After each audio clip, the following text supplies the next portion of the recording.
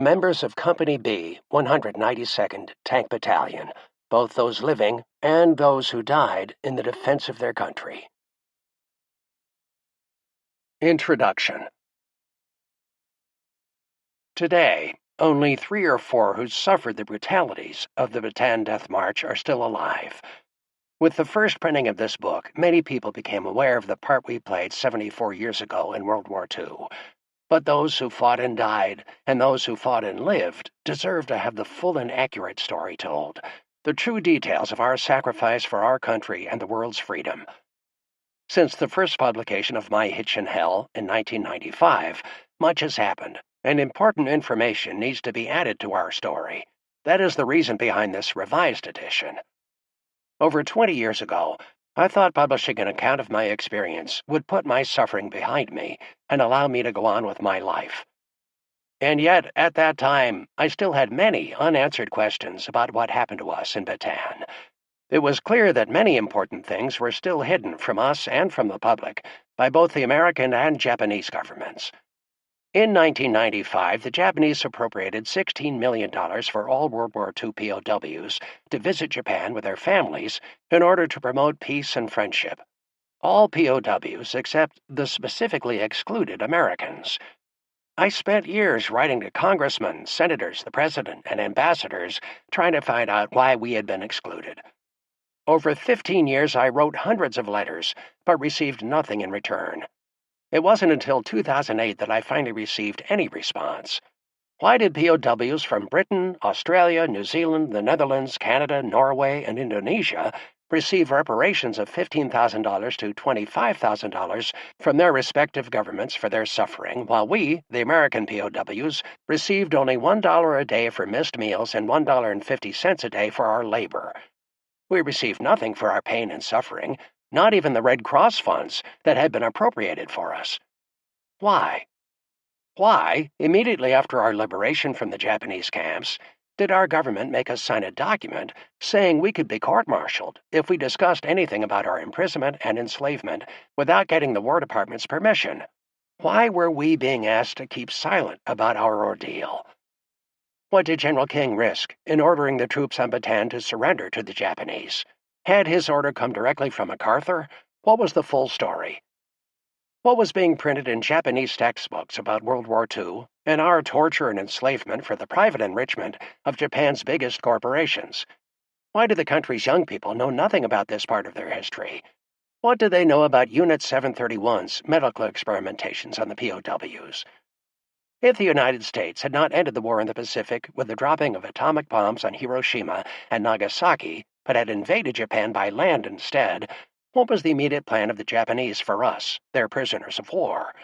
You will find answers to those questions in the epilogue of this edition.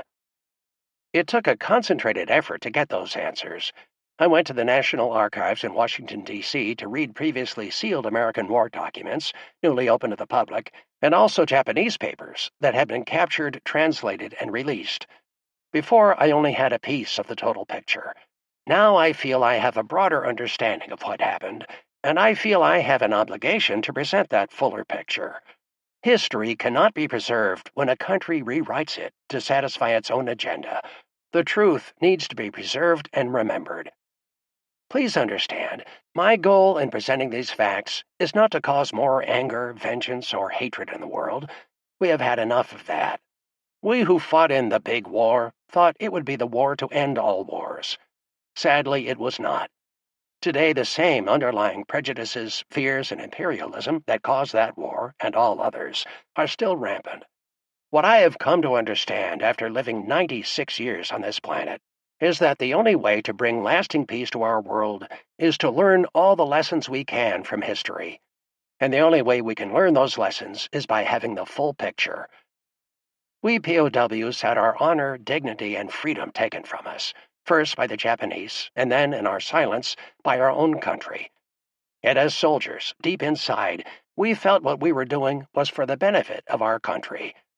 I now know what purpose our 50-year silence served. It is my hope that today's young people will understand ours as a silence of honor and sacrifice of the highest order. Forward. Lester I. Tenney spent his early 20s transiting, with intelligence and honor, one of the rockiest roads fate has ever dealt a generation of young Americans. A thoughtful Chicagoan of draft age just before World War II, he wanted to serve, but to serve with barracks buddies he felt comfortable with. So he took the trouble to visit the area's National Guard units like a freshman looking for a fraternity. He selected a Maywood, Illinois outfit, Company B of the 192nd Tank Battalion, and enlisted in October 1940, knowing and excited about the fact that the unit was soon going to be inducted into federal service. He was going to get his year of military service over in a hurry and get on with business or college. But history was already getting into gear in a way that few Americans expected. Lester's unit was federalized in November 1940 and arrived in the Philippines exactly a year later. In less than 3 weeks, at 5:30 on a Sunday morning, a phone call came into their temporary headquarters near Clark Field. "Pearl Harbor's been bombed by the Japs. Heads up, they're heading your way." By noon, the Empire's bombs were enveloping them. American units in the Philippines were in mortal combat, and Company B would remain in combat and/or prison camp for nearly 4 solid years, spearheading the first American tank battle of World War II in a futile attempt to repel a massive Japanese amphibious invasion of the Philippines at Lingayen Gulf, holding the line in defense of the Bataan Peninsula until their unit was surrendered by their commanding general in April 42, struggling through the Bataan Death March, and finally enduring brutal Japanese imprisonment in the Philippines and ultimately in Japan itself. This was a 3-year and 8-month attrition path that saw only about 1 man in 8 survive. The few that made it were on their last legs when they saw the mushroom cloud over Nagasaki, 30 miles from their camp. And those few, including Lester Tenney, stood and cheered as their lives were saved by America's nuclear bombs. What kind of a guy gets through these things and winds up feeling good about himself? This has been my central interest since I traversed a similar, twice as long but less lethal track in North Vietnam, 1964 to 1973. Specifically, what gets you through torture and isolation with self-respect intact? Let Lester Tenney show you in this book. He was brave without being foolhardy, honest to a fault with himself and his countrymen, had the self-discipline to curtail panic, possessed that enigmatic mixture of conscience and egoism called personal honor, and those gifts he calls smarts, having an innate sense of knowing who you can trust, knowing who can take a joke and who can't, and knowing when it's prudent to be first in line, or last in line, or in the middle. Lester and I were both imprisoned by Asian enemies who disregarded international law in both the proprieties of warfare and the treatment of their captives. In North Vietnamese prisons, though American deaths resulted from individual cases of government-prescribed and supervised torture for military information or propaganda statements, and barbaric as the process was, the evolution at least proceeded from an external purpose. But in the Japanese prisons of World War II, Americans were subjected to recreational and unsupervised purposeless prisoner bashing. Killing, particularly of the weak and downtrodden, was unbridled if not encouraged, and the result was vicious slaughter, on a scale unmatched by any other enemy the United States has ever gone to war with. In Vietnam, the individual prisoner was pitted against an extortion machine. In Lester Tenney's prisons, he was pitted against the whims of uncontrolled, often fanatic individuals. In the latter element, Lester Tenney never went down for the count. More than once, it almost seemed that his ability to absorb punishment evoked in his tormentors sympathy, if not admiration, for his spirit. Time and again, he would be caught in a compromising situation, be tortured for days, stoically resist. He claims his secret was holding on till he got so far out of it he couldn't grasp what the interrogators were asking, and wind up being dumped back in his camp, limp as a rag, unconscious for hours. Lester never begged for mercy. He knew that's what the Japanese wanted to hear, and saw with his own eyes instances of where coming across with what they wanted was rewarded with a bullet between the eyes. But Lester was also cagey. In an enlightened move, he coaxed language instruction out of gregarious guards and learned to speak what he came to call gutter Japanese. Hemmed in a workhouse prison in Japan, 3 miles from a once-abandoned coal mine, in which he and the other Americans were forced to labor 12 hours a day, a half-mile beneath the surface, he organized and ran a clandestine free-market trading society. The major currency was Japanese cigarettes. The most heavily traded commodity was rice. But things like American toothpaste and shoes were also available from time to time. As Adam Smith predicted, this economy made everybody better off. Lester even provided for futures trading and bankruptcy protection. Through his acquired language capability, he involved Japanese civilian mine supervisors and military guards in this enterprise. He was eventually found out, sentenced to death, and got out of it in a way that will amuse the reader. Battered and beaten, this wonderful American left prison and Japan with torture injuries to an arm and a hip long overdue for surgery. Slowly they were fixed up at home in Chicagoland, where, as one would expect, he found both good and bad news. But this courageous owner of a fighting heart bounced back to go on to better and better things, to become Lester I. Tenney, Ph.D., retired professor of finance at Arizona State University, and then to be much in demand as a motivational speaker. It has been interesting to me to learn how similarly Dr. Tenney and I feel about our lessons learned in battle and behind bars. He says today, "I know without a doubt that my experiences during those trying 4 years shaped my thinking and my philosophies of life for these past 50 years. I am glad I read this heroic story, and proud to have been asked to write this forward." James B. Stockdale, Vice Admiral, U.S. Navy, retired.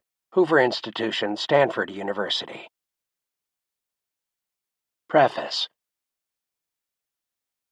In every battle there comes a time when one group of warriors must be sacrificed for the benefit of the whole, declared President Franklin D. Roosevelt during one of his fireside radio chats in March 1942. The battle he spoke of was the Battle of the Philippines, and the warriors were those fighting American men and women on Bataan and Corregidor. The president's message was he would provide no supplies, no reinforcements, no aircraft, no medicine, and no hope for the men and women fighting in the Philippines. Up until April 9, 1942, we followed orders and fought the battle for Bataan and Corregidor. We even exceeded our top commander's expectations about how long we could keep the Japanese at bay and gave the United States more time to mobilize and strengthen its fighting forces at home and overseas. The Japanese High Command had planned on capturing the Philippine Islands in just 55 days. However, the Allies' heroic armed forces in the Philippines held out for 148 days, almost 3 times longer than expected. Had our commander so ordered, we would have continued to fight to the last man. But instead, with no food, no medical supplies, no reinforcements, no aircraft, and little ammunition left, we were ordered to surrender. It was said best by General Jonathan Mayhew Wainwright on that last day of fighting in the Philippines. There is a limit of human endurance, and that limit has long since passed. Without prospect of relief, I feel it is my duty to my country and to my gallant troops to end this useless effusion of blood and human sacrifice. This was the first time in U.S. history that a whole army had to surrender to an enemy. The emotional and physical strain of this decision would last forever for those of us who were taken prisoner and later repatriated. We survivors returned with our heads hung low. We had given up, surrendered. We were marked as cowards. We arrived back in the United States, quietly, anonymously, without fanfare. There were no banners to welcome us home, no parades to march in, no speeches, and no acknowledgments of any kind. Our folks at home had so many heroes. They were busy welcoming winners, not losers. It was not the time to recognize those who had surrendered. More unfortunate still, many of us returned to find that family members had died and that wives and sweethearts had found other men to take our places. The telegrams, messages, and letters to my mother and dad and to Laura presented in this book are real and are reproduced exactly as originally written. They are an important part of my memorabilia. The surrender was not something we were proud of, and it is only normal to keep quiet about those things we are ashamed of. But now, after all these years, I realized that I would be more ashamed of myself if I continued to keep quiet about the events that occurred on the infamous Bataan Death March, the physical and mental abuse, and the degrading and long-term physiological and psychological problems caused by our treatment while prisoners of war, POWs, of the Japanese. I no longer feel embarrassed that I surrendered, and I have finally decided to tell my story of what happened to that once proud army on Bataan. However, this is not a rancorous book. This is not pleasant, but neither were the times. It is a realistic story of this man's fight for survival while keeping my ideals and faith intact. Shortly after I came home in October 1945, my brother Bill began taking copious notes of everything I said regarding my experiences on Bataan. He questioned me about every detail, and he listened to my stories day after day, and on many occasions right into the night. In addition, I was able to bring back dozens of pieces of paper with notes that I wrote while in prison camp. When I determined to write this book, I was able to reconstruct events by consulting these notes, together with hundreds of other items I received from family and friends, and several hundred pages that I had written many years ago, and by being willing to open the door to many painful, long-buried memories. Then, needing only the historical facts of the Philippine campaign, I began the long and tedious job of researching the files of the former War Department and the Department of the Army. You may ask why I've decided to tell my story. I have 4 reasons. First, I find it difficult seeing the history of World War II dramatized and eulogized with little or no reflection on the Philippine campaign. During the fighting on Bataan, there was a saying going around that went something like this: "We're the battling bastards of Bataan. No mama, no papa, no Uncle Sam, and nobody else gives a damn." The Bataan Death March and its after-effects took the lives of more than 75,000 fighting men and women. Our ordeal, however, occurred in the early days of the war and was followed by many other important battles, both on land and at sea, to remember. Since the end of the war, the important Bataan campaign has been pushed into the background. Americans have been bombarded with information dealing with both the European and the Pacific theaters of operations, while at the same time they are largely ignorant about what really went on in the Philippine Islands. Second, I still have nightmares of those events 50 years ago. The 12 days described as the Bataan Death March and the 3.5 years I spent as a POW produced lifelong mental as well as physical scars. Although I still hurt, aging has made me a little more mellow. But regardless of the pain, I believe that the experiences of the past should not be forgotten. The quotation, "Those who do not learn from history are doomed to repeat it," best describes my second reason for writing this book. Third, I am angry. I feel I have been humiliated again by the Japanese, but this time I can say and do something about it without fear of retaliation, of a beating, or of other reprisals. Americans are not weak and lazy, as several prominent Japanese businessmen and several Nippon government leaders attested in the late 1980s. In addition, Shigeto Nagano, a Japanese justice minister, recently described the atrocities committed by the Japanese in China and the Philippines in the 1930s and 1940s as fabrications. He defended the Japanese wartime actions by saying they were attempts to free Asia from Western colonialism. This assertion was followed with a remark by Shin Sakurai, a cabinet member of the Liberal Democratic Party and the Minister of Environmental Affairs. Japan was not seeking to conquer Asia, he insisted. It was only trying to liberate the countries from Western influence. I cannot allow these attempts by government officials to justify the Japanese aggression and inhumane treatment of soldiers and civilians alike to go unchallenged nor unanswered. My last reason for writing this book is to answer the multitude of questions I've been asked over the years regarding what happened on Bataan. Was it really as bad as they said? Was it anything like the article I read? Did you actually see the incidents described in so-and-so's book? My view of each scene, each horrendous experience, and each beating and humiliation was different than that of another person. Things happened so fast that a blink of an eye would bring with it another indelible memory. Camp 17, where I spent almost 3 years, was acknowledged to have the most brutal and inhumane commander and guards of any camp in all of Japan. This account of my experience will encompass my particular point of view and interpretation of the events that I saw. The events I witnessed and became a part of have never been properly described before. These are my reasons for writing this book at this late date. I want the world to know just how we survivors feel, why we do what we do, why we say what we say, and why we live each day as if it is our last. I want my children and my grandchildren to know that war is horrible. Finally, I want them to respect all those who have given so much of themselves to defend the United States. There is no doubt in my mind that the Japanese soldiers in this book were made the way they were by the war, and therefore did not act as God would wish. I also believe any story of war is a story of hate. It makes no difference with whom one fights. I feel that our hatred surely destroys us spiritually, just as the fighting destroys us bodily. The tears shed here are for the dead, and my description of the horrors of war are for those who cannot stop hating. The hate shown in this book is intended to reflect man's inability to deal with reality, and of the love I describe herein, it alone kept me alive and sane. There's been no collaboration on this book. I take full responsibility for any errors or omissions in recounting both historic events and narrative description. Some names have been changed to protect their respective individuals' privacy. While writing this book has been a trying experience for me, it nonetheless gave me new life to be able to contribute to the world's knowledge of what really happened on the Bataan Death March and of conditions in a Japanese prisoner of war camp. Chapter 1. A Hitch in Company B. At 12:25 p.m. on December 8, 1941, while bivouacked around Clark Field, the large U.S. airbase in the Philippines, we heard the reassuring sound of planes overhead. We felt secure, knowing that our Air Force was there to protect us, and that we would not be the victims of a surprise attack like those bombed on Pearl Harbor only hours before, December 7th Hawaiian time. We looked up and saw 54 beautiful bombers in the sky, our planes coming back from a mission, we thought. How wrong we were. The ground beneath us shook, and I will always remember the noise of those screeching bombs falling from the sky.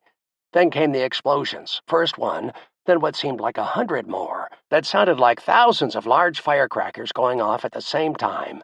Some were direct hits on our planes, which were standing idle on the tarmac of Clark Field, while others exploded all around the airfield, killing or injuring hundreds of men who only a few hours ago were laughing and talking of the fun they were going to have once they got back home.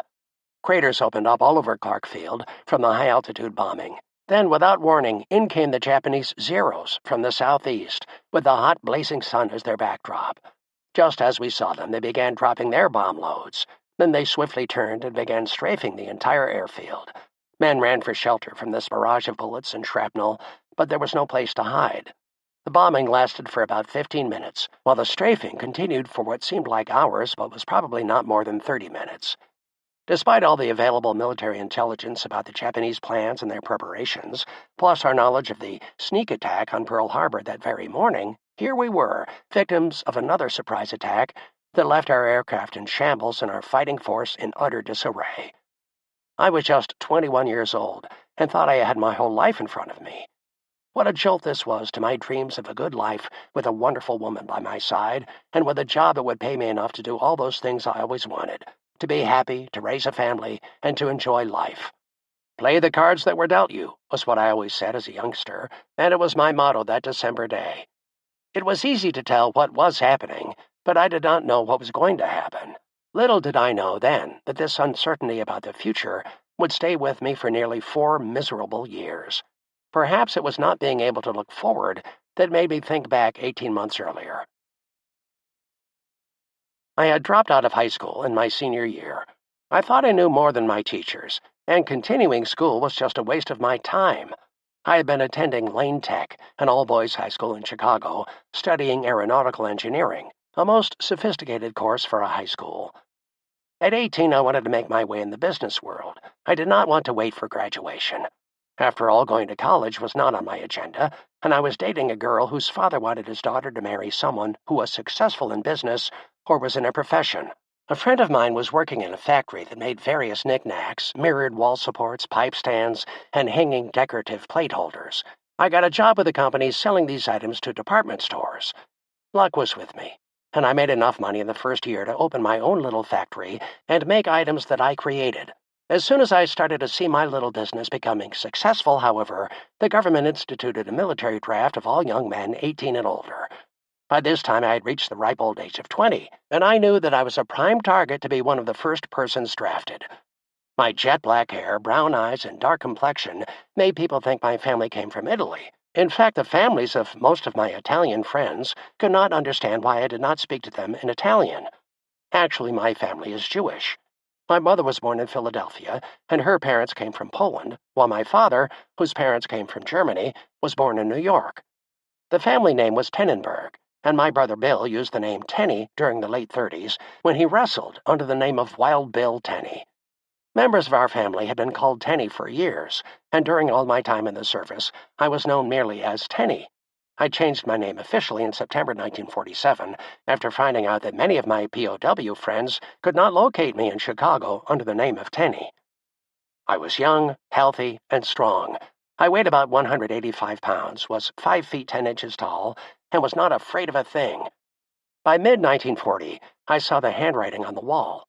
There was no doubt in my mind that I would be chosen in the first draft, so I made plans to enter the service my way.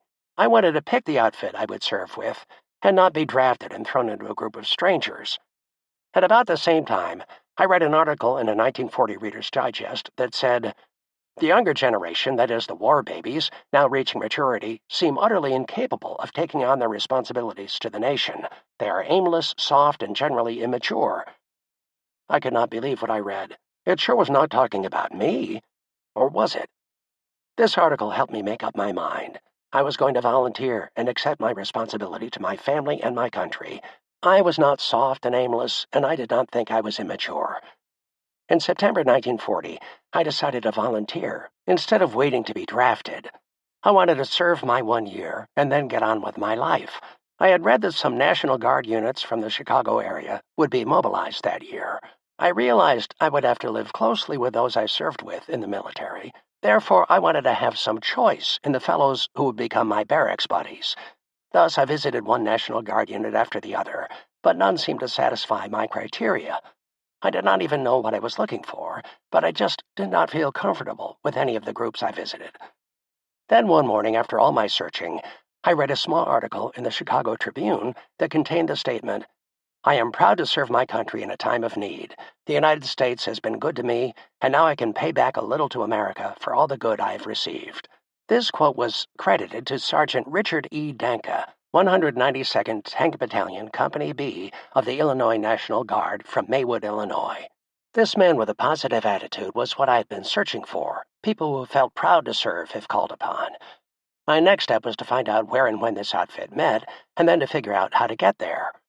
Maywood was 22 miles from my home, but I was committed to go and find out if all the men in Company B felt the way Sergeant Danka did. So early one Thursday morning, I set out for this small bedroom community west of Chicago. The trip took 2 transfers on the L train and 2 transfers on the bus. An hour and 15 minutes later, I arrived at the door of the Maywood Armory, headquarters of the 192nd Tank Battalion, Company B. The Maywood Armory was more like a country club compared to the other National Guard units I visited. First, I was greeted warmly with a, "Hi, buddy, what's your name and where are you from?" Then I was invited to participate in a friendly game of pool. Aha, I thought, this is where they get me. Big bets for a little unknown. But this was not the case. They were just being sociable. Next came an invitation to bowl a game with some of the men. Impressed, I thought, gosh, a bowling alley at a National Guard outfit? Yep, true. This was like a country club. One of the men asked me to bowl a game with him. He introduced himself as Louis Britton and said he was also new here. Like me, he had just come by to take a look at the men in this outfit. "Just call me Lou," he offered. Lou was about 6 feet tall and well-built, with dark black hair and a small black pencil-striped mustache.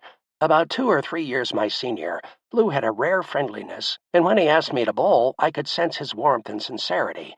His voice and his facial expression showed that he was not just trying to be hospitable. He was interested in people and wanted to make friends. I immediately accepted his offer. Lou and I hit it off from that first moment.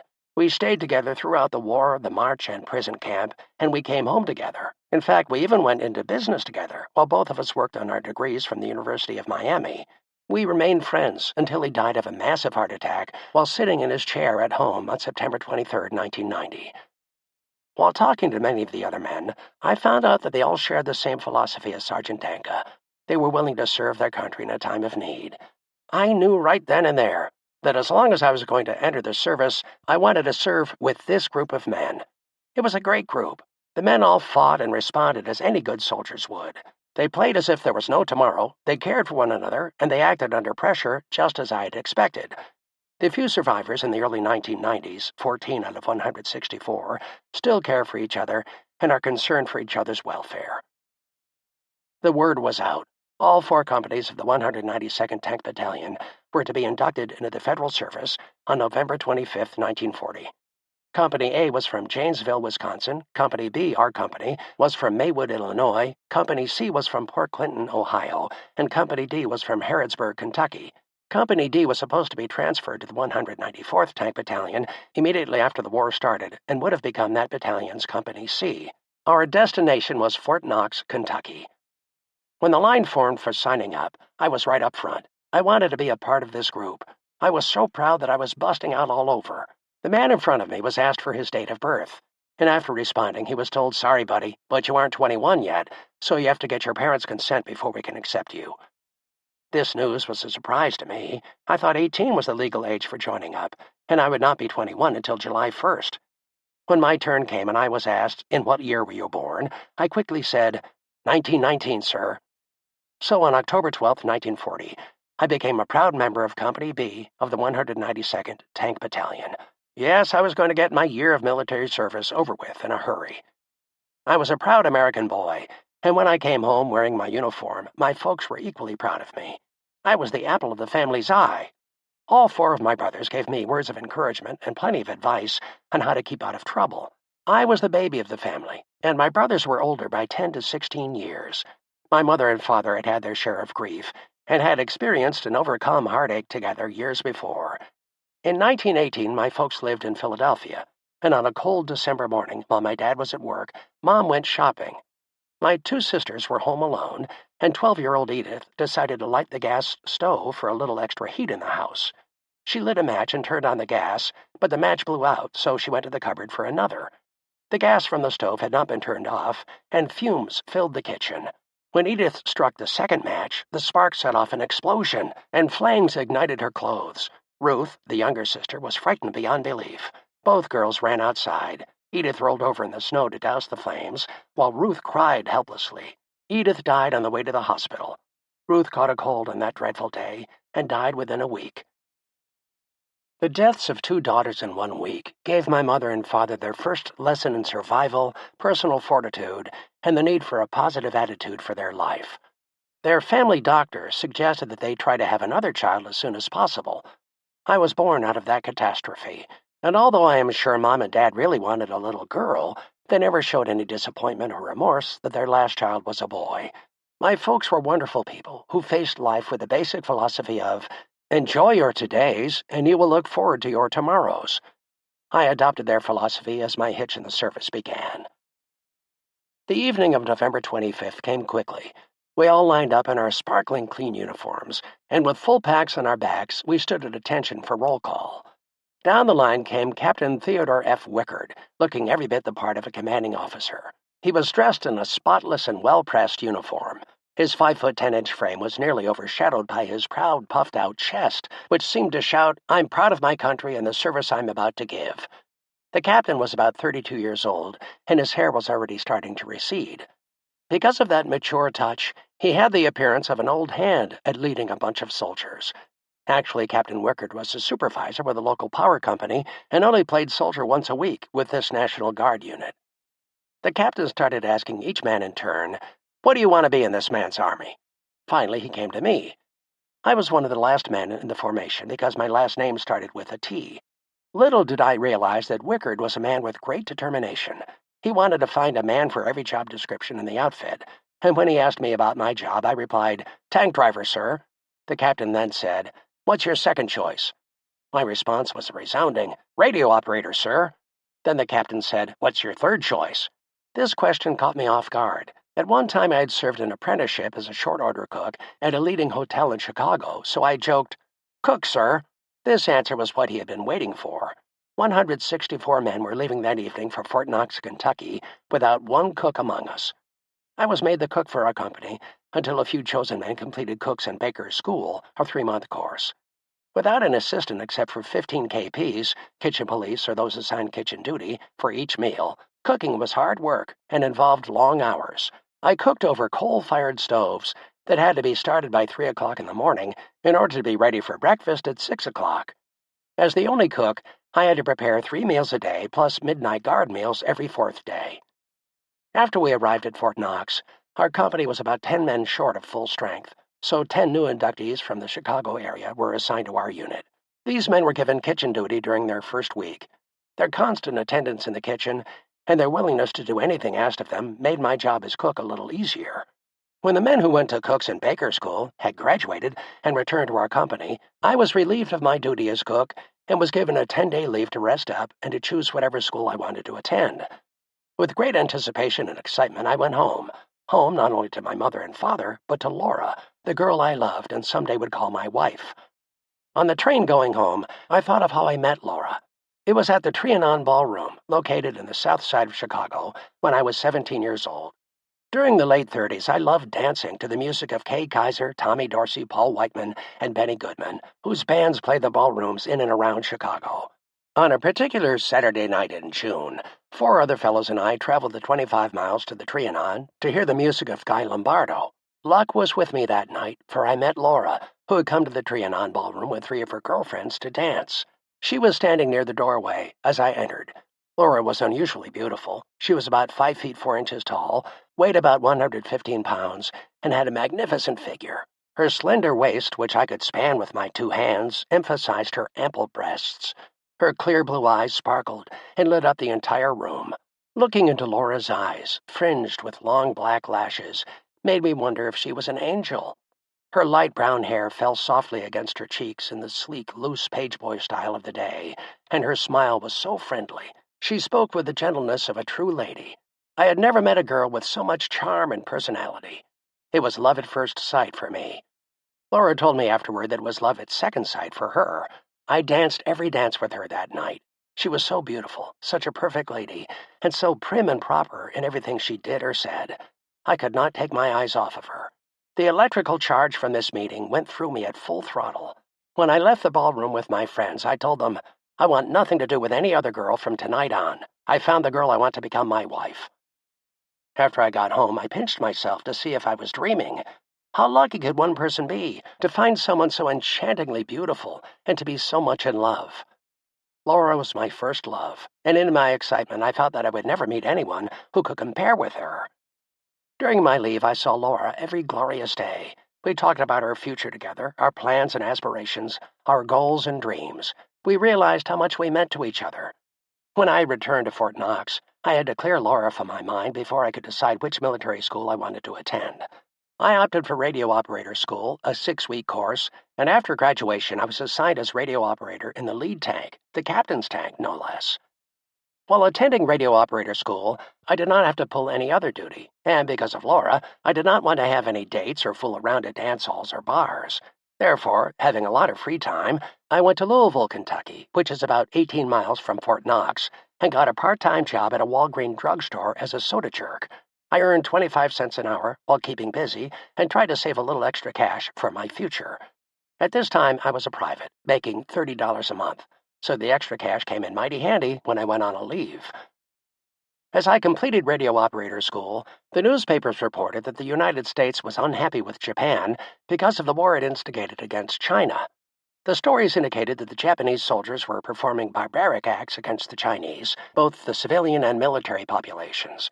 The Japanese aggression against China started in 1931, but the full assault did not occur until early in 1937. By April 1940, the Sino-Japanese War had depleted Japan's oil reserves to a catastrophic low. The U.S. government, realizing Japan's resources were dwindling fast and wanting to curtail any further Japanese aggression, imposed a complete iron embargo against Japan. Japan was being strangled, pushed into a corner. Then, on September 27, 1940, Japan signed a military pact with Italy and Germany and condemned the United States for its interference. I had a feeling then that in just a matter of time, we would be at war with Japan. The U.S. economic boycott of Japan continued until the surprise attacks on Pearl Harbor and the Philippine Islands. Was it a coincidence that in September 1940, after the Three-Nation Pact was signed, the U.S. military draft began? At this time, our armed forces began a concentrated effort to train men for combat. For Mother's Day 1941, I wrote the following letter to my mother, expressing my love for her and my awareness of the possibility of war and of the need to fight to protect our country. I also wanted to acknowledge my mother's strengths and her influences on me. First, her positive attitude about life, and second, her conviction that the United States was the best place in the world to live. As I look back, it is easy to see that I inherited her love of country and her positive outlook. That positive attitude was the most dominating influence in my survival. May 7th, 1941. My dear Mother, this year I'll not be home on Mother's Day, which will be Sunday, May 11th, and I won't see that big smile of yours while tears roll from your eyes. I'll not be there to wear my red carnation, symbolizing my mother as among the living, and mingle with those wearing a carnation of white, whose mothers have gone beyond. So this year I give you this letter as my Mother's Day gift. Seems funny, Mom, that when I think of you, I recall a lot of little things that bind us so close together. I remember the first time I went in the car to drive all by myself, you interceded for me and said you thought I was old enough to have it. I recall how you took me to the store to buy me my first long pants suit. Doesn't seem long ago that you caught me shaving. Of course, I didn't really need it, but you only smiled. These and many other things come back to me now as I sit here and write you. Another thing I'll always remember is the look on your face when I left home for Fort Knox. You were torn between two desires. Your mind said you didn't want me to go, but your heart said I was doing what you had always taught me, that I should prepare myself as best I could for any eventuality. You also taught me it was right to help protect those unable to protect themselves, either as a person or their rights. That's what we thousands of boys are doing in the Army camps today, preparing ourselves to protect those people and those privileges we love, should the day ever come when someone might try to take them away from us. When you get this letter, you will be but one of thousands of mothers all over the United States who have letters from their sons on Mother's Day. Here at Fort Knox, almost every fellow I know is writing his mother, if she is alive, and if she has passed on, they will be thinking about her. I'm closing this letter now. I want you to know you are the most dominating influence in my life. You know my weaknesses and my strengths. My weaknesses you have tried to build up, and my strengths you have tried to guide in the right path. You smiled when I needed a smile and scolded when I had done wrong. For these things I'll be eternally grateful, and whatever I am or might be, I owe to you. Your ever-loving and devoted son, Lester. In early September 1941, the week before we left Fort Knox for maneuvers, Laura came to Kentucky to be with me. It was then we decided, in spite of everything, to get married. We were in love and did not think rationally. I had no profession to speak of and no future, and Laura's mother and father had made it clear from the start that they wanted her to marry someone with wealth, or a man who at least had the opportunity to acquire it. We had talked for hours about whether we should get married.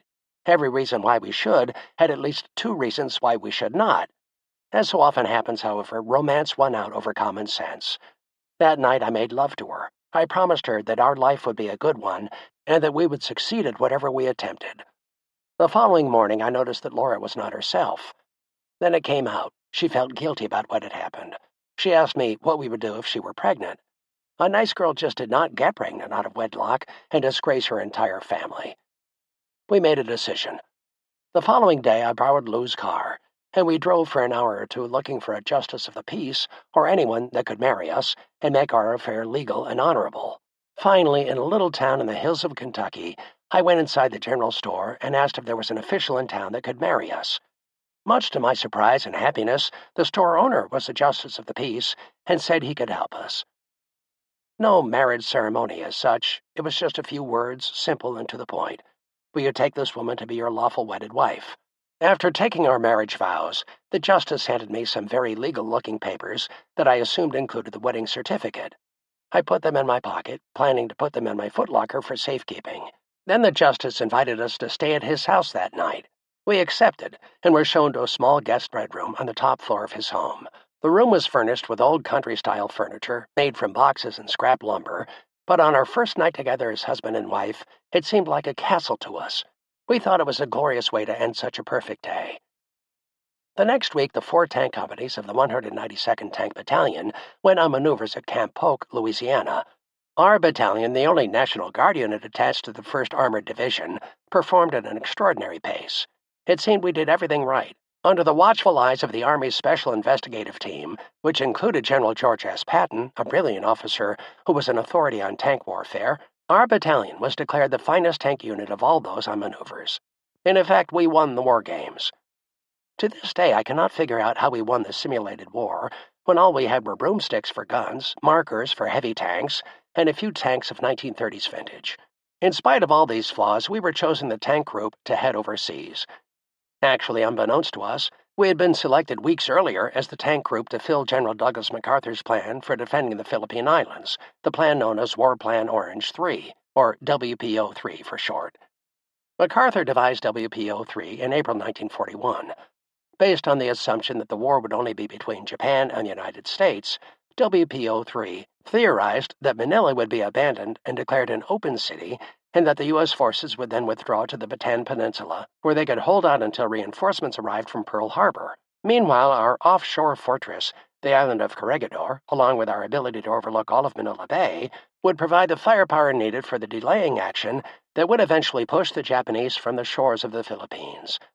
By October 1941, the world situation changed, and a new plan was devised that was to be implemented if the United States found itself at war with Germany and Japan at the same time. According to the new plan, Rainbow 5, which was developed with a full cooperation and in consultation with the British General Staff, Germany was considered the enemy to defeat before an all-out effort would be made against Japan. Rainbow 5 still called for the forces in the Philippines to adopt a defensive strategy similar to WPO-3. While the war games were finishing, all 4 companies of the 192nd Tank Battalion were gathered together in a special area of Camp Oak, where our commanding officer, Major Wickard, recently promoted from captain, and General Patton informed us of our honor of being the outstanding unit. They told us that we were going overseas, but they could not or would not tell us where. Then everyone in our tank unit was granted a 10-day furlough. Major Wickard said, "Go home, say your goodbyes, get your life in order, because we set sail from Angel Island in a few weeks." Where is Angel Island? I wondered. Within the next 24 hours, we lined up outside the medic's office and received inoculations for typhoid, tetanus, yellow fever, and diphtheria. In addition, of course, the Army determined our blood types, just in case of an emergency. The 192nd Tank Battalion was also issued brand new tanks, so new that no one knew how to operate them. And because we needed so many, they were commandeered from other units, then getting instructions on their use. All of our old tanks were traded to the tank units that were staying in the States. The new tanks accompanied us to the Philippines. I enjoyed 10 days with my new wife, planning and discussing our life together. I had a feeling then that this might be the last time, for a long time, that we would see each other. I was not alone in facing the problems that early marriage entailed under these conditions. Many of my buddies had married their childhood sweethearts. Others planned on getting married to their girlfriends when they returned. A few did so, but many others never returned to fulfill their vows or enjoy the love of their family and friends. The men who returned to Camp Oak from their furloughs were the younger men without family obligations. The older men and those with children were not expected to go overseas with their unit, and special provisions were made for them. If they wanted to go with the company, they could, but once underway, there was no turning back. A few of our men went absent without leave, AWOL. I guess they just did not want to go overseas. 2 of the men who did not return after furlough were company cooks. Those of us who did return started to load equipment aboard flat cars that were waiting at a siding by camp headquarters. We received new tanks, new half-tracks, and new command cars. Just about everything we loaded that day was new issue. We then packed all of our personal items into an olive-green Army duffel bag. I remember putting the folded papers from the Justice of the Peace into a letter-writing pad Laura had given me. On October 20th, 1941, we left Louisiana for Angel Island, which I found out was in San Francisco Bay, California. Our train traveled slowly through the countryside, and due to the extremely heavy load it was carrying, we had to stop frequently to check the cables and rods holding the equipment.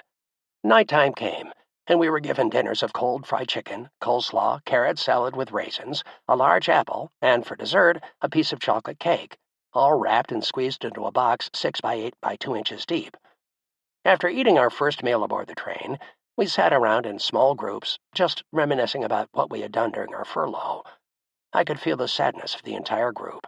No one said a word about the possibilities of war. Instead, we tried to pretend that we were going on an adventure.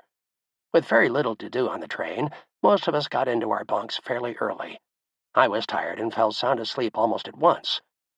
I do not remember what time it was when I was abruptly awakened by Captain Donald Haynes, our new company commander. He stood next to my bunk and violently shook me until I woke up. He said in a raspy voice, "Tenney, there are no cooks aboard. They all went AWOL. Can you get up and get breakfast ready for the men?" I knew this was not a question, but rather an order, so I got up and found my way to the chow car, about 4 cars to the rear. When I looked at my watch, it was 4:30 in the morning. All of a sudden, I knew what I was going to do on this train ride. Work. Cooking on a troop train in 1941 was not a bed of roses. We cooked on stoves heated by coal. Washing pots and pans, as well as the men's mess kits, presented a problem all its own. Water had to be boiled in 40-gallon pots. Coffee, a staple for the Army, was still made the old-fashioned way, with ground coffee beans put into large kettles of boiling water that sat till the coffee looked and tasted done. When ready, we poured a little cold water over the coffee, and the grounds would settle to the bottom, unless the train jerked at the wrong moment.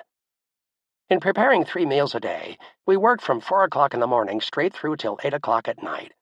We needed this much time for starting the fires, preparing the food, maneuvering around a room 60 feet long and only 8 feet wide, and moving a line of 168 hungry soldiers through this maze without getting everyone and everything upset and agitated. When we arrived at Angel Island, local longshoremen handled the unloading of the train and the loading of the ship.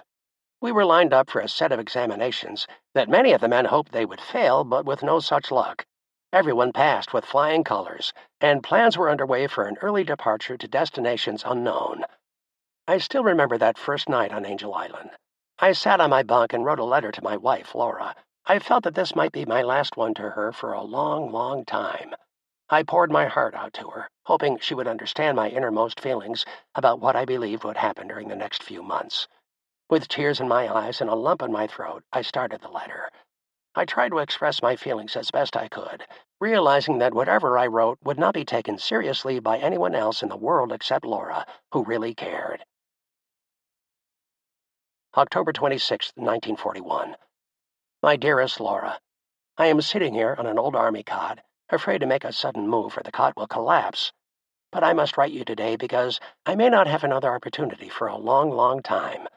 We just finished seeing our tanks and our equipment put aboard the Hugh L. Scott transport. We aren't sure just when we will be taking off, but the bet is it will be either tomorrow or the next day. Seems the rumor has it we will be heading for the Philippine Islands and getting ready to defend our military position there against the Japanese. In spite of all of the partying, there is little or no real laughter here. This evening is one we will always remember. Sadness seems to be everywhere. Some of the fellows, I'm sure, are sad because they are leaving their recent wives or their sweethearts, who will eventually become their brides. I'm sad because I'm leaving you. I want you to know that you mean the world and all to me, and I'll always love you till the day I die. My life became more meaningful because of you. I'll be home before you know it, then we can start our life together. Forever. There is a lot of talk about war with Japan. Some say it is inevitable, that it will happen before this year is over. As we listen to the news broadcasts, we are well aware of the pressure being applied to the Japanese to stop their war with China, but the feeling here is the Japs will not listen to us and won't be so afraid of our embargo of oil, and the hold on all of their money won't alter their course of action. Not a happy thought, but we are being realistic and trying not to bury our heads in the sand. War is a real possibility. Our being at the start of it is also a real possibility. None of us want to fight, but we will if pushed. One of our concerns today is the fact that we loaded new tanks for our future use, but we don't know how to operate them. Not drive them, they drive the same as any other tank, but the equipment inside, the radio, the machine guns, the cannon, and the turret, all of these things are new to us, and we haven't had any training or practice in the proper operation. Maybe when we get to the Philippines, they'll teach us. I sure hope so. Well, good night, my dearest. Try to keep thinking of me. Think of all the things we will do when I come home and get out of the service. This may be my last letter for a while, so keep it close to your heart and remember, I love you. I want you or I don't want to live. With great love, as always, Les. Laura saved this letter. She later gave it to my mother for her memory box, a shoebox filled with letters, newspaper clippings, and anything else that would remind her of her soldier son in the Philippines. At about 8 p.m. on October 27, 1941, aboard the Hugh L. Scott, formerly known as the President Pierce, we headed out of San Francisco Bay toward Hawaii and then on to the Philippines. The Scott traveled as a luxury cruise ship prior to being taken over by the U.S. government. When the government converted the ship to a troop carrier, it dispensed with the luxury accommodations. Most of the men slept on hammocks, 3 deep, in the hold of the ship. By the end of the first full day, I was just getting over my seasickness when I heard that the ship's chaplain was looking for an assistant, someone to run the games, check out game equipment, and oversee the other entertainment on board the ship. I had nothing to do aboard ship, as I was given a no-work order by Captain Haynes. His theory was I had pulled duty on the train when all of the other men rested, so it was my turn to rest while all of the other men pulled duty. Sitting around doing nothing was not my style, so I volunteered for the job of assistant to the chaplain. Little did I know then what perks went with my job. I was given my own 2-room cabin to use as an office, as well as my sleeping accommodations. I was allowed to choose a helper, and of course I chose my buddy, Lou Britton. For the next month, our voyage on the troop ship was more like that of a cruise ship. Lou and I had all of the freedom and luxury one could expect. We printed a daily paper, assembled a 10-piece band, loaned out all types of games, and even ran some group games for all those aboard who wanted to participate. Upon our arrival in Hawaii, Lou and I were given full liberty, along with a wallet full of money, to buy interesting games for the men to use for the balance of the trip. By this time, the rumor was we were heading for Manila, in the Philippine Islands. To most of the men aboard our ship, this sounded like a dream come true, to see the world and get paid for it.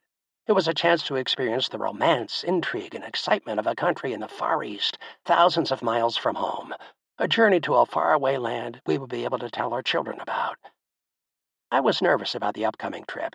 Just a few months before, in July 1941, the British had cut off all supplies of rubber to Japan, and the U.S. government had frozen all Japanese assets held in the United States. That meant all oil and other vital shipments to Japan were stopped at once, and Japan was left without funds to pay for the supplies it needed to continue its war with China.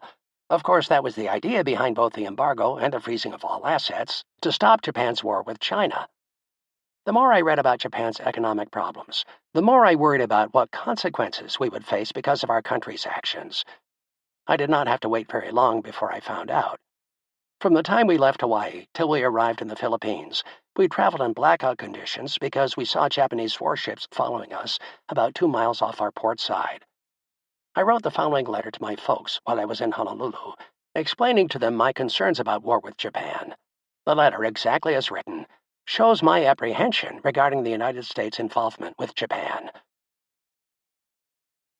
November 9th, 1941, from Honolulu. My dear Mother and Father, I hope and pray that this letter finds everyone in the best of health. Don't worry about me because I'm feeling okay. We believe we are going to the Philippines. We also are aware of the fact that we won't be home for a long while. Some say 2 years, others say longer. Most of us are homesick already, and my coming from a lovely and warm family makes the being away even harder. But here I am 5,000 miles from home, so I'll just smile and try to forget my worries and make the most of it. We had just docked at Honolulu, and the scenery is really gorgeous, something out of a book. I may bring Laura here for a honeymoon someday. As far as we know, we are going to Manila. That's in the Philippine Islands. But there is the possibility that we may go on to Singapore to help out the Marines. I guess it all depends on the situation with Japan. Let's hope and pray that nothing comes of all this. It sure is hot down here. Nothing like it at home, even in the summers. I went to the mainland this evening and saw almost everything there is to be seen, including Hell's Half Acre and the Royal Hawaiian Hotel. Boy, what a view from here. You can see in all directions. The beautiful water, the mountains, and the landscape for as far as you can see. My job on the boat is the chaplain's assistant. Not bad for a Jewish boy. We sail in 2 more days for Manila.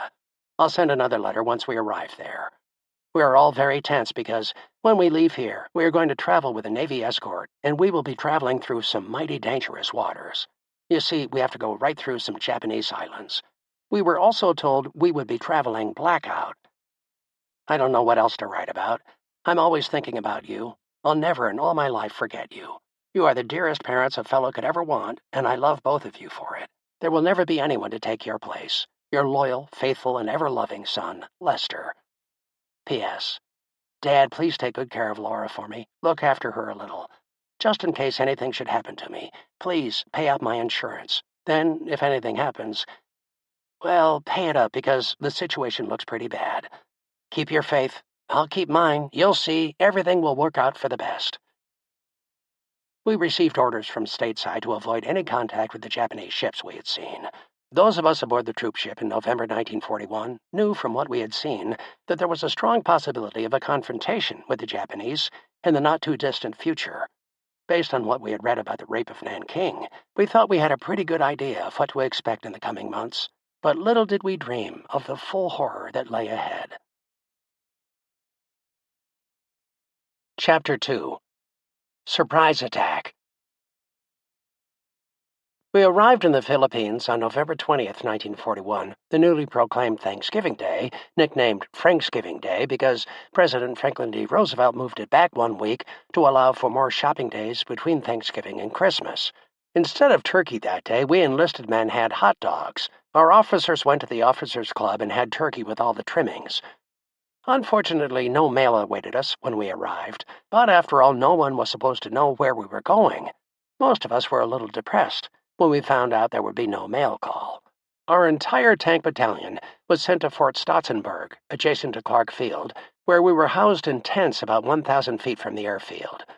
The tremendous military buildup in the Philippines of both men and equipment over such a short period of time caused a severe housing shortage and required hundreds of us to live in tents on the perimeter of Clark Field. This tent city arose overnight, with 30 or more tents in an area that only days before was a parade ground. Each tent was more like a tent house, about 20 feet square, with a wooden floor and wooden supports. The canvas that was stretched over the basic form had a door and 2 window openings on each side. 6 men were assigned to each tent. Shortly after arriving at our new tent homes at Fort Stotzenberg, we discovered the relaxed way Army personnel lived in the Philippines. To our amazement, each tent house had a houseboy whose duties included shining shoes, making beds, and keeping everything shipshape. Within days of our arrival, we were propositioned by some of the local businessmen to buy Filipino-made knives for 3 pesos, to have sharkskin suits made to order for 20 pesos, and to have a good time with their sisters for only 5 pesos. The exchange rate at this time was 1 peso for 50 cents. We had been in the islands a little more than 2 weeks when the war started, but we had not yet become accustomed to the heat and humidity. We also found the language and Filipino customs difficult to reconcile with our Midwestern culture. Young boys selling the pleasures of their sisters, water buffalo called carabao, roaming the roads and being considered a part of the Filipino family, and 6 or 7 people living, eating, and sleeping in a one-room hut were hard for many of us Americans to accept. In addition, we could not distinguish a Filipino from a Japanese or Chinese person. The facial characteristics of all Asians appeared identical to our unaccustomed eyes. This later proved very distressful and challenging when we had to search for Japanese spies and infiltrators. In spite of my frustration of being in unfamiliar surroundings and among people I could not understand, I was nevertheless having a good time. As a cook in the islands, I was supposed to work 1 day and have 3 days off. Not a bad work schedule. This freedom gave me more time to explore the countryside. No matter where I went on the island, however, I always felt a twinge of insecurity that came from never really knowing which of the natives were my allies. Each time I saw someone with Oriental features, I thought he or she was Japanese, which was silly because most of the Asians in the Philippines were Chinese. On November 27th, the Far East Air Command ordered 2 all-unit warnings and alerts, one during the day and the other at night, but the tank units never received the alerts. We could never figure out why. Apparently, the Navy Department in Washington, D.C. broke a Japanese-coded message giving November 29th as the date for hostilities to begin. Our leaders in Washington then sent General Walter C. Short and Admiral Husband E. Kimmel in Hawaii a message that said, "This dispatch is to be considered a war warning. Negotiations with Japan looking towards stabilization of conditions in the Pacific have ceased, and an aggressive move by Japan is expected within the next few days." This message, along with many other decoded Japanese messages, alerted our military high command that an aggressive move by Japan could be expected momentarily. When nothing unusual happened on the 29th or the following day, all caution was thrown to the wind. We went back to what we were doing before the warning. Nothing. On November 29th, I was able to send the following postal telegraph message home. "Arrive Manila safe. Won't be able to write for a while. Tell Laura I send my love. Hope everyone feeling fine. Love to all. Lester, Fort Stotzenberg." By the end of November, the Navy ordered all ships to leave Manila and move south, out of reach of the Japanese bombers. It seems everyone in authority knew that a confrontation with the Japanese was imminent. Yet in spite of all of this pre-planning and knowledge, our ships in Pearl Harbor and our planes in the Philippines remained easy targets for the enemy. On December 1st, 1941, as reported in U.S. Army and World War II, 19,138 U.S. service personnel and 11,957 Philippine scouts, for a total of 31,095 trained and equipped military people, defended the entire Philippines. Add to this an unknown number of Filipinos who were mobilized into the Philippine Army, but without training, guns, uniforms, or helmets.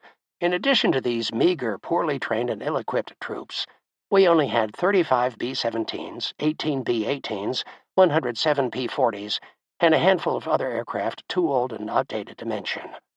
This fighting force, however, had the duty and responsibility to protect the Philippines against any aggressor, and Japan in particular. As early as December 1st, many of our tanks went into battle position for the defense of Clark Field, a plan that was previously arranged, and some of the tanks were still there on December 7th when war broke out. On December 4th, Naval Intelligence in Washington wanted to issue an attack warning, but the request was denied at a level higher than that of MacArthur. In spite of this, MacArthur still sent out patrols each night. They came back and reported sighting enemy bomber groups 20 miles to 50 miles out at sea. As soon as our planes spotted them, our pilots would turn away and head back to base. As if this was not enough, we still did not have any training on the new tanks. While we were in Honolulu, our commander had tried to borrow two 37mm guns, the types mounted in our new tanks, and enough ammunition to practice from our transport deck while en route to the Philippines, but Post Ordnance in Hawaii refused this request. When our tank unit arrived in the Philippines, we asked for the use of a firing range so that we could become familiar with the weapons mounted in our new tanks. This request was also denied. Therefore, it was not until the Japanese bombers and Zeros came over Clark Field that we were able to get in our practice. On-the-job training does not work very well under these conditions. Due to the time difference, it was 3 a.m. on December 8th in Manila, when at 8 a.m. Hawaii time December 7th, the Japanese struck the U.S. fleet at Pearl Harbor. General MacArthur, his staff officers, and all unit commanders were informed of the attack within minutes. At 5 a.m., the Air Force commander in the Philippines asked permission to load bombs on our planes and proceed to destroy the enemy on Formosa, a takeoff point for the Japanese bombers and Zeros. If we could get to Formosa, now Taiwan, before any other Japanese aircraft could take off, we could direct a severe blow to the enemy on their land before they could deploy for the Philippines. The pilots and their crews were all hyped up, ready to rain retaliation on our new enemy, the Japanese. But our bomb group was told to wait for orders from MacArthur. At about 5:30 in the morning of December 8th, we were awakened and told the United States was at war with the Japanese. We were briefed on the disaster at Pearl Harbor and instructed to prepare for the landing of Japanese paratroopers at Clark Field. Our entire battalion, tanks, half-tracks, and other armored vehicles, as well as all personnel, were sent to Clark Field to repel an enemy landing. At 11:30 a.m., 6 hours after we received word that we were at war, MacArthur finally approved the air raid on Formosa. The crews loaded the bombs, 20-pounders, 50-pounders, and 100-pound bombs, as fast as they could. When the planes were loaded, their commander authorized the pilots and crews to take a lunch break. Of course, they left the planes loaded with tons of high explosives, all in a nice straight row, ready to take off as soon as the crews came back from lunch. Our pursuit planes, the P-40s, were out on a reconnaissance mission and were ordered to return at noon. The pilots taxied the P-40s in from the runway, lined them up like sitting ducks, and went to lunch. The radar man at Clark Field, an inexperienced operator, turned off his machine and also went to lunch. Meanwhile, by 8 o'clock in the morning, we moved all of our tank equipment into position around the airfield. We were told to prepare for the landing of Japanese paratroopers. Everyone was on edge because we did not know what was happening, and more important, we were still totally confused as to how to operate our tanks and their new cannons. A typical conversation between tank radio operators went something like this. Tank 1. Where the hell are the shells for this damn cannon? Tank 2. We can't find them anyplace in this damn tank. Anybody got any ideas? Tank 1 again. We should have read the instruction book before leaving Camp Polk. I think it's too late now. Tank 3. I asked the captain. He said, how the hell am I to know? No one could fire a shell at that moment, even if they had to. Then it happened. At 12:35 in the afternoon of December 8th, 1941, December 7th in the United States, we heard the airplanes. As we looked up into the sky, we saw 54 bombers flying very high over Clark Field. Just as I was about to say, they're not ours, the ground beneath us shook. The bombs fell. The war we feared was upon us. During the raid, the cannons in our tanks were silent. Our only retaliating fire came from the 30 and 50 caliber machine guns mounted in our tanks' turrets or the ones mounted on the back of our half-tracks. Then at last word came from Tank 1. Look under the radio operator's seat. You'll find 50 shells for the cannon. Some are armor-piercing, others are for personnel. Let's get the bastards. Then, just as we were at our low point of the day, a shout rang out from the tanks around us. Look, a Zero in flames. Bardowski got him. They were talking about Zenon Bud Bardowski, a Company B man. Bud was a big man, about 6 feet tall and 200 pounds. He was as strong as a bull, with the personality and looks of a movie star. He was always friendly, always laughing, always happy. Nothing seemed to bother Bud. He was manning the .30 caliber machine gun mounted on his half-track when he caught the Zero in his gun's sight. A burst of gunfire, a series of tracer bullets, and then BAM! He became the first man in the armored force to down a Japanese aircraft in World War II. Bud was one of those fellows who went over to Corregidor on April 9th, the day of the surrender, and he was captured there and taken to Cabanatuan prison camp in mid-May 1942. He survived and lives in Texas with his lovely and devoted wife. He is still happy-go-lucky, just a little older. The bombing and strafing of Fort Stotzenburg and Clark Field, within hours of the raid on Pearl Harbor, went virtually unnoticed by the average person in the United States. The attack occurred a little after noon, while all of our planes, the bombers and the P-40s, were lined up in a row on Clark Field, just waiting for disaster to strike. Finally, after what seemed like hours of bombing and strafing, everything became quiet, except for the cries and screams of the wounded lying intermingled with the dead all over the field. I will never forget the sights and sounds of that day. The history books associate Pearl Harbor with the Day of Infamy, but for those of us in the Philippines, it was our Day of Infamy also. On December 12th, I was able to send a Western Union message to my family that said, "Dear folks, don't despair, alive and well. Notify Laura. Don't believe everything you hear. With love, Lester." I intended to soften the blow that the news of war with Japan would have on my folks. I wanted them to think things were better than they actually were. Clark Field was bombed again on December 10th and 13th. These attacks left more dead and injured, but we had so few airworthy aircraft that our equipment losses were minimal. On December 15th, our tanks were ordered to leave Clark Field and proceed north on Highway 3 to Lingayen Gulf, where we were told the Japanese were planning a massive landing. Before leaving for Lingayen, we were instructed to leave our personal possessions behind in our tents at Fort Stotzenburg. I had to abandon family pictures, Laura's home address, photos of Laura and me together, my binoculars, camera, and civilian clothing, none of which I would ever see again. As I think back to that day, I am so glad I had a photo of Laura in my wallet. Her image was my salvation for the next 3.5 years. Before our departure, as we began preparing our tanks for our first battle, our company clerk, Corporal Armada, asked if I wanted $10,000 worth of GI insurance. I did not understand what he was selling, but then he quickly explained that the government was making this insurance available to each enlisted man for very small monthly premiums. Without a moment's hesitation, I took it. Then he asked who I wanted to be the beneficiary. When I said my wife, he asked if I wanted her to receive a monthly allotment during the course of the war. Once again, I answered with a resounding yes. When he asked for her address, I was stumped.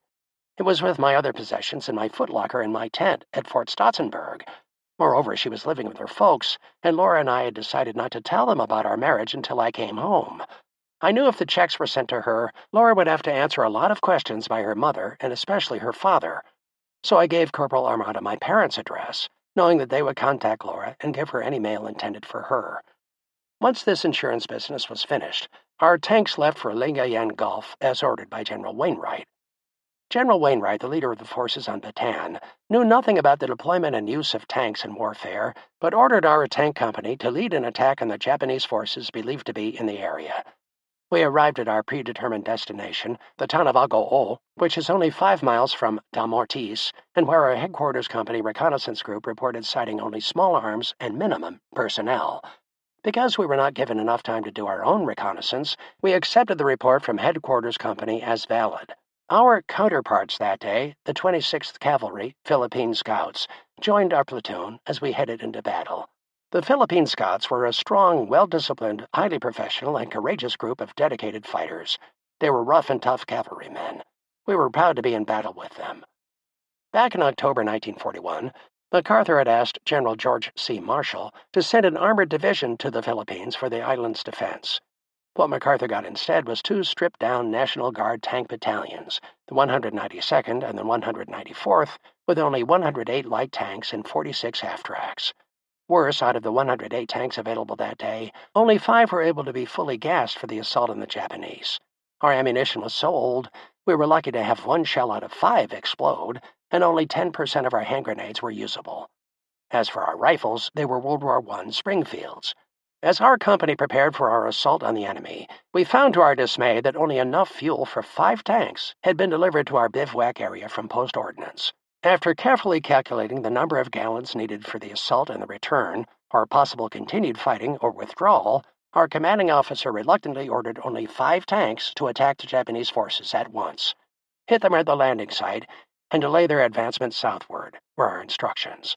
So on December 22nd, with our tanks in excellent operating condition and loaded with ammunition and fuel, we went into our first tank battle. Actually, it was the first U.S. tank battle in World War II. 5 tanks, our 1 platoon, took off, and when they rounded the bend in the narrow, winding road, their occupants were amazed at what they saw.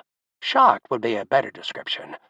As the tanks came down to the edge of the Gulf, we ran smack into dozens of Japanese anti-tank guns, countless flamethrowers, about 50 tanks, and thousands of what appeared to be well-rested, well-fed, and well-equipped foot soldiers. In addition, dozens of artillery pieces were being put into place for the planned encounter with the Americans and Filipinos. Lieutenant Ben Morin, who commanded the platoon from the lead tank, quickly realized that disaster was looking him straight in the face. He tried desperately to avoid the inevitable onslaught. To his right were the steep beginnings of mountains. To his left were rice paddies, filled with muddy water. Then it happened. A Japanese tank pulled right in front of him. Obeying Lieutenant Morin's foot commands, the driver made a hard turn, swerving to avoid a collision with the Japanese tank that was blocking the path. Morin's tank took a direct hit from a Japanese anti-tank gun. Lieutenant Morin had to maneuver his damaged tank out of the way of the barrage of gunfire coming at him from all sides. He could only turn left into the rice paddies. When a tank commander standing in the top of a tank wants to give commands to the driver, he does so by placing his foot on the shoulder of the tank driver. The left shoulder indicates turn left, and the right shoulder turn right. A foot placed on the driver's head means stop. Last, if the foot pressure is very strong, it means the driver should make a hard turn in the indicated direction. In this case, I bet Morin practically stomped his driver with his left foot. Morin's tank ended up mired in the ooze of the rice paddy. Its tracks would only spin around and around without moving the tank an inch. It was stuck. The other 4 tanks, realizing Morin's plight, tried to make a U-turn on the small winding road in order to fall back to the bivouac area. Just as the second tank began to turn, it was hit by armor-piercing shells. A shell went straight through the bow gunner's turret and decapitated the gunner, Henry Deckert, who was wildly firing his machine gun toward the enemy at the time. The shell passed through the tank and out the rear, through the motor, taking with it many important parts. How that tank continued moving is beyond me, but the motor kept running, and the tank made it all the way back to our bivouac area. Only when it got there did it stop, immobilized. Nick Friziak, the lead mechanic, worked on that tank for hours, using makeshift parts, tubes, gaskets, and rods, anything to get the tank to run again. All of our mechanics worked with Nick to get us through this ordeal. Morin and his crew managed to escape the flamethrowers, but did not return to our bivouac area that night. Their fate was unknown. They were taken prisoner, killed, or escaped into the jungle. For days, all that we talked about was what happened to Morin and the crew. Then we heard the official announcement. They were declared missing in action. It was only after we arrived in Bataan in mid-January 1942 that we discovered that Post Ordnance had in its warehouse spare tank and half-track engines, tracks, guns, and other various useful parts. When Nick Friziak heard about this, he was furious. Our ordnance group had placed our tanks and the men's lives in unnecessary danger just because it decided that we would receive the spare parts only when we arrived in Bataan and not a day sooner. Post Ordnance was also responsible for the safekeeping of gasoline and ammunition, and it began rationing these vital necessities from the first day of the war. Only after our units were safely back in Bataan did they stop rationing gas and ammunition. Ironically, it was the Japanese who finally got all our spare parts, gasoline, and ammunition. It turned out that first attack we made was not against small arms and a small detachment of infantry, as we had been told, but instead against 50,000 infantry, 100 tanks, 46 15mm guns, 28 105mm cannons, 32 75mm guns, and 56 ships with numerous 240mm cannons in the bay. As we began our strategic withdrawal from the fighting in and around Lingayen Gulf, the 26th Cavalry joined us in a last-ditch effort to delay the Japanese advances. As the Japanese began infiltrating our lines, we could hear the shouts of the gallant Filipino men of the 26th Cavalry as they began charging directly into the enemy stronghold. But how long can a man and horse stand up to the modern weapons of war? These courageous men were being annihilated by the Japanese, for whether a man or horse fell, either meant death to the rider. After the guns took their toll, the survivors of the 26th Cavalry retreated, along with the rest of us. It was the only sane thing to do at the time.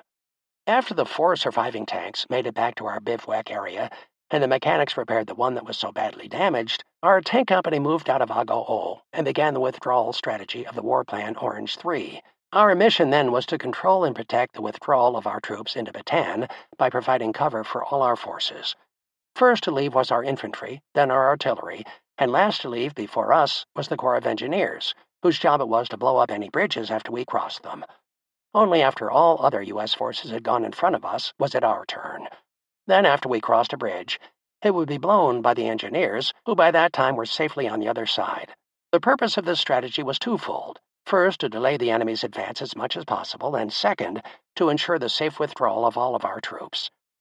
Our tanks, M3s, weighed about 13 tons, and the bridges in the Philippines were not built to sustain such a heavy load. During our strategic withdrawal back to Bataan, we had to cross a dozen or more very precarious bridges. Each crossing was painfully slow and cautious. The enemy aircraft following us were able to bomb and strafe our positions without any interference from us. We were too busy getting across the bridge to worry about their harassment. We knew the Japanese did not want to destroy the very bridge that tomorrow they would want to use, so once on a bridge, we felt relatively safe inside our tanks. Due to the poor road and bridge construction and maintenance, and the fact that our tanks could not maneuver around the countryside at will, it became embarrassingly apparent throughout the operation that our tank commander had to reevaluate certain tank missions imposed by USAFE, United States Armed Forces in the Far East. The greater possibility that there would be certain and irreplaceable losses jeopardized the overall tank mission MacArthur established. Another problem still facing the U.S. forces was our lack of training on the new tanks. Although the commanding general at Fort Stotzenburg made every effort to familiarize the officers under his command with our tanks, an American officer approached a Japanese light tank, mistaking it for a U.S. vehicle, and began discussing the battle at Lingayen. A few days later, U.S. tanks were erroneously reported as enemy tanks, and heavy mortar and anti-tank shells were fired upon them. The problems relating to tank recognition and tank deployment were greatly magnified when the officers and men of the Philippine Army became involved in the decision-making process.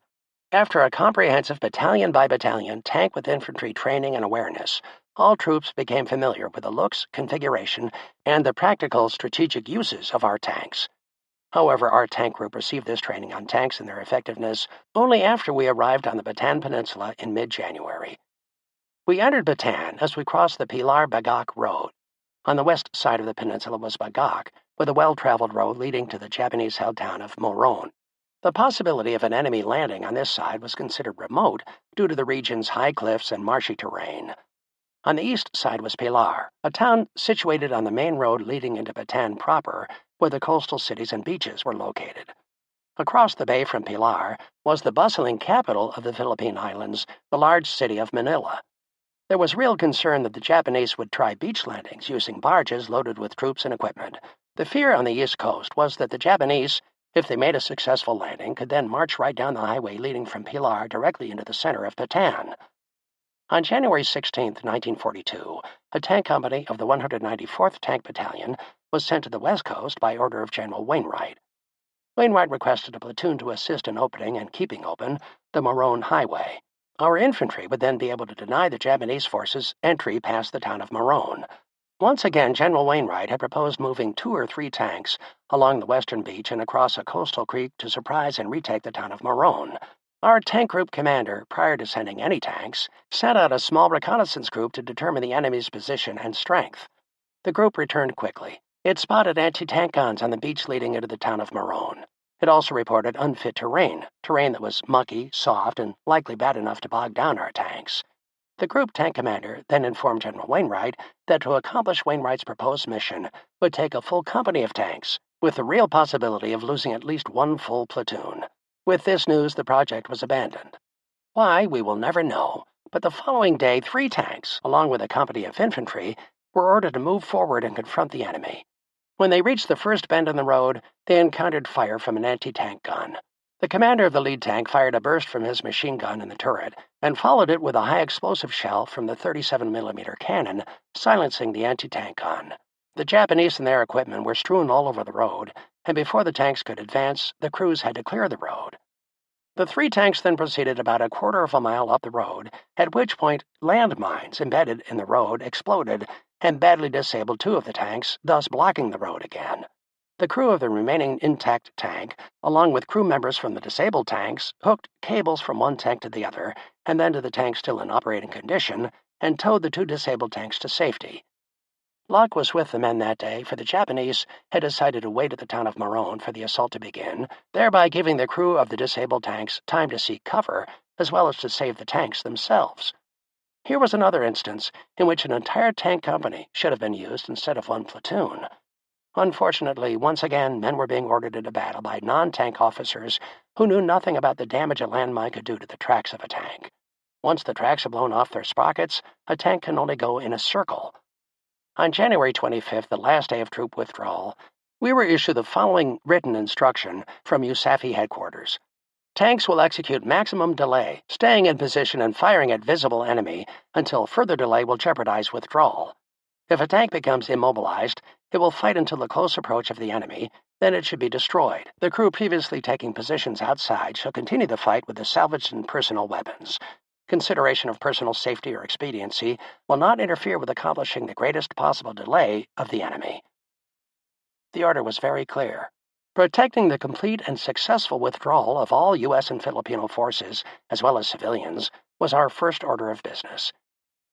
Reading in between the lines, the message said death was better than an early withdrawal on our part.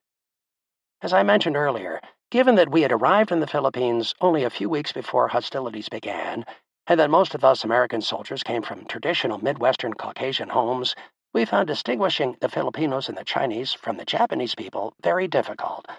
As a result, the constant infiltration of Japanese soldiers and civilians, and the threat that Japanese sympathizers would give our position away, caused us great anxiety. Our safety was in jeopardy. During our withdrawal, we found ourselves shooting indiscriminately into Filipino huts and stores if the occupants did not answer our command to come out. We were suspicious of every Asian we saw. When we moved into a new area and found people milling around, seemingly unafraid, we became nervous and cautious. We would demand satisfactory identification from each person.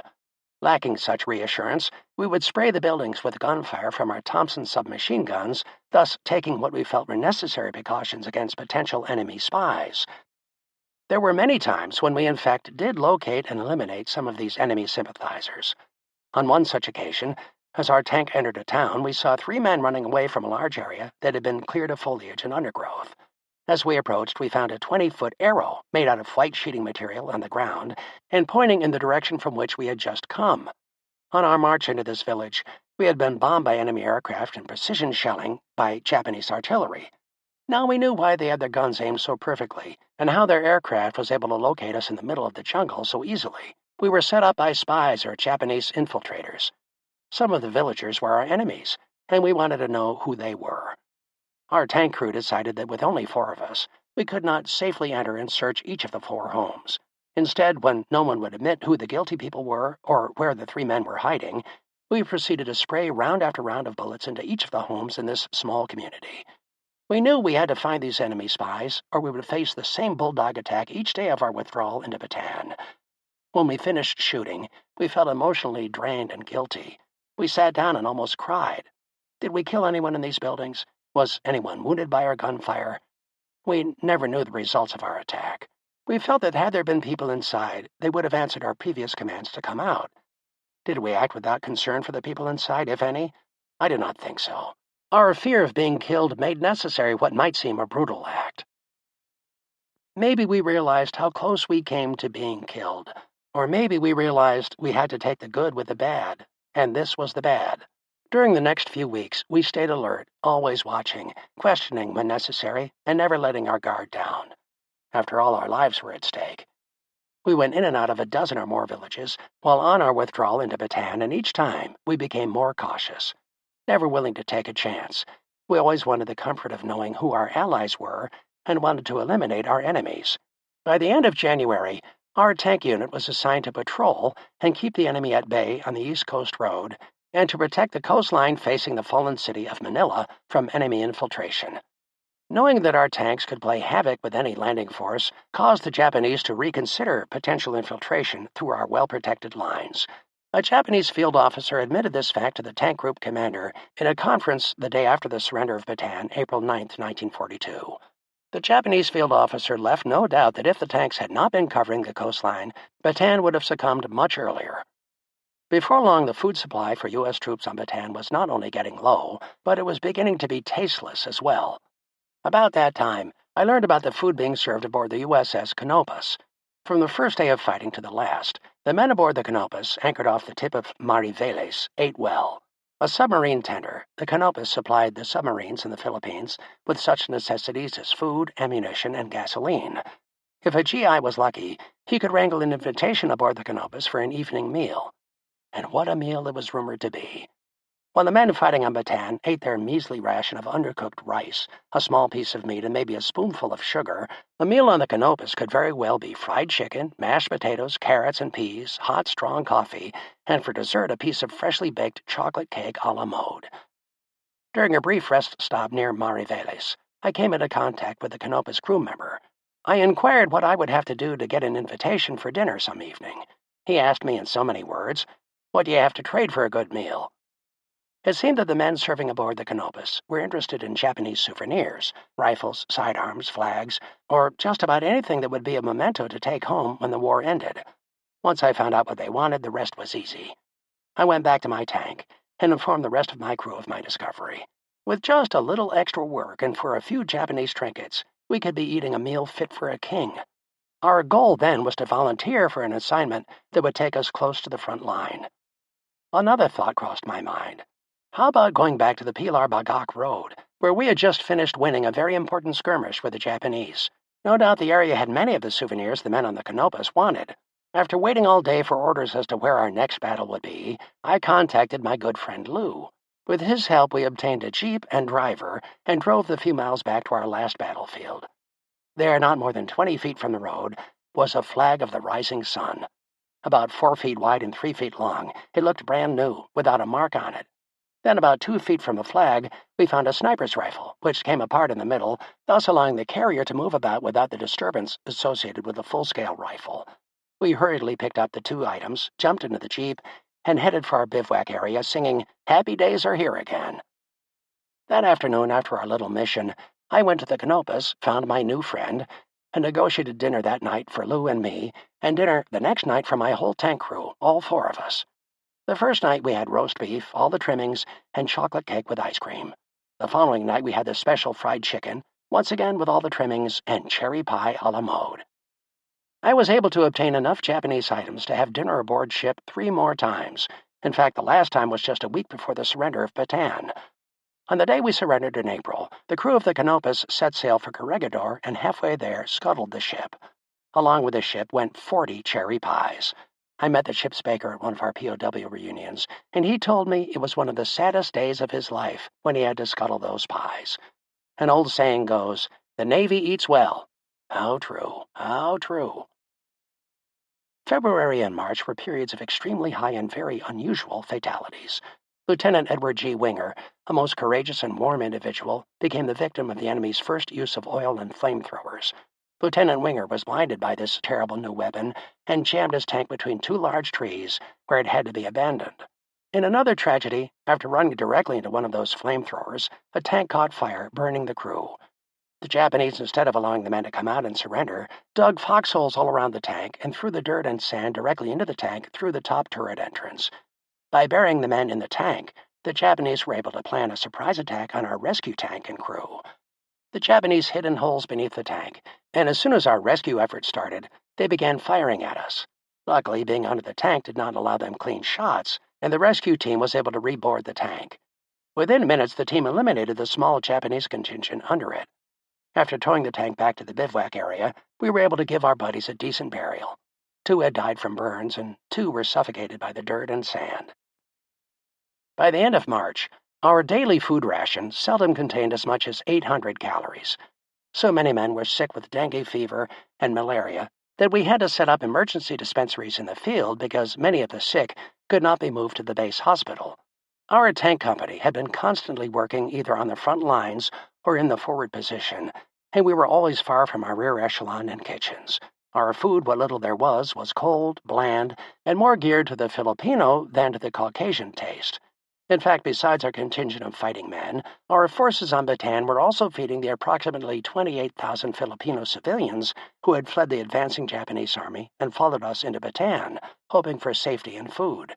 Although these civilians came of their own free will, they still had to be fed, and the food came from our already meager supply. It was not just the lack of food that disturbed us. An additional concern was the fact that our entire battalion was issued only 10 gallons of gas per day for all purposes except going into battle. By April 1st, 1,000 men a day entered our hospital wards with one or more disabling sicknesses. 2 days later, our medics estimated that between 75% and 80% of our frontline troops were ill. Coincidentally, on this date, the Japanese carried out the biggest attack of the war.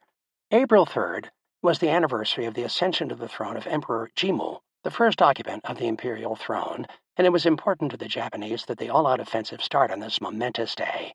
At 9 o'clock in the morning at our last outpost, the last line of defense along the Orion-Bagak line, U.S. observers noted more than 19 artillery batteries, 10 mortar batteries, and countless tanks, all ready to strike.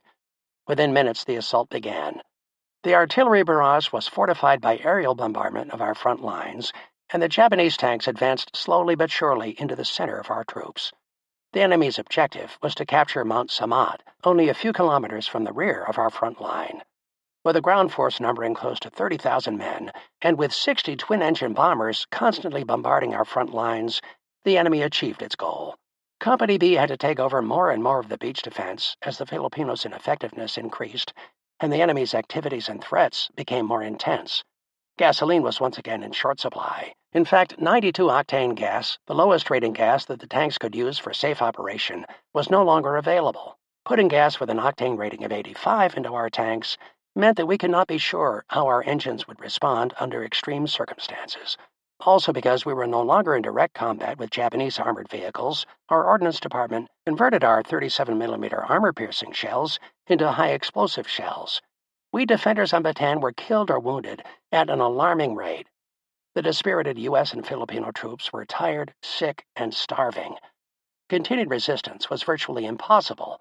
Each nightfall, we survivors counted our losses and began to appreciate our luck. Lucky is how we felt to be alive. We all knew the war was slowly coming to an end for us. During the next few days, fighting was ineffectual in spite of the casualties inflicted on the enemy. On April 7th, with our orders to hold the line at all costs, the Japanese infantry charged our position in such large numbers that they literally used their dead and dying soldiers as stepping stones to cross the imaginary front line.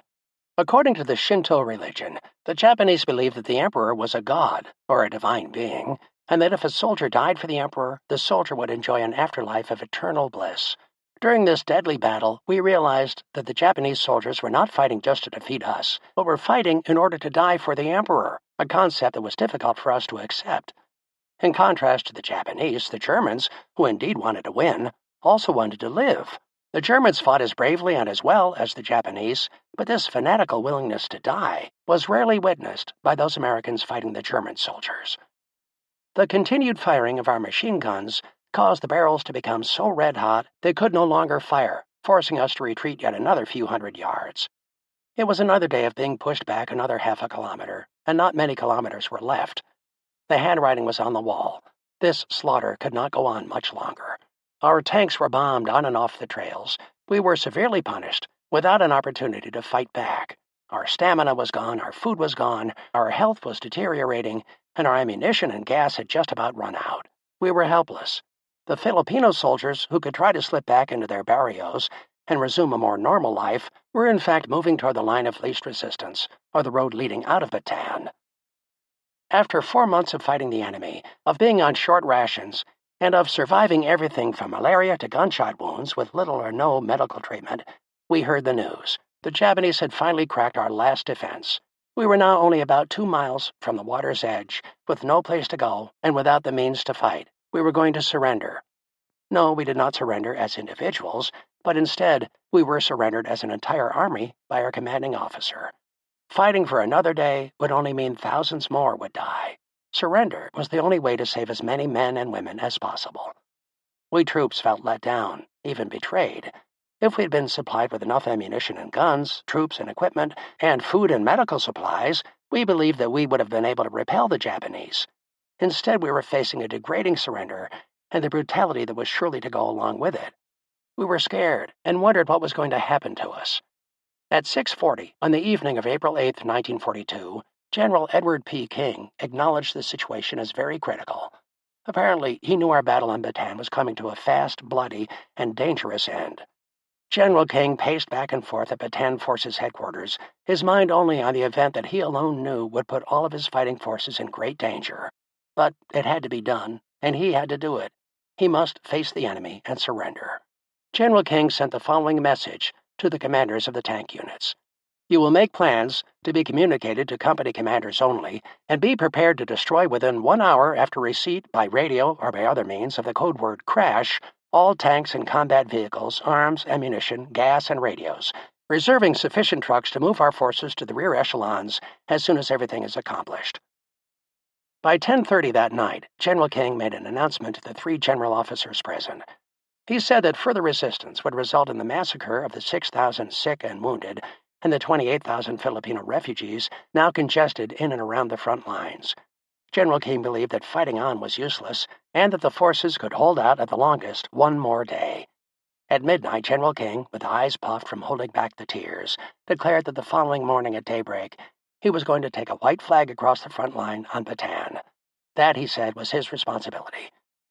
When our tank commander asked if any help was on the way, General King said sadly, "No, nothing now and nothing in the future." All of this was unknown to most of the men on Bataan, but we did know that we could not go on, that the situation was hopeless. Then at 10 minutes to midnight on April 8th, Ordnance was instructed to begin destroying all equipment and supplies under their jurisdiction. That night and into the morning, I had the radio in our tank tuned to General King's command post frequency, and at 7 o'clock in the morning, we heard the words loud and clear, "Crash, crash, crash." I passed the message on to Captain Robert S. Sorensen. He just gulped down a sob of distress and ordered us to destroy everything in sight. We did what we were supposed to do. First, we lined up the tanks one behind the other, and then fired rounds of 37mm shells from one tank into the engine and body of the tank in front. Then we threw away our guns and ammunition. We were naked soldiers at the mercy of the enemy. That was what the Japanese had ordered, and General King had no choice but to agree to their terms. There was not a dry eye among us. Our world had collapsed. We were beaten, and we had lost the war for the United States. God, how could we live with ourselves again after a defeat like this? We let our country, our families, and our friends down. We felt like cowards. I failed Laura. I had told her I would be home soon and asked her to wait till I returned before telling her family about us. I felt my being there would ease the verbal abuse she was sure to get from her father. I worried. What was she going to do now? How would she take this news when she heard about it? Would she think I was a coward? All I could think about was Laura. The more I thought about my beloved wife, the more I was determined to get home in one piece. My initial plan was not to get involved in any unnecessary actions or confrontations with the Japanese. In addition, not knowing the Japanese, I decided that after being taken prisoner, I would neither rush to be first to do anything, nor to be the last one to respond to their wishes. I reasoned that being first might result in my doing something wrong, and being last could signify I was a laggard. The goal I established for myself was to live, and to get home all in one piece. Everything I did from that day forward had to lead to my accomplishing that primary goal. I wanted to be back with Laura, to hold her in my arms, and to tell her how much I missed her. I had to get back. That was all there was to it. As soon as we finished destroying all of our equipment, we went back to our bivouac area for further instructions. Our commanding officer, Captain Sorensen, told us that we had a few options available. First, we could take off for Corregidor, which meant we would have to find a boat that would take us, and once there, we would have to face the possibility of the eventual surrender of that fortress. Second, we could try to escape into the jungle and hope that we would be able to survive without being captured. Finally, we could all stay together and surrender as a unit. Captain Sorensen then said, "We fought together. Let's surrender together." I chose to surrender with the men from Company B. I started out with these men, and I wanted to be with them at the climax of our war effort. In Western civilizations, capture has always been viewed as being better than death, and surrender was looked upon as one of the misfortunes of war. True, luck does play a large part in survival, And our bad luck was that we were being captured by people from a civilization that believed death was preferable to surrender. Chapter 3. The Fall of Bataan. On April 8th at about 9 o'clock in the evening, the ground began to shake. Our legs felt like rubber stilts as we started to rock back and forth. Without realizing it, we were in the middle of a most unusual phenomenon for the Philippines, an earthquake. Every man felt the earth tremble, as if God was telling us, "I'm unhappy with what is happening." The explosions from destroying all our equipment, guns, and ammunition were overshadowed by the devastating effects of nature. To many of us, it was the last straw of defeat, like the coming of the end of the world. All we wanted to know was, how much more pain, not just the physical, but the mental pain of anxiety, frustration, and uncertainty, could we be expected to endure? At 9:30 the following morning, all hell broke loose again, but this time it was man-made. Japanese planes rained bombs all over Bataan. After the planes dropped their bomb loads, they then began a systematic strafing of all of the men, remaining equipment, and installations they were able to locate. We all ran scared. We were on a battlefield with no way to defend ourselves. Oh God, we thought, this is the end, and what a way to have to go. Is this what General King bargained for? It couldn't be. What was going wrong? What happened to our supposed surrender? That was the question on the mind of every American and Filipino on Bataan that hour. We were being annihilated. It was the beginning of the Bataan massacre. As the bombs started to drop, a few of my buddies and I looked for a safe haven, any place to get out of the way of the flying shrapnel. Not too far away, we saw a very primitive Filipino baking oven that native women used to bake breads and bibingkas, a sweet cake. The oven was nothing more than a mound of dirt and hardened clay about 4 feet high and 6 feet in diameter. It had a small opening at one end that 3 of us were able to climb into. Once inside, we cursed the Japanese for not honoring the surrender, and we vowed to get even for this attack. After about 15 minutes, the bombing stopped. We were ready to leave our shelter when we heard a blast of gunfire, followed by hundreds of other shots coming from the Japanese planes circling over Bataan. This strafing continued for another 25 minutes, while those of us in the shelter wondered what was going on. We also wondered where our other friends were. Did they find shelter from the Zero's barrage of bombs and bullets? Finally, after another hour or so, we decided to come out and see what had happened. We found huge bomb craters within 10 feet of where we had taken shelter. Then we noticed that within 100 feet of our oven, there were dozens of other ovens just like ours.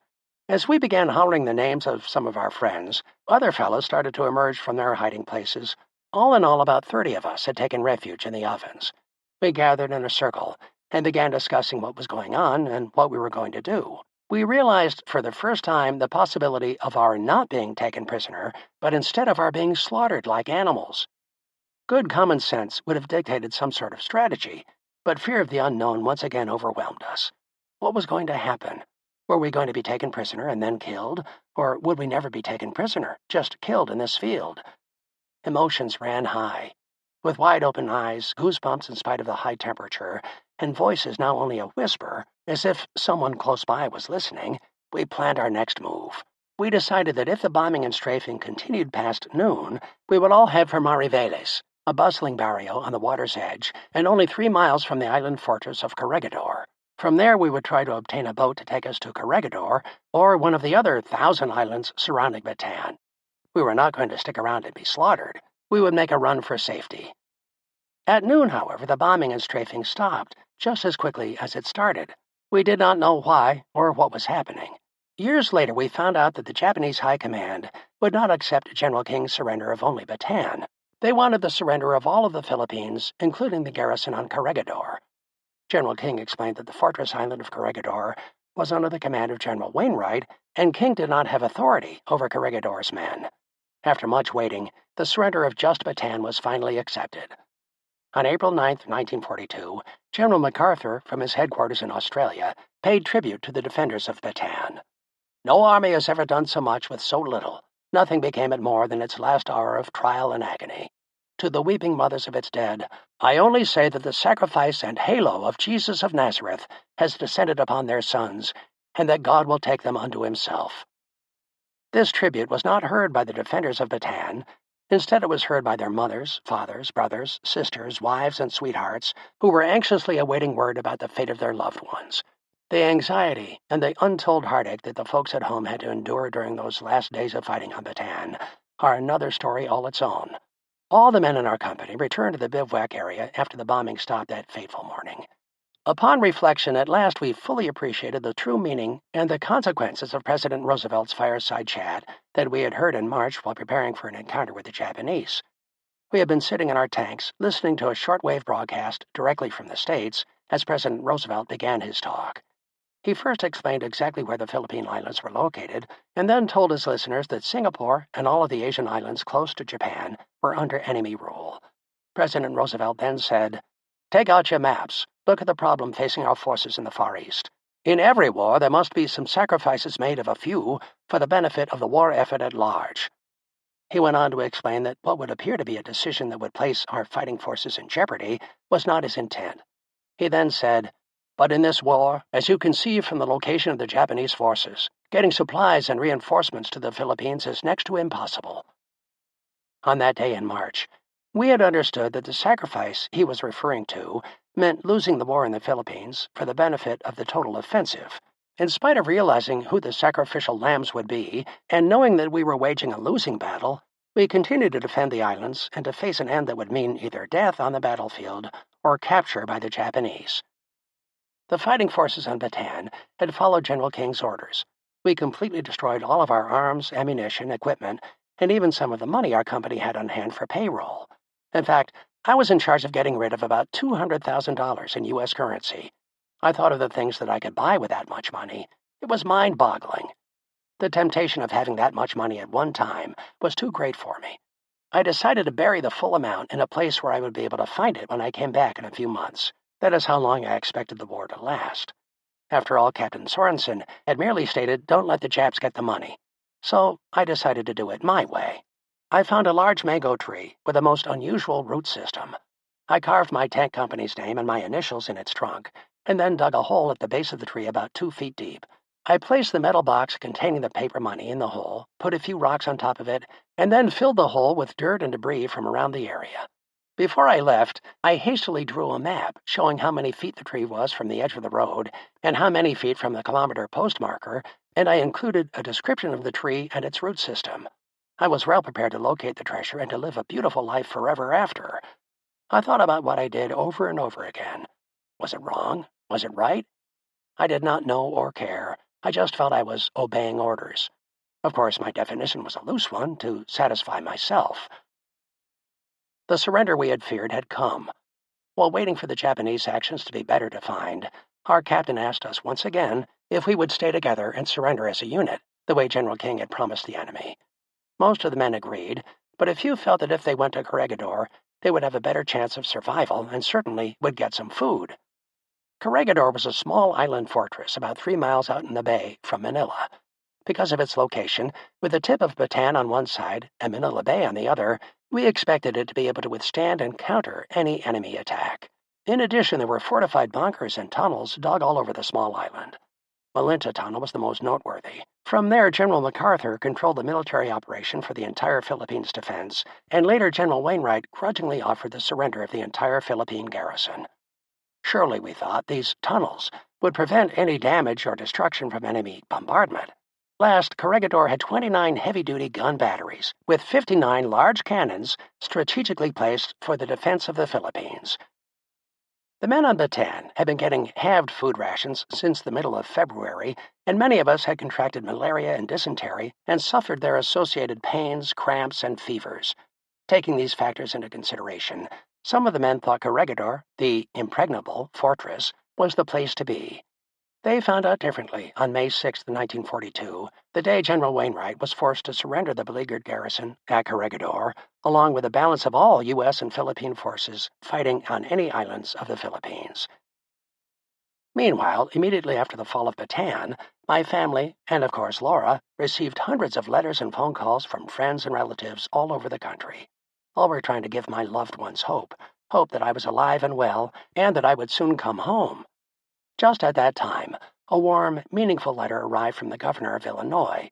It made my family feel proud of their contribution to our country's defense. State of Illinois, Executive Chambers, Springfield, Dwight H. Green, Governor, April 21, 1942. Mr. Gus Tennenberg, 1200 Sherwin Avenue, Chicago, Illinois. Dear Mr. Tennenberg, Illinois is extremely proud of her sons in the armed services. Of none is she more proud and grateful to than those members of Company B, 192nd Tank Battalion of Maywood, who so bravely defended Bataan. The heroic stand of these stalwart Americans against insurmountable odds has written a chapter in our national life which will be inspiration to all future generations. May I take this opportunity to extend official recognition to you from the state of Illinois for the patriotic service which your son has given to his state and country, and to join you in the prayer that he is unharmed. Sincerely yours, Governor. Although the surrender of Bataan occurred on April 9, 1942, the U.S. government did not communicate with my family until May 7, 1943, 13 months later. During this long period, my family knew nothing of my whereabouts or my physical condition. Cold and callous, the letter did little to ease the pain of their not knowing. War Department, the Adjutant General's Office, Washington, D.C. In reply, referred to AG 201 Tennenberg, Lester I. 5742 PC3, May 7, 1943. Mr. Gus Tennenberg, 1412 Chase Avenue, Chicago, Illinois. Dear Mr. Tennenberg, the records of the War Department show your son, Sergeant Lester I. Tennenberg, 20600-429 Infantry, as missing in action in the Philippine Islands since May 7, 1942, presumed either dead or a prisoner of the Japanese. All available information concerning your son has been carefully considered, and under the provisions of Public Law 490, 77th Congress as amended, an official determination has been made continuing him on the records of the War Department in a missing status. The law cited provides that pay and allowances are to be credited to the missing person's account, and payment of allotments to authorized allottees are to be continued during the absence of such persons in a missing status.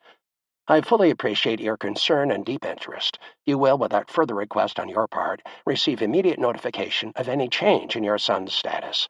I regret that the far-flung operations of the present war, the ebb and flow of combat over great distances and isolated areas, and the characteristics of our enemies impose upon some of us the heavy burden of uncertainty with respect to the safety of our loved ones. Very truly yours, J. A. Ulio, Major General. The timetable for a total Philippine victory had been established by the Japanese High Command in Tokyo.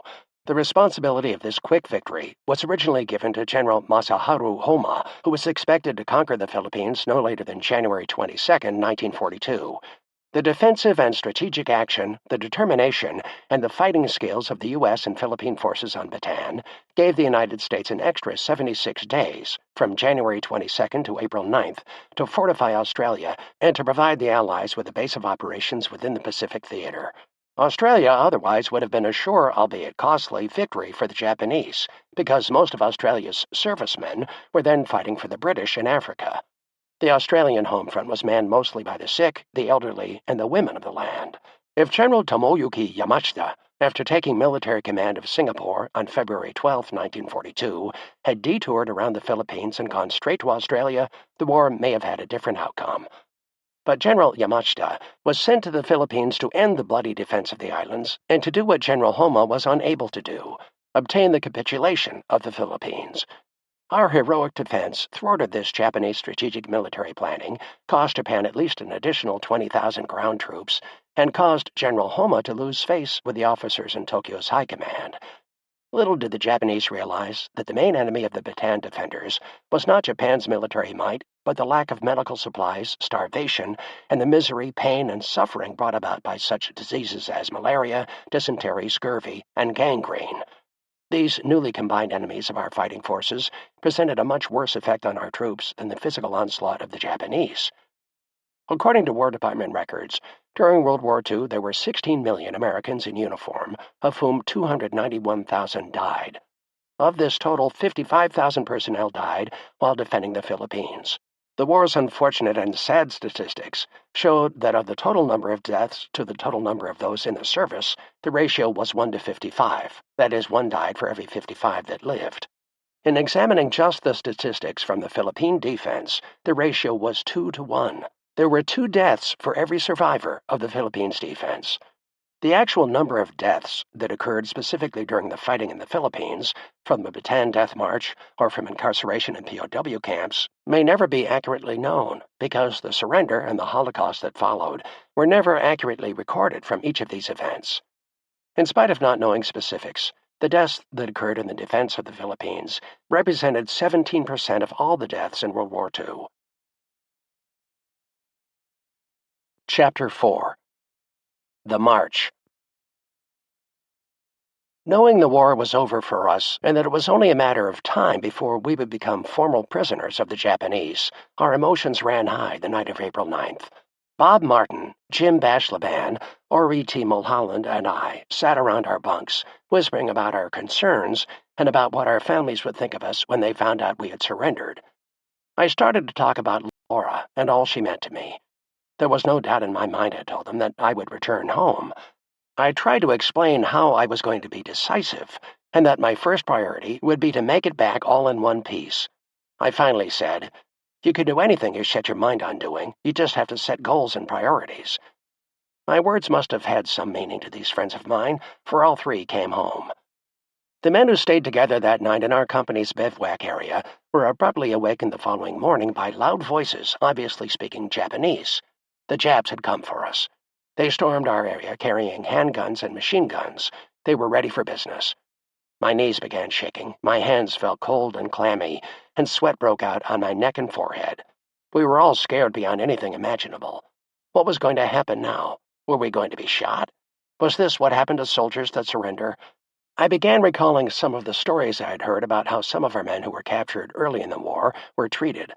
Then, as a terrifying afterthought, I realized that at that moment we were facing the same enemy who only days before we were trying to kill. And of course, if I knew that, so did these fighting Japanese soldiers, who were just now coming up the path to us. Their mission, we were praying, was to take us prisoner.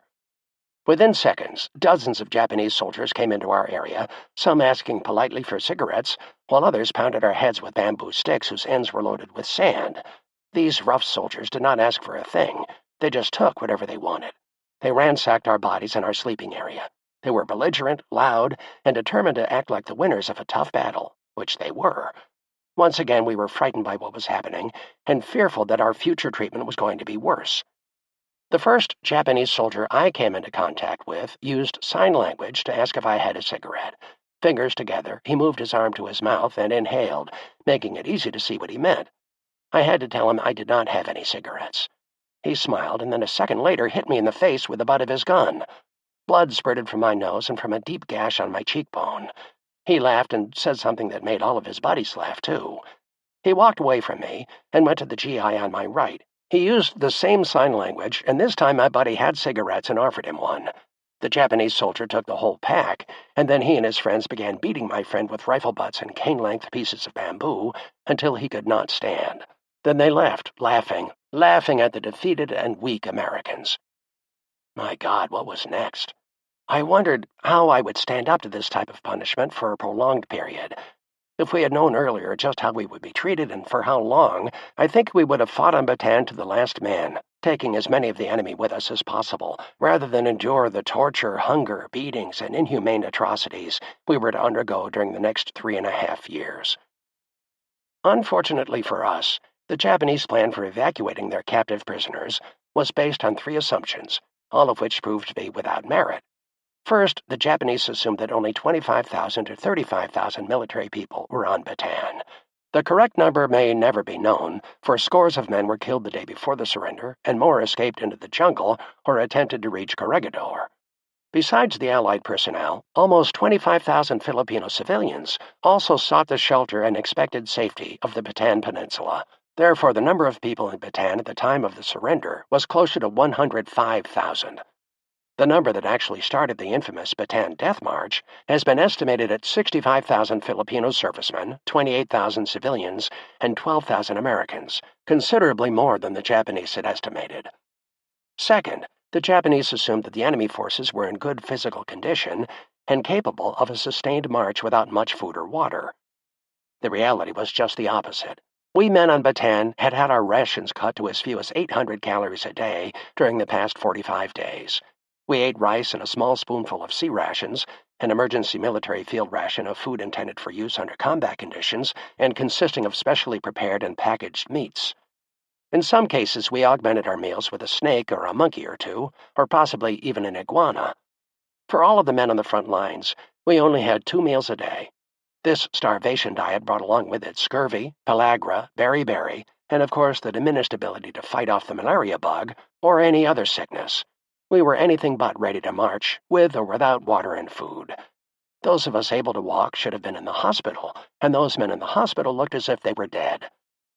Finally, the Japanese thought that all details of our evacuation were planned to perfection, and that they knew what had to be done and how to do it. In fact, the individual Japanese units did not know what they were supposed to do. No sooner had one group of Japanese lined us up and told us to start walking than another group would tell us to wait. All of these orders were issued in Japanese, and if we did not respond immediately, we would be hit, spat upon, shoved, or in some cases shot for not obeying orders. Once again, they obviously wanted to get even, wanted revenge, and wanted to show us they were superior. In some situations, however, the guards were simply ignorant of the outside world and thought that everyone understood Japanese. They became irritated by our slowness to respond and our inability to understand their commands and vented their frustration on us. So, contrary to the Japanese plans, when the march began from Mariveles, there was confusion everywhere. Cars, trucks, horses, and field artillery filled the road, all going in different directions. The Japanese were moving all of their heavy equipment and guns into Bataan for the assault on Corregidor. Figuring out how they could achieve total victory in the Philippines with all of the enemy service personnel in the way was a major problem to the Japanese. Confusion reigned, and it seemed that no specific officer was in charge, which made the task of maintaining control almost impossible. It is also interesting at this point to note that the men captured on Corregidor never made the Bataan Death March. Instead, after the fall of Corregidor on May 6, 1942, the captives were taken by boat to Manila, and from there trucked to Cabanatuan, their first prison camp. Another significant difference between the prisoners from Bataan and those from Corregidor was their overall health condition. None of the men from Corregidor had to suffer the brutalities of the march or our first prison camp, Camp O'Donnell. We men from Bataan were half dead by the time we arrived at the camp.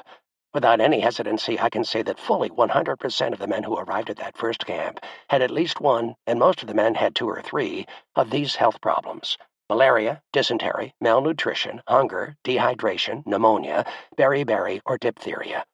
In addition, almost all of us were beaten and tortured beyond the body's normal endurance on the march.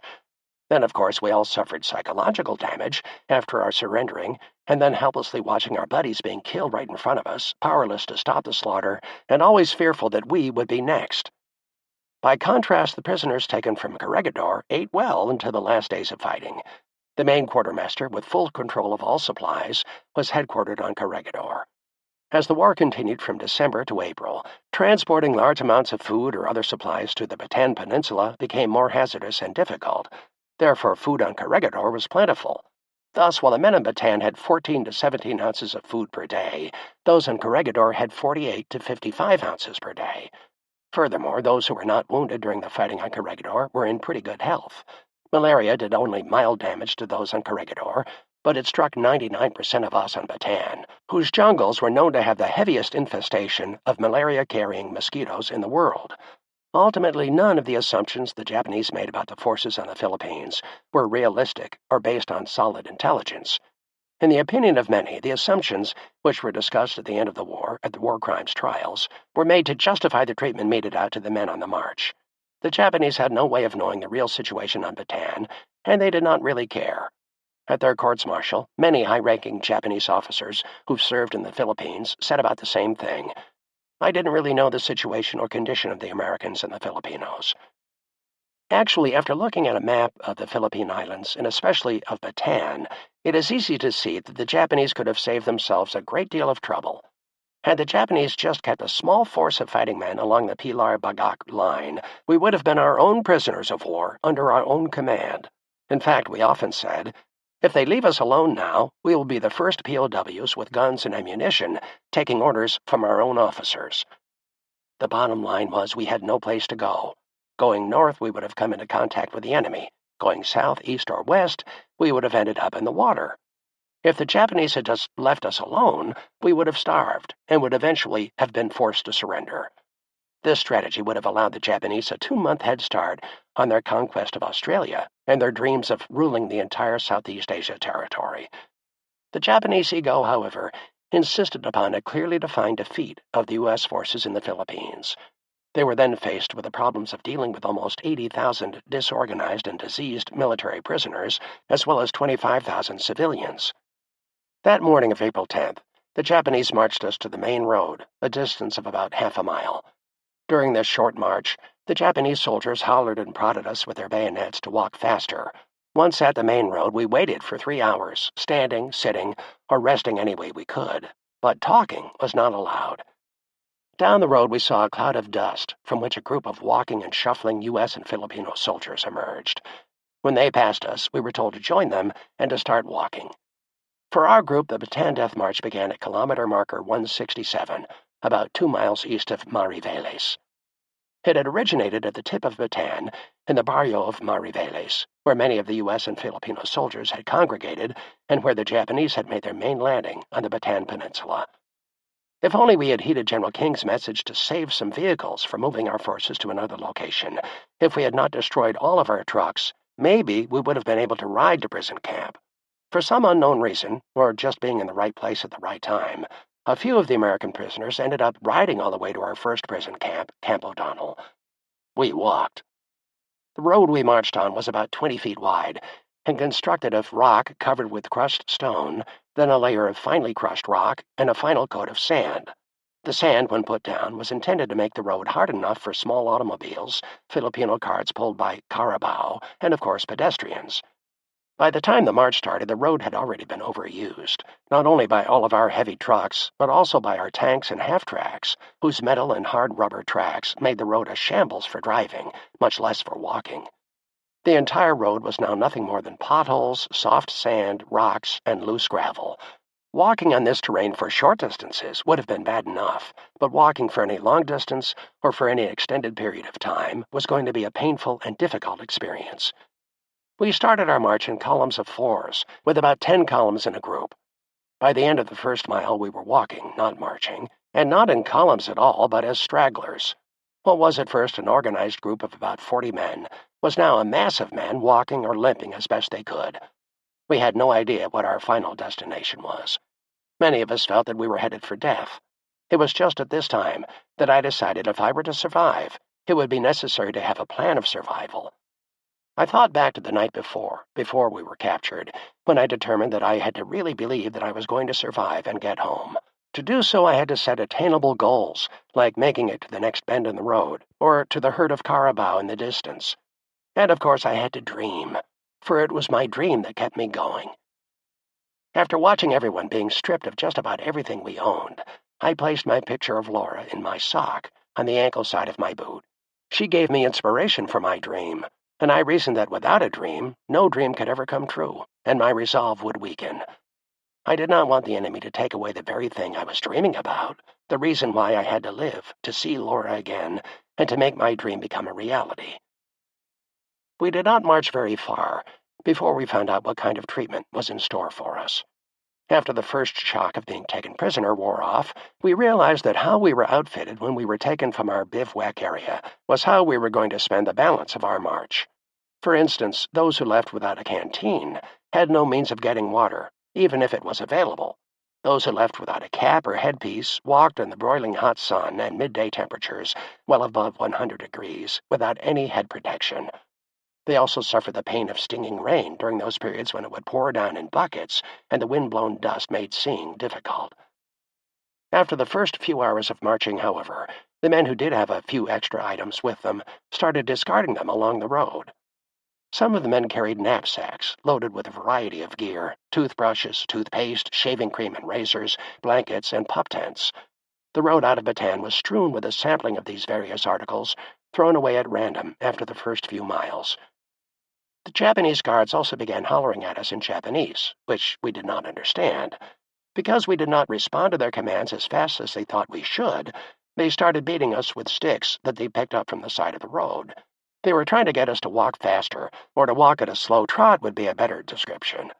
It made no difference to the guards that we could not understand what they were saying. They just continued repeating the same words over and over again. It dawned on me then that our guards were not the brightest members of the Japanese army. In fact, I concluded, they were most probably the poorest educated and could not connect the fact that we did not respond with our inability to understand what they were saying. After 4 or 5 hours of this constant harassment and beating, and of being forced to march in their poor physical condition, many of my fellow prisoners just could not go another step without rest. But the guards did not allow us to rest under any circumstances. One man in my group, Hank, finally limped over to the side of the road and fell in the brush. Within seconds, a guard ran over to him. Some of us, passing our fallen friend, hollered as loud as we could, "Get up! Get up!" It was too late. With his bayonet aimed at Hank's body, and while screaming something in Japanese at the top of his voice, the guard bayoneted the exhausted American soldier. After 5 or 6 stabs, Hank struggled to get up. With blood trickling down the front of his shirt, he hobbled back into the line of marching prisoners and joined a different group of prisoners who were marching by at that particular moment. Hank survived, but not for long. That evening, I was told by another friend of ours that Hank had passed out while walking, fell to the road, and was shot by one of the guards. I could not cry. It seemed I was all cried out. All I had left were just memories. Memories of a fine young man who did nothing wrong, but who was in the wrong place at the wrong time. Nothing could be clearer. Taking a rest while on the march was impossible, that is, if we wanted to live. But what would we do when we had to defecate or urinate? We sadly and quickly found out. In order to live, we had to go in our pants. On the second day of the march, I saw a Japanese truck coming down the road. In the back of the truck were guards with long pieces of rope that they whipped toward us marching men. They tried to hit any prisoner who was not marching fast enough. They snapped a rope at one of the marchers on the outside of the column, caught him around his neck, and then pulled him toward the back of the truck. They dragged him for at least 100 yards down the road. His body just twisted and turned. He rolled this way and that way, bumping along the gravel road, until he was able to free himself from the whip. By then he looked like a side of beef.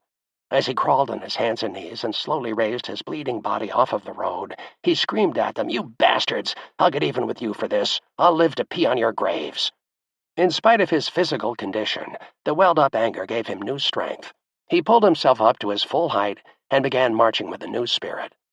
Also on that second day, when we stopped at the Kabkaben barrio, I watched a Japanese soldier finish eating rice from his bento box, mess kit, and fish from a can he had just opened. He had about 2 spoonfuls of fish left in the can, and as he turned in my direction, he looked me in the eye and pushed the can toward me.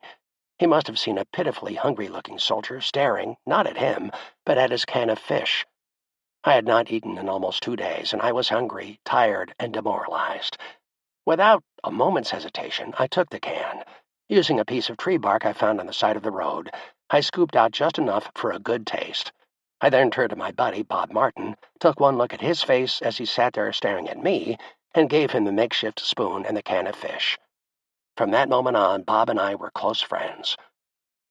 Always happy-go-lucky, nothing ever seemed to bother Bob. Maybe the word nonchalant would better describe him. Although only 5'7" tall, he was a big man when it came to giving of himself, and nothing was ever too much to ask of Bob. His smiling face always made people feel warm and friendly, and his brown hair and green eyes complemented his effervescent personality. Whether wearing his dress uniform hat or his fatigue cap, Bob always perched it jauntily on the back of his head. It was one of his trademarks. Watching Bob keeping up his own spirits, while at the same time trying to make the rest of us on the march feel better, made all of us realize that Bob Martin was someone special. Bob and I shared many experiences together on the march and throughout the war. As of this writing, I am glad to be able to say he is alive and well, and we are still very close friends. I also clearly remember a good-looking and clean-shaven lieutenant from the 194th Tank Battalion, a man about 28 years old with blonde, wavy hair. He was a large man, about 6 feet tall, and I guess before the war he had weighed at least 200 pounds, but now, on the march, was closer to 150. He appeared to be quite strong, but he walked slowly, carrying a large bundle, first under his arms, then as we walked farther, over his shoulder. Then he tried walking with the bundle on his head.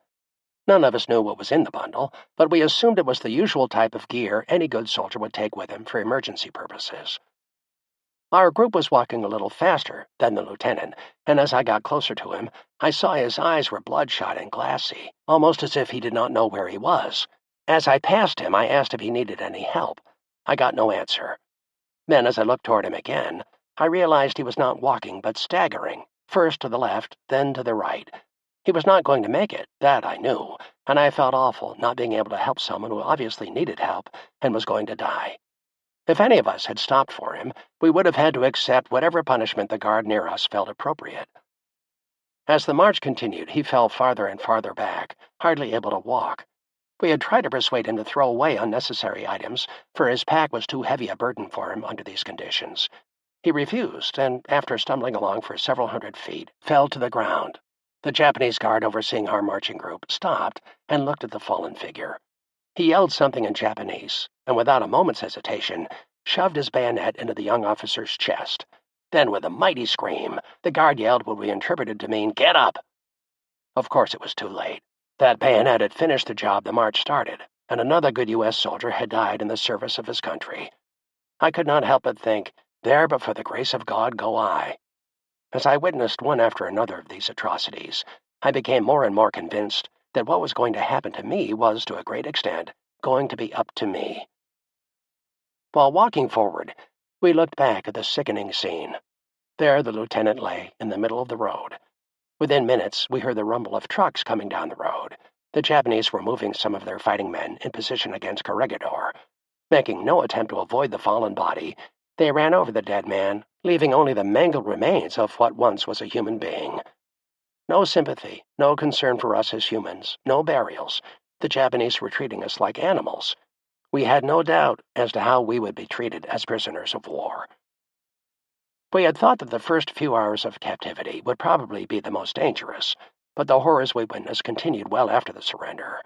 For the Japanese, their sweet taste of victory should have overshadowed the bitterness associated with their strenuous fighting on Bataan, but it was obvious to us that the Japanese soldiers were committing acts of revenge.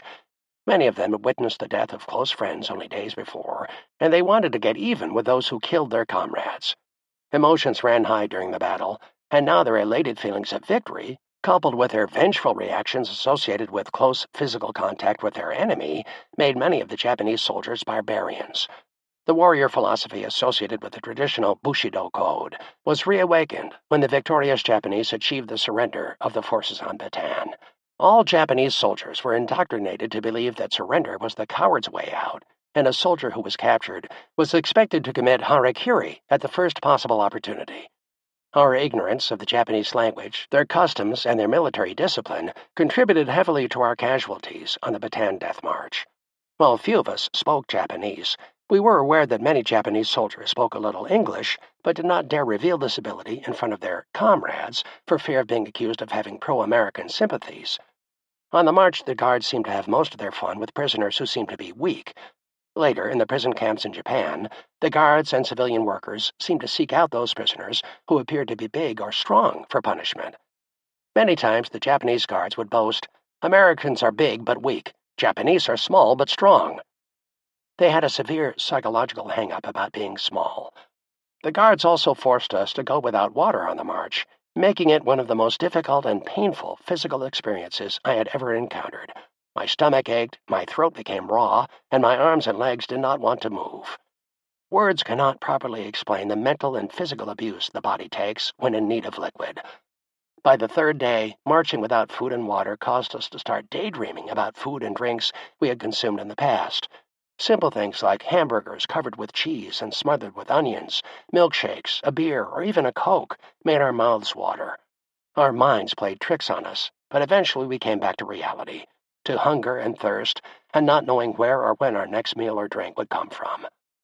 Still, we were forced to push on and to keep going, one foot in front of the other, with our bodies going in the direction of our feet.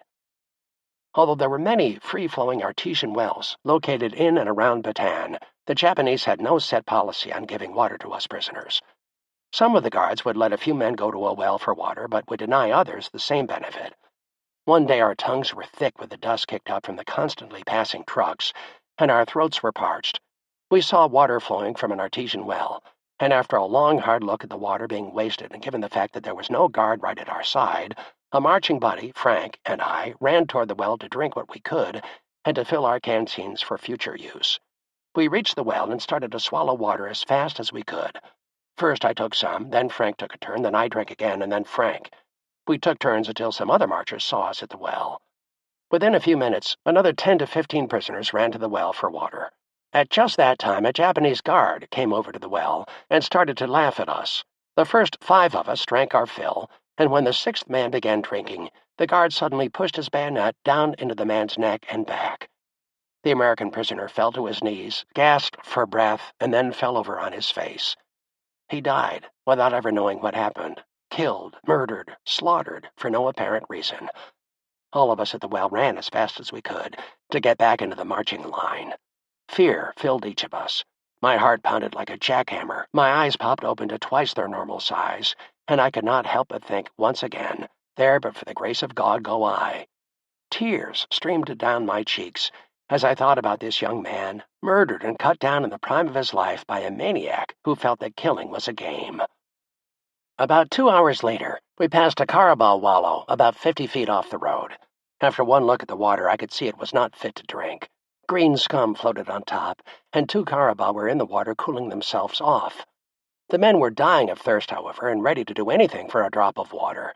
Not only were we thirsty, but many of us had malaria and were burning up with fever.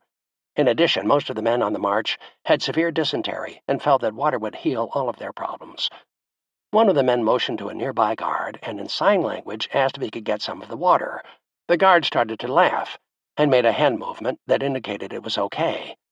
In a matter of minutes, dozens of half-crazed men ran toward the carabao-occupied water. The men pushed the green scum away and started splashing the infested water all over themselves and drinking it. Some thought that using a handkerchief to filter the filthy water was going to make it safer to drink. How foolish they were!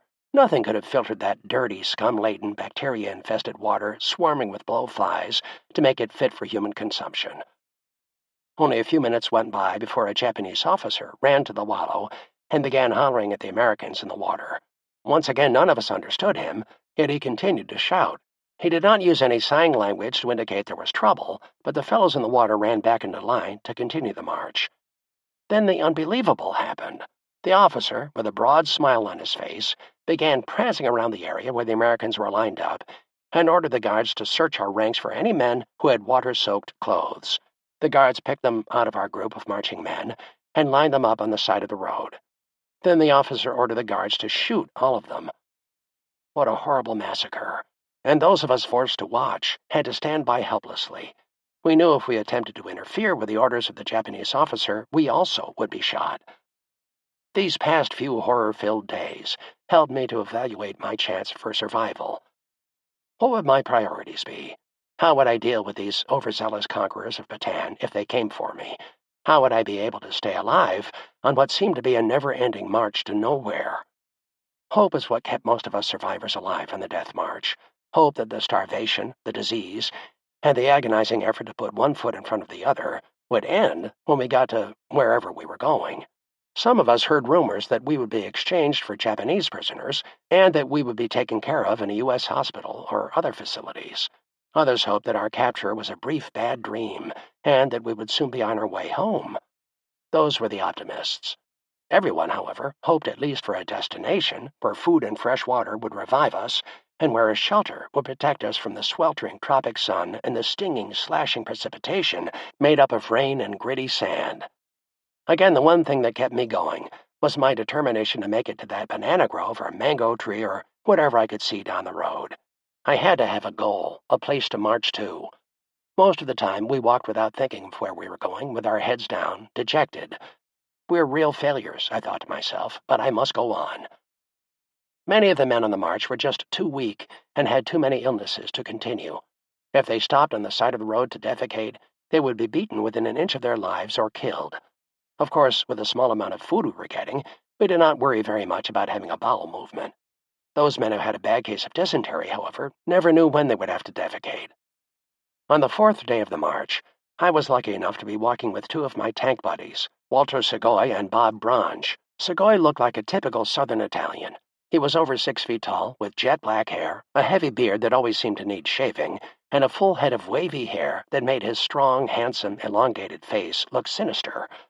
His dark brown eyes were sunken a little, almost as if he had just awakened, but they seemed to dance from left to right, then back to the left again. Wally was very soft-spoken and never raised his voice, even when irritated or angry. From the day of the surrender, though, he was notably on edge about what was taking place. Branch, on the other hand, looked like he was from the northern part of Italy. With blond hair, bright blue eyes, and a firm, strong body, he had a loud voice that could be heard a block away. The life of the party, Branch always had something funny to say and was liked by everyone. He was included in all get-togethers. Branch stood just short of 6 feet and was built like a bear, with strong arms and a barrel chest that portrayed power. Everyone in Company B liked both Branch and Segoy. They were known throughout the entire battalion as the Meatball Twins. I was walking with Branch and Segoy when a Japanese officer came riding by on horseback. He was waving his samurai sword from side to side, apparently trying to cut off the head of anyone he could. I was on the outside of the column when he rode past, and although I ducked the main thrust of the sword, the end of the blade hit my left shoulder, missing my head and neck by inches. It left a large gash that had to have stitches if I were to continue on this march and continue living. As the Japanese officer rode off, Branch and Segoy called for a medic to fall back to our position. The medic sewed up the kit with thread, which was all he had with him, and for the next 2 miles or so, my friends carried me so that I would not have to fall out of line. We all knew that falling out of line meant certain death. Segoy and Branch saved my life. I only wish I could have saved theirs. Military records show that Branch died in Cabanatuan prison on July 31, 1942, of dysentery, and Segoy died of the same disease in Formosa on November 3, 1942. Upon coming home, it was very difficult for me to see both of my friends' families and to answer questions about how their sons acted as soldiers and how they died. The emotional meetings with their parents left an indelible mark on my mind and heart that I will never be able to erase. Each day on the march, we trudged along like zombies. We walked from 6:30 in the morning till 8 or 9 o'clock at night. Most of the days, we would get a few minutes' rest when the Japanese changed guards. Otherwise, it was hit and miss regarding a rest period. The guards were always fresh, for they only walked for about 3 miles and were relieved for the next 3 or 4 miles. This constant changing of the guards kept us always on edge because we never knew what the new group would want us to do or not to do. Moreover, the new guards were always trying to impress their fellow soldiers and, of course, the officers. In addition, being well rested, they were able to walk at a faster pace than we were. Thus, we were fearful and apprehensive every hour of the march. I also made sure that I never again walked on the outside of the column of marching men. Due to the poor road conditions, our deteriorating health, the lack of food and water, and our overall defeatist attitudes, we were able to walk only about a mile, or 2 at the most, for every hour on the march. With the added constant screaming and the beatings by the Japanese guards, we could merely trudge along the road at a snail's pace. I would wonder, where were they taking us? If they were going to kill us, why not do it where we could be buried along the side of the road, and no one would ever know the difference? Walking with a destination in mind would have been much easier. If the Japanese had told us to walk for 70 miles before we could rest, or that we were going to a prison camp so we could work for them, it would have been better than walking for what appeared to be eternity. Once again, we had not eaten in days, and we were nearly going out of our minds from thirst. We were all slowly becoming completely dehydrated, and we realized that we would die soon without water. The Japanese, we were told, planned on feeding us once we arrived in the town of Balanga, which was 35 miles from where we were taken prisoner. Under normal conditions, for a well-rested, properly trained, and adequately fed army, a march of this distance could be made in about 19 hours. We prisoners were not in the condition necessary for a march of this type, or any type. We were tired, worn out, and in need of prolonged rest and medical attention. Also, the heat of the day seemed to suck any energy we had left. Finally, on the 4th day, as we entered the town of Balanga, Filipino civilians stood along the sides of the road throwing various food items to us: rice cakes, animal sugar cakes, small pieces of fried chicken, and pieces of sugar cane. At that moment, the sugar cane was more important to us than anything else. By peeling the bark off with our teeth and chewing the pulp, we were able to get enough liquid to satisfy our thirst and get the energy and nourishment found in its natural sugars. These Filipinos' gestures lifted our sunken spirits to a new high. Suddenly, we heard shots ring out from somewhere in the middle of our marching group. Within seconds, the people along the side of the road scattered in all directions, for the Japanese soldiers were shooting at them for offering food to us prisoners. 2 of the Filipinos started to run across the field, heading for a water hole. 3 of the guards turned, aimed at the running Filipinos, and fired round after round in their general direction. The Japanese guards were not very good marksmen, so they just continued firing until the two men fell to the ground. The guards then ran over to the fallen men and began hollering at and kicking them, first in their backs, then directly in their heads. Next, the Japanese guards fired several shots at point-blank range into the men's prostrate bodies. The guards watching over our marching group made us stop and watch the proceedings. Watching this made me feel woozy. I almost started to vomit, but there was nothing in my stomach to come up, so I just stood there with my eyes fixed in the direction of the slaughter. Then I tried to wipe away the scene from my mind as fast as I could. I knew what was happening. I did not have to watch it any longer to have another indelible memory of Japanese barbarism. Once again, in the blink of an eye, more innocent people were slain by the conquering Japanese. During the shooting and hollering, the Filipino civilians were running to get as far away as possible. Many of the Filipino prisoners on the march with us broke away and ran with their countrymen. Their goal was to enter the barrio, change clothes, and become just another civilian. Because it was starting to get dark, the escapees had a good chance of succeeding. We continued marching into the center of town, and when nighttime finally came, we were herded into a large warehouse. About 75 feet wide by 160 feet long, the building was used for storing grain, rice, sugar, and other agricultural products. Those men who could not find room inside the building were herded back outside into a large open area. I ended up inside the building. When the warehouse was filled to capacity, the guards pushed and shoved another couple hundred men inside. We were so tightly packed together that we sprawled on each other. When one of us had to urinate, he just did it in his pants, knowing that the following day the heat from the sun would dry them out. Those who had to defecate found their way back to one of the corners of the building and did it there. That night, the human waste covering the floor from those who had dysentery caused many others to contract this killing disease. The stench, the sounds of dying men, and the whines and groans of those too sick to move to the back of the building became so unbearable that I put small pieces of cloth into my ears in a feeble attempt to drown out some of the noise. Nothing could be done about the smell. The air inside became putrid, from the odors that accompanied the abnormal body functions associated with dysentery and the urine-soaked clothes the dirty men were wearing. The Japanese guards, also unable to bear the horrible smell, closed the doors to the warehouse, put a padlock on them, and kept watch from outside. Getting accustomed after a few hours to both the noise and the smell, I allowed my mind to drift away from the nightmare and back home to Laura. Was she aware of what was happening? How was she standing up to the news of our capture? Or did she think I was killed? Did she think I was a coward? Did she still love me and want me as much as I wanted her? After I pondered all these questions, I began daydreaming about our life together. Oh, I thought, when would this nightmare come to an end? Then sometime in the middle of the night, I shook my head, got rid of the cobwebs, and began facing reality. The following morning, when the guards unlocked the doors, we staggered to the door of the warehouse totally dazed. We exited the dark and dreary warehouse with the quickness of scared animals. We lunged to get away from the smell of death that permeated the air around us. That morning, at least 25 men were carried out and thrown in the field behind the building. I was mesmerized by what I had seen. All I could do was cry and say to myself, "Oh God, please have mercy on their poor souls." I felt they deserved more than being left to the elements. Would it have been so hard to have allowed some of us to bury those poor men who died so miserably during the night? In the courtyard of the warehouse, we saw a group of Japanese guards milling around. Within minutes, we were herded in their direction. There, to our surprise, in the center of all this activity, we found 3 large kitchen pots, each containing rice. Those men without a mess kit received 1 ball of rice about 3 inches in diameter. Those with a mess kit were given 1 large scoop of rice equivalent to the rice balls.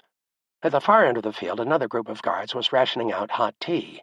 A man who had no container would borrow a friend's canteen or cup just long enough to obtain his ration of this most welcome liquid. After the hunger of these last 4 days, we relished the food, however sparse.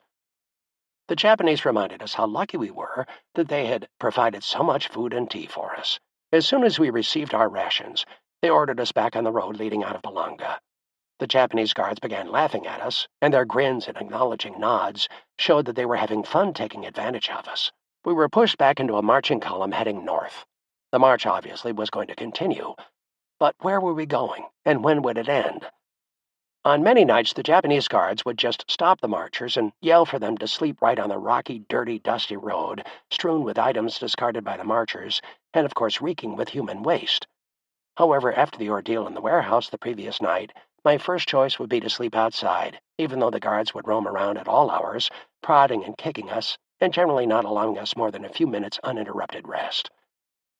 During the first 4 days of the march, not only did we have to contend with the guards' physical abuse, but we had to endure constant psychological torture that sapped our strength. Of course, the lack of food and water did not make things any better. There were also times during this ordeal that we suffered the pangs of loneliness. I thought back to when I was 10 years old and I went to camp. That first night I had cried myself to sleep because I was so lonely and had lost the sense of security I had while at home.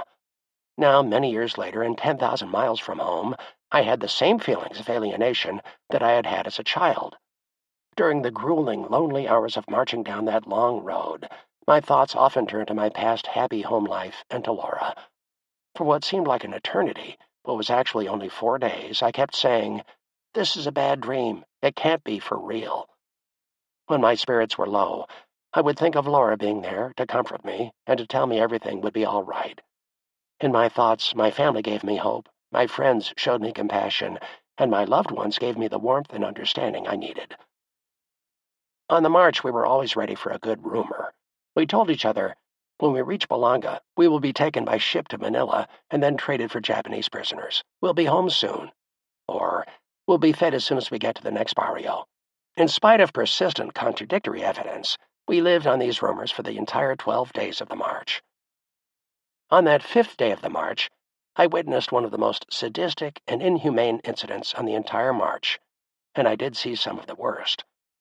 We had just stopped for a brief rest while waiting for another group to catch up with us. When the other group finally arrived, the guard ordered us to stand up and start walking. One of the men had a very bad case of malaria and had barely made it to the rest area. He was burning up with fever and severely disoriented. When ordered to stand up, he could not do it. Without a minute's hesitation, the guard hit him over the head with the butt of his gun, knocked him down to the ground, and then called for 2 nearby prisoners to start digging a hole to bury the fallen prisoner. The 2 men started digging, and when the hole was about a foot deep, the guard ordered the 2 men to place the sick man in the hole and bury him alive. The 2 men shook their heads. They could not do that. Once again, without warning, and without any effort to settle the problem any other way, the guard shot the bigger of the 2 prisoners. He then pulled 2 more men from the line and ordered them to dig another hole to bury the murdered man. The Japanese guard got his point across. They dug the second hole, placed the 2 bodies in the holes, and threw dirt over them. The first man, still alive, started screaming as the dirt was thrown on him. A group of about 5 or 6 of us witnessed this slaughter of innocent, unarmed men. As for me, I turned away and hid my face in my hands so that the Japanese could not see me throw up. It was one of many experiences I will never forget, one that made me sick for days. I asked myself over and over again, is this what I'm staying alive for? To be executed tomorrow or the next day or the next? How will I be able to continue to endure these cruelties? The strength of my resolve was once again challenged. After wiping away the tears and the vomit, with my eyes focused along the winding road in front of us, I sought another landmark to use as my objective. I had to have a goal. I had to go on. Under normal conditions in the real world, only 2 possible courses of action are open to us. Either we can try to make our lives conform to our beliefs, or we can modify our beliefs to conform to our lives. Although true contentment may depend a great deal on which path we choose, under the conditions I faced on the march, I quickly found that in order to survive emotionally and physically, I had to choose a little of each. Therefore, to survive, I had to modify my beliefs to conform to what the Japanese wanted, and at the same time try to make my life conform to my beliefs. For example, if the Japanese guards forced me to assist in burying a man who might still be alive, I quickly realized that although obeying the guards' commands did not conform to my beliefs, I still had to make my life conform to their demands in order to continue living. Had I insisted on conforming to my beliefs and not burying a man who may still be breathing, then I too would have been killed, as were so many other prisoners, for disobeying a Japanese order. By altering my beliefs, I rationalized, I could increase my chances of being around later to help others. When a man is able to be successful without compromising his morals, it is a blessing I had to forego in order to survive. I could not forget or understand the guards' actions. I had observed that the Japanese soldiers were well disciplined and obeyed their officers without question. I thought the officers would have known the Japanese Army regulations pertaining to the handling of prisoners of war. These regulations can be found in Japanese Army Instruction Number 22, issued in February 1904. Chapter 1, Article 2 states, "Prisoners of war shall be treated with a spirit of goodwill and shall never be subjected to cruelties or humiliation." The Japanese guards in the Philippines did not adhere in any way to these written instructions of their emperor. In fact, the Japanese interpreters told us on more than one occasion, "You are lower than dogs. You will eat only when we choose to feed you. You will rest only when we want you to rest. We will beat you any time a guard feels the need to teach you a lesson." These Japanese Army regulations were not followed at any time, not on the march, or in any of our prison camps, or in any of the work details. Obviously, these regulations were just words, not meant to be taken seriously, intended to influence world support and to show that the Japanese were humane and caring people. We found out the hard way that the Japanese guards were just the opposite. They seemed to revel in watching men being tortured, in the mistaken belief that they were superior and could do anything they wanted to us. Immediately after witnessing the execution-style burial, my mind turned to the positive side for survival. What, I wondered, can I do to overcome the total despair I felt when I was forced to witness these brutalities? Or, for that matter, forced to participate in the very march itself? What can I do to better prepare myself for survival? First, I had to become determined and convince myself of what I can do. Second, I had to keep a positive attitude, and I had to realize that I could do anything the Japanese wanted me to do. Then I quickly understood the importance of having the smarts, or knowing when to do or not to do certain things, such as when to walk faster and to become part of another column of men. I vowed to walk with determination, my head high, shoulders back, and chest out. This posture would make me feel righteous, and the guards did not harass or belittle the men who looked healthy and in control of themselves. We walked for several more days, and often right into the night as well. Only twice were we offered food and water, and then very little of each. The 4 or 5 mile march from the town of Lubao became another nightmare. We did not know why we were being hurried the way we were. The guards yelled more and louder than ever before. We prisoners were subjected to constant hitting, pushing, and prodding every few minutes by a different guard. At one point on this section of the march, we were ordered to double time or run and try to keep up with a fresh group of guards. As we passed a group of Japanese soldiers, our guards ordered us to stop. When we looked over to where the group of soldiers were, we saw an American soldier kneeling in front of a Japanese officer. The officer had his samurai sword out of the scabbard, and he was prancing around the other soldiers, showing off his skills and moving around the kneeling American while swinging his sword in every direction. Up went the blade. Then, with great artistry and a loud banzai, the officer brought the blade down. We heard a dull thud, and the American was decapitated. The Japanese officer then kicked the body of the American soldier over into the field, and all of the Japanese soldiers laughed merrily and walked away. As I witnessed this tragedy, and as the sword came down, my body twitched, and I clasped my hands in front of me, as if in prayer. I could hardly breathe. I could not believe this killing, just for pure sport, was happening again. I have relived this scene hundreds of times since that day. I will never be able to get that scene out of my mind. At the time, however, despite my horror, I was determined to go on. I knew I had to survive this ordeal in order to let the world know what had happened. It took 2 more days to reach the barrio of Orani, a distance of about 15 miles. During these 2 days, we again went without food or drinking water. Along the route, we witnessed more of the same kind of treatment we had seen the first 4 days.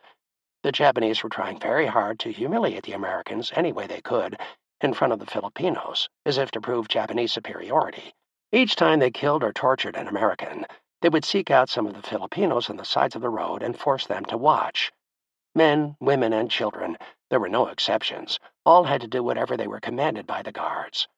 The Filipino people watched in stunned silence the many atrocities. They did what they had to do, but they watched with tears in their eyes and a prayer on their lips. While marching through the town of Orani, we came to a group of Japanese standing on the side of the road. They would scream at us, "Hayaku! Hayaku!" Faster, faster. Before long, we were almost running. Then, as we passed the guards, the Filipinos standing on the edge of the road threw us balls of rice. If we caught one, we ate it on the run. If it dropped on the ground, then that meal was gone forever. Luckily, most of us were willing to share, so no man went without some of the tidings our Filipino friends threw to us during the days on the march. Unfortunately, once we arrived at our first camp, there was no longer an opportunity to share. We each received only a small ration of rice for our early meal and another for our evening meal, with nothing more to share. No Filipinos throwing food at us, and no food growing on the side of the road that was easy picking. Our spirit of comradeship deteriorated. While I tried on many occasions to talk some of my tank buddies into eating their rice and not trading it for a cigarette, other prisoners preyed on sickly men and tried to convince them to trade away their life for a cigarette that supposedly would make them feel well again. It became a dog-eat-dog existence. Finally, exhausted and barely able to stand, we were forced to continue the double-time march until we entered the city of San Fernando, about 2 kilometers away. What now? We wondered. Which one of us would be the next to die? How much more of this can our bodies endure? Upon our arrival in San Fernando, the largest town on the march, we found a bustling little city scarcely touched by the soldiers and equipment associated with war. We Americans, on our withdrawal to Bataan, had not stopped in San Fernando long, and neither had the Japanese in their hurry to locate and annihilate us. Some fairly large factories were located in this capital city of the Pampanga province. We noticed many Japanese soldiers milling around town in groups of 4 or 5, all of them armed and all having a good time at the expense of the Filipinos. We marched to the local railroad station, where we were told to rest. In the distance, we could just see a group of boxcars being pulled by an old engine. We sat for about an hour along the railroad tracks before the train finally chugged its way into the little station. We were going to Manila, we heard, to be traded for Japanese prisoners. We would be home soon, we reasoned. We found out soon enough that these were all rumors, just rumors. We were herded onto small railway boxcars. Cars that would normally hold 10 animals, or perhaps 25 or 30 people, were jammed with 80 to 100 men. We had to take turns just to sit down, because there was not enough room for all of us to sit at the same time. Even sticking our feet out of the car did not leave enough room for the rest of the men. Some of the men were unable to breathe, and were so tightly packed in the middle of the car that they suffocated while trying to get a breath of fresh air. The lucky ones were those who were able to get to the outside door and breathe some of the air that seeped in. We all stood shoulder to shoulder for most of the 5-hour ride to Capas, the town near our final destination, a POW camp. I was one of the lucky ones. I got a place at the door, and I was able to sit down with my legs dangling out. Enjoying fresh air with a little breeze and resting without a bayonet at my back provided such a relief. But then along came one of the guards, swinging a large cane-like piece of bamboo. He swung the bamboo toward my feet and hit me just above the kneecap. I was taken by surprise, and I yelled out in pain, exactly what I do not remember, but it was not complimentary toward the Japanese guard who hit me. Then, without warning, he grabbed the handle of the sliding boxcar door and slammed it shut, once again striking my legs. My pain proved not in vain, however. My legs stopped the door from closing all the way. Because of this small opening, we were able to get a little fresh air, and while the train was moving, a significant breeze flowed into our boxcar. As the train slowly rolled along with its cargo of thousands of diseased and dying soldiers, Filipinos stood along the track and threw rice balls wrapped in banana leaves, rice cakes made with sugar and spices, and pieces of cooked chicken to us in the boxcars. When I saw the Filipinos throwing food toward us, I shoved the door open another couple of feet, allowing us to retrieve much of the food. Little did they know at the time that their actions and generosity saved many of us from starvation. Their show of concern helped us get through another stage of this living hell. Finally, the train stopped, and for the next 10 minutes we stayed where we were. No one said a word. The quiet of the day was broken only by the moans of dying men. At this point, we still did not know what was going to happen to us. Were we going to be executed and placed in a mass grave out here in the country where no one would witness this? We were all afraid of the quiet. Even the Japanese guards said nothing. I barely heard a whispered prayer from within the boxcar. Oh God, I thought, please give us a chance. Do not let us die like animals in this remote section of the Philippines where we would never be found. Only the living finally got off the train. The dead, we were instructed, were to remain inside the boxcars. Those men who could jumped out of the cars, while the others slowly sat down at the edge of the door and slid off. I slowly jumped out of the boxcar, and as I tried to start walking, I fell on the side of the tracks. I realized that my cramped legs would not cooperate with my brain. I did not get up as fast as one of the guards thought I should, so he started beating me with the butt of his rifle on my back, legs, and neck. At one point he made a thrusting movement toward me with his bayonet, a threat meaning death if I did not move. I got the message, and I got going. We started a march again, not knowing where or for how long. All we knew was that we were being herded like cattle into a slaughtering bin. I felt like my body was burning up when I got out of the boxcar. After walking about 2 miles, I started to feel faint. I began wobbling back and forth across the column of marching men, and before long I dropped to my knees from sheer exhaustion and fever. Luck was with me once again, however, and I found myself being carried by my 2 friends, Sigoy and Branch. They carried me for about a mile before I got my strength back and was able to make it on my own. How often in one person's lifetime will he be saved by the same people twice and within only a few days? The columns of haggard, half-dead men, our dirty bodies drained of almost all fluids, our clothes tattered and torn, our faces unshaven, continued down the road. Along this narrow, unfinished road, we admired the beautiful and tall, full mango trees and other rich green foliage. Then every so often we would see the body of a fellow American sprawled near the side of the road, the rich green foliage near his body splattered with dark brown blood. Nobuhiko Jimbo, author of Dawn of the Philippines, was a Japanese soldier who served in the Philippines during the Philippine Campaign. In his book, he states that on the day Bataan surrendered, all of the Japanese troops were told that at least 70,000 prisoners were in the hands of the Japanese Imperial Army. The following Japanese order, issued in Manila, explains in detail the reasons for many of the atrocities suffered by the prisoners who were forced to march out of Bataan. Every troop which fought against our army on Bataan should be wiped out thoroughly, whether he surrendered or not, and any American captive who is unable to continue marching all the way to the concentration camp should be put to death in the area 200 meters off the highway. This order may be the justification the guards used during the march to kill any American who dropped out of the marching line for any reason. Once General Yamashita accepted the surrender of Bataan, his only interest was not in our welfare, but in the final capitulation of all fighting forces in the Philippines. Then he could direct all energy and supplies toward Corregidor. Without a shadow of doubt, I am convinced that the slaughter of our surrendering troops was premeditated and authorized by someone with considerable authority, someone in the Japanese military high command in the Philippines. Meanwhile, what ended up as the last day on the march nearly ended my life as well. My feet had swollen to about twice their normal size, and I had trouble keeping up with my column. I found out later that this problem plagued many of the men. We had just been turned over to a group of well-rested Japanese guards who got a kick out of yelling, pushing, and clubbing those of us who could hardly continue walking. The weak were their chosen prey. One of my walking buddies, seeing my swollen feet, suggested that I cut the sides of my boots.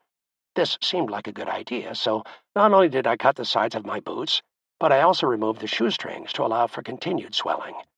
By this time I was so weak, hot, and tired that I seriously doubted whether my fever would permit me to continue any farther. As my health problems threatened to overwhelm me, I quickly realized that I had to continue and that I had to make it to wherever they were taking me. Then, like a miracle, my fever seemed to disappear. After what seemed like a lifetime, but was in reality an excruciating 8 miles, we finally saw the faint outline of barbed wire and typical Philippine huts in the distance. I felt as if the end of this forced march might at last be in sight. Chapter 5. Our First Camp. Half-starved, barely able to walk, and sick with malaria and dysentery, we entered an old, abandoned Philippine Army camp. Known as Camp O'Donnell, it was named in honor of the original landowner, a Spaniard. Unfortunately for us, the camp was never completed, and it looked as bad as we felt. It had several nipa-thatched huts built on stilts, the custom in the Philippines, except these huts were on rickety stilts and looked like they were ready to collapse at any moment. Many of the buildings did not have roofs, and although it was in the middle of a lush jungle, this camp was treeless. It looked as if no one would be able to live there for long. From what we could see, there were weeds growing everywhere, even in the huts. Like most of the huts in this part of the world, windows were nothing more than openings, and the rat and insect-infested dwellings reeked of decay. 40 men were to be crowded into each one, which was only intended to house 16. The one thing that seemed to have survived the years was the rusty barbed wire that encircled the camp. The soldiers pushed and beat us unmercifully and indiscriminately. There was no reason for this action. All they wanted us to do was get in a line, march into the compound, and stand at attention. We could have accomplished this simple order without the physical abuse that was doled out to most of the men, me included. Because I was limping as I entered the camp, the guards began hitting me with their rifle butts. One of the guards who was stationed in the camp had taken his military belt off and was swinging it wildly toward me. The belt ripped into my back and across my buttocks, and I felt blood gushing down my back and legs. Then, with a mighty snap, his belt caught me squarely in the face. The shock of the blow and the stinging pain so clouded my mind that I almost tore after the guard in retaliation. I wiped away the blood on my face and pressed the tail of my shirt to my cheek, hoping to stop the bleeding before I got hit again. This proved a point to me. The Japanese did not bother beating the healthy men, only those they viewed as weak or sick. We were then pushed into an open marching field and told to place all of our possessions, everything we had in our pockets, on our body, or in a pack if we were carrying one, on the ground in front of us. The officers and their soldiers began walking up and down the rows of men, looking for that telltale item that only the Japs knew would mean death for its possessor. All of a sudden, we heard the cracked sound of a rifle being fired. Quickly, the word passed around the POWs that if anyone had anything Japanese, or any Japanese propaganda material, to get rid of it fast. The guards reasoned that the only way any of us would have anything Japanese would be that we took it off a dead Japanese soldier. However, when the Japanese arrived at our bivouac area on Bataan and asked for cigarettes, occasionally one would give a prisoner some money and sort of pay for what he took. Unfortunately, such Japanese generosity got one of our buddies killed because he had a Japanese coin on the ground in front of him. When the camp guards found it, no questions were asked, and the prisoner was taken round the side of the camp and shot. If the prisoner had one of the surrender certificates that had been dropped from Japanese planes flying over Filipino territory, he was also pulled from the group and shot. The Japanese reasoned that he had had an opportunity to surrender and receive good treatment, but he chose not to take advantage of the offer.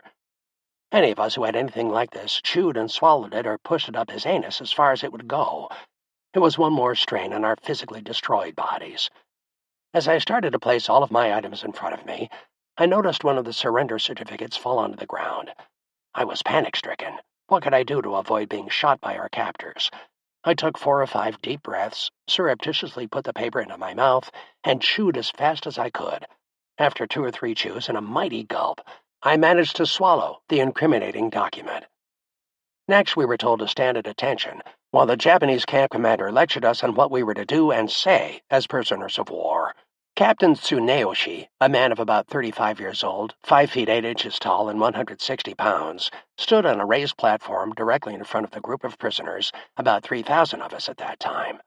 Through an interpreter, he began by telling us that we were cowards and that we should have committed suicide, as any Japanese soldier would have done if capture were imminent.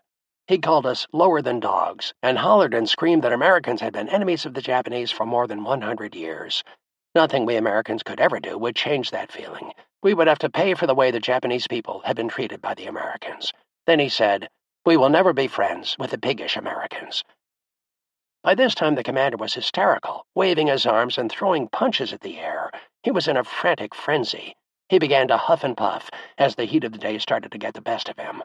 With his sword hanging on the left side of his belt and medals draping his uniform, he was obviously an officer who had seen action on Bataan. He then said we would soon find out that our dead comrades were the lucky ones. Oh, how right he was. We were then instructed on what we were expected to do and how we were supposed to act. First, we were always to salute and bow to a Japanese soldier, no matter where he was and as long as we could see him.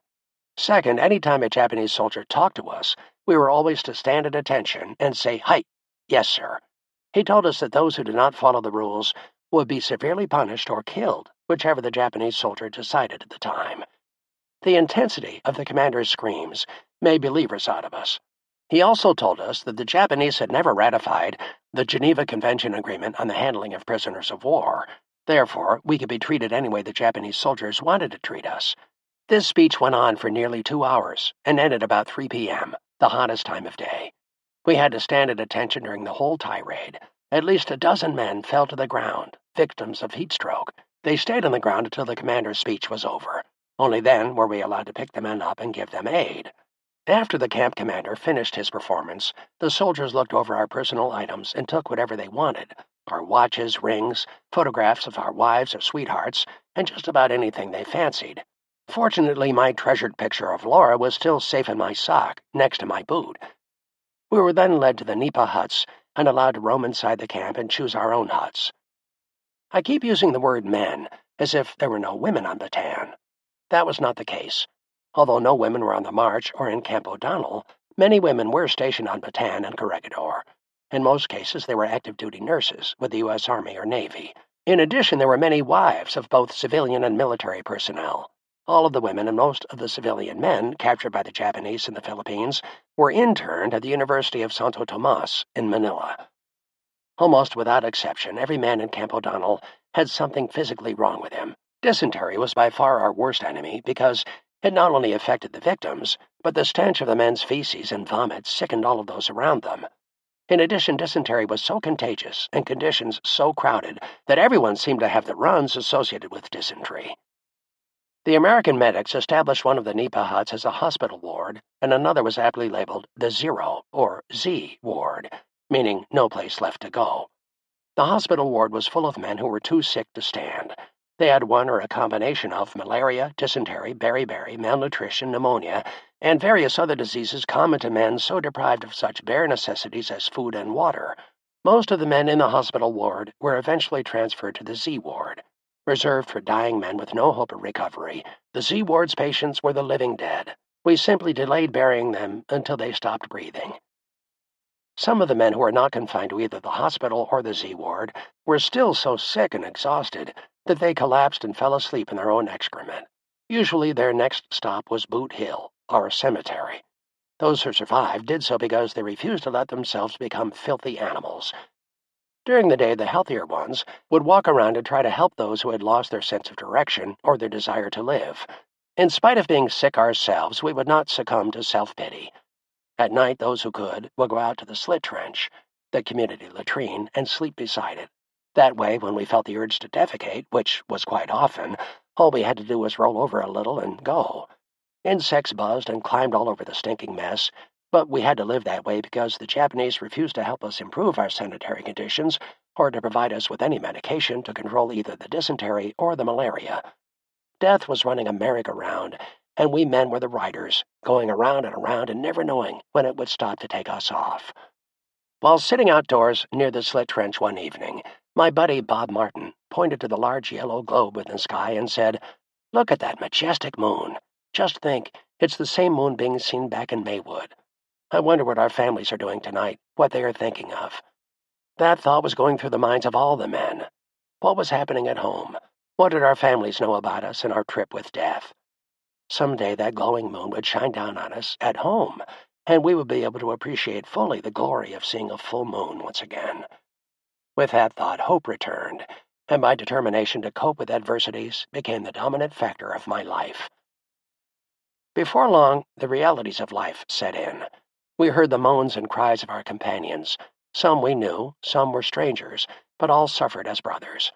Through the hut's window openings, we spied shadows moving up and down. Someone inside was probably stealing the few possessions of the dead and dying. "Hell can't be worse than this," mumbled Bob. "But we'll live through it, won't we, Ten Spot?"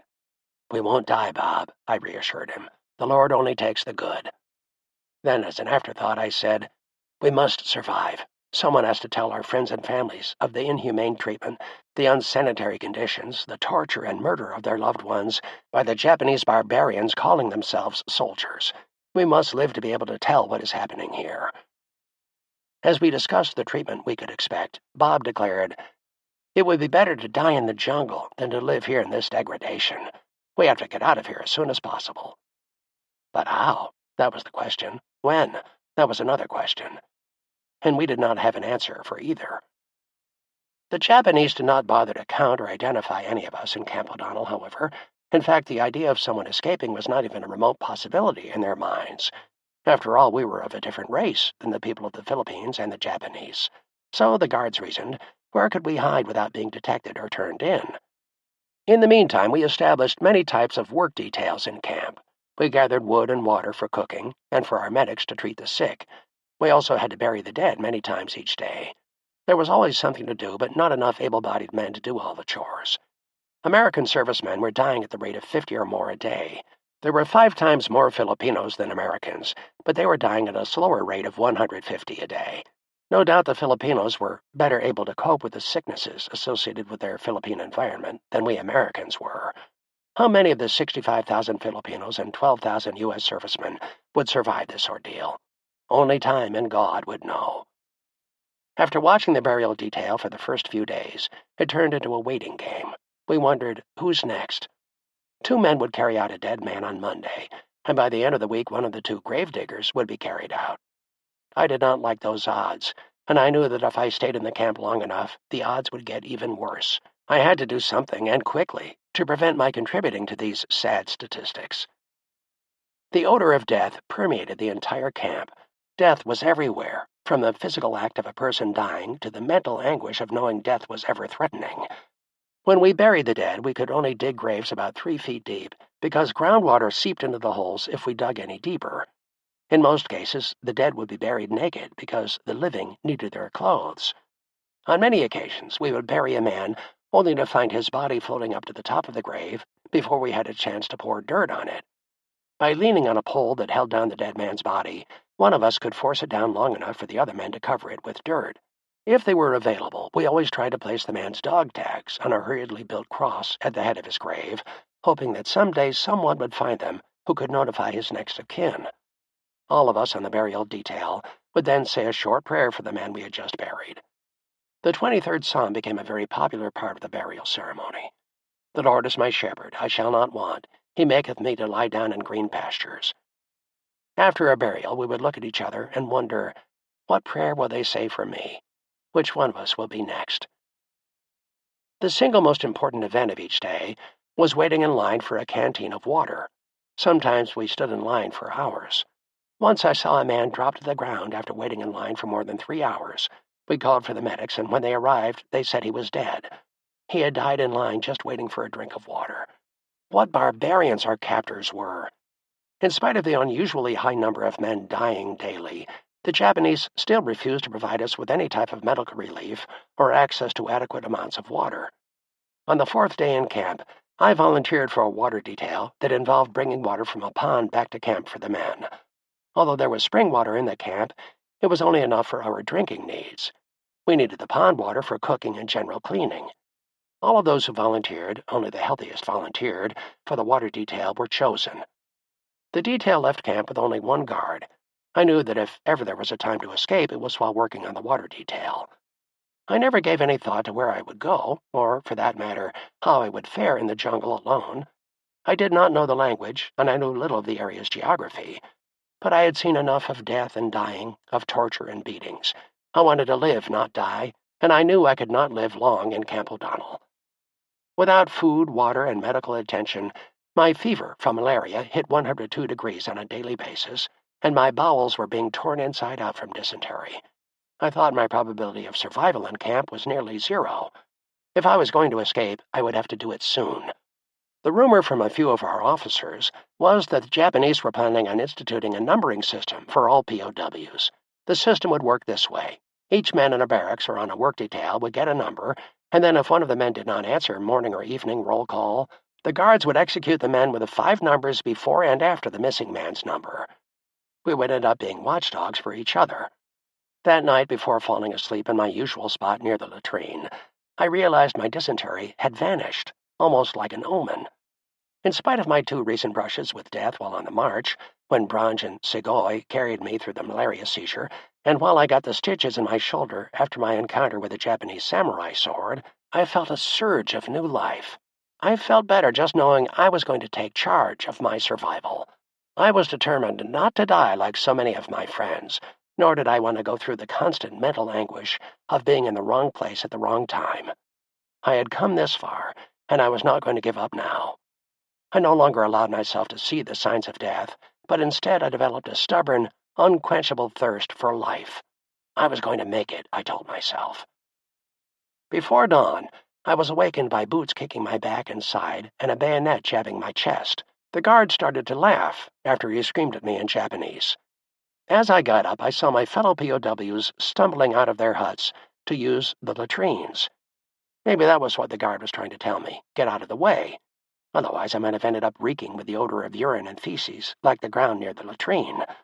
As I got up and looked around, I was horrified to see the bodies of those men who had died during the night being stacked like firewood around the base of one of the huts. The corpses were being placed in one central area so that the burial detail could proceed without too much delay. I turned my face away from the bodies being brought out. I just could not look at the grave faces and sunken eyes that still seemed to plead for help. Which of my friends did not make it last night? Tears filled my eyes as I thought of what was happening. These were my friends. They had families back home waiting for them. Why them? Why was I saved from this end? Although the first few days in camp were nothing but utter confusion, at last I was able to look seriously for my good friends Segoy, Branch, and Lou Britton. By the fourth day, there were 40,000 men already in camp, and 300 more arrived every hour. Slowly, I got my mind back in gear. I wandered around the camp, looking all the men over and hoping to see a familiar face. Finally, after walking all over camp, I located someone who said he had not seen Segoy or Branch, but knew that Lou was in the hospital ward. It did not take me long to locate the building, and inside I found Lou, fidgeting with his clothes, sitting in a corner, and staring blankly as if his mind was a million miles away. When I saw him, I knew instantly that in order for him to live, I had to get him out of that ward. I saw emaciated, half-dead men being helped to stand up by other dying men to give the mandatory salute as the guards entered. Lou, just a shadow of himself, was able to stand up on his own. That made me feel better, made me feel that Lou could make it. With a lump in my throat, I implored Lou, the first thing you have to do is get out of this stinking sick bay. Take every opportunity, use every ounce of energy to go outside. At least outside there will be fresh air. Volunteer for a work detail, no matter how weak you are. There will always be someone to help you. We are all in the same boat here. Then, in order to bring a little humor to my serious appeal, I said, Lou, my Hasidic grandfather used to say that according to Jewish law, it is forbidden to despair. I'm sure that goes for Catholics, Protestants, and all the religions that believe in God. After all, there's only one God for all of us. So you see, Lou, you're not allowed to despair. Then Lou and I went outside for breakfast, if that is what it could be called. It was lugao, rice cooked with too much water for a sort of hot porridge. Lou did not want to eat, protesting that he could not keep anything down. While we were talking, he offered to trade his ration of rice for a cigarette with a guy walking by. Lou, I yelled, you can't do that. You have to eat to stay alive. I pleaded, using all the reasoning and excuses possible to no avail. Then I insisted, Lou, for God's sake, eat. Otherwise, we won't be able to get even with these bastards. And if you won't eat, then I won't eat. We'll go down together, if that's what you want. He looked at me, and a slight smile crossed his face. Lou said, You win. I'll try making the most of a bad situation. Where's my mess kit? His dark eyes flashed a thank you, not just for making him eat, but for my friendship and caring for him as a person. I saw firsthand the consequences of not being willing to eat.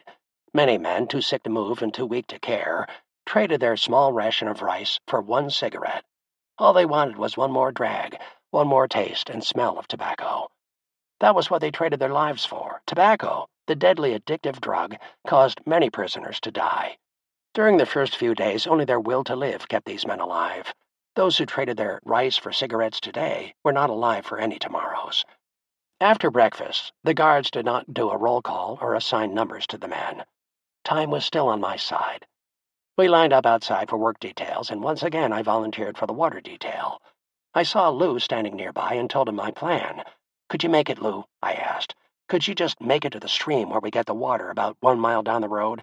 No, he said. You go, and may God be with you. I'll do as you say. Don't worry. You have given me a reason for living. I'll be ready for a work detail in a few days. You go. Do what you have to do. Again that day, only one guard accompanied us on the water detail. We made 3 trips from the stream back to the camp, each time carrying 2 5-gallon containers filled with water. I was confident that the water detail would be my ticket out of the rat hole and to survival. I would make my break the next chance I had. That night, Lou approached me and said, Les, you don't have a snowball's chance in hell in those unfamiliar jungles, not knowing the language or which way to turn once you're out of here. I answered with the best assurances I could muster. I said, Look, Lou, Over 60,000 Americans and Filipinos started the march at Mariveles, and less than half got here. Many died or were killed, but some must have run away into the hills, and I intend to find some of these guerrillas and join them. Seeing that it was useless to argue any further, Lou removed his belt buckle and handed it to me. I saw a small compass on the inside of the buckle. A motorcycle reconnaissance man from Headquarters Company, Lou was a man dedicated to his job and always well prepared. He said to me, "Take this. It'll help you out in the jungle." I refused the offer, saying, "You keep it, Lou. I'll need more than a compass to stay alive." I realized that if I did not find someone to guide me through the jungle, the compass itself would not be of much help. Chapter 6. Life with the Guerrillas. On my 6th day in Camp O'Donnell, I made my break for freedom. Occurrences during the past few days made going now a necessity. First, the death rate of both the Filipinos and the Americans had reached more than 250 per day. Those who did not have malaria or dysentery one day were certain to have a life-threatening sickness the next. Second, men were being herded into forced work details regardless of their health or physical condition. We did not know what we were going to do or where we would be working. I wondered why we were chosen to do this work, and how we were going to be expected to do the work set out for us. All I knew was that what I had seen thus far I did not like. If the future was going to be anything like these past 3 weeks since our surrender, I did not want any part of it. Third, and maybe most important, the Japanese still had not issued the prisoners' group numbers or any other type of identification. One of the doctors had told me that some of the men sent out on work details were placed in groups of 10 and told that if any one of them escaped, the remaining members of that group would be beheaded. On other work details, I was told, the guards assigned a number to each man. If one escaped, the guards would then kill the men with the 5 numbers above and below the escapee's number. No person or group inside Camp O'Donnell had been given a number at this time, but the doctor expected such a numbering system would be implemented any day. The reason I am emphasizing the numbering system is that many men were killed when a man in their numbering order escaped. I was opposed to anyone trying to escape once we had been assigned numbers, for there was a great possibility that innocent fellows would be shot, beheaded, or bayoneted because of the action of one self-centered, non-caring person. I was forced to witness several beheadings after someone escaped or attempted to escape from either camp or a work detail. I will never forget it. So I am setting the record straight right now. No one in Camp O'Donnell at this time had been given any type of identification or number. The Japanese would have no way of knowing whether a prisoner had escaped. Therefore, no one else was likely to be punished for another man's actions. The following morning, the guards began hollering for men to go on the water detail.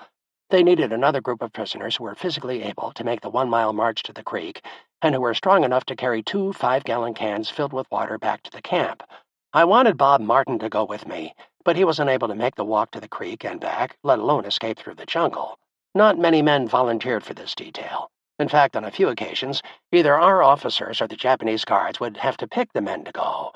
I was waiting for this detail and hoping that only one guard would accompany us, and that the guard would, as usual, not count the number of men on the detail.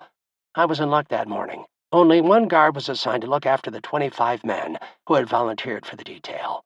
This detail seemed to be made for me in my plan. So, filled with determination, I moved into the water detail's line of volunteers. The guard in charge was short, about 5 feet 6 inches, with a stocky build and clean-shaven head. Bow-legged, he set a rapid pace. He looked innocent enough, with his steel-rimmed eyeglasses placed halfway down his nose. If he did not like the looks of one of the volunteers, he pushed him out of line. I could hardly control my excitement while we waited for the detail to begin. The 5 minutes of waiting seemed like an hour. Some of the men who volunteered stepped back out of line, and others stepped in. Confusion reigned everywhere while we waited for the detail to start. When we finally got to the creek, the men spread out over its entire length, about 150 feet, and waded about 4 feet into the water. Some of the men on that detail volunteered just to cool off, to clean off a little bit, and in general to refresh themselves in the water. Because of the number of men on the detail, the guard decided that we would make 3 round trips to the creek. My waiting paid off. It was starting to get dark as the last trip began. This overtime by the guard was my chance. Everyone was tired, including the guard. At one point, I had tried to hold my breath underwater. I had seen this done as a kid in a Tarzan movie many years before, and it seemed like an easy way to fool the guard. This was my original plan of escape, but I found that I could not hold my breath for as long as I thought was necessary. so I began thinking of another way. With a protective covering of darkness coming, I realized I could easily slip into the surrounding jungle and hide in the tall grass behind a large mango tree. I then thought of an excuse I could offer if I got caught. My plan was simple. If caught, I would explain that I had to have a bowel movement, and because I had dysentery, I left the area to avoid spreading the sickness to others. While all these things were going through my mind, darkness fell. I then moved to my protected position. Nighttime came, and no one missed me. The guard called for all the men once again to start carrying their cans of water to the camp. From the grassy area, I watched the work detail trudge back to camp for a meager ration of rice, our so-called dinner. After what I estimated to be an hour or so, I started to stand up and suddenly felt a strong hand on my shoulder, pressing deep into my flesh. I was instantly afraid. I broke out in a sweat, my heart pounded like a trip hammer, and nausea filled my throat. What was going to happen to me now? They caught me, and my excuse was not going to be believed. I slowly turned my head in panic, and I knew there was no retreating from my plan. With a deep sigh of fear, I was ready to face my fate. Then I heard a voice behind me say, "Don't worry, I'm an American. I've been watching you for the past hour. I'm going to help you get some medical attention and some food. Come with me." I turned around quickly, still leery, and saw a massive-looking, bearded man staring at me. I soon found out I was in the good hands of an American guerrilla. He told me his name was Ray. I never did bother to ask him his family name. What difference would it make? Ray was about 30 years old. He was dressed in old army fatigues and a cap that looked like it had been around for a dozen or so years. His beard was at least 2 inches long and covered most of his face. As he explained later, "This is the best darn camouflage a guy could have in this jungle." He had a hoarse voice, as if he had a bad case of bronchitis. I guess his time in the jungle made him very suspicious and cautious, because he did not say much until we had moved a good couple of 100 yards away from the pond. Ray explained that he had been helping many of the men on the march and from Camp O'Donnell join the behind-the-lines fighting force. Its purpose was to become a thorn in the enemy's side by keeping the Japanese constantly busy protecting themselves and to psychologically erode their better-than-thou attitude. When Ray spoke about this mission, his voice reverberated and he shook visibly. I could see how much he hated the Japanese, and I wanted to know what they had done to him, but I decided not to ask. As I found out later, one of the first rules of conduct within a guerrilla band is that no one asks personal questions. After all, there were many reasons for joining a guerrilla group. Some men had escaped during the march, some had become separated from their outfits during a battle, and a fair number were simply AWOL, having fled from what they considered an intolerable situation, or even to avoid the consequences of an illegal act. Finally, after walking about a mile, Ray allowed me to stop for a short rest. Things out here were so different than at O'Donnell that I fell to the ground, laughing and crying at the same time. Nothing, I thought, could be worse than our sufferings on the march. Anything would be better than the stench of O'Donnell, seeing men dying by the hundreds day after day, and then being buried with dozens of other corpses in a single hole like animals. God, I was glad to be out in the jungle, away from the pain and agony of being a prisoner of the Japanese. Ray told me that we would have to walk through a mango grove, a pineapple field, and a herd of wild carabao to get to the bivouac area his guerrilla group was using. Ray said that each band of guerrillas had their own area of command and their own area of combat readiness. In other words, each had responsibility for annoying the Japanese in certain areas. Every man within each group was expected to torment the enemy. When we started to walk again, I admired the moon shining through the trees. What a beautiful sight, I thought. We stopped for the night in a well-camouflaged area, hidden by tall grasses, big trees, and heavy shrubs. We were not too far from a stream, and a path that the natives used while traveling through this jungle. Paths were always near water because the natives always traveled with their carabao. Because this swampy area was full of leeches, mosquitoes, red ants, and snakes, we did not expect the Japanese to come even close. The weird sounds of the night were actually music to my ears. I was hearing them as a free man, without being slapped around, starved, deprived of medicine, or forced to do the dirty work of any Japanese soldiers. Yes, at that very moment, I felt that if I had to die in this war, then it was better to die a free man than to have to live under the subhuman conditions in a germ-laden, stinking nipa hut of Camp O'Donnell. Or was it? I kept thinking that for me, it was an easy choice, but then I considered how my folks would take it. Laura would then be a very young widow. How would she react when word reached her of my death? Then I started to think about all of those friends I left behind at O'Donnell and what was going to happen to them. Is there anything, even any small thing, I can do now as a free man to help them? I wondered. Maybe if I had stayed at the camp, I would have died in captivity. Then I would have joined that stack of corpses that were stripped of everything they owned and dumped into a shallow mass grave. Maybe my hand would be sticking out, maybe a foot, or maybe a pole would have to be jammed into me so that I would not float to the top of a water-filled hole. Would I get a prayer? Only a handful of the Japanese guards allowed us to say a prayer for the dead at the burial site. In most cases, the detail carrying the dead bodies would say a silent prayer as they lifted the poor, malnourished skeleton of a body that was once a vibrant, happy man into the grave. All of these thoughts kept going through my mind as I lay in the open field, a free man once again. That night, before we settled down for some shut-eye, my newfound friend Ray opened his musette bag and took out 2 cans of Spam, one for each of us. I quickly forgot that Spam was one of those foods GIs joked about.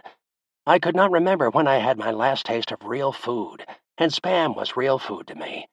I devoured the contents of the can, but was not greedy enough to ask for more. I was happy with what I got. Then, to my amazement, Ray pulled out of the bag a bottle of fluid that looked like wine. A few minutes later, by golly, it even tasted like wine. Then, with a smile on my face, I stretched out in the grass and fell sound asleep. Early the following morning, we began our trek up the mountains to the area where I would be questioned and then indoctrinated into the life of a guerrilla. Ray explained that there was a Filipino barrio there, and I would meet about 6 or 7 other Americans who had also escaped or were cut off from their own troops during the fighting on Bataan. In fact, that was how the guerrillas got started. Men who were trapped, out of touch with their own units, and unable to move through the jungle, found friends in the Filipino communities who were willing to help Americans. When we started to withdraw, we came into contact with many Filipinos, most of whom were pro-American and willing to do anything they could to win back their country. To counteract this pro-American loyalty, the Japanese tried to convince the Filipinos that they belonged to the same race as the Japanese, and the Filipinos should not protect or befriend Caucasians. The pro-American Filipinos were considered traitors by the Japanese, who were just as brutal to the Filipinos as they were to us Americans. Along with Filipino soldiers, the U.S. soldiers continued to fight the Japanese, but in a different manner. The guerrilla activity in the Philippines was not a surprise to General MacArthur. Prior to the start of the war, MacArthur tried to form a guerrilla resistance unit in northern Luzon as a means of ambushing the Japanese if and when a war with them was declared. I wondered if I might run into some of my old buddies in one of the guerrilla groups. We finally arrived at the barrio headquarters of the guerrilla band that I was to join. After being questioned, I was fed all the rice I wanted, broiled chicken, and barbecued pork, a meal fit for a king. Once again, my thoughts went to my friends at O'Donnell. I wondered what they were doing, whether Lou went out on a work detail, and if any of my buddies from Company B died in the last 2 days. In spite of eating a magnificent meal, I was crying between bites. I could not really be happy with my friends still prisoners. I was mixed up. I did not know how to react to this newfound freedom. The officer in charge, a lieutenant who said to call him Riley, informed me that the other men of my detail were going out first thing the next morning to contact a Japanese unit that was traveling on one of the roads leading from Manila. The Japanese were carrying their supplies inland, and it was our job to see that these supplies never reached their destination. I was reminded once again that our role as guerrillas was to be a thorn in the enemy's side. I was told, however, that until I recovered physically, I was not to go out on any detail searching for the Japanese. Lieutenant Riley was a big man of at least 200 pounds and a good 6 feet 2 inches tall. With his almost bald head and a full beard, this man was awesome. Yet his voice sounded calm, and his tone was reassuring. He enunciated every word with pure artistic talent.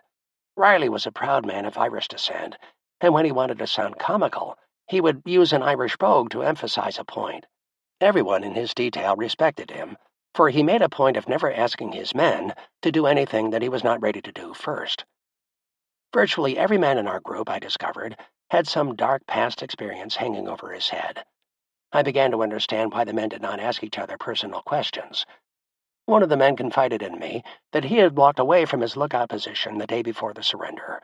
He said it was useless to continue fighting, but his commanding officer did not realize the situation and wanted his men to be ready to charge the Japanese front line. I am sure one of the other men in our group was half crazy. He cried at the drop of a hat, and on a few occasions in his sleep he started screaming in a foreign language. One of the mornings after being awakened by this screaming, I asked Ray what was going on with this guy. Ray just shrugged his shoulders and said, "Don't ask." By my fourth day, under the watchful eyes of Lieutenant Riley, I had gained both weight and a sense of what was expected of me. My first detail consisted of 12 Filipinos and 2 other Americans. Each of us had a .45 caliber automatic pistol, a large bolo knife, and a Thompson submachine gun with 2 extra loaded drums. We took off about 7:30 in the morning, and an hour and a half later, we found the road over which the Japanese were expected to drive their loaded trucks. We arrived well ahead of the Japanese convoy, and were instructed on where and how to rig explosives along the side of and on the road. Once the explosives were set, we took up positions about 100 feet forward of the expected vehicle's destruction. We did not have to wait too long. Within 15 minutes, we heard the strain of the truck's motors and knew they were getting closer to our hidden explosives. Soon the convoy of 3 trucks rounded the bend in the road. On each truck we could see 4 guards plus 2 men in the cab. The bed of the trucks were all open, revealing an assortment of much-needed supplies and, more important to us, no other Japanese soldiers. As I watched from my hiding place beside the road, my legs felt wobbly, my arms were heavy, and my knees seemed to knock at a constant tempo. Waiting, I realized, was almost as bad as the fight itself. Then, within a split second, I heard the explosions, loud and resonant. I sprang from my hiding place into action. With a pistol in my right hand and a hand grenade in my left, I was ready for any Japanese survivors of the blast. The explosions sounded just like the Japanese bombs over Clark Field only a few months before. All 3 of the trucks rolled over from the impact, and the Japanese guards riding on or in the trucks were hurled 20 feet in the air and landed only a few feet from where we were crouched. None were alive when we reached them, and their cargo was strewn all over the road. As we looked at the bodies, the trucks, and the blown-apart supplies, we did not speak a word. We were not sure whether another contingent of soldiers was bringing up the rear. We moved back into our positions immediately, waiting for whatever was to come. Then we received orders from the lieutenant. All was clear, mission accomplished. We returned to our bivouac area, carrying those salvageable supplies that we so badly needed. Once back at our staging area, in the small barrio of Dinalupian, I marveled at the ease with which we were able to accomplish our mission. The whole event took less than 5 hours. I felt good about being a part of this effort to destroy the enemy. If only Lou or Bob knew what was going on outside of prison camp, they too would be excited.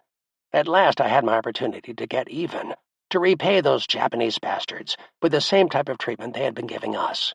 Show no mercy was our motto. Give them hell was what we said. In these few weeks after the surrender, the activities of the guerrilla bands were mostly retaliatory in nature.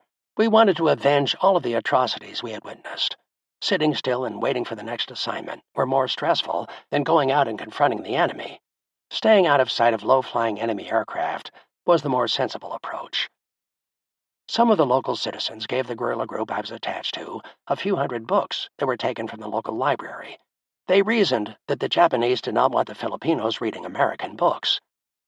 During lulls in our activities, I read whatever books were available. My favorite was the pocketbook of verse, which for some reason the Japanese allowed me to keep, and I still have and treasure this book that made many of my wartime days seem shorter. A book on the power of positive thinking was another one I liked. After all, I was the living proof of the benefit of a positive attitude. Due to the nature of our missions and the start and stop time requirements, I found a way to read faster than ever before. I was not skimming, I was speed reading. During the next few days, I read a book on philosophy, one on history, another on the power of money, and last, a book dealing with different business opportunities. Reading was a great way of keeping busy when we were not getting ready for another assignment. During these inactive periods, I also ate better and more food and gained a much-needed 10 pounds. We were forbidden by the officer in charge to keep any written notes of names, places, or any other evidence that could identify us as guerrillas operating behind enemy lines. Not having records of these events proved a lifesaver for me only a few weeks later. The psychological power of knowing one is not completely isolated from his fighting forces goes a long way in achieving the necessary support for civilian resistance to an occupying force. The Filipino people never lost faith so long as they felt that they were not forgotten. On a day-to-day basis, one or more guerrilla bands would engage the Japanese militarily in one way or another. This constant reminder that the Americans were still involved with the war effort made the Filipino civilians feel they could and should continue to fight for their beliefs. Inevitably, there were some men, both Filipinos and Americans, in my guerrilla band, who did nothing all day long and soon found themselves in arguments with other members of our group over the smallest of details. Others played around with the local female population and drank whatever alcoholic beverages they could find. I knew these misfits were not going to be worth much if we had to go out on a surprise mission. I was with the guerrillas for only 2 weeks. In that time, however, we picked up 4 Americans who were found wandering in the mountains, and we had 5 skirmishes with the Japanese, all of which we won, hands down. We did not suffer a single loss. Not one of our group was even wounded. In fact, during my time in the hills, only 1 man was injured, but he fell and broke his leg while trying to catch a couple of wild chickens. By my 10th day with the guerrillas, I was used to the trials and tribulations of the group. Then the following day, word came from another guerrilla band that the Japanese were planning an all-out offensive against the guerrillas. Word was circulating around the various barrios that the Japanese were offering hefty rewards for information about the whereabouts of any guerrilla bands or any individual fighting with the guerrillas. One of the rewards was a sack of rice. We knew the Japanese were shipping most of the rice harvested in the Philippines to their fighting forces around the Pacific theater of operations, and the rest to Japan. For the near-starving Filipinos, a sack of rice was a greatly tempting reward for turning in an American. With the reward posted prominently in all the cities and barrios of the Philippines, we were told to be very careful in our contact with the locals. Many times before or after a raid on the Japanese, the guerrillas would have to stay in a local village overnight. Most of the villagers were seriously malnourished and only shadows of their former selves. We were constantly concerned that, in a moment of anxiety for their children, one of them might turn us in for the reward. We would not blame them. After all, they and their children were suffering severely. On our next mission, we arrived at our destination earlier than expected. As we approached the barrio, we heard women screaming and the sound of rifle fire. We took cover at the top of a ridge and looked onto the village. We were aghast at what we saw. Tied to each nipa hut leg was a Filipino woman with her clothes torn almost totally off, and we watched in horror as Japanese soldiers inserted something into each woman's vagina. These women screamed, begging for mercy, crying for someone to stop this torture, but the Japanese merely laughed louder and harder. They were getting quite a kick out of their terrible game. Some of the guards began fondling the women's breasts, while other guards hit the ones who were screaming with pieces of bamboo loaded with sand and gravel. This weapon, if swung with enough force, could rupture or tear apart any part of the human body, and that was exactly what the Japanese soldiers were doing. One woman looked as if she was bleeding all over. From some areas, her blood was literally squirting out, sort of like a fountain. Watching this brutal, savage treatment of innocent victims was more than I could take. Just as I was about to turn my face away, I saw a few of the soldiers light the fuses that were protruding from the women's vaginas. Within 20 seconds, I heard the explosions. God, what a horrible sight. The women were blown apart, and their huts were reduced to rubble. Through the smoke, children screamed and cried out for their mothers. And during all of this carnage, other Japanese soldiers, who had just come out of their hiding places, horsed around and laughed at their assault on these innocent people. Barbarians, one and all. We counted about 40 Japanese soldiers and only 5 of us. In addition, we saw another 50 or 60 civilians in the barrio who had been forced to watch this execution. We wanted to attack the Japanese soldiers, but with all those civilians nearby, it would have only meant more destruction and killings. The people had had enough of that for this day. We decided against any reprisal at this time, and we did say at this time. Then we heard the voice of the interpreter, loud and clear. That was for not answering our questions about guerrilla activities in your village. Next time you fail to answer, we will eliminate the whole barrio. With that, the Japanese soldiers got in their trucks and drove off. I was still trembling with disbelief and disgust. My rage at the brutality and at being helpless to stop it is impossible to describe.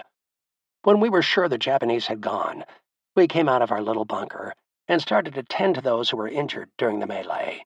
We saw that almost half of the little homes in the barrio were totally destroyed. Helping to put people's lives back together is one thing, but putting their bodies back together after this massacre was quite another. As we searched for the wounded, we found the most gruesome sight awaiting us on the barrio streets. Large and small parts of arms, legs, and torsos were scattered all over. Those people able to walk unaided did so with great difficulty. Our small guerrilla band sewed up dozens of wounds and applied emergency tourniquets wherever needed. Then we placed the most seriously injured in the bed of a truck and had one of the men from the barrio drive them to the closest town with a doctor and hospital. By the time we finished these simple medical procedures and directed a cleanup crew to start clearing the debris and to make plans to rebuild the destroyed huts, it was already dark. The barrio's leaders thanked us and insisted that we stay for dinner and sleep there that night. We rarely traveled after dark, so we accepted their hospitality. Once we decided to stay in the barrio, we could only hope that the people there would not hate us for what the Japanese did to them. Unfortunately, we were wrong. While most of the people accepted us, the 10-year-old son of one of the women killed that afternoon told us we were to blame for his mother's death. He cried and screamed at us for what had happened to his mother. He did not hold the Japanese who did the killing responsible. He blamed us. One of the regulations set forth by the leaders of the guerrilla band was that when we stayed in a village, we were always to split up. Each member of the group was supposed to sleep at the home of a different family. That way the odds were that only one of us would be captured or injured in a confrontation. I was assigned to one of the huts on the outskirts of the barrio that night. None of us needed a blanket, pillow, or a change of clothes. We just slept in the clothes we were wearing. I did not fall asleep that night as quickly as usual. Instead, I lay awake thinking of the horrible tragedy I'd witnessed that day. I guess it was about 1 o'clock in the morning when I finally fell asleep, and at 5:30, I was awakened by a sharp pain in my left leg. In fact, when I touched the spot that hurt so much, I felt a warm wetness flowing from it. Then, as I became fully awake, I saw a Japanese soldier standing over me who had just pulled his bayonet from my leg. That was what I felt, what had caused me the initial pain. The quiet of this little village was broken as the soldier began screaming at me. At first I thought he was hollering for me to stand at once. Then as quickly as he started, he stopped, turned to a few of his soldier friends, and showed them the blood on his bayonet. Then they all began to laugh loudly, sounding almost like a donkey braying. As I started to get up, he kicked me in the chest. As I tried to rise again, I realized that getting up on my own would be very painful, if not impossible. A Filipino standing next to me helped me get up, and as I did, the guard kicked me again, this time in the leg he had bayoneted. The pain was horrible, but I bit my lip and refused to give him the satisfaction of hearing me moan, cry, or scream. I finally got to my feet, stood as erect as I could, and saluted the entire contingent of guards standing around me. The simple instructions my guerrilla friends had given me immediately came to mind. If captured, show military respect. Give your name, rank, and serial number. Say you are not and never were a guerrilla, that you have no idea where any other Americans are, and that you have been in the jungle for months because your outfit got split up. In other words, pretend you know nothing and deny you were ever a guerrilla. Our guerrilla leader felt that because it was only recently that the surrender took place, maybe the Japanese would buy the excuse that we were lost from our units. All of these instructions came to my mind in a flash. I quickly applied everything I was taught. I stood at rigid military attention, looked the Japanese officer squarely in the eye, and said, "My military number is 20600-429. I realized also that I should not use the word height, the sole acceptable response to a Japanese soldier, regardless of rank, for the only way an American would know to say hi was if he had been incarcerated at Camp O'Donnell, and if he had been there, they would know he must have escaped.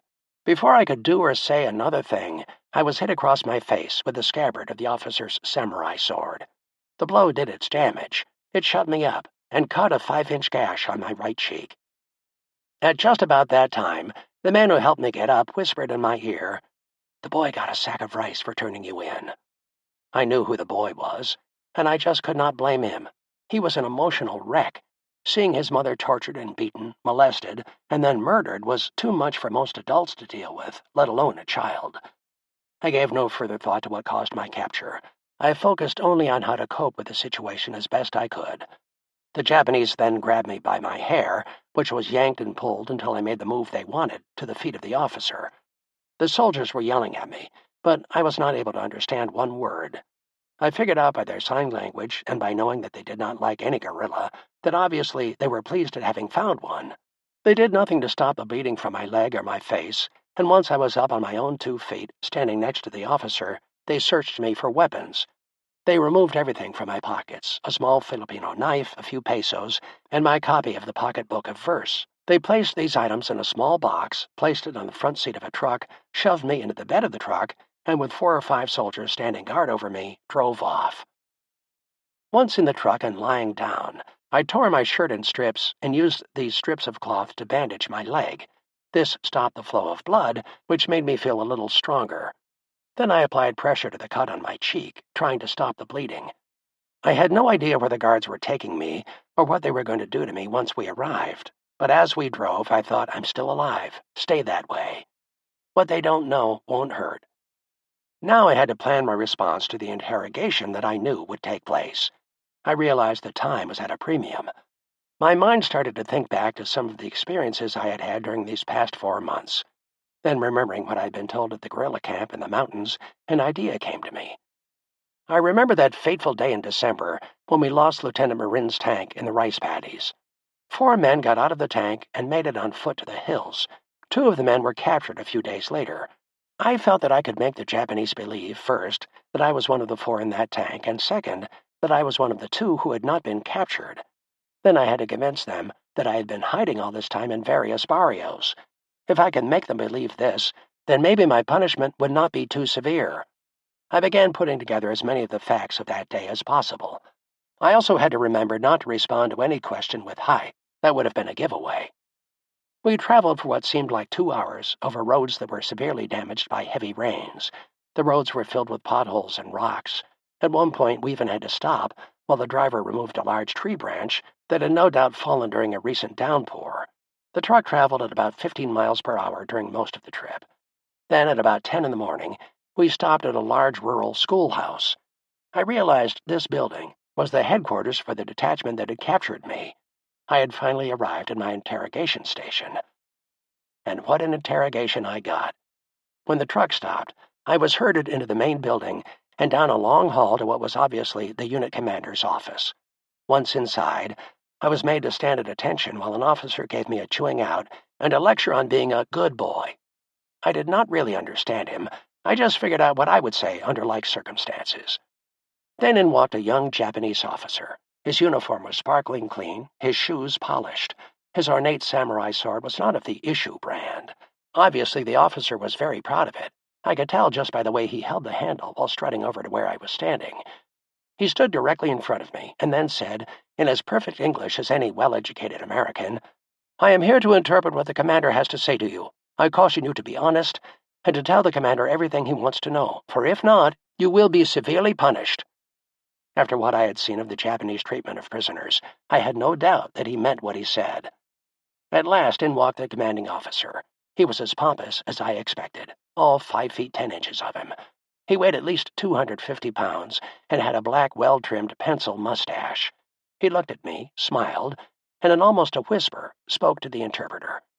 The English-speaking officer then told me that the commander had said, "Tell me where the rest of the poor, unfortunate soldiers you have been working with are hiding."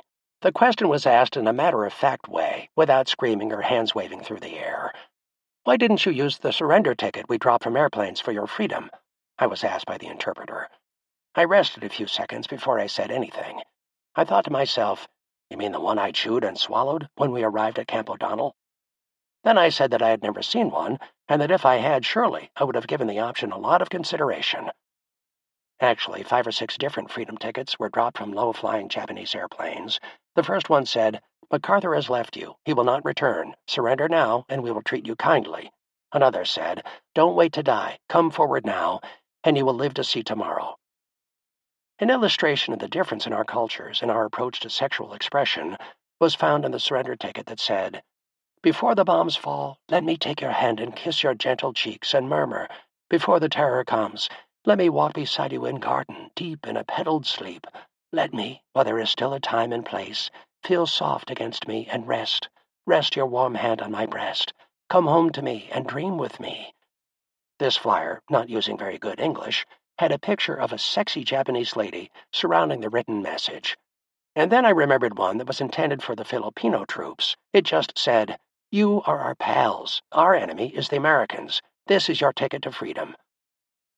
The questioning continued, and the Japanese concern for the damage guerrillas were doing to them became evident. They demanded to know where the guerrillas were hiding. In the first place, I really did not know where the rest of the guerrillas were, because they moved to different locations quite often. Second, I was new to this, and therefore did not know the exact locations where the guerrillas had taken me. Third, even if I did know, I was not planning on telling the enemy, or even letting on that I knew. I had to answer, so I said, "If I knew, I would tell you, but I really don't know. You see, I was just passing through, trying to find a place to sleep and a little food." Obviously, they did not believe me. I could tell from their reaction that they had made up their minds that I was not going to tell them a thing. For what seemed like an eternity, I just stood and waited for them to say something. At last, the commander gave the interpreter instructions. A few minutes later, a guard came into the room, raised his rifle, flipped it around so that the stock of the gun was facing me, and with one swift movement hit me with the butt squarely in the face. With one fell swoop, I started to bleed from each and every part of my face. I knew that my nose was broken, that a few teeth were missing, and that it hurt like hell. Blood was gushing down my shirt to my pants. Everything was getting wet from the flowing blood. All the while, the Japanese were having themselves a good laugh. I guess I was truly the butt of the joke. While I was trying to straighten up, one of the guards hit me across the back with a piece of bamboo filled with dirt or gravel, and once again I fell to my knees. I got up as fast as I was able and stood at attention in front of the guards. I was left standing there for about an hour. Then 3 guards came in and dragged me out to the parade ground, which had been the playground of the school. Once outside, I saw they had another American spread-eagled on a large board. His head was about 10 inches lower than his feet, and his arms and feet were outstretched and tied to the board. A Japanese soldier was holding the American's nose closed, while another soldier poured what I later found out was salt water from a tea kettle into the prisoner's mouth. In a minute or two, the American started coughing and throwing up water. The Japanese were simulating a drowning situation while the victim was on land. Every few seconds, an officer would lean over and ask the prisoner a question. If he did not receive an immediate answer, he would order that more water be forced into the prisoner's mouth. I could not believe my eyes. Torture of this nature was something I had read about in history books. It was used during the medieval times, certainly not in the 20th century. My God, I wondered, what is in store for me? My entire body became clammy, and I felt a sort of internal shaking, where my insides seemed to be moving all around. My face grew hot and my eyes opened wide as I said to myself, "What now?" It did not take long for me to find out. The guards forced me to the ground in a sitting position, and then began asking a series of questions, shot at me quickly from 2 or 3 soldiers all at once. The interpreter came over and knelt down next to my ear, and repeated the questions in English. "Are you the officer in charge? Where are the other Americans hiding? Who gave you the guns and ammunition? Who has been feeding you? Tell us," he said. "Tell us, and you will live." I was frightened. I did not know the answers to their questions, and I did not know the punishment that was being planned for me. After what I had seen on the march, my imagination just ran rampant. I thought of every one of the atrocities I had seen. Were they going to cut off my head? How will I act when they tell me to kneel down? Maybe they were going to shoot me. That would be easier, I thought. But what if they were going to make me a dummy for bayonet practice? Without realizing what I was doing, I replied, "The Geneva Convention said all I have to give is my name, rank, and serial number, sir." The interpreter burst out laughing. Then he informed the officer in charge what I had just said. The officer also belched out a loud laugh. I was then informed that the Japanese did not sign the Geneva Convention. Therefore, they did not have to abide by those rules governing prisoners of war. I did not realize it at the time, but my response must have saved my life. The Japanese officer had been present at Camp O'Donnell when the camp commander had hollered and raved the same thing about the Geneva Convention. As I looked back on this experience, the Japanese must have felt that I had never arrived at O'Donnell, or I would have known this little fact. After a few more minutes of laughing at me and my serious statement, the officer in charge stood up and went to where they were torturing the other American prisoner. I heard the American yell out, I'll tell, please stop, please." The interpreter kneeled down in front of the man and wrote down what he said. Then, without a moment's hesitation, the Japanese officer pulled out his revolver and shot the man in the head. Oh my God, I thought, the chances of being killed were no better if you told or not. Death was still the price you paid. What a horrible thing to have to watch, and what a way to die. Torture, then death. I thought about what I had just witnessed, and decided right then and there I was going to stick to my guns. "I don't know anything about anything. I'm just a dumb American soldier taking orders like any good soldier would do." That was what I was going to say. I was questioned for about 2 more hours, and after each question, I told the same thing. I don't know anything. I am only a poor private and followed orders. At first I thought they accepted my denial of any valuable knowledge, but then I saw a few Japanese soldiers erecting a hanging bar out on the field. I was told to stand, and before I knew what was happening, I was again hit across the face with the butt of a rifle. Then they shouted more questions, and before I could answer, the officer in charge took off his large military belt, swung it while holding onto the leather end, and hit me in the face with the buckle with the impact of what seemed like a kicking horse. I was so scared I wet my pants. I did not know what to do or what to expect next. Was I going to die right then and there, or was this just some kind of game they wanted to play with me? No, my life did not pass in front of me. I had neither the time nor the energy to think about anything. I just wanted to know what I had to do to stay alive. As I had decided while on the march, my goal was to get home to my family and my wife. I had told myself that I had to make up my mind about what I wanted, and then I had to do everything necessary to accomplish that goal. My final decision was always based on what would enable me to accomplish my goal without forfeiting my honor, my integrity, or my dignity.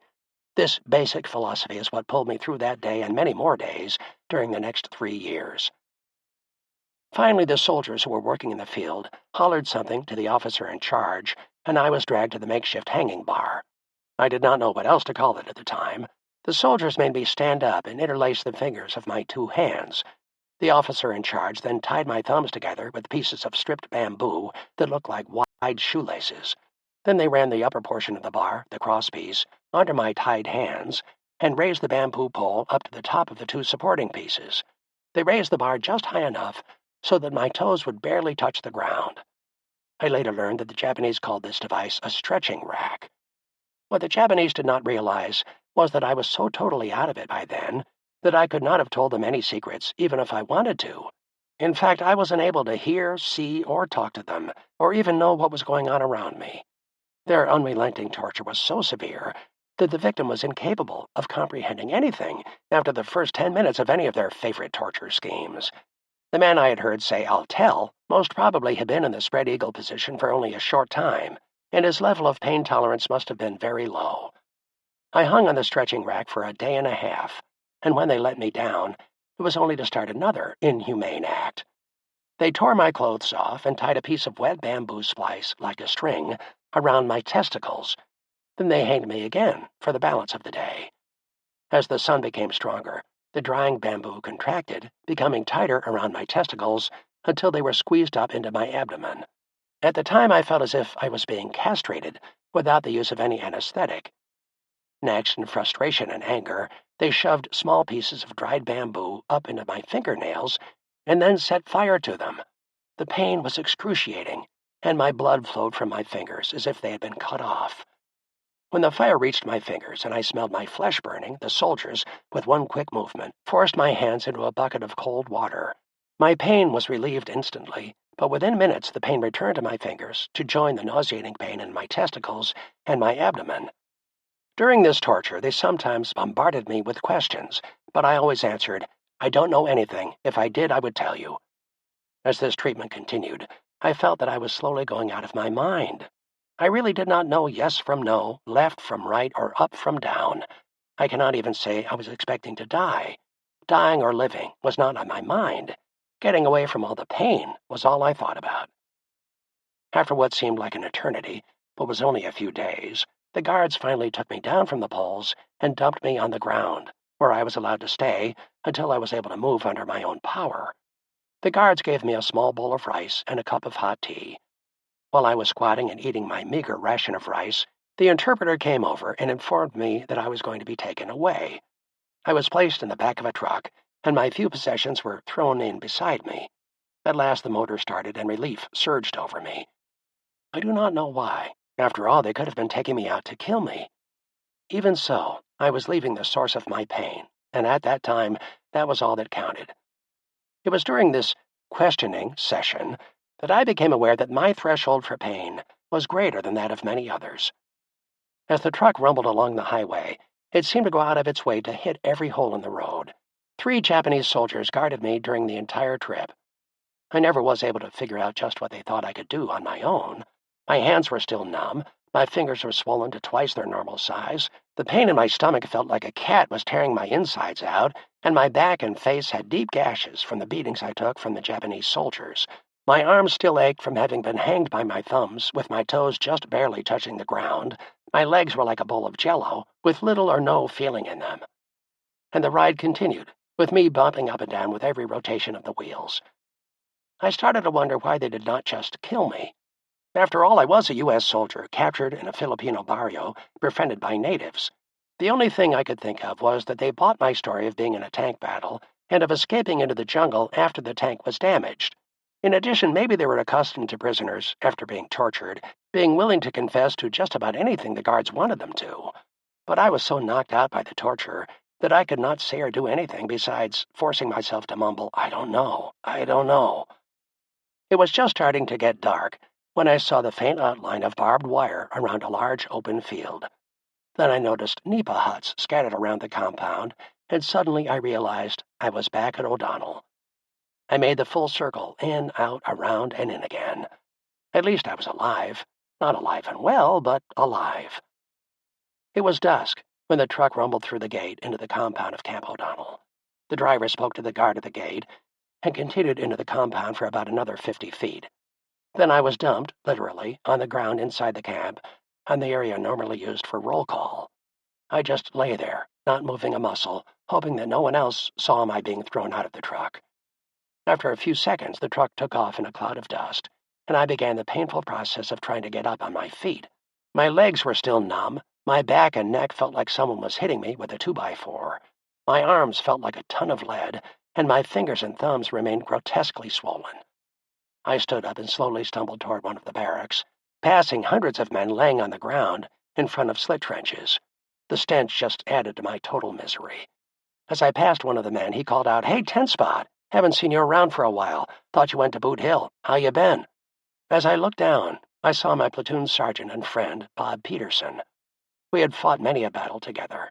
For one confrontation with the enemy while on Bataan, Bob later earned the Silver Star for bravery. We had shared many experiences on the withdrawal back into Bataan. It was good hearing Bob's voice, and when he said 10-Spot, it brought back happy memories of how I got that nickname. I was one of a dozen men who got together to play poker at least once a week in our barracks at Fort Knox. Out of the 12 of us, there would always be 6 or 7 who were able to play when needed. One night, as the evening wore on and the betting got hot and heavy, I pulled the 4th 10 to beat Bob's full house. As I was taking in the pot, Bob said, "You did it to me, 10-Spot." And that nickname stuck ever since.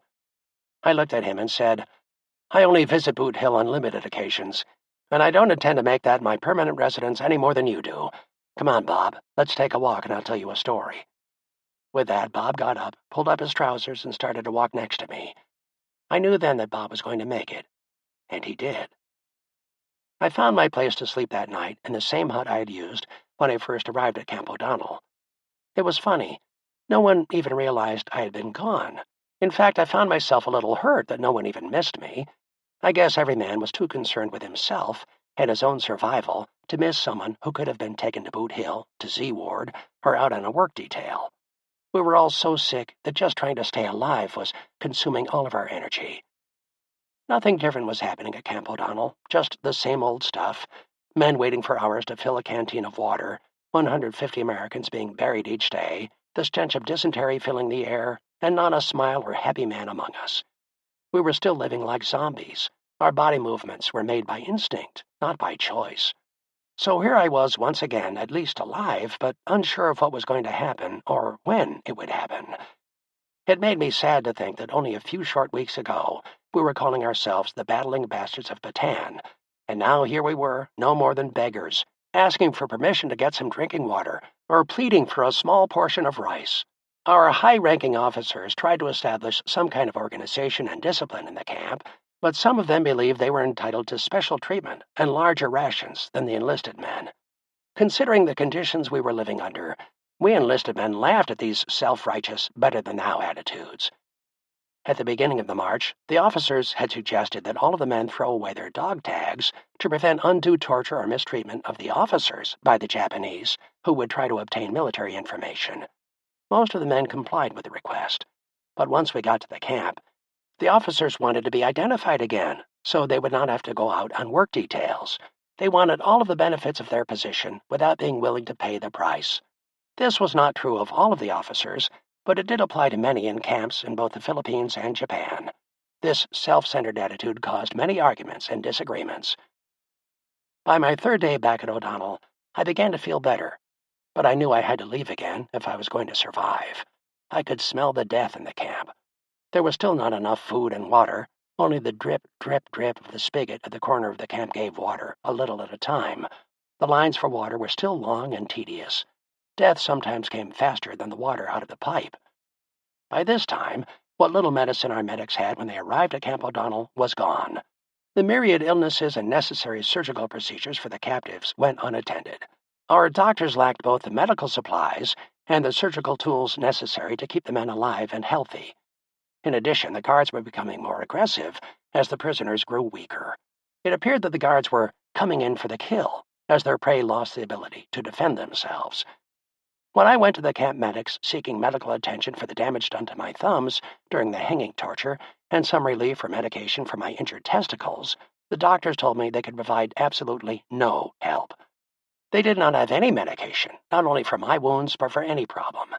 Dr. Thomas Hewlett said, "If something doesn't happen real soon, and medicine is not made available to ease the dysentery, malaria, and pneumonia cases, we will all be dead by Easter." Dr. Hewlett weighed about 135 pounds and stood only 5 feet 7 inches, but he was more of a man than most of us put together. Doc Hewlett's hair was cut crew style, and he had a Kentucky drawl that complimented the well-educated and refined Southern gentleman that he was. Tom was raised and lived on the Kentucky-Illinois border, but he had spent most of his time on the Kentucky side. I was very lucky to have had Doc Hewlett on the ship to Japan with me, and then for the next 3 years in our prison camp in Japan. He came home and was honored by the U.S. government for his role in saving lives while a POW in Japan. A wonderful man, he died in 1991 and was honored at the annual reunion of the survivors of Camp 17.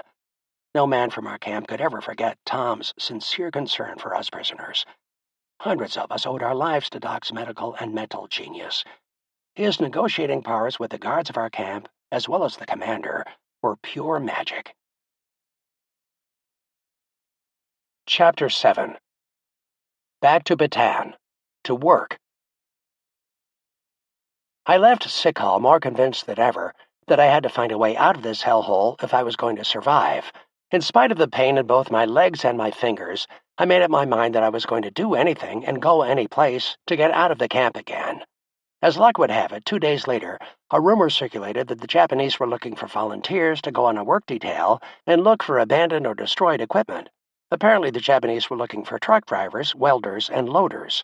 I made myself available for all 3 of the positions. In fact, I was available for any job they had to offer. I just wanted to get out of O'Donnell. I decided that if I did not know how to do a certain task, I would learn. About 90 men volunteered or were drafted for the work detail. We were herded into 3 trucks without any food or water, or any idea of where we were going, or what we were expected to do. In addition, we had no personal gear such as blankets, shoes, socks, shirts, or pants, canteens, or rain gear of any kind. In spite of all these problems, I still welcomed the opportunity to leave the filth, stink, and depression of Camp O'Donnell. We traveled on the same road we had marched just weeks before. It appeared to us that we were going back to Bataan. We would be working for the Japanese, where just weeks ago we were fighting them. As we passed through San Fernando, dozens of Filipinos stood along the road, waving and throwing food to us in the back of the trucks. San Fernando was a pivot city among Manila, Bataan, and Clarkfield, Fort Stotzenburg, and was on the main road to the country's most prestigious and lovely resort, Baguio. Because of San Fernando's important location and its large population, we noticed occasional Americans dressed as Filipinos with all of the characteristics of true natives among the locals. As we drove by, these natives not only waved and threw food to us, but also gave us the thumbs-up sign. This simple American custom was never copied by the Filipino people. Instead, they gave us the V for Victory sign. We figured that these few Americans were members of a guerrilla band and were merely spending the day in this community. Oh, I thought, how lucky you are. I knew what it felt like since I had been one of them only days before. The ride to the work detail in Bataan took only 4 hours. I could not forget that starting on April 10th, my walk along this same route took 12 days. The ride brought back distressful memories. As we passed the Carabao watering hole near Balanga, where the most brutal killing of marchers took place, I searched for some small visual detail to remember so that someday I will be able to lead concerned people to this infamous site. We arrived at an old schoolhouse in Limay, a barrio only about 20 miles from where we were captured. This site was to be our home for as long as the Japanese wanted. We planned on making the best of a bad deal. Each of us workers agreed to cause no problem that would encourage the Japanese to take drastic action against any of the rest of us. Except for a few of the men on the detail who knew each other prior to the capture, most of us were strangers. It became important to attach myself to a small group of men from whom I could seek help and strength. I quickly found a group of 7 men that I felt comfortable with. We had no rules, no agenda, and no verbal agreement. We just enjoyed the comfort of being together for a few hours every night after work to talk about home, freedom, women, food, and the crazy things that happened during the day. The talk was slow, deliberate, and quiet. We did not want the guards to think we were having fun or that we were talking about them, so we spoke softly in a monotone and carefully chose every word. Whenever the talk turned to family or loved ones, I always seemed to talk about Laura. On more than one occasion, I spoke about how much fun we had together, what we liked to do, what we read, and how we felt about each other. After a few hours of reminiscing about home, we would lie down in our bunks, and each of us would dream of what the future held in store for us. Our job in this detail was to dismantle all the abandoned U.S. tanks, trucks, and other heavy-duty vehicles or equipment. The Japanese would then ship the steel to Japan for use in their war effort. I was chosen and trained to be a blowtorch operator to cut and dissect all the steel found on Bataan. We worked from sunup to sundown, with a 5-minute break in the morning and another in the afternoon. The work was strenuous. Our bodies were not able to take the physical strain of the day-to-day demands. Most of us still had signs of malaria. Many were suffering the after-effects of dysentery, and all of us were underweight, weak, and malnourished. On the 5th day of this work detail, we tried to convince the guards that if we could hunt for a few carabao that roamed the fields, their meat would make us stronger and enable us to do more work. This initiative seemed to please the Japanese officer in charge of our detail, and he finally gave us permission for the hunt. I was one of the 3 chosen to go on the carabao hunt. We were instructed to kill and bring back 2 carabao. Cooked beef was to be our reward for working hard. What a treat this was going to be. 2 guards came with us on the hunt. They gave each of us a rifle, and we were told we could have the ammunition after we found some animals to shoot. We left our camp at about 2 p.m. We climbed into the back of a truck and set out looking for our prey. We had each been assigned a number when our work detail arrived at our camp area, and we were told if 1 man escaped, 10 men would be chosen to die. As we had heard in rumors at Camp O'Donnell, the 10 men would be taken from the 5 numbers below and above that of the man who escaped. So escaping was not on our minds as we drove through the small towns and villages of Bataan looking for meat on the hoof. About 5 miles from our work camp, we spotted 3 or 4 carabao. We all got out of the truck, and the guards handed us bullets to use and our rifles. The guards told us in pidgin English and sign language to bring back 2 carabao, but large ones, as they would feed more men. We walked about 100 yards into the open field where we had seen the animals, and sure enough, there they were, proud as proud could be, standing still with their heads up high. I loaded the ammunition into my rifle and took careful aim at the water buffalo. I fired 3 times in rapid succession, and within moments, the animal fell. The other animal was dropped by the other Americans. We walked cautiously toward the animals, not knowing if they were dead. We knew the potential power of an injured animal of this size, and we were not going to take any unnecessary risks. While approaching the animals, we looked around, and standing not more than 50 feet from us was a very large carabao, just looking us over. Then, without a moment's warning, it ran toward us like an enormous charging bull, ready for the kill. The guards started hollering in Japanese at the same time the other 2 Americans started yelling, "Kill him! Kill him! Kill him!" The Japanese guards picked up on the Americans' chant and started hollering, "Kill! Kill! Kill!" So without waiting for another command, I put my rifle to my shoulder, took aim, and shot 2, 3, or 4 times, bringing the beast down with the last shot no more than 20 feet from our position. I never thought twice about killing the 3rd carabao. After all, it was charging and threatening us, and the Japanese guards were telling us to shoot. So, with this worry out of our way, we started to skin the animals and cut them up so they could be lifted onto the truck. While butchering the animals, Frank, a tall, lanky guy from Kentucky, said, "Let's get the brains out and cut out the tongue. Where I come from, these are delicacies." If Frank knew how and wanted to go about this procedure, it was okay with us. When I saw just how the dissecting was done, I was not able to eat any of the brains or tongue then or today.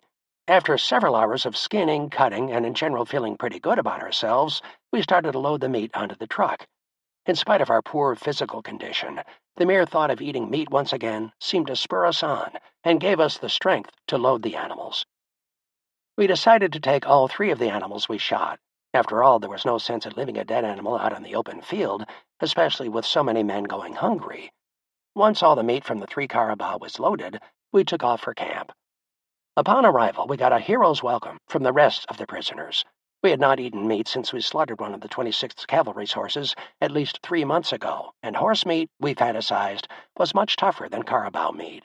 This was going to be more like beef than anything we could think of.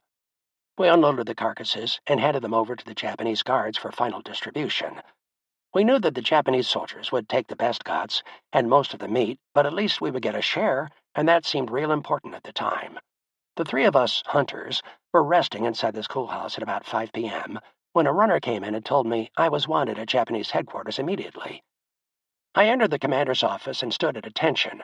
There were 5 soldiers in the room. One, of course, was the commander. The other 4 just looked like guards. No one was laughing or even talking as I came in. All at once, the commander started to holler at me in Japanese, and all I could say, or was supposed to say, was, "Hi." I stood at attention, feet firmly planted in front of me, my back as straight as an arrow, and said in as loud a voice as I could, "Hi!" Within minutes, the commander made 4 or 5 more statements, and each seemed louder. At the same time, he started to swing his arms wildly from top to bottom and from side to side. I started to sweat from fear of the unknown. What was he saying? Why pick on me? What did I do wrong? That was all I could think of, until I was shocked by a hard blow to the back of my neck. The blow shook my teeth and caused my eyes to roll sideways.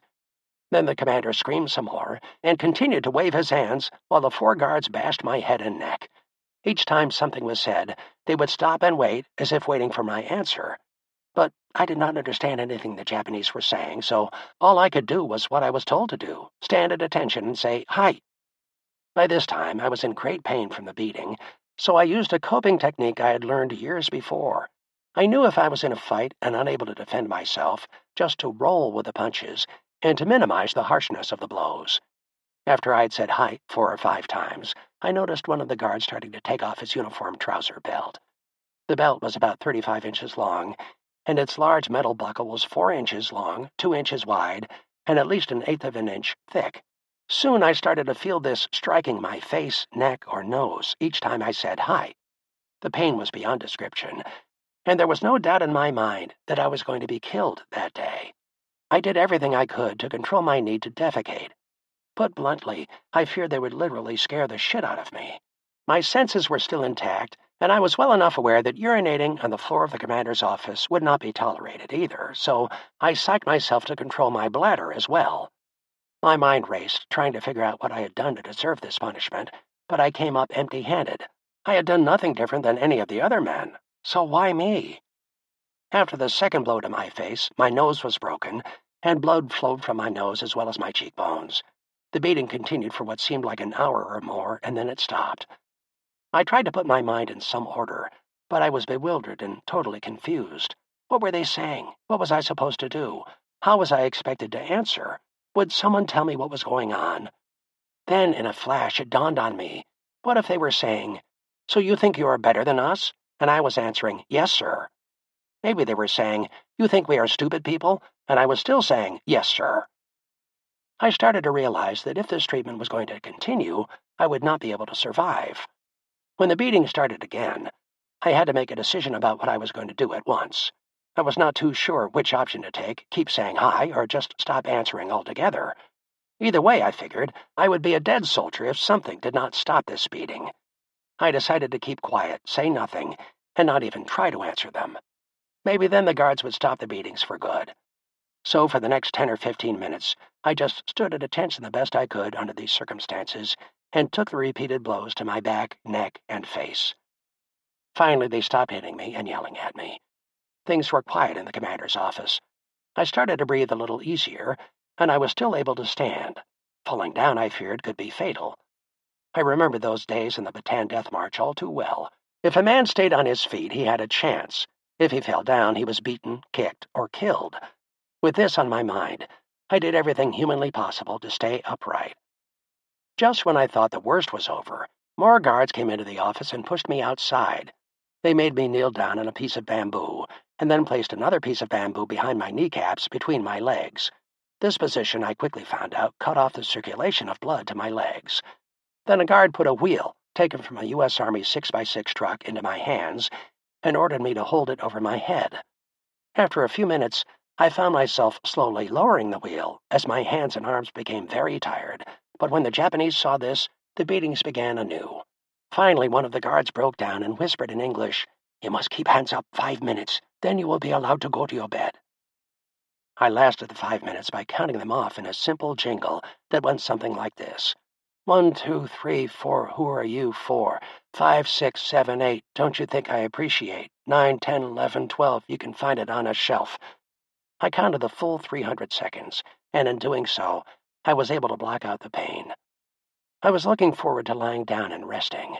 My thoughts then focused on living, not on dying. I was ready for anything the Japanese wanted to dish out because I knew I was going to get home someday. While keeping that wheel over my head, my mind raced a mile a minute about what I would do when I arrived back in the United States, back in Chicago. When the 300 seconds were over, or thereabouts, a guard kicked me over on my side, and I let the wheel drop from my grasp. At the same time, I pushed the 2 pieces of bamboo away from my legs, and I just lay there on the ground, waiting for the next surprise. None came. I was left alone in the darkness of the jungle. Within minutes, 3 of my friends came over and carried me to my bunk in the schoolhouse. One of them moved my legs back and forth, trying to restore the circulation to my limbs. Another friend started wiping the blood from my face and cleaning my nose, mouth, and eyes with cool water. A third washed my back and neck and put bandages on the cuts made by the rifle butts and belt buckle. My friends, not the Japanese, took good care of me. I fell fast asleep almost as soon as my head hit the bunk. I awoke early the following morning and made a vow that the Japanese would never beat me again just because I did not understand their language. I gingerly got up for roll call and answered "Hi" when my number was called.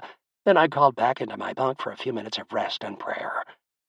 When I started to feel better, my friends told me what had caused the beatings. It seems the commander had only wanted 2 carabao killed. When he asked who killed the 3rd animal, he was told number 64. That was my number, and I did shoot the 3rd animal, but I felt betrayed by the Japanese guards who failed to tell their commander the whole story. As my knowledge of Japanese tradition grew, however, I realized that the Japanese soldier never, ever added anything to a conversation. They were expected only to answer the question put to them. The commander did not ask, why were 3 animals killed? He merely asked, who killed the 3rd animal? No further comment was elicited, so none was given. A few days later, I saw the guard who had whispered in my ear only 5 minutes. I bowed to him and said in English, "Thank you for making those last 5 minutes easy." When he did not answer me, I asked, "Please, will you help me learn Japanese? I want to understand and speak your language." To my surprise, he was delighted. He smiled and said, "I will help." This was the beginning of a new learning experience for me. I took a pick from the tool shed, held it up to the guard, and said, "English for this is pick. What is the name for this in Japanese?" He slowly pronounced the word "Truabosh." I knew then that I could count on this guard for help in order to learn his language. Within a few days, I had learned the names of 10 pieces of equipment that we were using. When I was told to get a common tool such as a shovel, pick, or hammer, I could respond without the guards hollering and hand-waving that usually accompanied a simple request for a piece of equipment. When I was able to respond to a Japanese request, my friends would ask, "How did you learn the language so quickly?" "Very easy," I would reply. "Anyone can learn Japanese in 10 easy beatings." The beating I took in the commander's office for not understanding Japanese resulted in my learning the language. Knowing the language helped me, and many other prisoners who worked with me, avoid some of the serious beatings that other men incurred for not responding immediately to the guards' commands. Although I was still physically abused many times during the next 3 years, never again was it because I did not understand what the guards were saying. Thus, I made the decision that I was going to learn Japanese, and I did. I made the decision I was going to survive this experience, and I did. I believed, and still do believe, that I could accomplish almost anything I really wanted if I would only give it everything I had. My positive attitude got me this far, and I was going to depend on it for the rest of my journey. The work on our detail was simple yet demanding. Most of us knew how to drive a truck, but few knew anything about welding or cutting. Those few Americans on the detail who knew how to use a blowtorch and could weld and cut metal trained those who wanted to learn. Those who did not want to become cutters became truck drivers or loaders. We were lucky because none of the Japanese guards knew anything about blowtorches and could not tell that we were working slowly and less accurately than they would otherwise have wanted. When we first saw some of the trucks and tanks that we had disabled before our capture, it made our hearts heavy. "Just think," I said. "They never intended to use the equipment as vehicles. We did all that damage for nothing. All they wanted was the scrap metal to use in manufacturing their bombs." Except for working slower, we could not do much for the U.S. war effort, although on a few occasions when loading the scrap metal from the trucks to the docks via wheelbarrows, a wheelbarrow would tip and fall into the bay. Of course, the guards would holler and maybe slap or punch us, but every so often one of the Americans would just let go. We always knew when a load was going to be dropped because the man pushing the wheelbarrow would start to whistle the Stars and Stripes Forever. Of course, only we Americans knew that tune, and whenever we heard it, we would all join in. This whistling was sort of our way of paying the Japanese back, for everything we salvaged was not going to the enemy. Some of it was destined for the sea. The guards on this work detail had been fighting men just a few months ago, but now they were sick or injured. The Japanese had never planned on the malaria bug devastating their fighting force. In addition, many of our guards had been wounded during various battles on Bataan and held deep grudges against the Americans. Their actions toward us prisoners made this resentment quite evident. A few of the guards, however, respected us because we were frontline soldiers and they knew what it was like at the front. They admired our fighting spirit. During the 3 months that we worked this detail, many unusual events occurred. First, most of us became experts within our own job responsibility after working every day, 7 days a week for 10 hours or more. Second, one of our American sergeants, Mike Sullivan, not his real name, had become so friendly with the Japanese guards from our work detail that they allowed him to dish out our punishments. Prior to the war, Sullivan was a professional boxer from St. Louis. He was very strong and built like a young bull, with wide shoulders, a slim waist, and large biceps. When he first arrived on the work detail, he looked like most of us, thin, weak, and happy just to be alive, but that changed after the first few weeks. Sullivan started to hang around with the guards, and then he maneuvered himself as senior man on our detail, informing the Japanese officers that he would ensure our work was done right and fast. The U.S. officers and higher-ranking non-commissioned officers, not wanting to make waves, just kept quiet and let Sullivan take over. We did not know that once in authority, he was going to punch us out physically for any infraction of the work rules. Mike Sullivan seemed to beam with delight whenever he was able to show his superiority over the rest of us.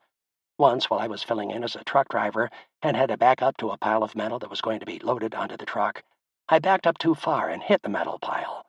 Nothing was damaged or lost, and the rear bumper of the truck merely grazed the pile of metal. Within seconds, Sullivan pulled me by my shirt from the driver's seat and threw me to the ground in one swift movement. With his left hand on the collar of my shirt, he lifted me up, made a fist with his right hand, and hit me in the face while calling me a dumb jerk, careless and uncaring, and not sympathetic or understanding the Japanese cause. I started to strike back, but was stopped by a few of my friends, who saw the laughing Japanese guards pat Sullivan on the back and say, "Yeroshi," very good. I quickly realized that the guards would not tolerate anyone hitting their man. To set the record straight regarding Mike Sullivan, a few of the other prisoners believed that he actually saved some of our lives, or in some situations, actually saved some of us from a very severe beating. At the time, such punishment would have been very hard to take, and along with our serious health problems, could well have proved fatal. Those who take this position claim that had Sullivan not intervened and taken the initiative to punish us for our errors, the Japanese guards would have done a more thorough job of beating us. In other words, his fist to the face a few times was not as bad as a rifle butt to the face, followed by a belt buckle to the face, and then a few whacks on the back and head with sand-filled lengths of bamboo. Undoubtedly, this argument would stand up in some situations, but certainly not in all of the cases. The third unusual event while in this detail in Bataan was our discovery, among the destroyed trucks, tanks, and equipment, of dozens of machine guns, hundreds of handguns, and many vehicles still in operating condition. A few of the American prisoners hid some of the weapons, and carried them into our camp as a precaution against the possibility that the Japanese might decide to kill us after our job was done. So we collected a small arsenal and hid it in and around the camp. Word spread that some of the men wanted to use the equipment to annihilate the Japanese on our work detail and take to the hills as free men and join the guerrillas. So an escape plan was considered that included killing the Japanese and any man not willing to cooperate. We broke up into little groups and talked about the probability of success. My concern was twofold. First, where would we go? Second, what would happen to those who did not want to join in this plan? Could we justify killing our own soldiers? But if we took no action against those who chose not to participate, could we expect the Japanese not to punish them severely? The questions we raised had to be addressed before we could take any action, and as time went on and our plans became better organized, we had to face the problem of Mike Sullivan. Who would or could deal with him on this crucial issue? No decision on our part, however, became necessary. Mike got word we were seriously thinking about escape and tipped off the Japanese, who systematically searched the area and questioned every prisoner regarding their part in the escape. For the next 2 weeks, there was never a happy face around the work area or at our camp. Each man was suspicious of the other. No one trusted anyone. No one was sure what had happened, but we all had our ideas. Finally, a few weeks later, a Japanese guard let it be known that Mike had discussed the potential escape with the camp commander. Once again, we had to ask ourselves, did Mike save us from being annihilated, or did he turn us in for his own glory? We will never know, for Mike never did make it home. At the end of the war, he boarded the ship for San Francisco, but never got off. Some say he was pushed overboard, others say he fell. But either way, we will never really know the reason behind his punishment of fellow POWs. Were his actions for the good of the men, or were they caused by conceit and the desire for a better life for himself? With all the hours we spent working, we did not have much time for other activities. When we drove the trucks into Manila to unload the metal, we always passed little barrios housing large numbers of pro-American people. These folks would give us the V sign as we passed. The Japanese thought the people were honoring them, and so the guards were very happy and constantly smiling. The people along the truck route would throw us food of all kinds, from simple sugar cakes to the Philippine party cakes or bibingkas. On one of the trips, the guards wanted to stop at one of the food stands along the way, where we had another extraordinary experience. We pulled up to a small store, and as we got out of the truck, the storekeeper lined up 5 of the freshest-looking, largest, and reddest apples I had ever seen. The Japanese guard bought one of the apples for 2 pesos, but he never realized the significance of the fruit on the storekeeper's shelf. We knew these were Washington State's red delicious apples, which do not grow in the Philippines or Japan, and that they had to come from the United States via submarine.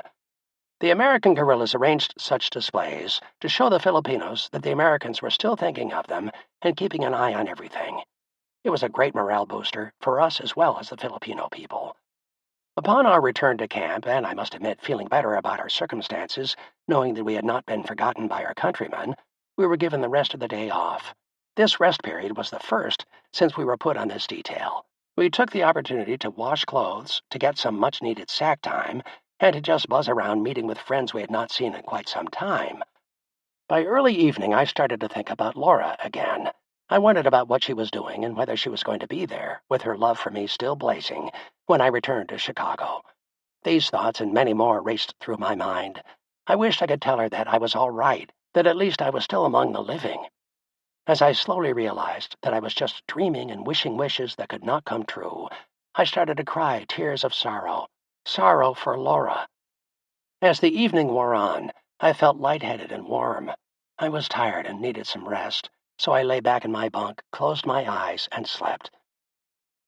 By late evening, I was awakened by a horrible headache and the need to urinate. So I went upstairs to the latrine, and when I finished, I noticed my body becoming very hot.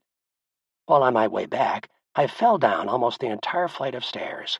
I picked myself up from the floor and climbed into my sack. My buddy in the bunk next to me, Woody, I never did get his full name, but no one ever cared too much for formalities of that kind, felt my head and remarked, "You're burning up, Ten Spot. Let me put some cool water on your head." I do not remember much after that, except sometime during the night, I asked Woody for a Bible. I really did not think I would make it till morning. Malaria was a killer, and I was burning up in what was by far the worst attack I ever had. I remembered another bad malaria attack I had had on the march, when my friends Segoy and Branch just would not let me stop. They had carried me until the changing of the guards, and we had stopped on the side of the road near a fairly large, quick-flowing stream. I had talked about things that had happened years ago, and Branch and Segoy thought I was going out of my mind. Without a moment's hesitation, they had picked me up and threw me into the stream. The shock of the cool water rushing over my body had brought me back to my senses, and within minutes I had gotten up on my own 2 feet and walked back to the stream's edge. My life has been like that of a cat. Throw me down or let me fall, and I will always end up on my feet. Later, in yet another remarkable experience, Woody came over to my sleeping area, pulled the mosquito net back over my head, handed me a small book, and then slowly walked away. I looked at the 3x5-inch cover of the book and started to smile as I read the title, Prayer Book for Jews in the Armed Forces of the United States. Where in the world did Woody get it? As I held the book, it fell open to page 76.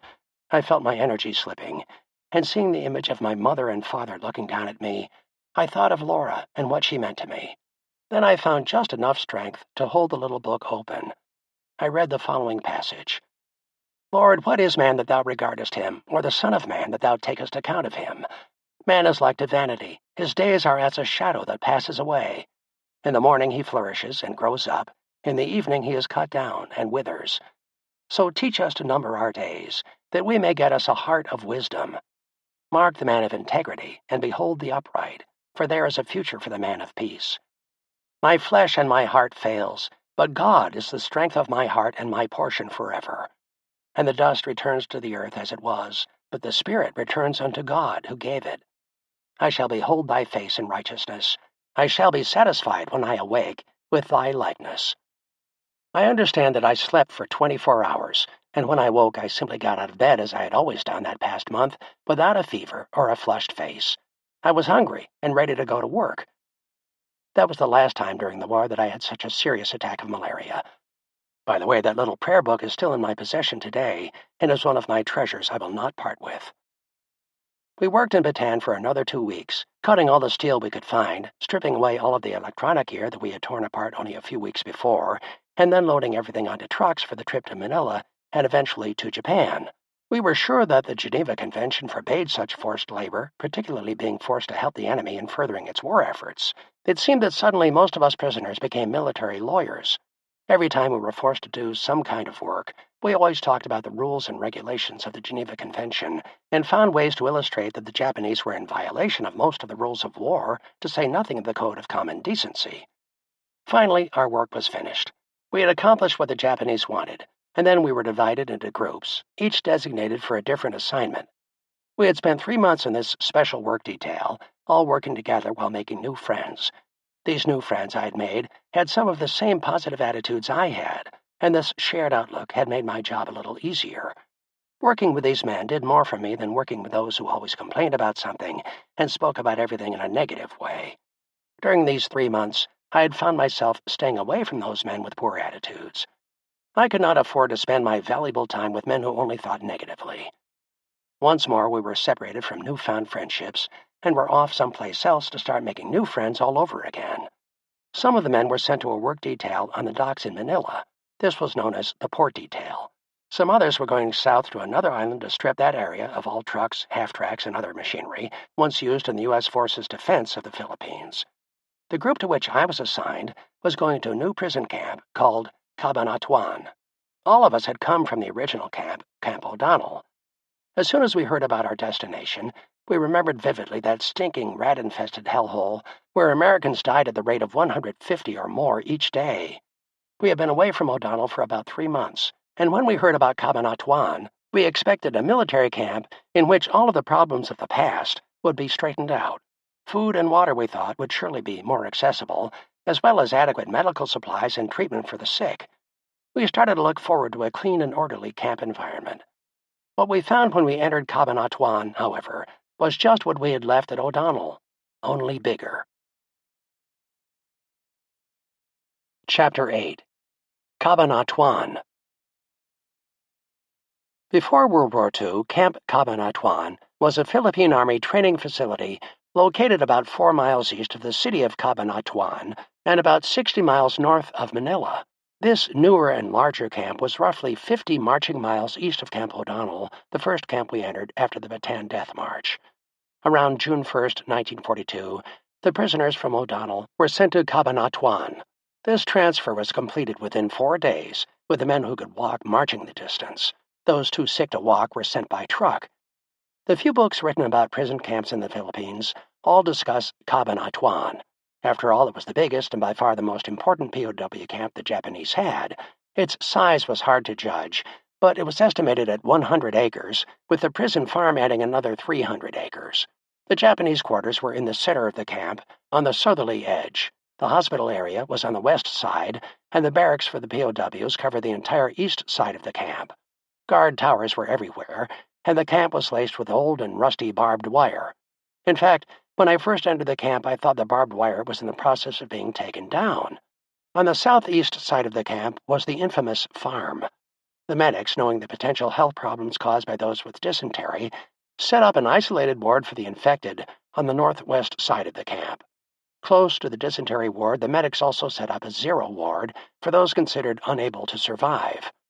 When our truck stopped at the gate to this new camp, we were turned over to a group of Japanese guards who laughed and joked about our arrival. They looked like a welcoming party. They were so glad to see us. Within minutes, we were forced to stand at attention as one of the guards began his tirade about what was expected of us. As he did not speak English and we had no interpreter, we merely assumed what was meant. We were then pushed and shoved out onto the parade ground, where we underwent first a search of our belongings and then a hand search of the clothes we had on and our bodies' orifices. Some of us were forced to strip and then were fully examined. Those who did not have to undergo the body search had to drop everything from their pockets onto the ground in front of them. Then the guards put their hands into every pocket to make sure we followed orders and were not concealing anything. By this time, we knew the consequences of not following orders, so none of our group was punished for disobeying. Each of us was assigned to a barracks, and as we walked to our new homes, we were shocked to see the same conditions as had existed at O'Donnell. The men we saw walking around camp were living zombies, with their eyes sunken, heads bowed down, and their backs curved in defeat. Most were skin and bones, after losing between 50 and 60 pounds from their normal weight. Those men not able to get up on their feet were obviously dying of malaria and dysentery. Men were also lying next to a slit trench, ready to defecate at a moment's notice. Once inside the barracks, we each were assigned a number and told the rule regarding escape. 5 men bearing the numbers on each side of the man who escaped would be taken out and shot, bayoneted, or beheaded, depending on the whim of the officer in charge. When I saw the conditions in this camp, I realized that I was one of the lucky ones. The Bataan work detail had afforded me the opportunity to get out for a brief time and a chance to breathe fresh air, to see and hear people laugh, to take a walk without seeing a burial detail carrying those poor souls to their shallow, unmarked graves. Already my thoughts were once again centered on how to get out of this living cemetery. When we arrived at our new barracks, we found much the same living accommodations as in O'Donnell, except these buildings were bigger and held more men. The camp was much larger than the old one, and more men seemed to mill around. After the first shock of seeing so many sick men wore off, I realized that the healthy-looking men walking around were captives from Corregidor. These men had not made a forced march. They had come by rail in the same small, cramped cars that carried thousands of men on the Death March from San Fernando to Capas. The men from Corregidor were not malnourished prior to their surrender, for they had had adequate supplies until the end of their war on May 6, 1942. So this new camp had 2 distinct types of prisoners. The first were the tired, starved, and beaten transferees from O'Donnell who had malaria, dysentery, beriberi, scurvy, pellagra, and pneumonia. The death that hovered over O'Donnell seemed to follow us to Cabanatuan. The second group, mostly all taken prisoner at the fall of Corregidor, was different. Relatively healthy, these men had come into camp as a group, with little or no malaria, and only a handful of the men had dysentery when they arrived. In addition, except for those who were wounded during the last few days of battle, the men were mostly able-bodied and capable of caring for themselves. The men from Corregidor had fought just as fearlessly as the men on Bataan, but they did not make the death march undernourished and diseased, and they did not have to bury their bodies alive or take the consequence of being killed. The first group of prisoners at the original Camp Cabanatuan came in around May 26, 1942. By May 30th, 6,000 men had arrived in camp, all Corregidor defenders. This camp was referred to as Camp Number 3. The men from O'Donnell were sent to Camp Number 1, about 5 miles away. The subsequent death rates for each camp illustrate the drastic difference between the two camps. From the opening of Camp Number 3 to October 29th, when both camps merged, 69 men died in that camp. During the same period, 2,100 men died in Camp Number 1. The morale at Camp Number 1 plummeted. Seeing death all around us made us tremble with constant anxiety regarding our own mortality. The small rice supply, coupled with the alarmingly high death rate, played havoc with the men's desire to live. Given the men's overall condition, the officers who arrived from Corregidor were healthier and appeared more capable of taking charge of the camp. Obviously, a healthy officer would command much more respect from both the American prisoners and the Japanese soldiers than would an officer who was sick and disabled, regardless of his rank. Thus, when our small group from the Bataan work detail arrived in this new camp, we found the healthy ones assuming control. While we could expect this, we still found it hard having someone who had never been beaten telling us how to handle ourselves if we were ever put into the unfortunate position of being punished by the Japanese. At the time of the surrender, the medics from Corregidor took large quantities of medical supplies with them. We prisoners still wonder whether all of these medicines and supplies were turned over to the doctors at the camp hospital when the Corregidor contingent entered Camp Cabanatuan. Neither the men suffering from malaria nor those suffering from dysentery could obtain any medicine available to help them. We will never know whether men died because of selfishness or discrimination as to who would receive necessary medication. A few of the medics sold or bartered the medicine in their possession to the highest bidder, leaving those without resources no relief. At times, word went out that if a prisoner had money, he could buy certain types of medicine, such as sulfa or quinine. If those men who sold medicine lived to come home, they have had to live with the knowledge that they played the role of God for money. May God help them overcome their transgression. As time wore on, the lack of shoes and clothing also became a serious problem. Without a shirt or pair of pants, a man's body temperature would soar from the extreme heat, and without shoes or other foot protection, men commonly suffered from blisters, cuts, and infections. The Japanese never issued clothing to us POWs. Instead, we took clothes from those who died and buried them nude so that their clothes could be washed and then given to those men with the greatest need. In those cases where men no longer had shoes to protect their feet, they went barefoot until they found a pair of shoes their size among the remnants of the dead. Before long, we learned that the Japanese wanted men with technical experience for the better jobs in camp or for the better details out of camp. So many a truck driver turned engineer overnight. Those without special technical skills or who were not smart enough to fake it were made laborers and were given the dirtiest as well as the hardest jobs in and outside of camp. The one job that almost every man was assigned to at some time or other, however, was to labor on the camp farm. At Cabanatuan, everyone had a chance to learn farming the hard way. We had to do everything by hand, for we did not have any machines to help in the digging or harvesting, and we put in long hours to accomplish the tasks required by the Japanese. Work started at 6 in the morning and lasted until about 11 o'clock, when we were given a bowl of rice and a cup of colored water called soup for lunch. We could rest until 2 o'clock in the afternoon, and then we worked on the farm till dark. This routine went on day after day without a break, and we were not allowed to talk while in the field planting, picking, or digging. We thought that the food was for us. We were so foolish. The Japanese either ate the food or traded what we grew for favors in town from the local Filipinos. The farm produced large quantities of beans, squash, corn, sweet potatoes, okra, and eggplant. As a rule, we POWs got the tops, while the Japanese ate the vegetables. And, of course, if anyone were caught eating any of the vegetables while working on the farm, a beating was the price he paid.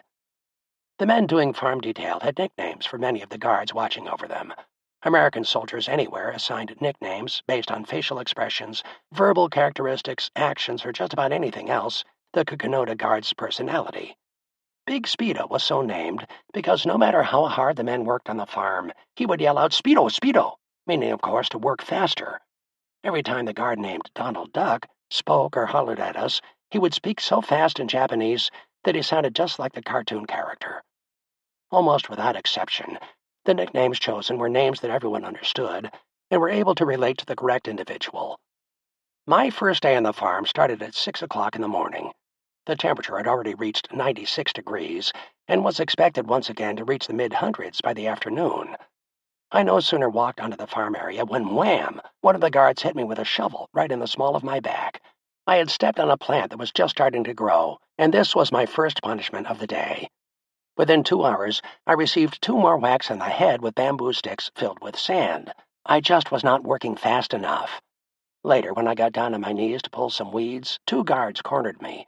One hit me on the neck with the stick end of a shovel, while the other pounded my head and shoulders with his heavy-duty walking stick. I learned another lesson that day. I could not kneel down, but only bend down from the waist. When the whistle finally blew, indicating the end of work for the day, I was bleeding from my back, head, and shoulders. Surviving this ordeal was not going to be easy. I fell to the ground after the guards left the field, and a few of the other workers helped me up and to the barracks.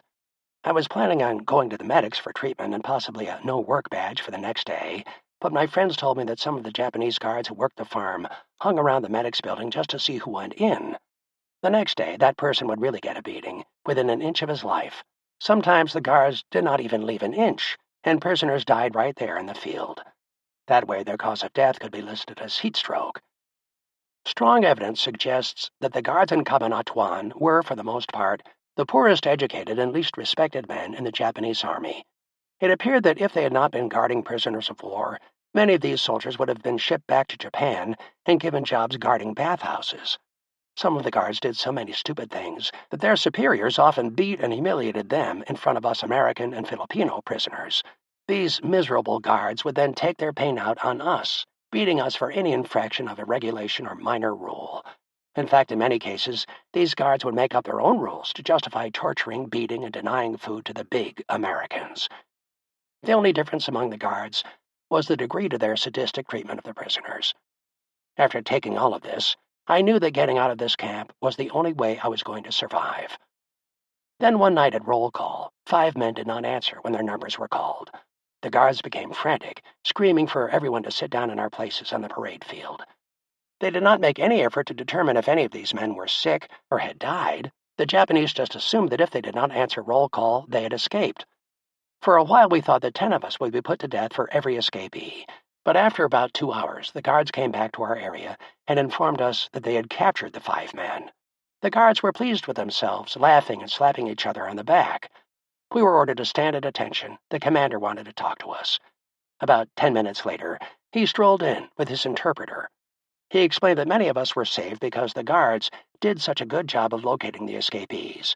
Only the men who attempted to escape would be put to death the following morning.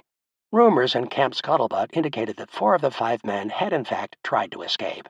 The guards had found the 5th man hiding under the floor of one of the barracks, so sick he just wanted to die in peace. He had defecated all over himself just hours before, and had been burning up from a bad case of malaria. As we walked off the field, we saw that their punishment had begun. The guards were beating each man with wooden clubs and kicking him, first in the stomach, then in the middle of his back, and finally in the kidneys. All of this after the man had fallen to the ground. The guards then led the prisoners, with their hands bound behind their backs, to the rear of the parade ground, where they were tied to a post usually reserved for whippings. After falling in for a roll call the following morning, we all looked toward the rear of the parade ground for the 5 men. They were tied to the fence just on the other side of the border of our camp, so that the Filipinos who walked by could see how the Japanese punished anyone caught trying to escape. The 5 men remained tied to the fence for the next 2 days. No food or water was brought to them. The only thing they got while standing in the broiling sun all day was more beatings from various guards. Some of the guards kicked them, others swung their belts in a wide arc and hit the men repeatedly over their faces, arms, and heads with the heavy metal buckles on the end of their belts. Other guards jokingly played the part of executioner, feinting with their bayonets toward the hearts of the tortured men. 2 of the non-commissioned officers pulled their samurai swords from their scabbards and started to swing them as if practicing to decapitate the men. In fact, with the prisoners unable to stand erect and with their heads bowed because of the intense heat, some of the sword movements came so close to their heads or necks that from a distance it looked as if their heads were in fact separated from their bodies. On the 3rd day, 10 armed guards marched the 5 men to the cemetery. The prisoners, weak from starvation these past days, sick with malaria and dysentery, broken in body and spirit, were forced to dig their own graves. When they finished, these brave and proud men spontaneously stood at rigid attention, ready for whatever the Japanese had in store for them. After their hands were tied behind their backs, The Japanese commander placed a lit cigarette in each prisoner's mouth and turned to face the guards, each one with his rifle aimed at one of the 5 Americans. The commander raised his sword above his head and quickly brought the sword down in a gesture that indicated fire. 4 of the 5 men fell instantly. Within seconds, the guards fired another round, and the last man fell to the ground. The commander walked over to the fallen men, their prostrate bodies still quivering. After removing his revolver from its holster, he put one more bullet into each man's head. They were now dead, having paid the price of trying to escape. To all of us watching, the message was clear. Try to escape and death will surely follow. Once again, this psychological trauma was getting to be more than I could bear. I kept wondering if there was a work detail I could volunteer for, or whether I could go someplace else that would give me a better chance of surviving this Holocaust. My mind raced a mile a minute, trying to figure out how I could avoid becoming a sad statistic of this war. As luck would have it, I was called out of line the following morning and told to gather whatever belongings I had. I was being shipped out with 499 other men. All 500 of us were herded together on the parade ground for a roll call and inspection. We asked ourselves, what was going to happen? Where were we going? Why the inspection? Why the hurry? Within minutes, the rumor mill started pumping. The Red Cross was negotiating the release of American prisoners of war. For an exciting few hours, just the thought of being free made us forget our troubles. Soon after the inspection, we were herded onto trucks headed toward Manila. We could feel it in our bones. We were going to board a ship for freedom. Chapter 9. The Nightmare Ship. After working on Bataan for 3 months, and then on the Cabanatuan farm for a few weeks, I was ready for any change of guards and environment. Although the rumor mill predicted we were being returned to our forces, we found out soon enough it was indeed just a rumor. We did board a Japanese freighter, the Toro Maru, but our destination was not the United States. It was Japan. From the looks of it, the ship was at least 30 years old and aging fast. It needed a paint job just to keep the steel from rusting out, and as far as freighters go, it was small compared to a few of the others docked alongside. The Manila docks were bustling with activity, with dozens of men doing a variety of jobs. Some were loading scrap metal on board our ship, others were loading thousands of sacks of rice. The men in our group slowly disembarked from the trucks, and the guards in sign language ordered for us to form a line, 2 abreast. Then we had to have a formal count to satisfy the dozen officers on the dock.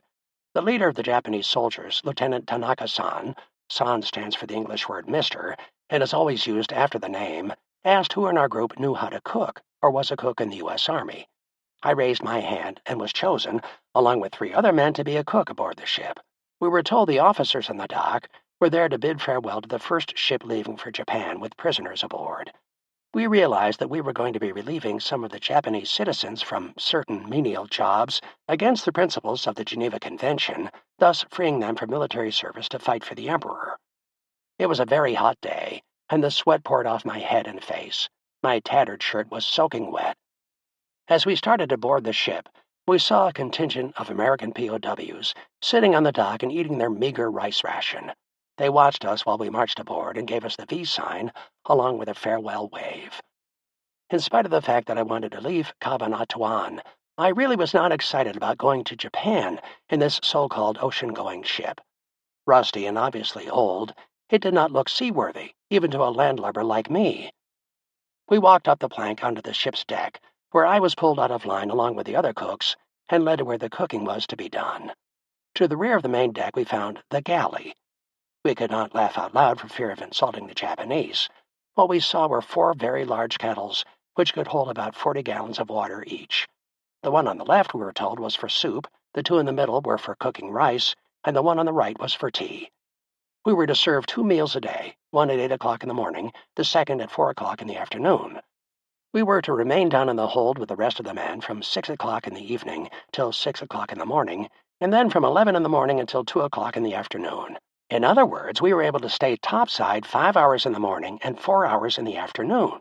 Working out in the fresh air was an advantage, and I was sure that any of the men would have loved trading places with any of us cooks.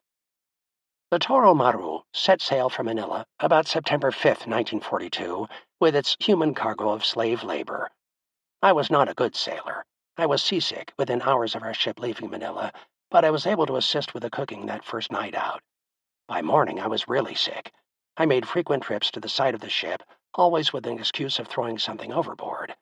I did not want any of the guards to see me heaving my guts over the side, or my role as a cook would come to an immediate halt. I must admit, I liked the freedom the job carried. On the third day out, as I was starting to feel a little better, one of the other cooks, an old Navy hand, asked me, "Do you know how we can tell a real sailor from a bad one?" I fell for the question, hook, line, and sinker, and answered, "No, tell me." With that, he said, "Well, you tie some salt pork on the end of a piece of string, then you swallow it, and when you pull it up, if you don't throw up, you're a real Navy man." He did not have to say another word. Over to the side of the ship I went and heaved everything inside me. To my chagrin, the Japanese officer in charge of our group was standing just a few feet from the railing over which I discharged the entire contents of my stomach. That was my last day as cook. He put me down in the hold with the other 496 men for the balance of the trip. My seasickness got worse, without any fresh air or wide-open spaces to look at, and worst of all, with a limit on how much rice and soup I was able to eat. Later, I often kidded that former sailor about the not-so-welcome joke he pulled on me. A tall, slender man, Ard had flaming curly red hair that hung down to his neck. For the next 2.5 years, he was the #1 cook in our camp and the best fed. So I was back in the hold for 24 hours a day.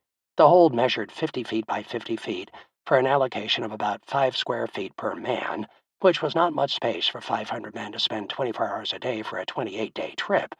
Of course, the trip could be made in 10 days of traveling at full speed, but this ship was so old that traveling at anything above 10 knots per hour was unthinkable. The hold was about 20 feet high. It had no electricity, and our only light came when the hatches were opened. A ladder was in the middle, going up to the hatch cover. We found out that we were going to dispose of our body waste by hauling buckets of it through the hatch and then heaving them overboard. The insides of the hold were bare metal walls with wooden planks over a metal floor. The hold was intended to carry cargo, not humans, and had been recently used to transport horses to the Philippines. We slept on the wood planks, which had soaked up all of the odor of horse urine and still had marks where the horses had relieved themselves. We had to live with this smell all the way to Japan. Our clothes and our bodies took on the smell of horses. We would have given everything we owned for hot baths and for anything that would get rid of the stench that permeated the air down in that hold. We designated 2 corners of the hold as latrines. Each day we were allowed to send 4 men topside, who would work with 4 men in the hold to dump out our waste buckets. It was not a very sanitary way of living, but then again, who said we were living? After a few days of emptying the waste material during the day, we decided to get permission to empty the buckets at night, just before we retired. Then we would not have to sleep with a continuous stink and worry of the bucket either overflowing or tipping over at night. One of our officers suggested that we exercise while in the hold to keep ourselves physically fit. We did not respond to his idea with much enthusiasm.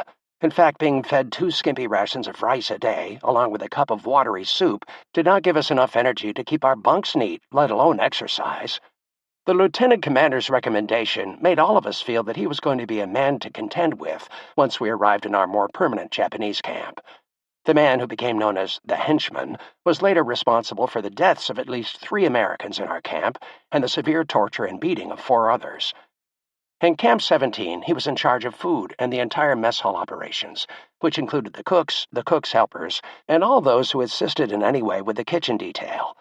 In a situation where food was so critically important, his job gave him more power and authority than any other man in camp. He decided what we had to eat, how much we would get, and when we would get it. By the 4th day at sea, many of the men in the hold experienced sickness again.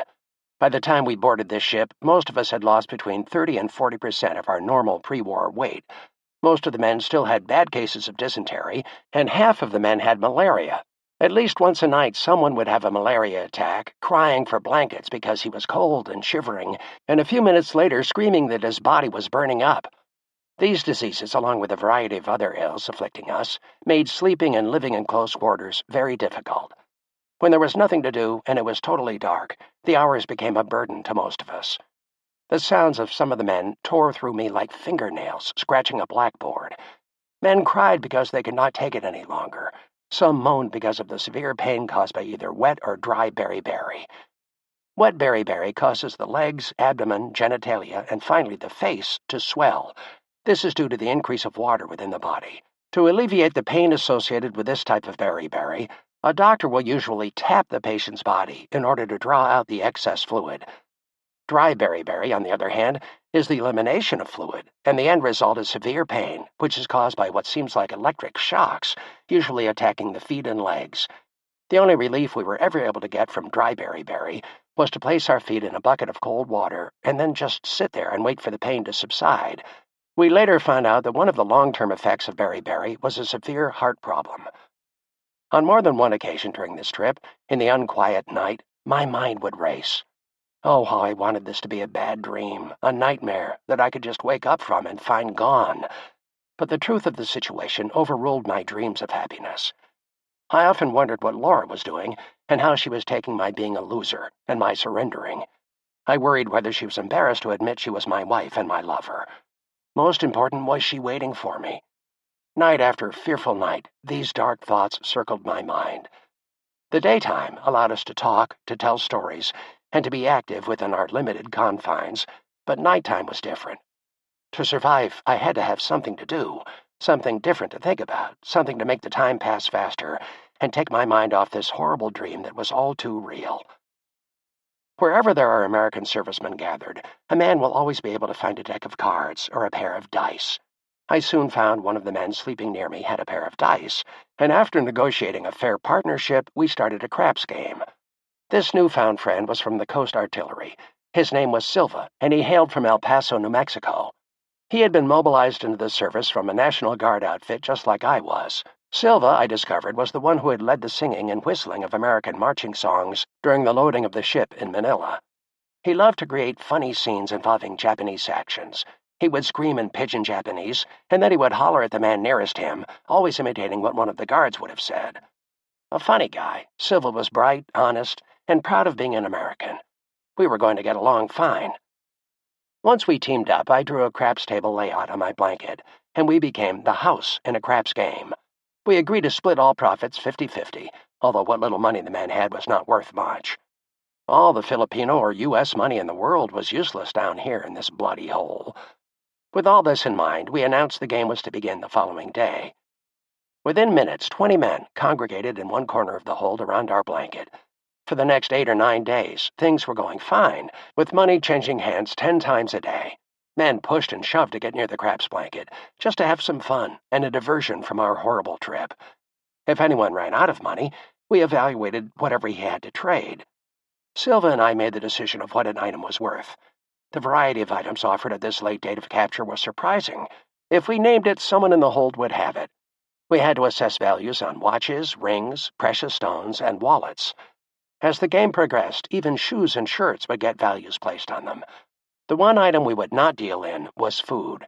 A man's ration of food belonged to him, and Silva and I agreed that no one would trade or gamble it away with us. The long, boring days thus became more exciting. Now we had something to look forward to. The evenings, which seemed to last a lifetime and were filled with loneliness, took on a new dimension.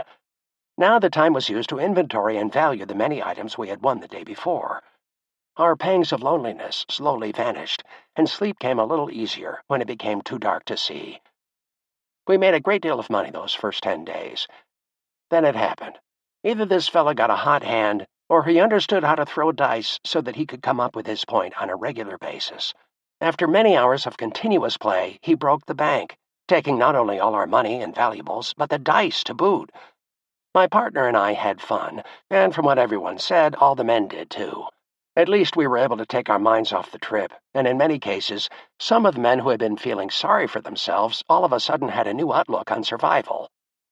We learned that the Japanese had chosen for this trip men who at one time or another had exercised some of their rights or protested in some way the treatment we were given. All 500 of us men were classified as bad ones.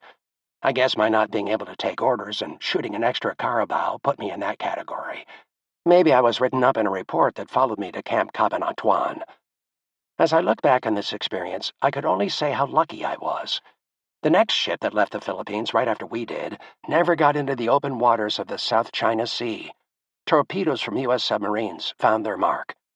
With a great explosion and a burst of flame, the ship was hit broadside with such force that the cargo hatch was blown off its hinges, and some of the prisoners below were catapulted topside. As the war intensified and the Americans began their offensive in earnest, the Japanese moved greater numbers of prisoners to Japan. The war records show that by August 1944, the ships carrying American POWs were subjected to torpedo destruction and to attack by U.S. aircraft. U.S. submarines and aircraft were inadvertently responsible for sinking 25 Japanese freighters, many carrying American prisoners of war. Thousands of Americans died this way because the Japanese, for whatever reason, refused to identify those ships carrying POWs with Red Cross markings. Our ship arrived at Formosa 14 days after leaving Manila. We docked alongside 6 other Japanese freighters, none of which carried POWs. The first day in port, we were allowed out of the hold for 2 hours. Then, on the second day, we were told that, for our health and welfare, we would be allowed to work on a farm, picking bananas. We picked bananas for 5 days, but we were told not to eat any part of a banana, or we would be punished severely. Each day after work, we were herded back to the ship and put in the hold for the night. Because I'd learned enough of the Japanese language to survive, I spoke to some of the guards about various daily activities. During one of these conversations, I found out that the reason for the delay was our ship needed some repairs. The Japanese officers figured that as long as we were in Formosa, we might as well pick fruit, load it aboard the ship, and take it with us to Japan. We had hoped that the fruit would be distributed to us during the final leg of our journey, but this was wishful thinking. The fruit was for the Japanese people in Japan, not for us Americans. When the repairs were completed, plans were made for our departure. While we were on the dock watching the ship being loaded with various items for Japan, a guard came through our ranks, distributing sheets of paper with the heading, Regulations for Prisoners. In essence, the regulations concerned our restrictions aboard the ship, what we could and could not do. These were in 2 parts. The first dealt with general guidelines that, if not followed, would result in punishment. The second set of regulations stated that if these were disobeyed in any manner, the result would be immediate death. To the best of my recollection, the first set of guidelines included such items as prisoners should eliminate both their bowels and bladder before boarding the ship. Prisoners should not complain about the small amount of food or the condition of the ship. Prisoners will get only 1 portion of rice twice a day. When the toilet buckets and cans are full, they will be brought to the center of the room, and a guard will be notified that a pulley is needed. Buckets will be pulled up and the contents thrown away by prisoners, who will work with the guards to accomplish this order. The second set of prohibitions are recalled below. If a prisoner did any of the following, he would be executed. Climbing ladders without orders, touching or fooling with any of the boat's materials, wires, lights, and so forth, taking more food than his share, disobeying any orders or instructions given by any Japanese soldier or officer, talking in a loud or mean fashion to the guards, walking around or moving any place except the hold of the ship without Japanese orders. No one wanted to challenge or test these rules. Instead, we tried our best to comply. We found out that any punishment doled out to one of the men had a negative effect on the rest of us. On the 3rd day out from Formosa, a prisoner suffering severely from malaria and dysentery started to scream that he wanted to go out on the deck to get some fresh air. We all knew that the poor guy was out of his mind, but we could not stop his yelling. A guard opened the hatch and invited the man who was screaming to come up on deck. As this sick man stuck his head out of the hold, the guard pushed his bayonet into the poor man's neck with one mighty thrust. The man toppled backward down the ladder. As he fell to the deck of the hold, the blood poured from his neck wound. Our medics ran to him and tried to stop the bleeding. 2 men took turns holding pressure on the wound, until after what seemed like hours, the bleeding stopped enough for the medics to sew up the hole. Our friend lived to see another day, and we all learned a lesson. The Japanese meant what they said. The following day, the officer in charge informed us that we would get only 1 ration of food that day because we did not control our friend and stop him from breaking one of the rules. So we all suffered because of the actions of one. For what felt like a lifetime, we sat in the stinking hole telling each other lies. First, we were going to be traded for Japanese prisoners. Then we were going to be taken to a neutral port and wait out the war there. We heard countless rumors of what was going to happen to us, but not one of the rumors ever mentioned our being executed or killed. That possibility was never discussed, although most of us thought about it many times. The days just dragged on, with nothing to do but sit and talk about nothing in particular. By this stage in our journey, everything was starting to irritate us. The men started fighting among themselves for the slightest reasons. We simply got on each other's nerves. Actually, by this time we had heard each other's stories a dozen times, and were so bored that we could not bear to hear the same tales over again. In addition to the boredom and despair, we found it necessary for many hours of the day to hold our breath systematically. The odor of urine and feces from the men aboard, as well as the horses that had previously traveled in our accommodations, made us all nauseous. As the days wore on, we longed for an end to this boat ride. Anything, we thought, would be better than what we were enduring. Then, as if in answer to our pleas, we heard the ship's horn blaring, with two short and then one long blast, and loud voices giving what seemed to be commands. We also heard other motors and horns from other ships. We felt sure that something important was happening. When our ship was bumped by what we perceived as a pilot boat, we knew the end of this hellish voyage was in sight. Chapter 10. The Coal Mine. When we landed in Japan, each of us had lost an average of 15 pounds since leaving the Philippines. If I had been able to weigh myself that day, I probably would have weighed 105 pounds, for a loss of 43% from my pre-war weight. In spite of being in Japan, enemy territory, we were happy to be off the Toro Maru. Many of us were unable to walk without holding on to someone else. Our legs were so cramped from lack of exercise and from sitting in one position for long periods of time. After we disembarked, the Japanese herded us into a large warehouse right on the docks. They told us to take off all of our clothes and to throw them into the trash bins spaced along the wall of the building. Standing there in our birthday suits made us even more painfully aware of our poor physical condition. Soon a half-dozen Japanese entered, dressed in uniforms, covered with what appeared to be canvas coveralls, and wearing long gloves and face masks. Each had strapped to his back, or hers, we wondered as we stood shivering, a large tank, like a scuba diver's oxygen tank, and from the tank ran a long rubber hose with a spray attachment and an on-off lever. These 6 people walked up and down the rows of naked men and sprayed our bodies and hair with a chemical.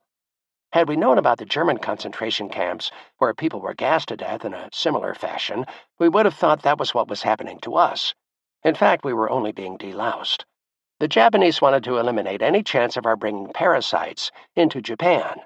This whole procedure took roughly 2 hours, but it seemed like an eternity. We were then issued Japanese-style clothing and typical Japanese rubber and canvas working shoes that buttoned on the side and had a split section just for the big toe. The shirts and pants were all one size, but their legs and sleeves were much too small for most of us Americans. The waist and chest sizes were just right. After all, we were down to skin and bones. Our last piece of clothing was a strip of white cloth, about 30 inches long and 12 inches wide, with a string going around one end. We tied the string around our waists and pulled the other end of the cloth up, through, and over it like a loincloth. Ready at last with our new clothes, we could move on to the next leg of our journey. We stood another hour waiting for instructions. Everyone wanted to know what we were going to be doing, where we were going, and how we would survive this new experience. A young naval officer stepped onto a platform at the far end of the building. When we saw him, we all stood at attention and stopped talking. The Japanese officer spoke perfect English. In fact, when I turned my head away, I could have sworn I was listening to one of my own officers speaking. As he started to speak, he announced, "I was born in Long Beach, California, went to school at Stanford University, but I am Japanese and will always remember my heritage. We will win the war against the American threat of boycotting our country and depriving us of our very existence to live. You are prisoners, and don't forget it. You are here to work, and to work hard for the Emperor," he shouted. Then he explained that we would be taken by train to our new home, where we would be indoctrinated into the work habits of the Japanese. We were then marched to a nearby railroad station, where waiting for us was a very old steam engine with 7 very antiquated passenger cars in tow. The engine bellowed dark smoke from its smokestack, and the hissing sounds and the belching of steam from the release valves made us wonder if this engine would ever be able to get started while pulling a load behind it. The guards ordered us to start boarding the train, but instead of allowing us to board on our own, they pushed and shoved us so that we would hurry up our boarding procedure. I did not move as fast as the guards wanted, so the one closest to me hit me on the head with the butt of his rifle and hollered, "Hayaku! Hayaku!" Faster, faster. I turned to look at this guard who had just struck me, and as I did so, another guard who had been watching the whole episode stepped in front of me. With his rifle turned so that the butt was directly in front of my nose, he swung his gun in a wide arc, hit me squarely in the face, and hollered, "Domi! Domi!" No good, no good. Blood gushed from my nose, and from the pain, I believed he had broken my nose once again. The bleeding also seemed to come from my forehead, so I put my hand up to my head to put pressure on the spot where I thought the bleeding was coming from. I did all of this while boarding the train. I had no intention of stopping to look back. I knew the second guard attacked me after he caught me looking back with disgust at the first guard.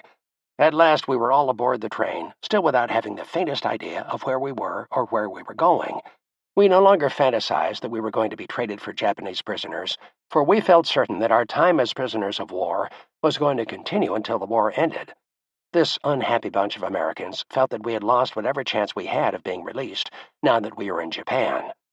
The thought of U.S. forces coming into the Philippines to release us had at least kept us dreaming. We had had hopes, plans, and dreams, all of which were now shattered. I wondered how we would make it now that we were so far from friendly forces.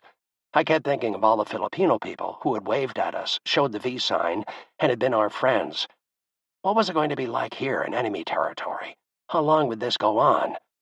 If only I had some idea, I could count the days and have something to look forward to. But this uncertainty could drive me crazy.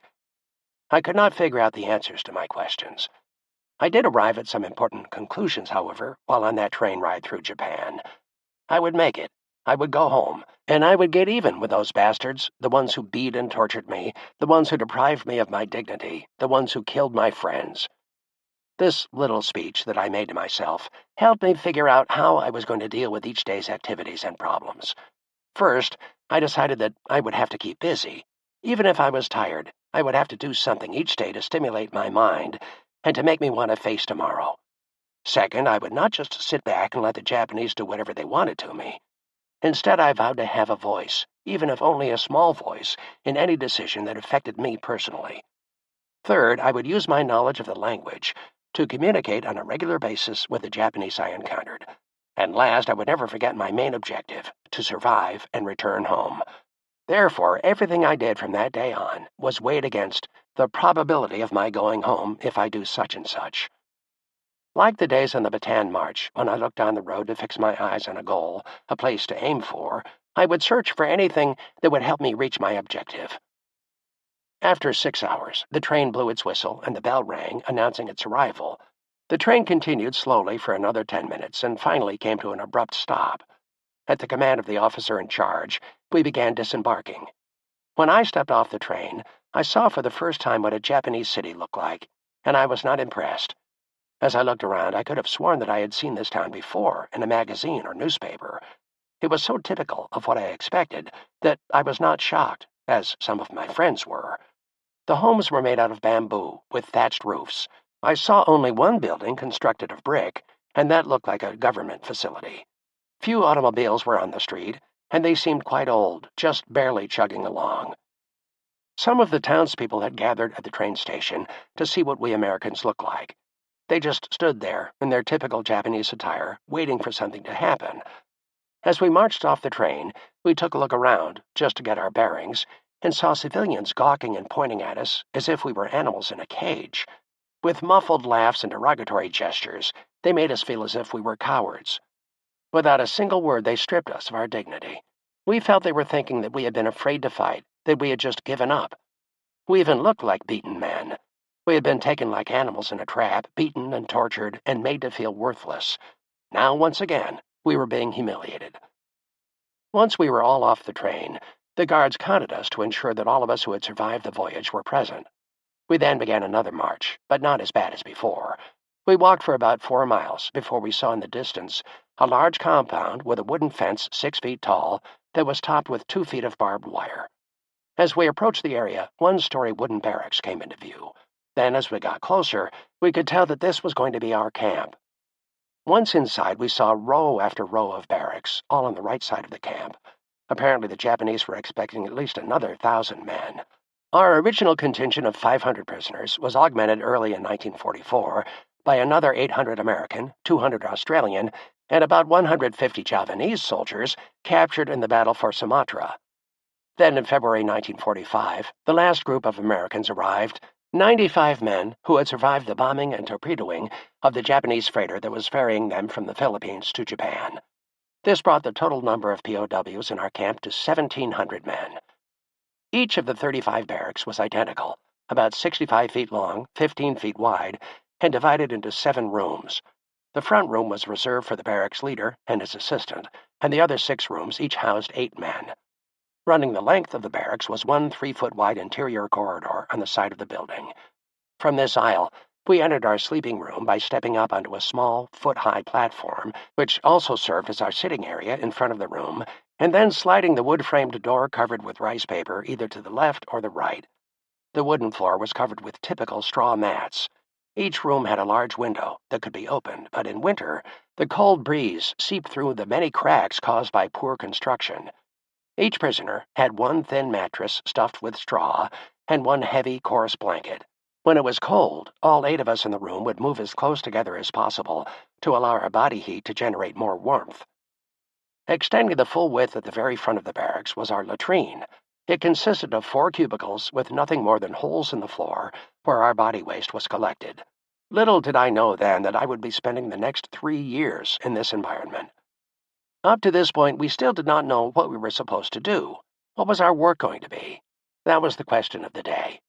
We were counted off in groups of 50 and assigned to one of the barracks. I was assigned to barracks number 4.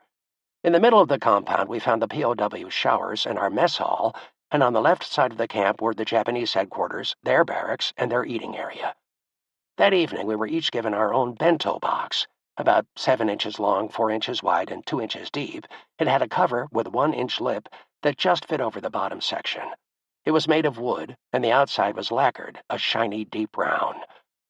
The following morning, the Japanese told us that we would be working in the coal mines. They also told us that we were expected to salute or to bow to any Japanese guard or officer we saw or thought we saw. Whenever we left our barracks and came out into the open street, we had to stop, face the location where the guard would normally be stationed, and bow. We had to do this, we were told, even if we could not see the guard. Any failure to bow would result in severe punishment. The Japanese then instructed us that once we went into the mine, we would be divided into 3 groups for exploration, construction, and extraction. Those doing exploration would look for new veins of coal and would work in hard rock. The construction team would shore up the ceilings of the laterals, whereas the extraction team would blast and dig out the coal. The first few days, according to the guards, we would all go down into the mine and do a little of each job, just to get a feel for what had to be done. Next, the Japanese guards marched us to the mine, a distance of about 3 miles, and then turned us over to civilians for the actual work in the mines. The shaft mine was underground. We had to either walk or ride down. Most of the time, Japanese workers filled the rail cars, so we had to walk, carrying jackhammers with 5-foot-long bits, shovels, axes, saws, hammers, our bento boxes, our cloth caps with their light in the front, and battery packs on belts strapped to our waists. We would start down fully clothed, but as we progressed into the coal area, we would start taking our clothes off until we had on nothing but our loincloths. Inside the tunnels, it got hot and stuffy. Very little air got into the lateral areas, which were far away from the main tunnel. The shaft went down at a 15% grade. That meant that for every 100 feet we walked, we went down 15 feet. The steepest grade allowed on most roads in the United States is 6%. The deepest part of the mine was about half a mile down. Although we walked down most of the time, walking back up really got to us, especially after working for 12 hours, shoveling coal, moving coal troughs, and bracing the ceilings so that we would not be injured in a cave-in. I will never forget that first day down in the mine. We were allowed to ride down the shaft in one of the cars, and it took about 5 minutes to reach our tunnel. Our first job was building ceiling supports. When I asked why this was needed, one of the civilian workers told me that the mine had been shut down years before because all the coal that was safe to extract had already been removed. Now we were really going after the proverbial needle in the haystack. That was how difficult it was to find more coal that could be safely extracted. I then found out that in mining coal, a supporting lateral 16 feet wide was saved for every 16 feet of coal extracted. What we were doing was extracting that lateral support. This meant that we had to enter the area from which the coal had already been taken, put up supports to help prevent the ceiling from coming down, and then extract the coal from the side that had been used as the original ceiling support. In other words, we were stripping the mine of all the remaining coal. We paid the price for doing this. We experienced serious accidents that cost many of our men their lives, an arm or leg, and in a few cases broken backs. Many injuries, often fatal, were caused when the ceiling collapsed in what was known as sidewall cave-ins. It made no difference how many accidents we had, however, the work had to go on. On that first day in the mine, we were divided into groups of 8. Each group had 2 Japanese civilian miners working with it. The group to which I was assigned was being trained to build rock walls in the tunnel that had already had all of its coal removed. We started to build a wall 16 feet wide and 16 feet long up to the ceiling. The tunnel we were working in that day was 16 feet wide by about 80 feet long. Thus, we had to construct 3 retaining walls, each separated by 16 feet of space. Therefore, for every 16 feet of space, we had a 16-foot wall. The Japanese supervisor of our group told us that we had to start the base of the wall with the largest boulders we could find. Then we would build on top into the side of these first boulders with smaller rocks to form a well-structured wall. As the wall grew to 3 feet in height, the supervisor instructed us to shovel whatever debris was on the ground nearby to the other side of the wall. Then we threw smaller rocks into the wall for packing. We continued building the wall until it got to be about 5 feet high. Then we followed the same procedure as before, filling the inside of the wall with whatever we could find. We repeated this process until the wall hit the ceiling, about 7 feet. To top off the wall, we made wooden wedges, and then crammed the top boulders firmly against the ceiling. Here I was, a Chicago boy who had never seen the outside of a mine, let alone been inside one, working below ground in the most unsafe and archaic conditions imaginable. By then I was about 60 pounds under my pre-war weight, and was still fighting the malaria bug and amoebic dysentery. And I was no exception. Most of the men working in the mine had the same problems. As we were building the wall, we found out how weak we had become. Trying to lift some of the large, heavy boulders into place, it would take 2 or sometimes 3 of us just to get the boulder from the ground up onto the wall. At about this time, the Japanese working with us would start laughing and say in sign language, in Pidgin English, and in Japanese, "Americans are big but weak, Japanese small but strong." When we tried to get one of the big boulders to the wall, we would roll it, end over end or any way we could, just to get it there. Once again, the Japanese would laugh at us and then say, 2 Americans to move that boulder, but it would take only 1 Japanese. They were really riling us. But how could we respond to this constant harassment? I spoke enough Japanese to be understood, and the men in my group wanted me to say something that would get them off our backs.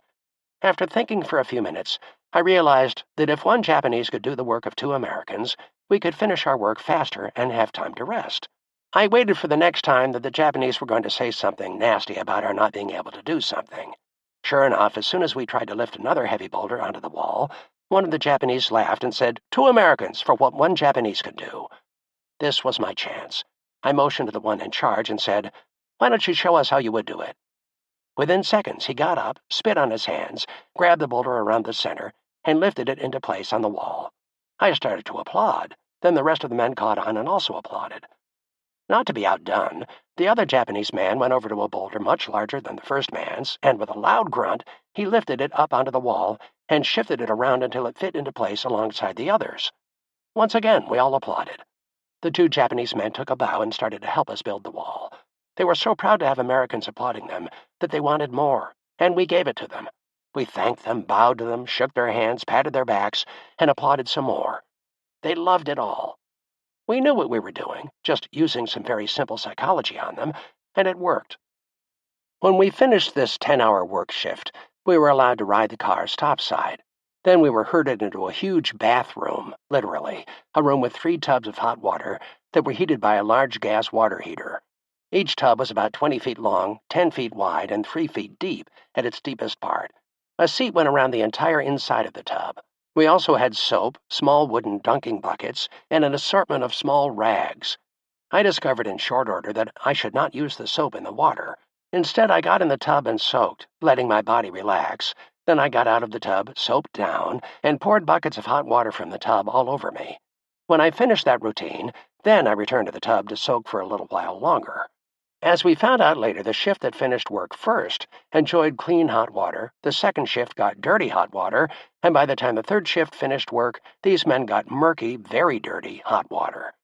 Most of the men who worked the third shift never bothered to bathe at the mine, preferring to walk back to the camp and take a shower there before turning in for the night. Our wall-building project continued for another week. We were working to make the area safe before the first coal-extracting team of prisoners came in to begin their work. Working under these conditions was a constant strain on our minds, as well as our body. That first week toughened us up, though. At least we knew what was expected of us, and if we performed the way we were supposed to, the Japanese did not beat us. If we goofed off, however, then we could expect the consequences. Of course, this basic premise did not follow any type of pattern. We were beaten for any reason the Japanese civilians wanted. If their food was in short supply, if the Americans bombed a Japanese city, or if the supervisors that day wanted more coal than was produced, they beat us. We quickly found out that there was no need for an excuse. We were punished any time the Japanese wanted to vent their anger and frustration. We slowly learned to accept our fate that while in Japan, we were going to work in the coal mine. As day followed dreary day, we carefully watched everything that went on down in the mine. We noticed that the large motor that ran the main conveyor belt from the bottom to the top of the mine was connected to all of the tunnels and laterals and transported the coal out of the mine and onto ships for destinations unknown. We quickly realized if that one main motor could be stopped, all of the work in the mine would grind to a halt. So, while in camp that week, our work group of 10 men made plans to sabotage the motor the next time we had to walk down the mine's main tunnel to our workstation. A few days after planning our strategy, we arrived at the mine and picked up all of our equipment, only to be told we would be walking down the tunnel that day because the rail car was broken. We marched down single file. About halfway down, we saw the motor. It looked like a 50-horsepower motor, huge by anyone's standards. The first man to pass the motor as planned loosened the wing nut to the oil reservoir. The second man removed its cover, and the next 6 men dropped into the open oil reservoir rocks, hard coal, and anything else available in the mine that could cause damage to the motor. The last 2 men in our group were responsible for replacing the oil cover. We continued to our work area, knowing that sooner or later the motor would stop. Then we would have accomplished 2 things. First, we would be able to stop working for a while, and second, we would have contributed in some small manner to the U.S. war effort. An hour later, all hell broke loose. The belt in the main tunnel, the one taking the coal topside, stopped. We found out about the stoppage when the coal in our side lateral trough started to bunch up. It would not move out onto the belt. This backup of coal signaled that something was wrong with the main coal-carrying belt, and our work group had to stop shoveling coal because we had no place to put it. Our plan had worked. We just sat down and rested for about 3 hours until the motor was replaced or repaired and things got back to normal. Each day, once we reached our workplace in the mine and got ready for work, we always had to wait for a supervisor to come into our tunnel and tell us how many cars of coal he expected our group to produce. At the beginning of one shift, about 10 minutes went by before in strode a Japanese man, standing about 6 feet tall, with a husky build and a wide smile covering his face. He was dressed all in black, in a high-necked tunic and tight-fitting trousers. His uniform had 4 white stripes on the tunic's sleeves. I later found out they indicated he was a high official of the mine. We referred to him as the 4-striper. The 4-striper began tapping the walls of our area with a stick he was carrying that looked like a cane. After a few minutes, he looked at me and said in Japanese, 12 cars of coal today. I was amazed. Did he really know how to calculate the number of cars of coal just by tapping the walls? He must have noticed my surprised look, for he said, Yate miru, try it. I then realized he knew no more about coal mining than we did. Because I was the one who understood and could communicate with the Japanese, I decided to test him right there and then. I borrowed his cane and tapped the walls all around us. When I finished, I looked him in the eye and said, Daihachi, yate mimasho. 8 I will try for. That's the best we can do. He looked me in the eye and stared me down for what seemed like 1 full minute. He then smiled and said in English with a Japanese accent, Okay. At the end of our shift, we did in fact produce 8 cars of coal. When we got topside, the 4-striper looked for me and with a big smile said, Yeroshi, good. Then he proudly handed each man on our crew a big red apple. We tried to imagine how coal miners back in the United States would respond to a reward of an apple. What the 4-striper did not know, however, was that we completed our work in just 5 hours. We then sat down on our lateral, took off our headlamps, buried them light first in the loose coal, and slept. That was the beginning of an almost daily routine for the next few months. We negotiated the number of cars of coal each day, and I might add, the Japanese always settled for the number we bargained for. Then, after we made our quota, we would find a place to rest where we would not be discovered. This scheme usually meant at least 4 or 5 hours of rest each day. Unfortunately, we hungry men did not get an apple each day. When the workday was over, and we walked up the mine shaft to reach topside, we had a choice of bathing there or going back to our barracks. The men on our shift always voted to return to camp, unless we were the first ones finished. Only if we were on the first shift did we vote to take a hot bath in crystal clear water. When we were ready to march back to the barracks, we would line up 4 abreast in front of the mine entrance and start our 3-mile march back to camp. Our daily routine of marching to the mine, working in the mine for 10 hours, being forced to walk up the mine shaft to topside while carrying all of the coal-digging equipment, and then walking the 3 miles back to camp became almost impossible. Those first few weeks in the mine were devastating, by far the most trying of my 3 years in Japan. Each day became worse than the day before, as we started to hate the very thought of working in the mine. We knew that each day brought additional challenges and dangers. Our continued forced labor exhausted us and exacted a heavy toll on our emotions and our survival attitude. By the end of the first month, we were accustomed to the routine. We then needed something to take our minds off the continued harassment and beatings by both the Japanese soldiers and the civilians in the mine. As our group marched back to camp, I kept searching the streets, the people, and the terrain for telltale marks that would give me some relief from the tensions of the workday. Surprisingly enough, some of the people lining the road from the mine to our camp seemed to have a very sad and questioning air about them. If only I could talk to them, to ask them how the war was going, and what the future held for us, maybe then I could carry on in a more positive spirit. When we arrived at camp, the guards searched our bodies as well as all of our clothes. What were they looking for? The guards did not communicate with us or give us any indication that anything was wrong. We did not know what was happening. Finally, one of the officers explained that on selected days, they would conduct searches for specific items. This day, the guards were looking for contraband. They wanted to see if any of us had picked up items that belonged to the Japanese civilians in the mine. They did not find anything, so we were ordered back into camp, then dismissed. We were allowed to go to our barracks, to the showers, to the mess hall for our evening meal, or just to wander throughout the camp. That evening, as Doc Hewlin and I were talking about the day's events, Doc explained that he could not keep records of the men's health conditions and wished that he had some way to write down each man's sick hall diagnosis and the treatment given. This information would be quite valuable to the men in the future, Doc felt, for a record of a man's condition, his treatment, and his prognosis during the time he was a prisoner would help immensely in treating an illness, sickness, or injury once back home. Then Doc said once we were released, the proper authorities would have a better chance of improving our overall physical condition if we had medical records available detailing what happened to us and the treatment we received while prisoners. I promised Doc that I would try to obtain some writing paper for our medics' use. I did not know how, but I felt that I could find a way. My chance came only a few days later while shoveling coal in the mine. One of the Japanese civilian overseers, knowing that I spoke a little Japanese, approached me and asked whether I knew where he could buy a tube of American toothpaste. I told him I would try to locate one when I got back into camp. He instructed me not to say anything to anyone else, to keep quiet. I smiled a knowing smile and said I understood. Then I asked what he would pay or trade for a valuable tube of American toothpaste. He said in Japanese, "Anything. How about tobacco?" Tobacco really meant cigarettes, and cigarettes were our medium of exchange in camp, so I agreed. "How many?" He replied, 10, 20, maybe 30. I told him I would try to find some toothpaste, but whether I could get any was going to depend on how many packs of cigarettes he would trade for the toothpaste. I started to think, would he be able to get me some writing paper, in any form, a booklet or loose sheets, that our medics could use for record keeping? I felt that I had found someone with whom I could begin a good trading relationship. He and I both knew that this bartering or trading was against Japanese policy, and that we would be punished if caught. But what the hell? I was already living on borrowed time. I figured I might just as well have a little excitement in my life, and at the same time help the medics keep health records of the prisoners for their future use.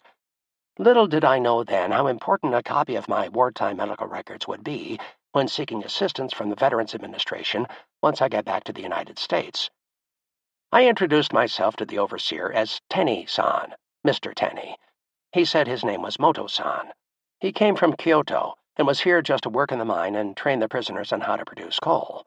He asked where I came from and in what city in the United States was I born. When I replied Chicago, he laughed, pointed his finger at me, and said, "Capone, Gango." I understood what he meant at once. First, I was from Chicago, Al Capone's town, and at that time everyone knew that Capone was a gangster. Second, I was about to do the same things a gangster would do, things that were against the law.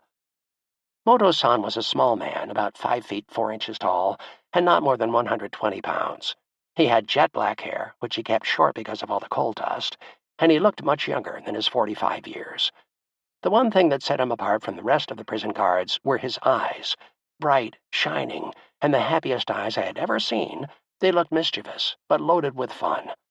Although Moto-san spoke a little English, he was very patient with my speaking what I later learned was gutter Japanese. He explained that I had learned the language from the soldiers on Bataan, who undoubtedly were from the poorer areas of Japan and did not receive as good an education as their compatriots. Back in camp, I had to find someone with toothpaste.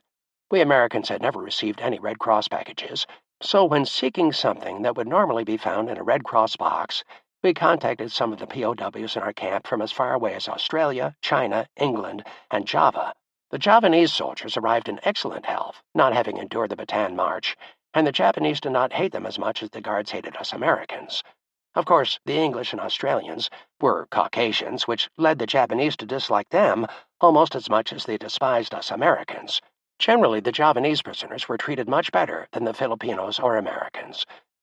In my search around camp the next few days, I found that the Javanese prisoners had hoarded dozens of items, from toothbrushes to cans of coffee.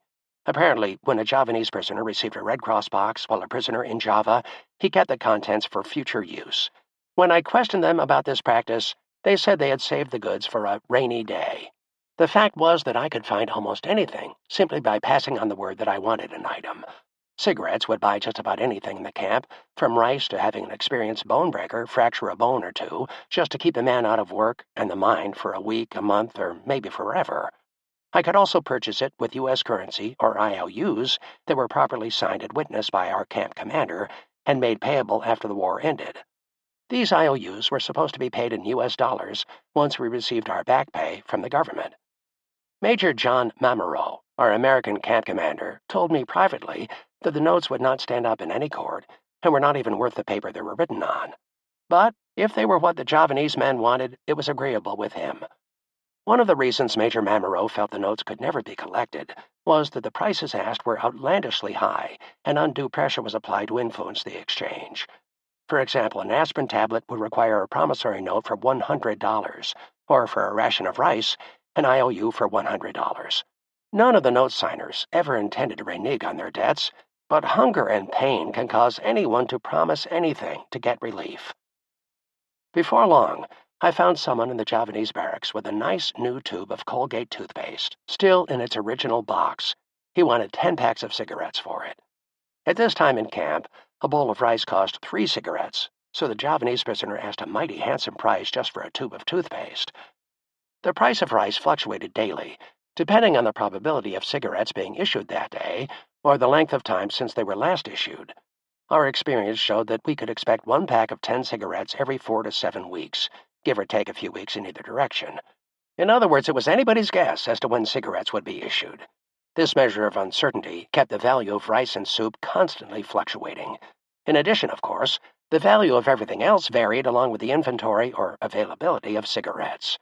One thing was certain: the number of cigarettes available for trading diminished daily. While the non-traders smoked them, the traders kept their supplies safe and well hidden, safe not only from theft, but from the possibility of the tobacco drying and falling out, which would make the investment, the cigarette, lose some of its trading value. At my next meeting with my newfound Japanese friend, Moto-san, I told him I had located a tube of toothpaste, but the owner wanted 20 packs of cigarettes for it. Moto-san did not blink an eye. He said, "Okay, tomorrow I bring tobacco." I then said I would like to have some paper to draw or write on, and asked if he could bring me a little paper notebook as my gift for getting him the toothpaste. He was excited and seemed very happy to accommodate my request. He said, tomorrow I bring you gift."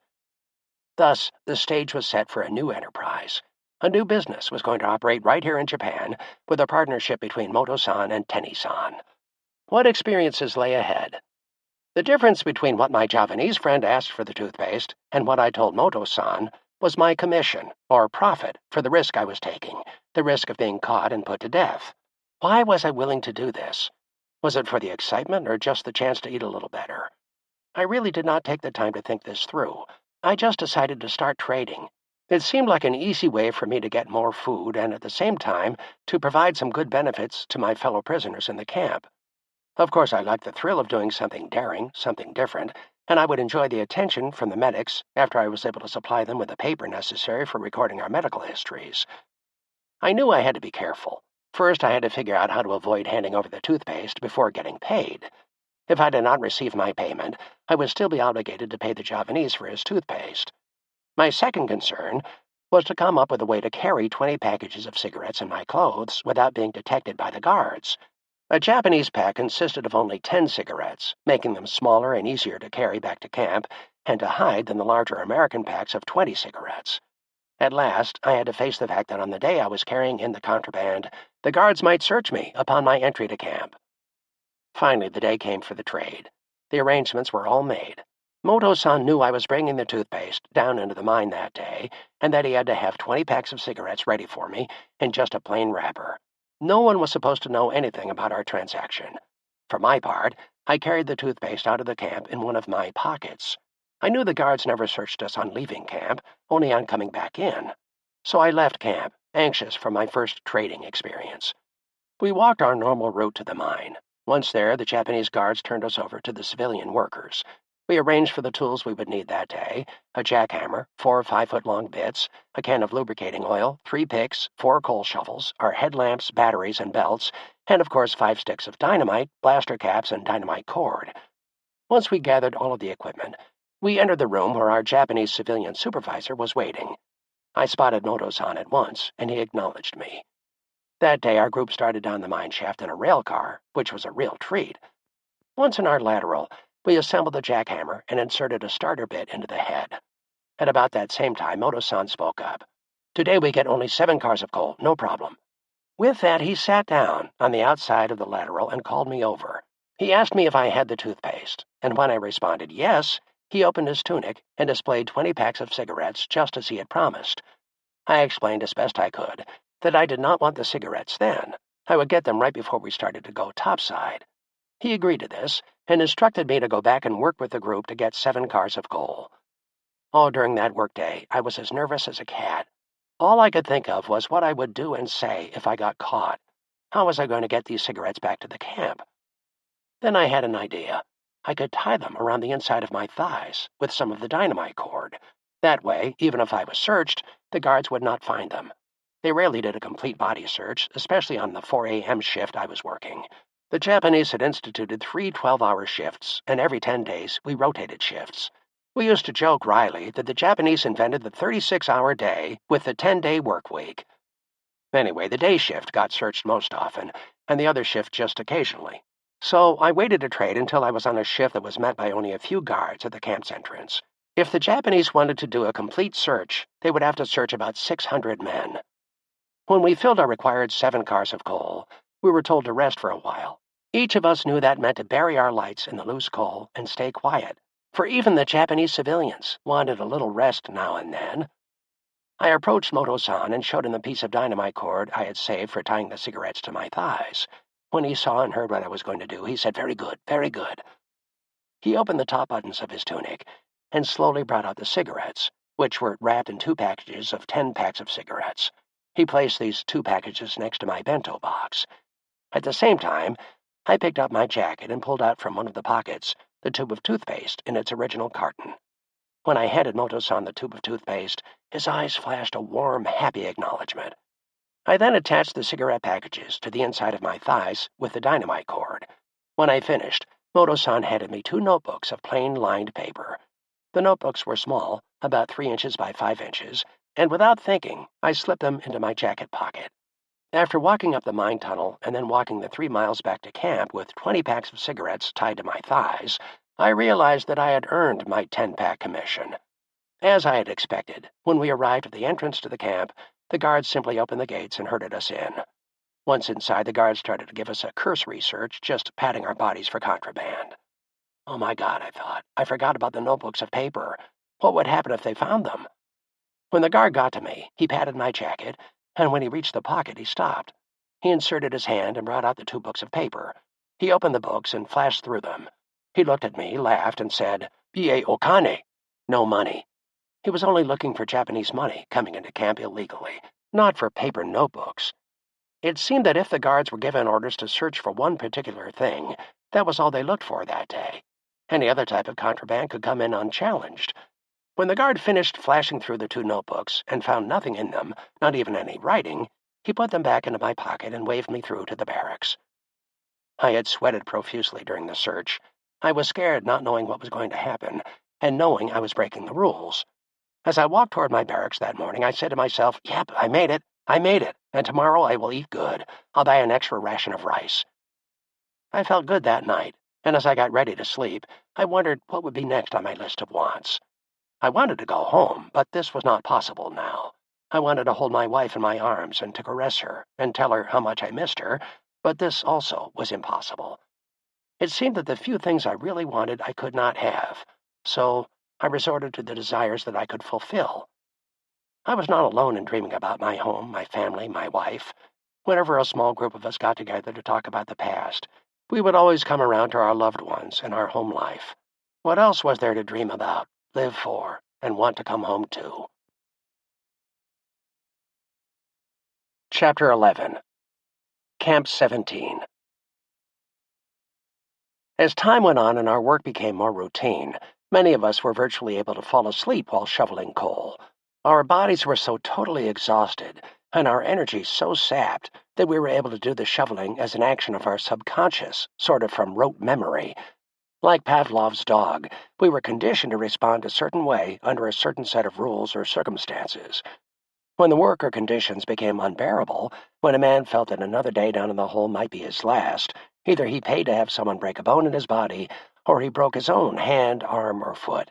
We had some experienced bone breakers who, for 5 rations of rice, would break a hand or foot. It would cost 10 or 12 rations to have an arm or leg broken. After all, they needed greater expertise to ensure a clean break, with no repercussions once it was healed. Different methods to get out of work had a long-term negative impact in a few cases. We found out that after smoking iodine-soaked tobacco, one's lungs would show up in an X-ray film with dark spots similar to those found in tuberculosis, TB, cases. A few enterprising men smoked cigarettes that had been soaked in iodine. Then they started imitating a bad cough. After a few weeks, they went on sick call and continued the annoying cough in front of the Japanese and American doctors. The Japanese were deathly afraid of TB, and when they heard the man coughing, they would order him into town for a chest X-ray.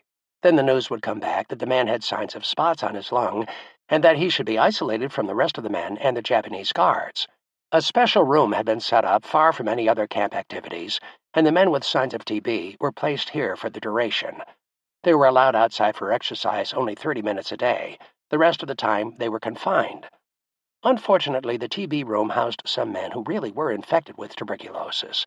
As a result, the ones who were faking it ended up catching TB from the ones who were truly afflicted. Although Dr. Hewlett was very capable, competent, and extremely innovative in treating us, we were still well aware that all of his treatment and operations were performed without the necessary surgical instruments, medical supplies, or sterile conditions one could expect in a more normal hospital. To put it mildly, Doc operated wherever and whenever he could, and under whatever conditions that prevailed at the time. He would not help us get out of work, but he always made those of us who took matters into our own hands more comfortable. Once one of us would get out of work due to an illness or accident, Doc would do everything in his power to keep us out for as long as possible, bearing in mind that the Japanese placed pressure on him to send at least 95% of the men from each barracks to work. While working in the mine one night, I felt that if I had to go down in the mine the next day, it would be my last. So I picked up a steel cable car locking pin about 10 inches long and 2 inches in circumference and placed it close to my bento box. I waited for the time when the Japanese miner working close by would leave and check on what was happening at one of the other laterals. Then I picked up the pin with my right hand, placed my left hand on the end of a skinned tree trunk used to support the ceilings, and with one mighty blow, hit my hand as hard as I could with the steel pin. The pain was excruciating. I did not yell, but tears came to my eyes. I saw a huge red bump on my hand, and where the pin had pierced the skin, my hand started to bleed, just a little at first. I was sure I would not have to go back into the mine for a few weeks. A 2-week vacation with full rations because the injury occurred while in the line of duty working for the Emperor was due me. When the Japanese worker returned, I was pretending to shovel coal from a wall that he had just blasted down. After a few minutes, and with the precision of an engineer, I placed my shovel far enough under the wall of coal to cause a slight break. Coal fell from the top and crashed down on the floor. As soon as this happened, I let out a yell and held out my hand so the supervising Japanese worker could see my damaged and, I hoped, broken hand. All went well so far. All the workers felt sorry for me, and within minutes brought me a clean piece of cloth to wrap around my bleeding hand. That night, when our group entered camp, I was taken at once to the medic's office. Dr. Hewlett took a look at my hand and said, "Looks pretty bad, but you're lucky. It's not broken. You'll be able to go back to work tomorrow." I thought, did the doc know what I went through to try to get this darn hand broken? Did he know the pain I endured, the chance I took? Next time, I determined, I will get an experienced bone breaker to do the job and get it done right. When I went back to the mine the following day, I was sort of a hero in the eyes of the Japanese, who thought I was coming back in spite of a painful broken hand. I felt what they did not know would not hurt them, and I did not tell them any different. Although I failed at my first attempt to break my hand, I succeeded the next time, and despite my earlier resolve, I did it myself. I did not want to run the risk of someone else doing it wrong, and then having to suffer the consequences. I broke my hand about a month after the earlier botched-up job. It hurt so much more the second time. As I was right-handed, of course, it was my left hand that I damaged. After all, I did not want to take a chance of permanently injuring my good right hand. One of the more ingenious inventions to get out of work was the homemade ulcer. Making an ulcer was really quite simple. One time, when I wanted to get out of work in the mine, I first took a sharp instrument, like a pointed knife or a pin, and pricked my foot, just above the ankle, about 20 times to make it bleed a little. Then I made a paste out of a little piece of our lye soap and some of the powdered lye we used in our latrine to sprinkle over our excrement. I then formed this paste into a small ball about the size of a nickel and placed it over the bleeding area and secured it with a bandage. The following morning, when I removed the bandage, I found a nice burn scab. With a little work and a little pain, I removed the scab, and in its place was a beautiful, fresh-looking ulcer the size of a nickel. The medics confirmed that I had an ulcer forming and issued me a no-work order for a few days so the ulcer could start to heal. I was determined, however, that my ulcer would not heal until I wanted it to. To get out of work a little longer, I waited a few days and then did the same thing, except I made the ball of soap and lye the size of a quarter. I placed it on the open sore and bandaged it overnight. The next morning, voila, the new ulcer had grown to the size of a quarter. I did this for about a week, until the ulcer was half-dollar size. Then I started to let it heal, so there would not be any undue questions asked of either the medics or me. That one more week out of work was a great vacation. The reason for always putting the ulcer on the lower leg was to prevent me from walking to the mine, and certainly it kept me from working in that dirty environment. The homemade ulcers were so real that no one could distinguish them from the genuine thing, not even the medics, though I am sure that somewhere along the line they had a pretty good idea of what was going on. At least 200 other men used this ulcer ruse, and we put a crimp in the Japanese war effort. Although it was a minor crimp, it sure made us feel good at the time. Getting out of work in the coal mine was a real challenge.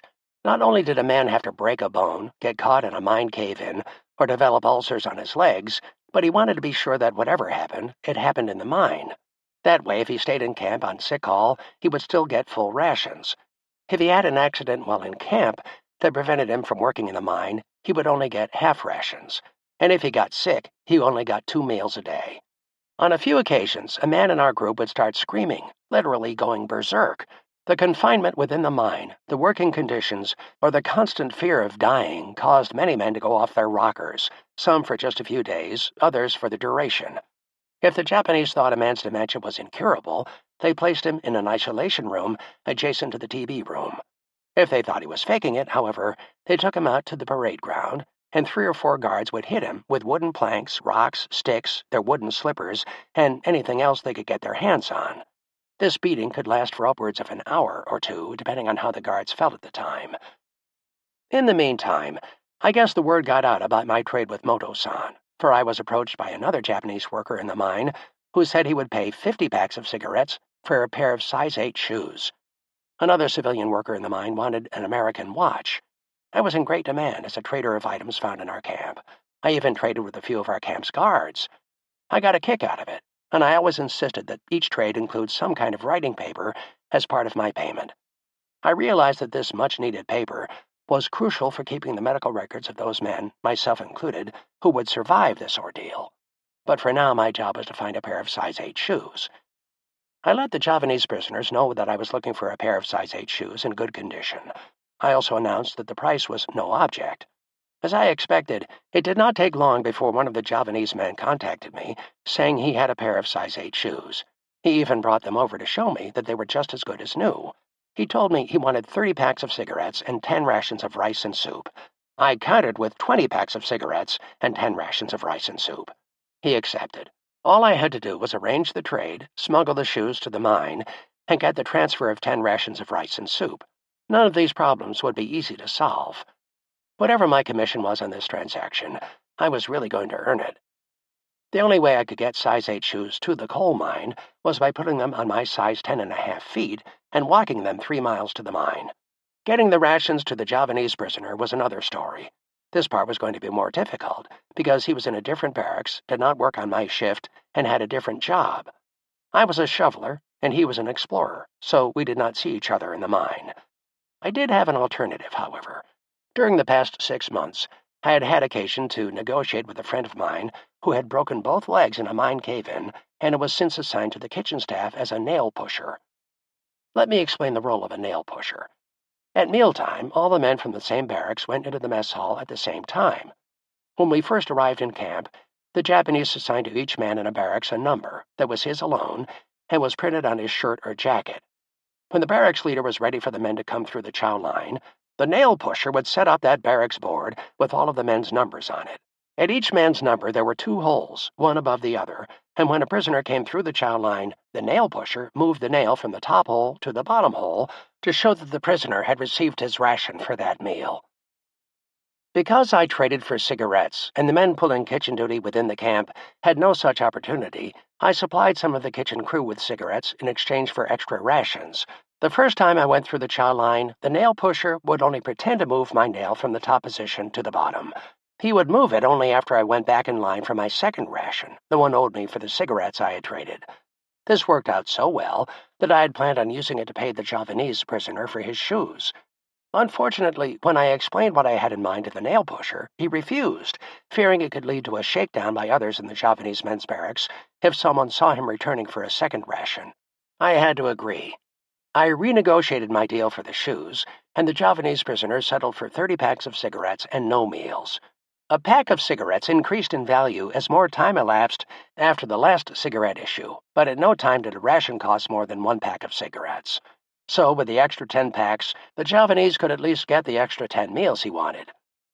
All went well on the day I walked gingerly to the mine in a pair of size 8 shoes. The cigarettes and writing paper were there waiting for me, and I was able to get them into camp with no trouble, just large blisters on the heels of my feet, and my skin on the inside of my thighs rubbed raw. My friend in the kitchen had been right about the shakedown. On one occasion, while I was collecting my payment of cigarettes, and the nail pusher did not move my nail to show I had already been through the chow line, I heard the man behind me say to the nail pusher, "The guy in front of me has gone through twice. How about me? You don't want me to tell, do you?" After we went through the line and had finished eating, I waited for this fellow at the door to the mess hall. When he finally came out, I grabbed him by the collar, turned him around, and told him, "Don't horn in on someone else's deal. Go find your own. If I'm told about this kind of pressure again, I'll see you floating in the firewater pool, and if I can't do it, I'll find someone else who will." He did not say a word for what seemed like 1 full minute. Then he said, "You're right. I was trying to horn in. I was thinking of blackmailing the nail pusher, but that's not right. Don't worry, it'll never happen again, and I'll keep my mouth shut." In spite of my trading, there still were many days that I went hungry. I was fed, but the small bowl of rice I got for each meal just did not satisfy my hunger. I knew others were hungry too, so I got together a plan with 3 friends of mine in our barracks. We designed and cut a solid block of wood just a fraction smaller than a bento box. Then, when we carried our ration of rice with us into the mine, one of us would also bring the small piece of wood. Once inside the mine, The one whose turn it was that day would eat all but a few spoonfuls of his rice. Putting the rice aside, he would place the carved block of wood into his empty bento box and then spread the leftover rice over the false bottom. It would appear that his box was full of rice.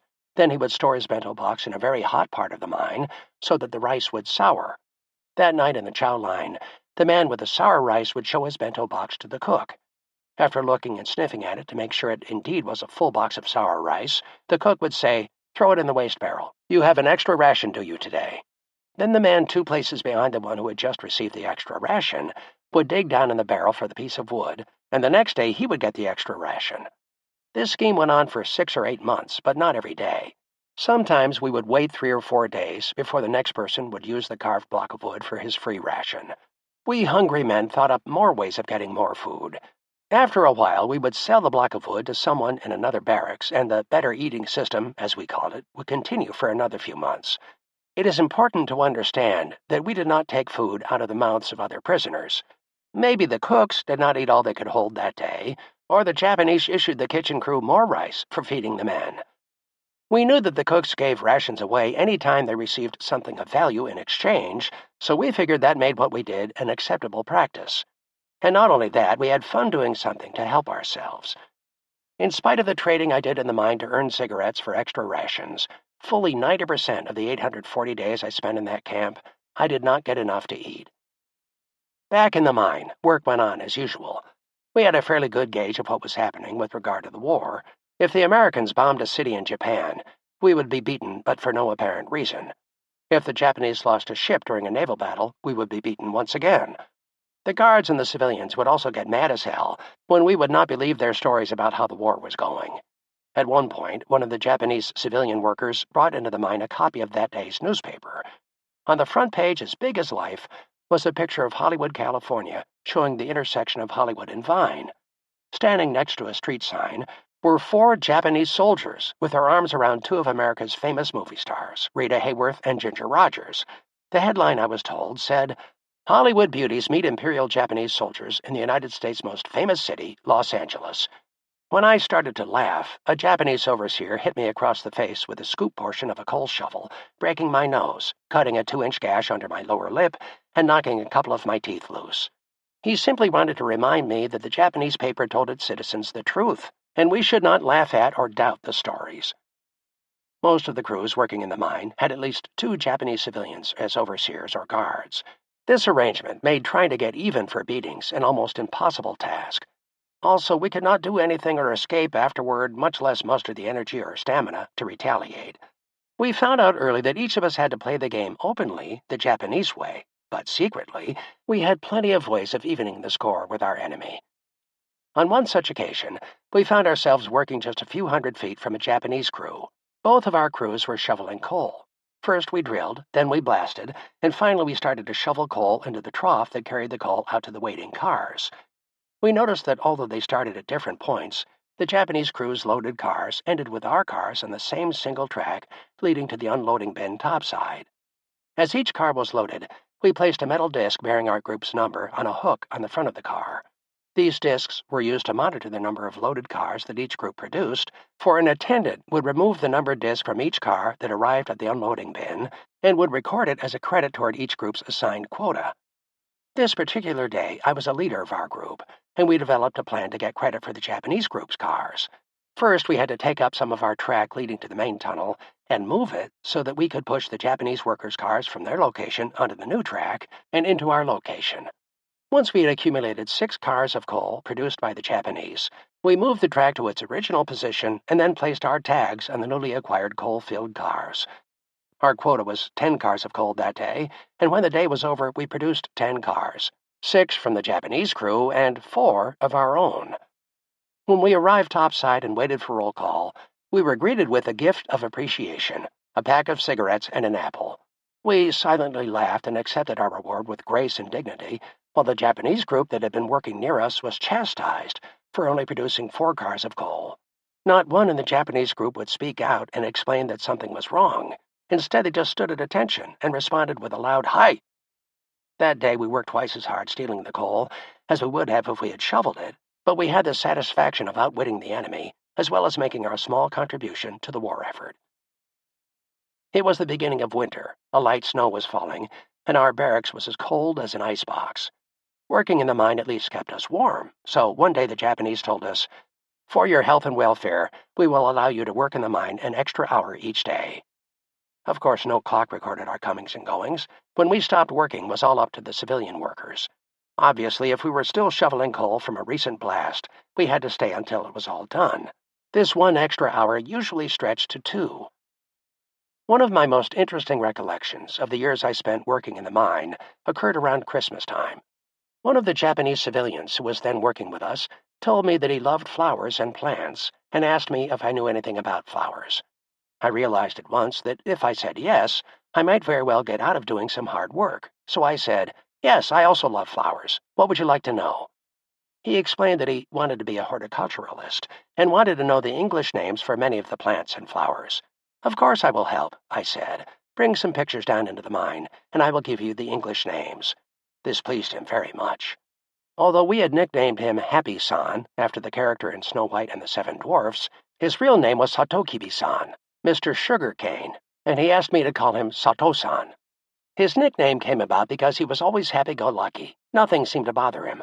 He was only about 5 feet 6 inches tall, weighed about 140 pounds, and was all muscle. Sato-san said he was 35 years old and that he'd been married since he was 20. Unlike most of the Japanese men I had come into contact with, he was polite to everyone, to his own countrymen, as well as to American prisoners of war. In his own way, he seemed to apologize for his countrymen's cruel treatment of us POWs. The following day, Sato-san came down into the mine with a magazine filled with pictures of flowers, trees, and shrubbery. He was so excited he could hardly wait for our lunch break. Then, as we all sat down to eat, he came over and asked me to sit with him over in a corner of the tunnel. I knew right away what he wanted, only I did not know one flower from another. What in the hell was I going to tell him? Just the day before, I had told him I knew all about flowers, but I sure did not expect a test on flowers the very next day. I flipped through the pages of the magazine quickly, spotting those few flowers that I did know. A rose is a rose is a rose, so that was the first one I recognized. Then I spent a long time telling him the colors of the various roses, 4 different shades of red, white, pink, and any other color I could think of. After about an hour, we all went back to work, and Sato-san told me he would bring the magazine back the next day. What was I going to do? Then it hit me. He would not know the English name of one flower from another, so I developed a plan. After returning to camp, I asked my friends who were from the southern part of the United States just to name a few flowers for me.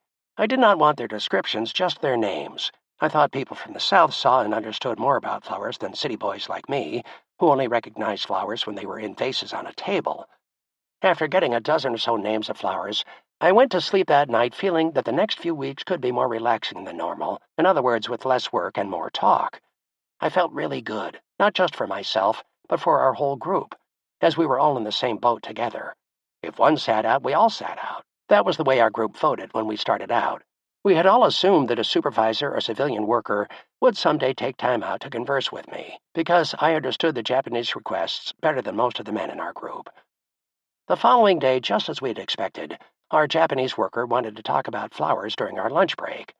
All of the men sat down in a corner of the tunnel, took off their headlamps and buried them in the coal, laid back, closed their eyes, and did not make a sound. While the men rested, I took Sato-san to a far corner of our work area, sat down with him, and went over some of the flowers in the magazine.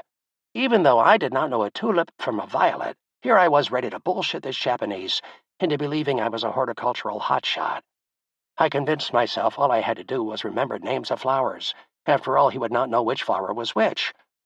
On one occasion, when I reported for sick call and was allowed to stay in camp because of my ulcers, Sato-san asked a friend of mine whether he would take a gift to me. My friend certainly agreed. The next day, Sato-san brought a can of sweetened condensed milk into the mine and passed it to my friend to give me. The only way the man could bring a can of this type and size into camp was the same way I was smuggling in cigarettes, tied between his legs with dynamite cord. That night, after our evening meal, my friend came to my barracks and presented me with Sato-san's magnificent gift. I invited a few of my barracks mates to partake in a spoonful of this gold-plated treat. We all gathered around my sleeping mattress, and with happy smiles on our faces, started to savor the can's contents. We saved enough to put on our rice the following morning. I paused to think about what a friend I had in the mine, and about my friend in the camp and the risk he took in bringing the gift to me. After a few days out of work, I finally went back to the mine. On that first day, Sato-san was there to greet me. With a big smile on his face and a gleam in his eyes, he asked me in English whether I received the milk and if it helped me get better.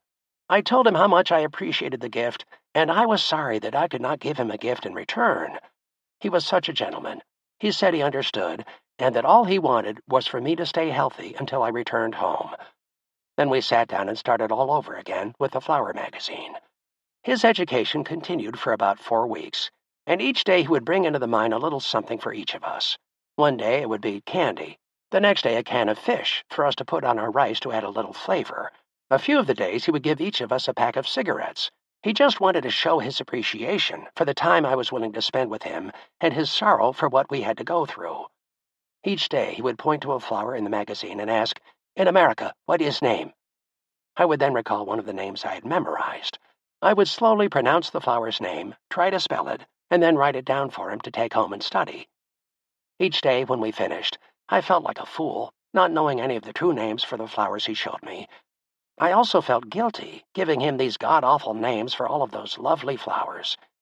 It became harder and harder to face him each day, and to accept the little things he was always trying to do for us.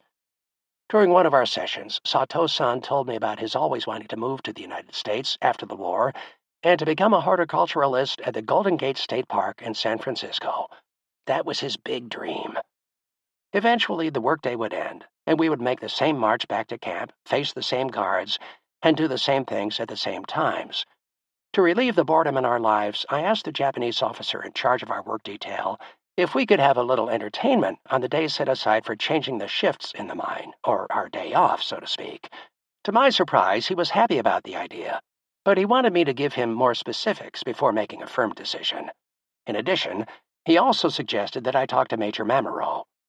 The next few days, I was filled with excitement, planning something to do out of the ordinary. Something that would require creativity, organization, and a different kind of hard work was music to my soul.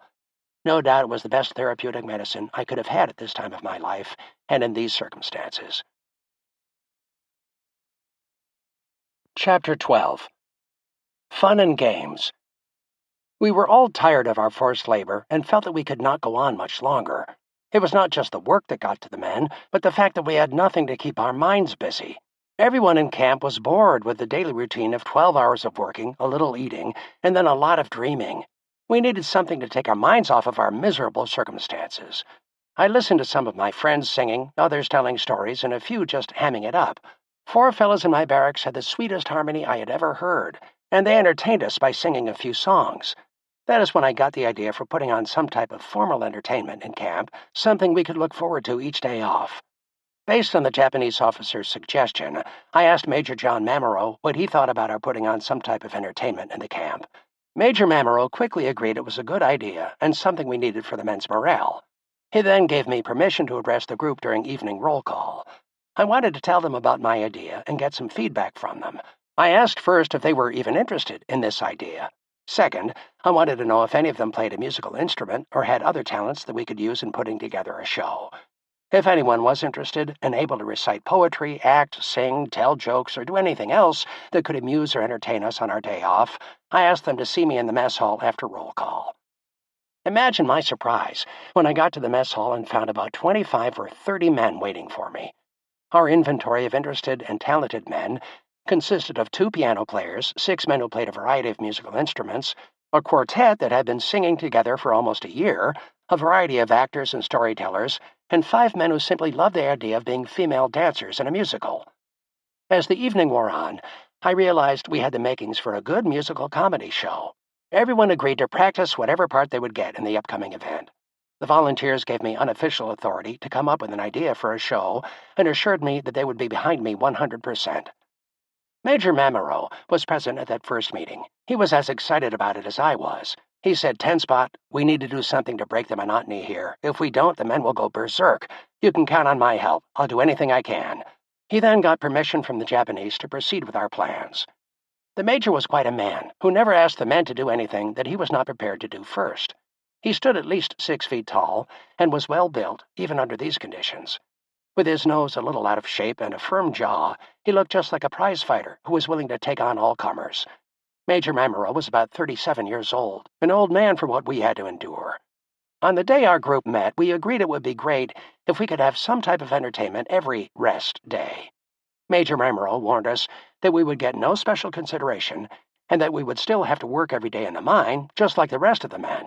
We all agreed to the terms set out, and now we were ready for some action. When I analyzed the group of the volunteers, I thought immediately of Ziegfeld, not the man, but the Follies. During the following week, I used whatever spare time I had to plan a show. While walking to and from the mine, while eating, and even while shoveling coal, my mind was on getting a show together. My mind kept coming back to the film The Great Ziegfeld, and the more I thought about it, the more I liked the idea of a Follies. I reasoned there would be music that all the men would enjoy, dancing girls who would get a roaring welcome, comedians to make fun of our situation, dramatic scenes and poetry readings that might bring a little seriousness to the occasion, solo singers, and of course, our prize quartet to sing songs that would stir up memories, as well as allow all of us the opportunity to sing along whenever we knew the words. With this as our nucleus, 6 of us, all extroverts interested in doing some creative thinking, got together to develop plans for the show. We agreed to call the show the Ziegfeld Follies of 1944. We would use the following introduction, brought to you through the courtesy of our camp commander, Captain Yuri, and his Camp 17 guards here in the heart of Omuta, across the bay from Nagasaki, and through the courtesy of the Emperor. Now we had to locate a few musical instruments that our men could play, keeping in mind that those who played a wind instrument might not have the energy, the lip, or the chops for it at this time. Our Japanese commander obtained the few instruments we did get. The 2 fellows who played piano said they thought they could play with just a little practice. The rhythm man, the one who played drums, said he would have no problem at all following the others. His drum set was a series of empty boxes with cymbals made from pieces of scrap metal found around camp or in the mine. He fashioned drumsticks from pieces of hardwood we found in the mine. So it was all set. We would start rehearsal the next time we had a day off. These were the only truly happy days of all the 3.5 years I spent in prison camp, and I found that the men involved with the show had the same feelings. We felt good doing something creative, and the show got our minds off of the horrible past, the dismal present, and the uncertain future. Although we toiled in the mine for our full shift, after work we still found the energy to plan for the show. The show was our therapy. We rehearsed every spare minute, many times in lieu of resting or of doing something with our friends. The practice paid off, the show started to take shape, and we liked what we saw. Then we faced the problem of making the dancing girls look their part. We wanted them to be scantily dressed and to wear huge headpieces. Our camp tailor, a man named Timmons, was too old to work in the mines, so he repaired the men's garments and shoes. He had a sewing machine that made the work easier.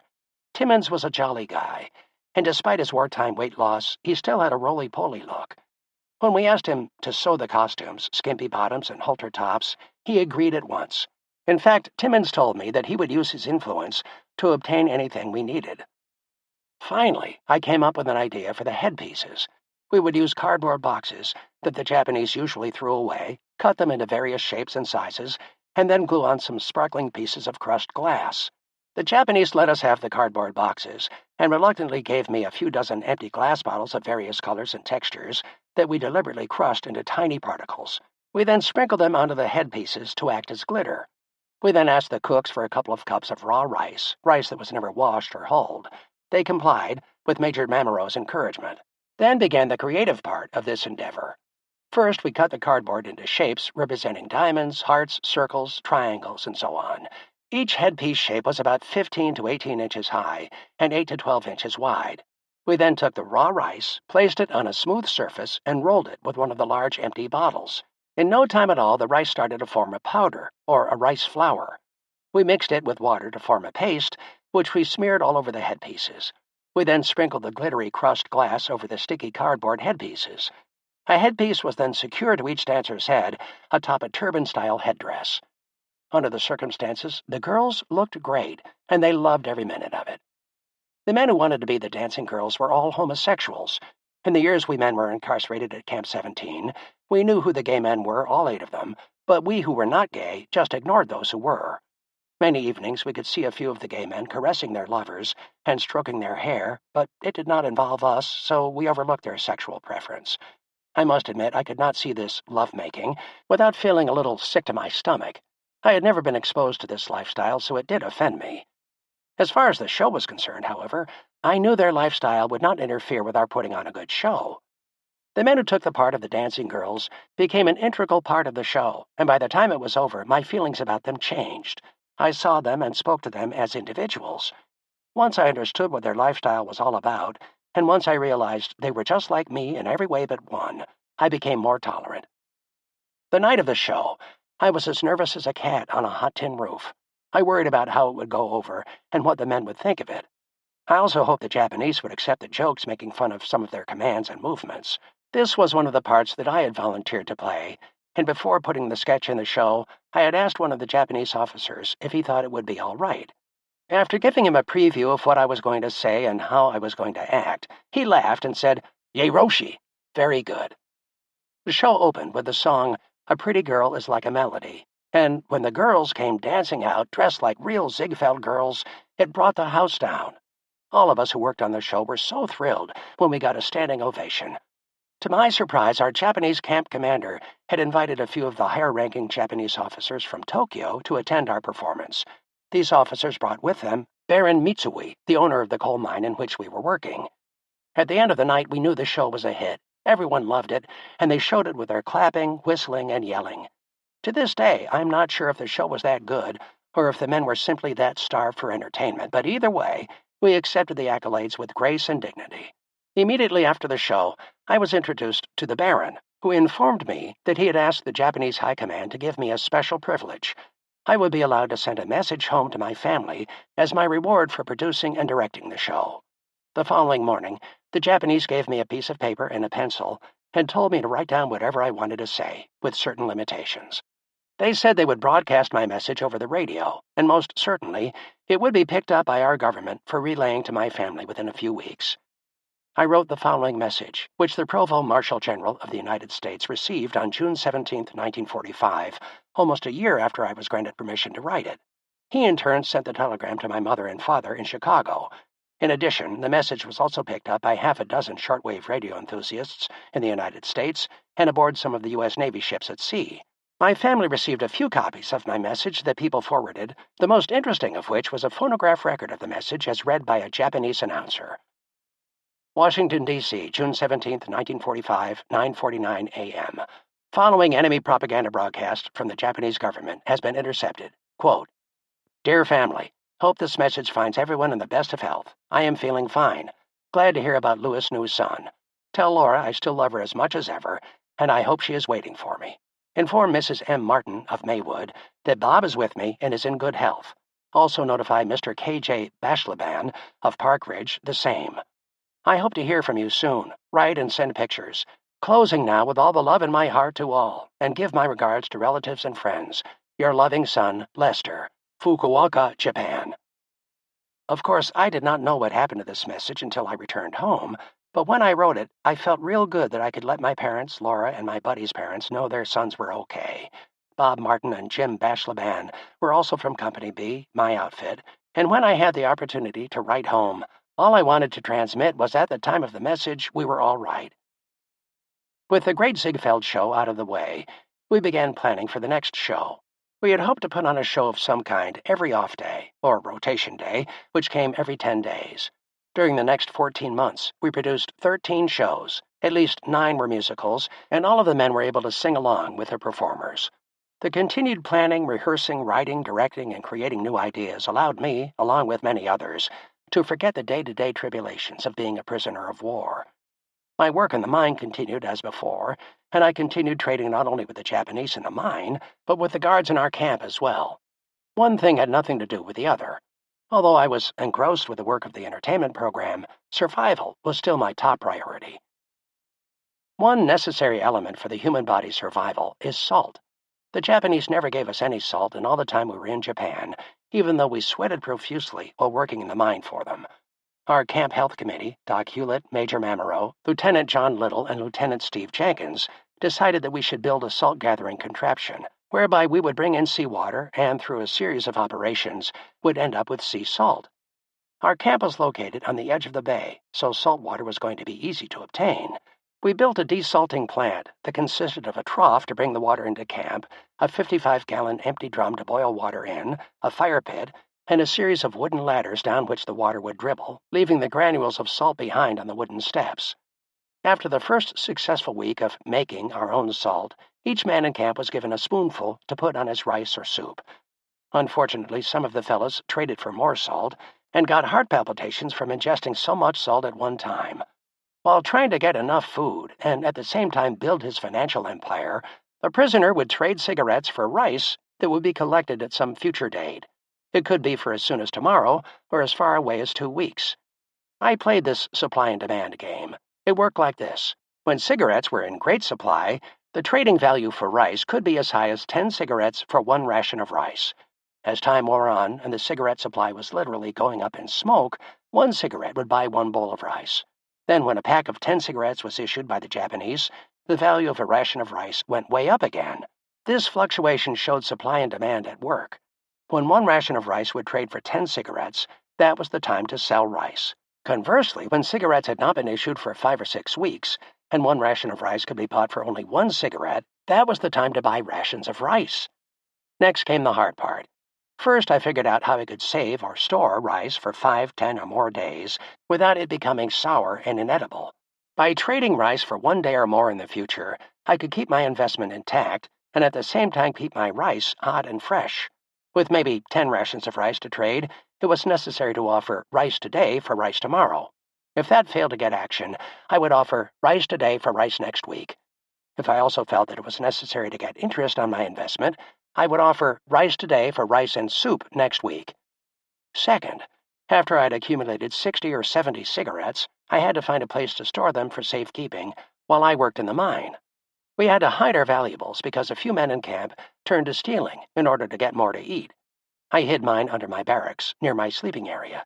Even if the tobacco got stale, it still had a market value of 1 cigarette. Of course, there were always some men who would trade their future meal of rice without any idea how they would pay back their debt. If they could not pay back the ration when due, they would end up being harassed, beaten, and deprived of food by those to whom they owed that meal. Often a man who ended up owing more than he could repay would seek what we established as bankruptcy protection. To many of the men in camp, it seemed like the mafia at work, but food was more important than money could ever be. When a prisoner gave someone his ration of rice, he gave the recipient his very existence, his lifeline, and he had a right to expect the debt to be paid as promised. Our bankruptcy laws were different than those back home. First of all, the bankrupt person had to pay back everything he owed. Nothing was forgiven. Second, while he would have to give up 1 meal a day until he had paid his debt, he was allowed to eat 2 meals a day without fear of being molested by those to whom he owed rations. Our informal bankruptcy court would put out a notice to all barracks announcing the name and number of the person who had just declared bankruptcy. Then anyone who had rations due him from this person would come to headquarters at a specified time and face the bankrupt person for proper identification and acknowledgement of his debt. Once the preliminary details were completed, the court prepared a list specifying the day and the meal, breakfast, noon, or evening, that would be paid to the persons owed the rations. Because some of the men to whom bankrupt men owed rations would still try to strong-arm their way into collecting their debts, we established a system whereby a guard, usually one of the bigger men, would walk through the chow line each meal with the bankrupt person. The guard prevented anyone who was not on the list for that day or that meal from getting the ration of rice. The guard got paid 1 ration from the bankrupt person's food rations every 10 days for providing protection and for administrating the list of rations due. Everyone in the camp knew who the bankrupt person was. Anyone trading with the bankrupt person from the date of bankruptcy was told that he would do so at his own risk. He would never be able to file a claim for food from the bankrupt person. After doing so much trading during the year, I decided to do something different. Even after my 12-hour stint in the mine, I had to keep active. I put together a raffle. As the prize, I wanted to offer the unusual, an entire Red Cross package. To locate all of the items would keep me challenged for a month or more. I had enough cigarettes stored away to be able to trade for just about anything, so my first stop was the barracks of the Javanese prisoners. I told them that I was looking for one of everything normally found in a Red Cross package, and that I would pay in advance with cigarettes. Within 3 days, I had located and negotiated for at least half of the items I sought. Knowing that I was on my way to success, I started to sell tickets for the raffle, which would be held in 30 days. I obtained the numbered tickets from a Japanese civilian I was trading with. The writing on the ticket was in Japanese, but the numerals were Arabic. Because the tickets could not be duplicated, the probability of cheating was greatly reduced. Each ticket, or each chance for the Red Cross package, cost the buyer 1 package of cigarettes. I was gambling on the idea that every one of us wanted a full Red Cross box, and I encouraged the men who did not have a full package of cigarettes themselves to team up with other men who also did not have enough cigarettes for a wager. During the next 30 days, I located every item normally found in a Red Cross box. My total purchase price for the entire contents of this box was 420 packages of cigarettes. In the 30 days that I sold raffle tickets, I collected 675 packages of cigarettes. I hid cigarettes all over my barracks, and I gave more than 100 packs to Doc Hewlett for the men in the hospital ward. My close friends in camp shared the remaining profit from this unusual adventure. We held the raffle on one of our off days. At our noon meal in the mess hall, the number was pulled, and the winner jumped up on one of the tables. He shouted, "I'll live now! My dreams come true! This is the second thing I ever won in my entire life. The first was being drafted." I also shared the cigarettes with about 10 kitchen helpers and cooks. At the evening meal, I traded for all the rice and soup I could eat. I felt real good about the whole episode. As I was enjoying my soup and rice, all of a sudden, I felt an excruciating pain in my jaw. I pushed my food aside and made my way to the medic's barracks. Doc Hewlett was still there. He took one look at my mouth and told me I would have to go into town and see one of the local dentists. Doc did not have any provisions for any type of dental work. That night I just sat up and bit down real hard on a piece of cloth. I could not sleep the whole night. The following morning, upon my arrival at the medic's building, I was told to wait outside and that one of the Japanese guards would drive me to town to see a dentist. The truck and driver arrived about an hour later and drove me into town. The ride only took 15 minutes, and when we arrived, the dentist was waiting for me. His office was old and filthy, and the dental chair looked like something out of an old Western movie. The dentist motioned me into the chair. After I opened my mouth, he said, "Tooth out, okay?" I did not believe he was actually asking me a question. He was just telling me what he was going to do. As he gathered his instruments on the tray in front of me, I saw that he was not going to give me a shot of Novocaine. He was just going to pull the tooth. He grabbed his forceps, and without any warning, he proceeded to pry the tooth loose. With one mighty jerk, he pulled the tooth out of the socket. The pain was awful. I clutched the arms of the chair until my knuckles turned white. I must have moaned and groaned, even yelled a little, but I do not remember what I did when he pulled my tooth. I was so happy when the dentist showed me the tooth and said, with a big grin on his face, "Finished! You can go now." I climbed out of the chair, bowed slightly from the waist, and said, "Arigato gozaimasu," thank you. Then the guard pulled me out the door and down the steps to the waiting truck. Upon arriving back in camp, I was immediately put into the next group of workers going to the mine. The Japanese were not going to allow me a day off work and wait for my regular group just because of a toothache. Chapter 13. We honor you with head cut off. I had returned from my 12-hour shift in the mine, eaten on the good side of my mouth, and retired to my bunk for a little rest, when all of a sudden an American runner from Japanese headquarters dashed into my barracks. He hollered, "Tenney, you're wanted at headquarters on the double. Let's go." I grabbed my shoes and started to put them on while walking, as the runner hollered, "Make it snappy. This is no laughing matter. Mamuro told me to inform you to tell them everything. They know it all." What in the hell was he talking about? I started to run as fast as I could, thinking, what can they want me for? What have I done? Then, right before I got to Japanese headquarters, it dawned on me that someone may have told them about my trading with the workers in the mine. We entered the headquarters building, and the runner escorted me to a large room with only a small desk, a chair, and a lamp. Sitting behind the desk was our Japanese camp commander. Standing alongside it was the camp interpreter. At the door stood 2 Japanese soldiers, with their rifles cocked and aimed at me, as if they were needed to protect the commander from the likes of me. I walked into the room, stood at attention, and waited for instructions. Within a few seconds, the commander spoke to me in a soft, pleasant voice. The interpreter said, "The commander wants to know your name." As the question sank in, I realized that no one had ever asked me that before. The only time anyone had asked for my name was when I met Riley, the guerrilla leader, and then he only said, "What's your moniker?" Tenney was all I told him, and that was all he wanted to know. Only the men from my own outfit knew my name. During the march, no one had cared who anyone was. In Camps O'Donnell and Cabanatuan, we were all so tired and sick that no one bothered to ask a man his name, not even the doctors. When Moto-san had asked my name, I had simply told him Tenney-san. Here I was in the Japanese commander's office, and he wanted to know who he was talking to. I replied, "Lester Tennenberg, sir." He then asked me a series of innocuous questions, such as how old I was, if I was married, and where my home was in the United States. Then, out of the blue, he asked, "Do you know anyone in this camp trading American goods for Japanese goods?" Without blinking an eye, I said, "Hi." The commander said to the interpreter in Japanese, "Donata desu ka?" The interpreter looked at me and demanded, "Who?" I quickly replied, "Me, sir." I could see that both the commander and the interpreter were taken by surprise.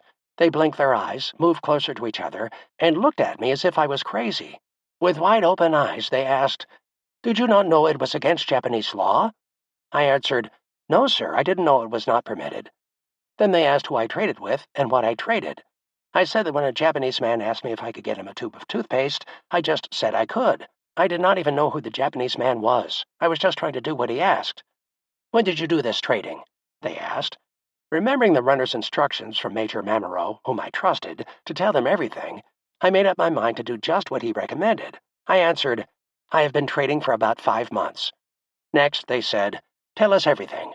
I began by telling them that I traded because I was hungry, and the work in the mine took more of my energy than I could get from my ration of rice. I told them I did not know any of the Japanese guards or civilians by name, and that I could not even identify them because it was dark in the mine. I did say that I traded with more than 1 or 2 Japanese, but I stopped there. At first, the commander was furious. He jumped up and grabbed his sword. I thought he was going to cut my head off right then and there. Then, just as quickly, he sat down and became calm, almost as if a load was removed from his mind. He dismissed me, telling me to go to my barracks, which I did gratefully. The following day, I was made aware of the serious consequences of the trading incident. At our noon meal, I was in the mess hall just finishing my rice and soup, when in came 2 Japanese guards with fixed bayonets. They had no sooner entered than they started to holler, "Nihyaku, Rokujuyon, number 264. They were looking for me. I raised my hand and hollered, "Hi!" The guards ran to me, grabbed me, and pushed me toward the door. Once outside, they took each of my arms, twisted them behind my back, and led me to the guardhouse in the center of the compound. I was shoved inside the building, and to my surprise, there were 7 other men in there. All of them, I learned later, had been trading with workers in the mine. They pushed me into a cell with such force that I was thrown about 2 feet inside, and when I fell, my head struck the floor hard enough to open a 2-inch gash in my forehead.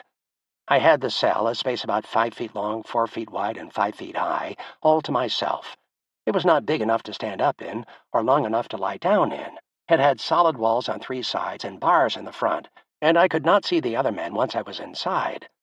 About 2 hours later, the interpreter came in and informed me that I would get no food and only 1 small glass of water per day. And I was told tomorrow we traders would learn what our punishment would be. I was scared stiff, wondering what was going to happen. At the morning's roll call, we were all marched out of the guardhouse and onto the field in front of the entire prisoner population. After the roll call, the Japanese commander marched over to us. He seemed very nervous and paced back and forth in front of us. He informed us that we had to be put to death for trading with the Japanese in the mine. Trading was against Japanese law. We broke the law, and we had to be punished for it. With a wave of his hand, we were surrounded by about 10 soldiers, all with rifles and fixed bayonets. 2 of the officers were swinging their samurai swords from right to left in a full arc. One of the officers abruptly assumed the warrior's position, squatting down with his feet planted firmly on the ground, and the sword held poised over his head with both hands. Then swish! He swung his sword down, catching the wind, as he imitated a blow to the neck of a victim. The guards lined us up, and the commander told each of us how we were going to die. "You, bayonet. You, shoot death. You, number 264. You do good show. We honor you with head cut off." At that moment, I lost control over my bowels. I defecated in my pants. The Japanese commander paraded in front of us like a pompous ass, but he was an ass with the power of life and death. First he said, "Like in America, who wants last cigarette?" Not one of us wanted a cigarette. Then he said, "Like America, who wants blindfold?" Again, no takers. Finally, the commander said, "Like America, anyone have last words to say?" At last, he gave me an opening. Obviously, the next move was going to be my last, so I said I would like to say something. He told me to take one step forward and say whatever I wanted. The speech I gave that day was truly extemporaneous, but I believe it saved my life and the lives of the other men waiting to be executed. I stepped forward with my hands tied behind my back and with tears in my eyes. My voice cracked as I said, "Men, don't try to fool the Japanese. They are very smart. Do what they say, and you will live to see your families again. Do what I did, and you will die here in Japan." The Japanese camp commander began waving his hands and hollering, "Yeroshi! Yeroshi!" His face glowed with excitement. He stood more erect than ever before, and his chest was puffed out to its fullest. He impressed us all as being one very happy man. I rejoined my fellow prisoners, who were waiting for their executions to begin. Then the commander shouted, "No more heads cut off. No more shoots to death. All men go to Esso, guardhouse. 1 glass of water and 1 meal each day for 10 days, then free." I could not believe my ears. The tears in my eyes, first caused by fear, were now from happiness. The 6 other men condemned to death gave muffled sighs of relief. The guards led us back to the guardhouse and put us in our cells. I was alive. That was all I could think of. I had just met one more goal in my quest for returning home. On the second day in the guardhouse, our one meal was brought in by my best friend, Bob Martin, who had been injured in the coal mine and was unable to walk without a very bad limp. He was assigned kitchen duty, and one of his responsibilities was to feed anyone in the guardhouse. When he got to my cell, he filled my bento box to the very top and packed it down real tight to get as much rice as possible in the box. Eating 1 ration a day was not going to be easy, but I would have to contend with it if I wanted to go home someday. The following evening, one of the guards came in, and as he looked at me, he banged the metal bars of my cell with a club he was carrying. He screamed at me, using a Japanese expression that we Americans knew well. "Dummy, dummy! No good, no good." He looked at me and put his fingers to his lips, indicating that he wanted me to keep quiet. He then whispered, "Number 264, what are you doing in here?" I told him I was caught trading with the Japanese in the mine. I quickly added, "I didn't tell I was trading with you, only those Japanese in the mine." At that moment his face broke into a wide smile. He laughed a little and said, "Tomodachi, Yeroshi." My friend, very good. As he left, he waved to me, mumbling something under his breath. Around midnight, I heard a hissing noise. As I opened my eyes, I saw the same Japanese guard outside my cell, trying to get my attention. When I became fully awake, through the bars he handed me 2 large rice balls, with the rice firmly packed around a little something extra in the center. One had pieces of chicken, and the other had small pieces of fried fish. I quickly and quietly devoured the food. Actually, it was the best meal I had had in months. Between Bob and the grateful Japanese guard, when I was released from the guardhouse at the end of the 10 days, I weighed several pounds more than when I went in. Still, I did not recommend this weight-gaining program for anyone else. Chapter 14. Bombs and Beatings. The winter of 1944 in Japan would be hard to forget. Food was in short supply, and the U.S. fighting forces were getting closer and closer. As the war moved directly into Japanese cities, the people became more and more resentful of our very existence. The guards and the civilians in the mine found all kinds of excuses to beat us. Instead of merely hitting us with their hands or fists, the Japanese used shovels, picks, and sections of steel chain, which was used to move coal from one place to another. They swung the chains around overhead until they reached a high speed. Then, using the chain's momentum, they inflicted brutal blows upon our bodies. I was hit with a swinging chain 3 times, all within a month or two, and always for the same reason. The Americans had bombed one of the Japanese cities and killed some of the residents. I had expected some form of retaliation. When I was hit with the chain the first time, it fell across my lower back. I felt as if my back had been broken in 2. Down I went with a thump, flat on the mine floor. When I was finally able to get up, I was bent over like a question mark. Someone took me to the spot where the train picked up riders who wanted to go topside. Once I arrived at the top, I asked if I could get into one of the tubs. Apparently the officer in charge noticed my bent position and the bleeding marks on my back, so he allowed me in the tub at once. The hot water felt real good on my back muscles, and I soaked in the water at least 30 minutes. After I hobbled back to camp, Doc Hewlett put me onto a stretching box he had made out of thin slats of wood. The bed formed a slightly convex curve from the head to the toe, with my head at one end about 6 inches lower than the center, and my feet also 6 inches lower than the center. I felt my body being stretched out. I stayed in this position on and off for 3 days. Then, when I felt better, I went back into the mine. The second and third times I was hit with the swinging chain happened within a few minutes of each other. During this attack, when one Japanese worker finished with me, he handed me over to another one. The first man had caught me squarely in the chest with the swinging chain and knocked me about 20 feet from where I had been standing. The second man hit me right in the middle of my face. The pain was so severe that I forgot about the pain in my chest. My cheekbones were gashed, the skin above my eyebrow was broken, my nose once again was smashed, and my entire chin was gushing with blood. When the second Japanese worker saw what he had done, he became very nervous. He realized that if he had hurt me too severely, I would not be able to come back to work the following day, and that was not acceptable to the mine operators.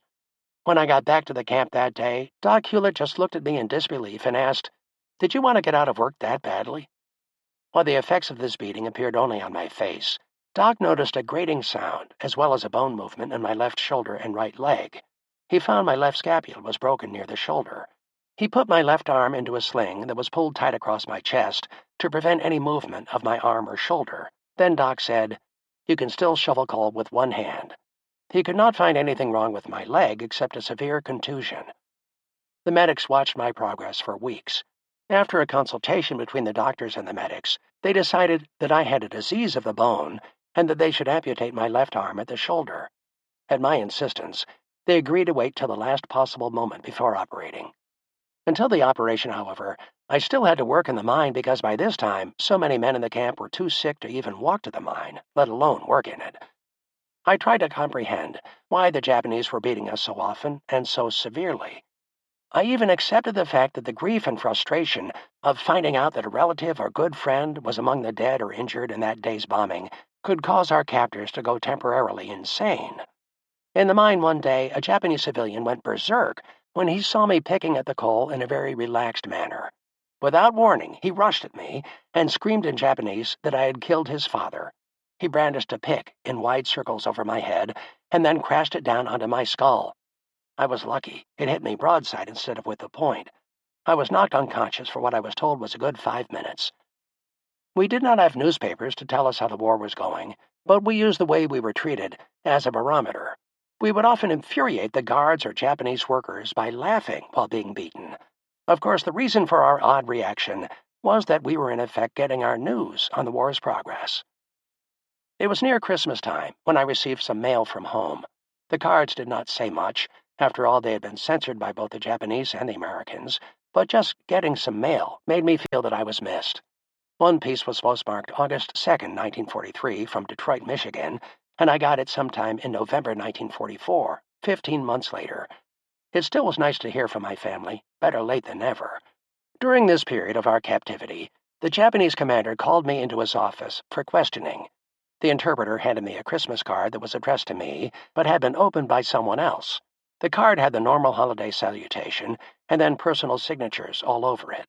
The front, the inside, and the back of the card were covered with names. Under each name I saw was a code number, and the Japanese wanted to know the secret of the code. Nothing short of telling the commander the actual code would do, but I did not know what the code was. In fact, I did not even recognize any of the names on the card. I saw names like the Shelbys, and then right below the name was a number, say 1204.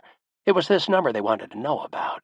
I told them I could not help them because I did not know anything about a code. My answer did not satisfy the commander, and he told the interpreter to bring in the guard standing right outside his door. When the guards came in, I heard the commander give them a series of instructions. One phrase I caught was, "Basuru bashinai," punish or punish him. The guards hollered for me to stand at attention, and then began beating me with their rifles. Only a few minutes later, they started hitting me with a wooden baseball bat. They continued to ask me questions about the Christmas card and the numbering code. I kept insisting that I did not know. After a good 30 minutes of continued beating, it all of a sudden dawned on me that the numbers under the names were apartment numbers. My folks lived in a building of about 48 apartments. At least, I had figured out the code, but I did not know how to explain it to the Japanese. I began by saying, "Watase wa hanashi," I will talk. They stopped beating me and pushed me to the commander's desk. There I asked for a piece of paper and a pencil, and I drew a picture of a large 8-story building with 6 apartments on each floor. I then numbered each apartment and placed a name alongside each. I looked at the commander, whose face flushed with anger. It then changed to a slow smile as he said, "Ah, so," meaning he understood. He laughed and tried to brush aside his embarrassment. He then handed me a few more pieces of mail and allowed me to return to my barracks. With blood oozing from my face, head, and back, I fell on the floor next to my bedding, read the brief messages on the cards, and then passed out. In the spirit of the holiday season of 1944, Major Memoir informed all of us Jewish men that he wanted to help us celebrate Hanukkah. He offered to post a series of American guards at the entrance to an air raid shelter so that those of us who wanted to attend religious services inside could do so without the Japanese disturbing us. We had discovered long ago that the Japanese were very anti-Semitic. In our conversations, a few of them insisted that Adolf Hitler was doing the right thing in imprisoning the Jews, that the Jews caused the war, and that President Roosevelt was Jewish. They even went so far as to accuse John D. Rockefeller of being a Jew. According to the Japanese, if a man in the West had power or money or owned a newspaper or radio station, he had to be Jewish. In our camp of about 1,500 men, only 10 were Jewish. That is, only 10 who would admit to being Jewish. On more than one occasion, while working in the mine, a Japanese civilian worker would ask a prisoner, "Is number 313 Jewish? Is number 264 Jewish?" A positive answer always resulted in a severe beating for the Jewish prisoner. So a strong possibility was that the camp housed men of Jewish ancestry who refused to be identified for fear of Japanese reprisal. Major Memoir did what he had promised for Hanukkah, and we Jewish prisoners enjoyed services without any interruptions. When the services were over, and we walked out of the bomb shelter, the American standing guard greeted us with a hearty, "Happy Hanukkah and a Merry Christmas." Although Memoir lived to come home and kept his vow to see us as often as possible by attending almost every reunion of the Camp 17 survivors, he never really seemed to be a happy man. As the officer in charge of the prisoners at Camp 17, he saw so many of his men die at the hands of the Japanese that it was too much for him to cope with. He carried the burden of every beating, of every torture, and of every needless death by disease and starvation with him to the end. At times, while still in camp, I thought I could sense an impending breakdown just under the surface of Memoir's steadfast exterior. When Memoir died in 1991, we survivors paid him our respects and honored him as one of the few real yet unsung heroes of the war. He practiced what he preached, he gave of himself to all who needed him, and he was a true leader of men. What he could not accept, however, was that although he did everything he could in Camp 17, the Japanese still killed dozens of his men. The Japanese High Command had made its message clear. Even a lowly private in the Japanese Army had authority over any American officer of any rank. We saw an example of this mindset when Doc Hewlett refused to send the required number of prisoners to work in the mine. Out of a barracks of 50, the Japanese expected no less than 47 to report for work each day. On this particular day, our barracks had only 45 men who were well enough to go down into the mine. Of the other 5, 3 were in the hospital ward, and the other 2 were so sick that Doc Hewlett had put them on bed rest. The Japanese guards responsible for taking us men to the mine would not accept Doc's explanations. Although we did not know it then, the owners of the mine, the Mitsui Company, gave our camp's guards a monetary bonus for every prisoner who went to work each day. Thus, greed was the main incentive for the guards' insistence on a high labor turnout. When Doc Hewlett refused to send the men on bed rest to work that day, the guards threatened him with time in the Esso, or guardhouse. The Japanese and Doc went round and round on this request. Doc Hewlett declared, "The men in the hospital ward belong in the cemetery, and the men on bed rest belong in the hospital. I won't send any man to work who I believe is too sick to work." The guards brought the Japanese commander into this disagreement, and he sided with the guards. They gave Doc Hewlett a choice. Put 47 men from barracks number 4 to work, or go into the guardhouse. Doc Hewlett said, "My mind is made up. I can't send any of these sick men to work today. I would rather be put in the Esso." As he was marched away, the commander called after him, "One more chance to obey, or you will stay in the Esso for 10 days with 1 bowl of rice and 1 cup of water. You'll be sorry." In stunned disbelief, we watched as they marched Doc Hewlett to the Esso, removed everything from his pockets, and pushed him into the main guardhouse. We were all horrified that a good man like Dr. Hewlett, a man to whom most of the Japanese guards came for medical advice, was being treated like a common criminal. It was heartbreaking, but through it all the doc stood tall. He briskly marched and entered the cell without ever looking back. Everyone in the camp, all 1,500 of us, stood at the end of that night's roll call and shouted out in unison, "Give him hell, Doc!" Some of the men talked about striking to get him released, but we quickly dropped the idea when we realized the futility of such an endeavor. Where did we think we were, back in the United States? The following morning, when the early shift was ready to leave for the mine, the guards accepted only 45 men from barracks number 4. They never mentioned the men in the hospital or on bed rest. In addition, the guards did not say one word about Doc Hewlett. We continued to go to the mine as usual, and when needed, we would go to the medics and be treated by one of the medical corpsmen. We all counted the days while Doc was in the guardhouse. During roll call on the 6th day, to our surprise, out of the guardhouse strode Doc Hewlett. He marched right into line where he belonged and answered, "Hi," loud and clear. If we had not been afraid of retaliation by the guards, we would have all yelled, "Welcome back!" Doc needed a shave and looked a little thinner, but his spirit was not broken. In fact, if any spirit was broken, it was that of the Japanese High Command. Doc Hewlett had not given in to the brutality of the Japanese guards and officers of Camp 17. He had refused to compromise his medical ethics. After Dr. Thomas Hewlett returned home, he received many awards and decorations for his bravery in the face of Japanese death threats and for refusing to obey their barbaric commands. Like Major Memoir, Doc labored under the sorrow from the days he was powerless to save men's arms, legs, or lives, and he always felt a sense of responsibility for these losses. He grieved from the time he returned home until June 1990, when he carried that burden with him to his grave. As the years wore on, we became more accustomed to our everyday situation and to the unyielding brutality.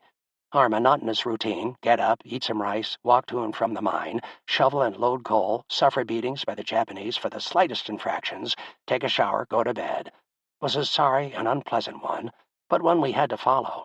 Thank God we had the occasional diversion of preparing for one of our shows. This gave me a little break from the otherwise meaningless days. We were always on the lookout for any diversion, and we even looked forward to the days the Benjo, toilet personnel, came by to empty the contents of our latrines. Each barracks had 4 toilet cubicles. About once a month, these outhouse-type latrines required emptying. Surprisingly, we did not have to do this dirty work. Instead, the Japanese sent into camp 3 Benjo girls, whom we would eye with excitement. After all, we rarely saw a girl up close, and we had not even talked to one for what seemed like a lifetime. The Benjo girls pushed or pulled a cart that held a very large drum-shaped receptacle that had a hinged lid at the top. The girls also carried long poles with scoops at one end to ladle out the waste. After bringing the waste up from the depths of the toilet, the girls would dump it into the receptacle. Of course, to do this work, the girls had to enter our barracks, that is, our sleeping quarters. This was all that a few of the men needed, just a chance to get friendly with the girls. During one of the Benjo girls' work details, an aggressive man in our barracks propositioned one of the girls. He offered her an apple, which he had obtained in the mine for meeting his shoveling quota, for a few minutes of pleasure. With some giggling and a shy motion with her hands, she nodded her head yes. Within a few seconds, the girl was herded into one of the sleeping rooms and disrobed, and our friend had an exciting 3 or 4 minutes. Afterward, the girl quickly got dressed, bowed politely, and went outside to join her friends. As the girls pushed the cart away, we could hear them giggling and whispering to each other. We talked about this escapade for days. The word was out. We screwed the Japanese. Chapter 15. Our War is Over. In late June 1945, we listened to the Japanese civilians in the mine worry about the war coming to their homeland. Then in camp early one morning, we heard the sound of aircraft, loud and clear. Within seconds, we saw streaming down at us from the west 6 fighter planes bearing the emblem of the United States of America. The planes roared in directly overhead, and the pilots dipped their wings at us as they flew low over our area of camp. Then they made a tight turn and came back. This time they came down and across the side that housed the Japanese guards. As the planes neared the buildings, they opened fire with their machine guns. After strafing the entire Japanese side of the camp, they then turned, dipped their wings once again, and sped away. At that moment, the better part of valor caused us to control our obvious emotional rejoicing, and instead, we patted the backs of those standing closest to us, smiled, and said, "The time is getting closer." As soon as our planes left, the guards rushed us into the bomb shelter. They hollered, they pushed, they poked at us to hurry. We got into the shelter as quickly as we could, but not without wondering whether we would ever get out. About 4 hours later, the guards told us to come out, that it was all clear and safe for us. They cut our food ration in half that day and hit more of us than ever before, and we knew why. We got the message. The Allies were winning the war, and time would soon tell the story of how the rising sun fell. When I was beaten that night for a minor infraction of the regulations, I stood tall and took it with pride. Their time was coming, I thought. Maybe not today, but soon. Real soon. On August 6, 1945, we noticed a marked difference in the attitude of the Japanese civilian workers in the mine. In fact, the guards were also obviously uneasy. We figured it was just a lull in the storm, but the guards were suddenly so docile and not their usual sadistic selves. Something was going on that we knew nothing about. We discussed how we would be able to tell that the war was over. We all finally agreed that we would know that the war was over when 1. We did not have to go to work in the mine, 2. We received a Red Cross food parcel, 3. We got all the rice we wanted to eat, and 4. We did not have to salute the Japanese guards any longer. We had this all figured out. No one would have to tell us when the war was over. With these 4 signs, we would know. That morning, we marched to the mine and entered to go to work as usual. We took our assignment, picked up our tools, and started the long walk down to our working lateral. Just as we started down, a force driver stopped us and told us to take one of the cars down. We wondered why all of a sudden he was showing some concern for us. Down in the mine, the civilian workers were waiting for us. Sato-san took me aside and said, "Many Japanese killed by big bomb." Their tragedy meant our ordeal was almost over, but I did not dare smile or show in any way my happiness. I knew something was in the air just by the way the Japanese civilians talked among themselves. We finished work that day and rode up on one of the cars. Then we walked back to the camp, as usual. But the people on the streets did not look at us, and the guards walked in front of us without saying anything to us, which was most unusual. August 9th, 1945, started out like any other day. Up at dawn to eat a little rice, then walk to the mine to shovel some coal, and so on. But later, something very different happened. Looking toward Nagasaki, about 35 miles southeast of our camp, we saw what appeared to be a large floating cloud, with a large stem-like cloud at the bottom. The top of this cloud looked perfectly flat, sort of like a pancake. In fact, Doc Hewlett called it a mushroom cloud because of its stem and large upper body. Doc made a bet with me that the war would be over in 10 days. I took the bet, saying that cloud we had just seen was a floating airfield, and that the Japanese were going to have airplanes land on this cloud and float it over the United States. There, I continued, the Japanese planes would take off from this floating airfield and bomb their targets. We made the bet for dinner at the finest restaurant we could find whenever we met again after the war. We later learned that we had witnessed the rising cloud of the second atomic bomb, the one dropped on Nagasaki, that the United States used against Japan. Not in a million years could we have dreamed of a weapon like the atomic bomb and the destruction it caused. As far as Camp 17 was concerned, there is no doubt that dropping this devastating bomb saved our lives, as well as the lives of millions of our allies and our enemy, the Japanese. Although about 200,000 civilians were killed in both Hiroshima and Nagasaki, the benefit to us prisoners was immediate. Since July, our sickbay had more cases of malnutrition, beriberi, and downright depression than it could handle. We had lost all the weight, strength, and energy we could afford. There was nothing left to lose except our lives. As our energy level dropped, so did our ability to work efficiently and with a safety-first attitude. Freedom came at last on the morning of August 15th, 1945. Our first shift left for the mines the same time we always did, but we never went down into the mine. When we asked what we were supposed to do, the Japanese told us, "Yasumi kondo," rest time. While topside, we saw the Japanese huddled together, talking, and no one was working. In all of our years in Japan, this was the first time we did not see some type of work being performed. Without explanation, we were marched back into camp. Excitement in camp grew, for the first of our 4 indicators that the war was over had happened. At noon, we went into the mess hall and gave our bento box to the cook. He filled it to the top and pushed more rice into the box until it could not hold any more. Our soup, which usually was nothing more than warm-colored water, was full of vegetables. I looked at some of my friends and just grinned. The second of our 4 signs had taken place. Excitement ruled the day. Most of us could not even talk about it. We did not want to wish ourselves something before it was real. For the first time in 3.5 years, I really felt that we were going to be released. Then the Japanese ordered everyone into the mess hall where we were handed a Red Cross food box, a full Red Cross box, 1 box per man. The war had to be over. What were we waiting for? At that moment, we felt as if God really was on our side. Our excitement built up to a frenzy. Was this the end of the war? Were we going to be free men by the day's end? The only thing left on our list was not to have to salute the guards. Because I spoke Japanese a little better than most of the other fellows, I was prodded to go out onto the parade ground area and just say hello to one of the guards without saluting or bowing. I took the challenge. Out of the barracks I went, and I walked on the parade ground until I saw a guard. With one mighty heave of my hand, I waved at him and said, "Hello." He smiled at me, bowed, and said in English, "Hello." I knew then it was all over. The war was over. At 25, I was going to live to see my family and Laura. I was going to be a free man any minute now. Chapter 16. America and Japan now friends. Before long, we were all herded out to the parade ground. We lined up, waiting for roll call or whatever was going to happen. Nothing the Japanese could do to us would surprise us after 3.5 years of putting up with their idiosyncrasies. During our incarceration in Japan, we kept asking ourselves, what will happen to us when the Americans win? How will we be treated when the war is over? Will the Japanese try to kill us because of how badly they have treated us? Our concerns increased as time went on, for we were at the mercy of the Japanese and did not know our fate.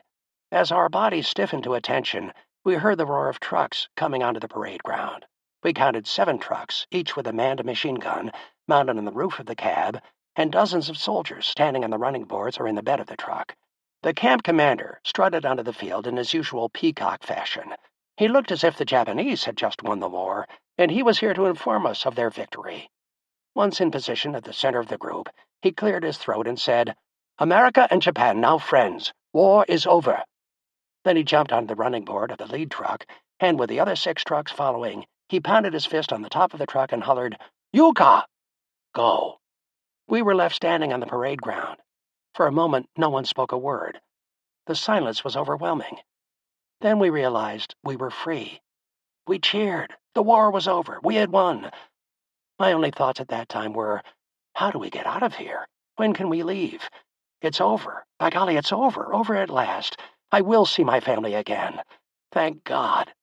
While we were still dazedly standing on the parade ground, Major Mamuro cautioned, "The war is over, and we will be going home soon. But for now, we have to keep our dignity and remember we are Americans." His first order of business in camp was to put one of the Navy officers who was in charge of the mess hall and kitchen into the guardhouse for safekeeping. Major Mamuro knew that this officer, if he was not protected, was fingered for murder by at least a dozen of the men. This lieutenant commander, who happened to be an Annapolis graduate, was directly responsible for the deaths of at least 3 and possibly 4 fellow Americans. He also turned over to the Japanese 4 Americans who were tortured unmercifully. Whatever the enemy wanted to do was all right with him, because the hungry men had stolen food. Because of his inhumane treatment of fellow American POWs, we had nicknamed him the Henchman. Without exception, no one in Camp 17 had the slightest regard for this officer. In fact, we all wanted him court-martialed, if and when we ever returned to the United States. After attending to the protection of our mess officer, next, we established a prophylactic station in our camp for those POWs who wanted to go into town and have some fun with the geisha girls or whatever other girls were willing and available. Some of us also went into town to look for a few of the civilians or the guards who had been beating us unmercifully these past 3 years. We certainly were not hoping to have a drink with them or to chat. What we wanted was to give them the same treatment they had given us, except we wanted to end it in a lynching or something close to it. Apparently, however, word got out to the civilian miners that we were looking for those who had punished or tortured us prisoners. Most of them seemed to have just melted away. We did manage to find a few of the workers, and we accomplished our goal. We got even. We beat the few guards we found with our fists, not with sticks or stones, until there was no life left in them. Maybe we went a little berserk, but we did what we had to do. Although we also sought out the guards from Camp 17, most of them were long gone by the time we went looking for them. In the early afternoon of August 18th, we heard the loud roar of aircraft approaching from the south. As I looked up, I was flooded with emotion, for flying low in the sky was the largest and most tremendous airplane I had ever seen. As it came over our camp, Its bomb bay doors opened, and we saw a hole so large that we bet our tanks could have entered it, side by side with plenty of room left over. The aircraft made a large loop around our area and then made a pass, coming in low over our parade ground. At just the right moment, as we were looking skyward, dozens of parachutes floated out of the bomb bay with precious cargo attached. As the packages left the airplane, their chutes opened, filling the sky with unbelievable color. Slowly, the parachutes drifted to Earth with their cargo of much-needed food, medical supplies, and clothing. When the first parachute hit the ground, 3 cases of canned fruit salad broke open, and the fruit salad was strewn all over the ground. We ran to the spot and started to eat the food with our bare hands. We laughed, we cried, and we could not believe our eyes. Our Air Force had found us. We were not as isolated as we had thought. When the second aircraft came over our camp, someone in the airplane threw out a black leather cylinder. Inside, we found a map of Nagasaki, Kumamoto, and Omuta, where our camp was located. The note attached to this canister explained that an atomic bomb had been dropped on Hiroshima. The second fell in Nagasaki, but if it had been closed in due to bad weather, our area was the alternative. Omuta, with all its mines and shipping capacity, would have been the target area. The note went on to explain the damage the bombs did to Hiroshima and Nagasaki. It was then we realized just how lucky we were. The next couple of days were stored in my memory bank as filled with total carefree happiness. All I knew was that I was going to see my family, and of course Laura. During these moments of pure joy and happiness, I let myself think about Laura. I thought, she was so beautiful, any man would want her. She was the loveliest person I had ever known. What if she didn't know that I was alive and well? What if she thought I had died years ago, on the march, on the ship, or maybe during the last days of fighting on Bataan? Then she might not have waited for me. I shook myself out of this train of thought. Then I talked myself into believing that whatever was to be, and there was nothing I could do about it. In fact, that philosophy of not worrying about things I have no control over is still with me today. So with that thought in mind, I concentrated on planning to get home as soon as possible. The following day, an American newspaperman by the name of George Weller from the Chicago Tribune entered our camp. We wondered how in the hell he got to our prison camp. We all started to ask him questions, but he beat us to the punch. He started telling us about everything involving the Japanese and our war with them. He explained the atomic bomb, how it was dropped, why it was dropped, and its devastating effects. Next, he wanted to interview a few men from Chicago, and I volunteered. Afterward, I introduced him to Bob Martin and Jim Bashlaban. During our conversation, he said that U.S. airplanes had landed in Kanoya, but that it would be about a week or 2 before we would be released and put aboard a ship headed for home. A few days later, another B-29, the largest airplane in the world, flew over and dropped supplies. First out of the plane were clothes, then medical supplies, and last, more food. As one of the parachutes began its descent, the cases of food it was carrying broke loose and started to tumble to earth. One of my good friends who was on the field, waving to the pilots and yelling good tidings, thought they were coming down right on him, so he ran away. We watched as the cases that broke away from the parachute seemed to follow his every step. Then he screamed as a breakaway case hit him on the back of his leg, right below the knee. We rushed into the hospital barracks where Doc Hewlett began attending to his injuries. That night, while I was in the hospital ward, I overheard 2 of the medics talking with Dr. Hewlett in front of my room. "We should amputate tomorrow," said Doc. "He'll feel better when it's over with." Not me, I thought to myself. I'm not going to lose my arm now that the war was over. I'll just take my chances. About an hour later, Bob Martin came over to see me to ask how my arm and shoulder were doing. I told him what I had overheard and said, "I'm getting out of here tomorrow morning. I'll find the Americans somehow. I won't stay here for them to cut my arm off. No way." Bob agreed with my decision and said he did not want to wait around any longer either. "So we'll both go and seek our release," he said. We began making plans right then and there to head for Kanoya, where George Weller had told us the U.S. forces had landed. Where was Kanoya? How far away was it? How do we get there? How long will it take? We had a dozen questions in our mind, but only one resolve. If we wanted freedom, we would have to find it. Chapter 17. Looking for the Americans. Early in the morning of September 11th, Bob Martin and I walked out of Camp 17 in search of the Americans. We each carried a small musette bag that contained the few personal possessions we had accumulated during the last 3 years. I had my Bible, prayer book for Jews in the Armed Forces of the United States, my pocketbook of verse, an extra shirt, a pair of pants, some cigarettes, and a very primitive cigarette lighter. I had made it from a piece of flint, a 3-inch piece of steel, and a 4-inch piece of hollowed bamboo with some kapok stuffed down into its carved-out center. If I held the bamboo and the flint, which almost touched the kapok, in the same hand, and then held the steel in my other hand and struck the steel against the piece of flint, I could cause a spark. When positioned properly, the spark would end up on top of the kapok-filled bamboo, and after blowing on it, the kapok would glow red-hot without a flame. I could then light a cigarette from this contraption. Bob and I walked into the little town of Omuta and boarded a streetcar headed for the railroad station. Once we arrived, we asked directions to the train for Kanoya. We were two cocksure Americans without money and wearing Japanese-style prison clothes in Japan after the surrender to the U.S. forces. The humiliated Japanese had just admitted defeat in a war they thought they would surely win. Upon reflection, we were actually very dumb. Anything could have happened to us, from being murdered to being taken prisoner once again. Some Japanese told us what train to take and warned us that we would have to transfer trains at the end of this run. We did not care. We just wanted to find our troops.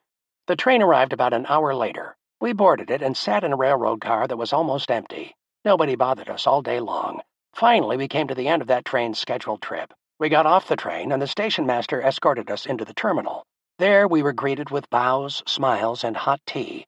The station master insisted that we wait in his inner office, where inquisitive local citizens would not bother us. We did not argue. We were willing to do just about anything to get to Kanoya, never dreaming of the potential danger. That evening, the station master informed us that the train we wanted was not leaving till the following morning. He generously brought us a home-cooked meal, along with a large bottle of sake. At one point, 2 Japanese military officers came in. They bowed to us and took off their scabbards and swords. With a flourish indicating defeat, they handed them to us. A little later that night, the station master brought us pillows and blankets. He promised that he would see to it that we were on the train to Kanoya the following morning. He bowed politely, took 4 steps backward, and then left us. It was all so hard to believe.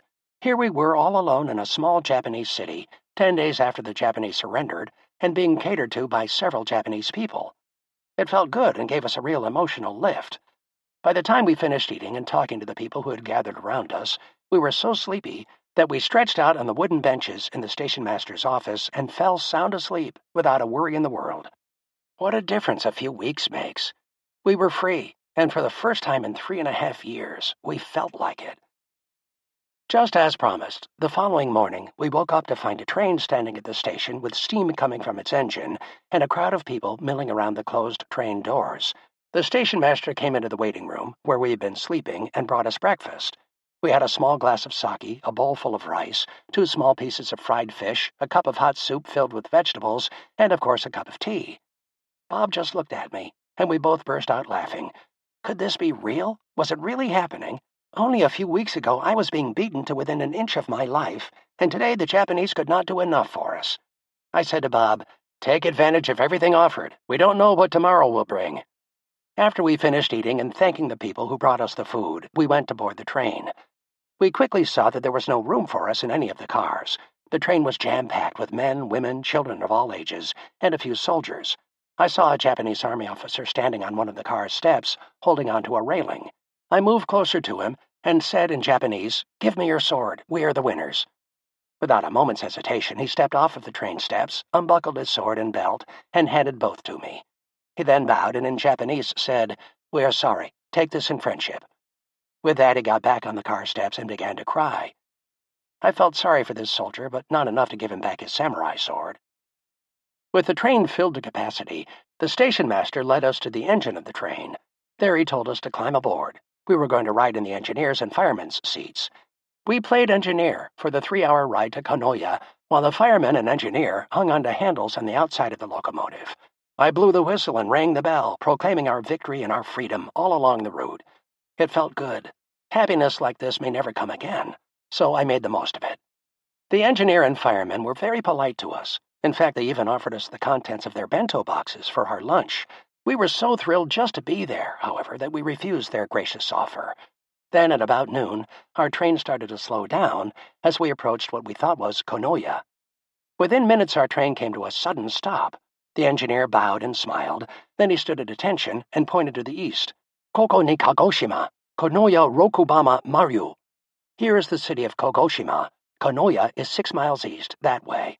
That way meant we had to go the 6 miles in a boat, for Konoya was across a small bay.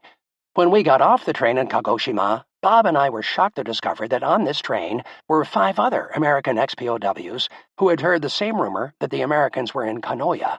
We had a good laugh about how all 7 of us, from 3 different prisoner-of-war camps in Japan, were roaming around Japan with little knowledge of the language and absolutely no money, but with lots of guts, determination, and happiness. Getting to the other side of the bay meant we had to commandeer a vessel of some kind that could safely make the trip and carry 7 of us. We found 3 boats at the dock that we thought could make the trip. We chose one of them and went over to talk with the captain. We explained as best we could that we had to get to the other side of the bay to meet with the Americans who were there. We got excited because the skipper of the boat confirmed right away that Americans were on the other side of the bay in Konoya. When we asked to be taken across, the skipper replied, "Nijubame yen," 20 yen, stating his fee for the trip. We did not have any Japanese money, and I was the only one who had anything of value, about 10 packages of cigarettes.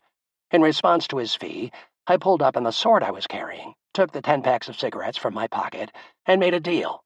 I could tell by the way he looked at us that he did not like my terms, but realizing the position he was in, he agreed. "Watashi wo kimasu." I will come.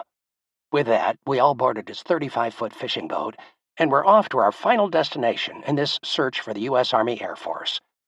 While we traveled the 6 or 7 miles across the bay, we sang and joked. We must have seemed mighty strange to the captain, because, with a laughing gesture, he put his hand to his head and slowly made a circular motion with his fingers, indicating crazy. We did not care. We were free and happy. In just a short period of time, we knew we would find what we were looking for. Finally, the boat pulled in at a small dock about 20 feet from shore. We grabbed our meager possessions and hurried onto the land. As I got off the boat, I screamed, "Free! Free at last!" All 7 of us walked to the road and then sat down and had a good cry or laugh, depending upon our emotional reaction. The area was out of a picture book, with lush green grass and bushes, flowers blooming in all the colors of the rainbow, and the water lapping at the shore. As we looked toward the mountain just south of our position, it was obvious to us that the Americans, if any, were going to be somewhere up the mountain. We decided just to wait until we found some form of transportation before venturing uphill. We waited about 25 minutes, and all of a sudden we heard the sound of a motor straining up the hill. As the truck approached us, we stood in the center of the road and flagged it to a halt.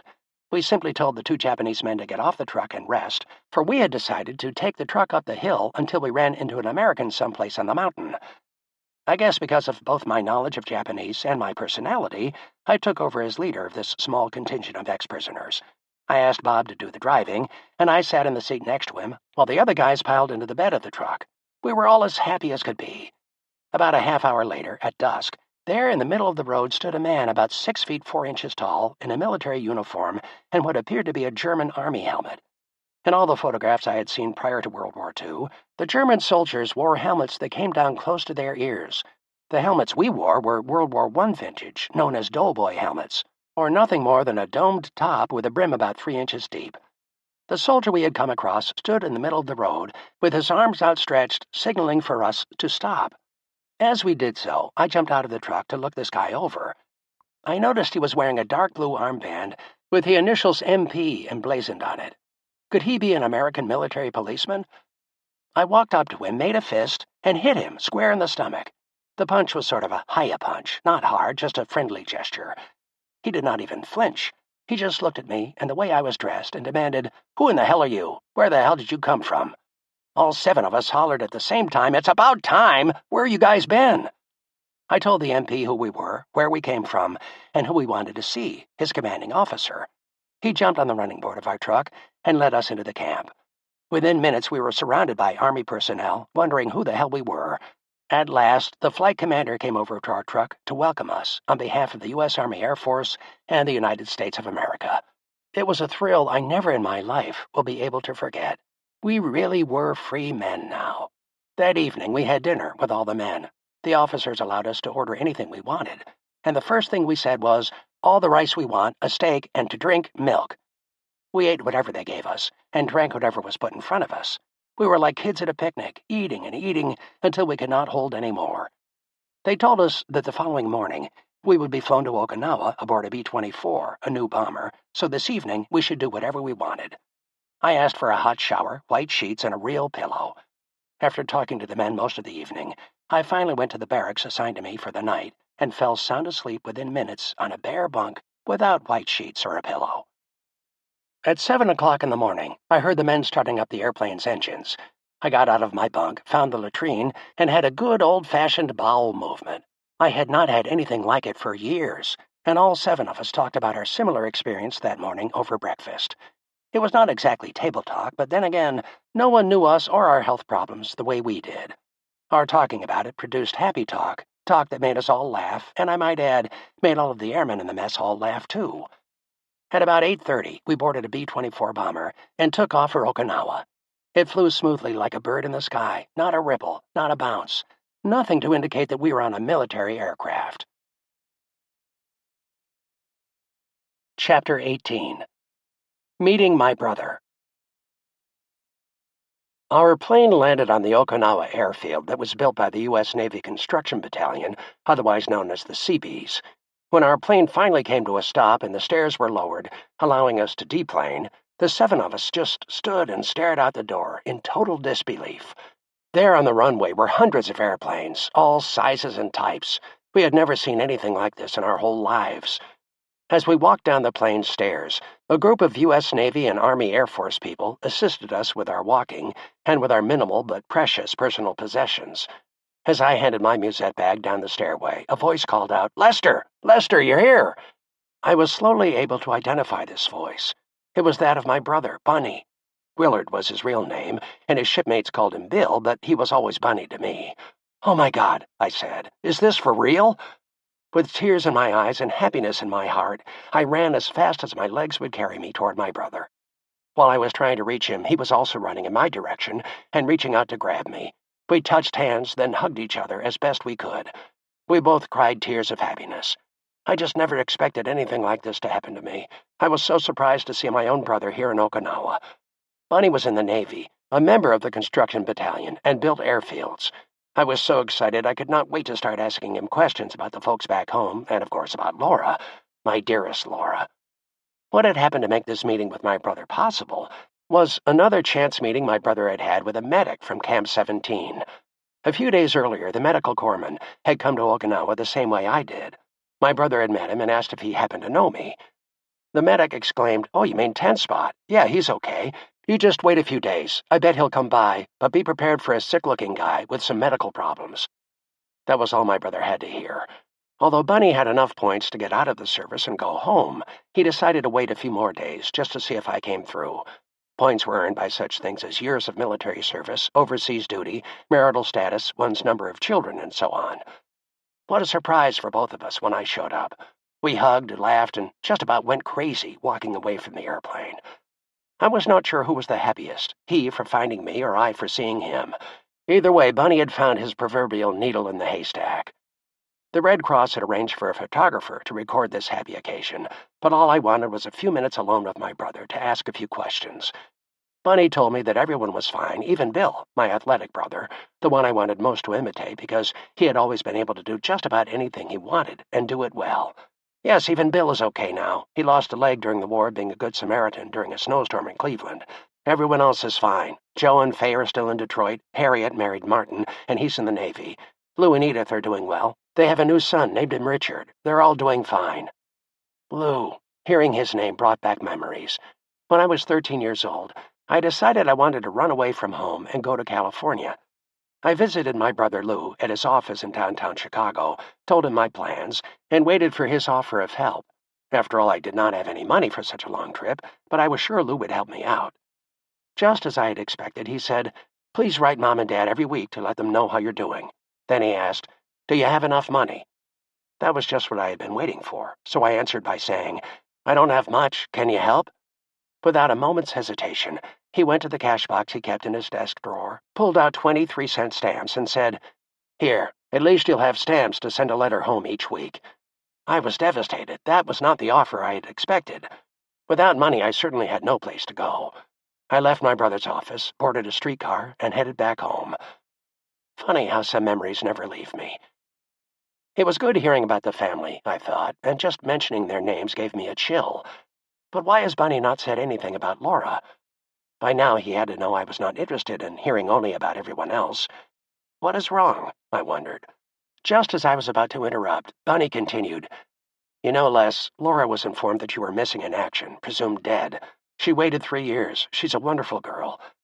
Les, Laura thought you were killed in action, and she didn't hear anything about you for, oh, so long. Les, Laura got married a few months ago. My legs felt like rubber, and my face must have turned stone white. My body started to shake, then tears welled up in my eyes. Laura. I could not, or better still, did not want to believe it. How was I going to survive without her? All those days, weeks, months, years, all I ever dreamed of was coming home to my wife, Laura. Now my dream was shattered. My brother was in tears. Obviously, he did not know how to handle what he told me. To make him feel better, I decided to deal with it.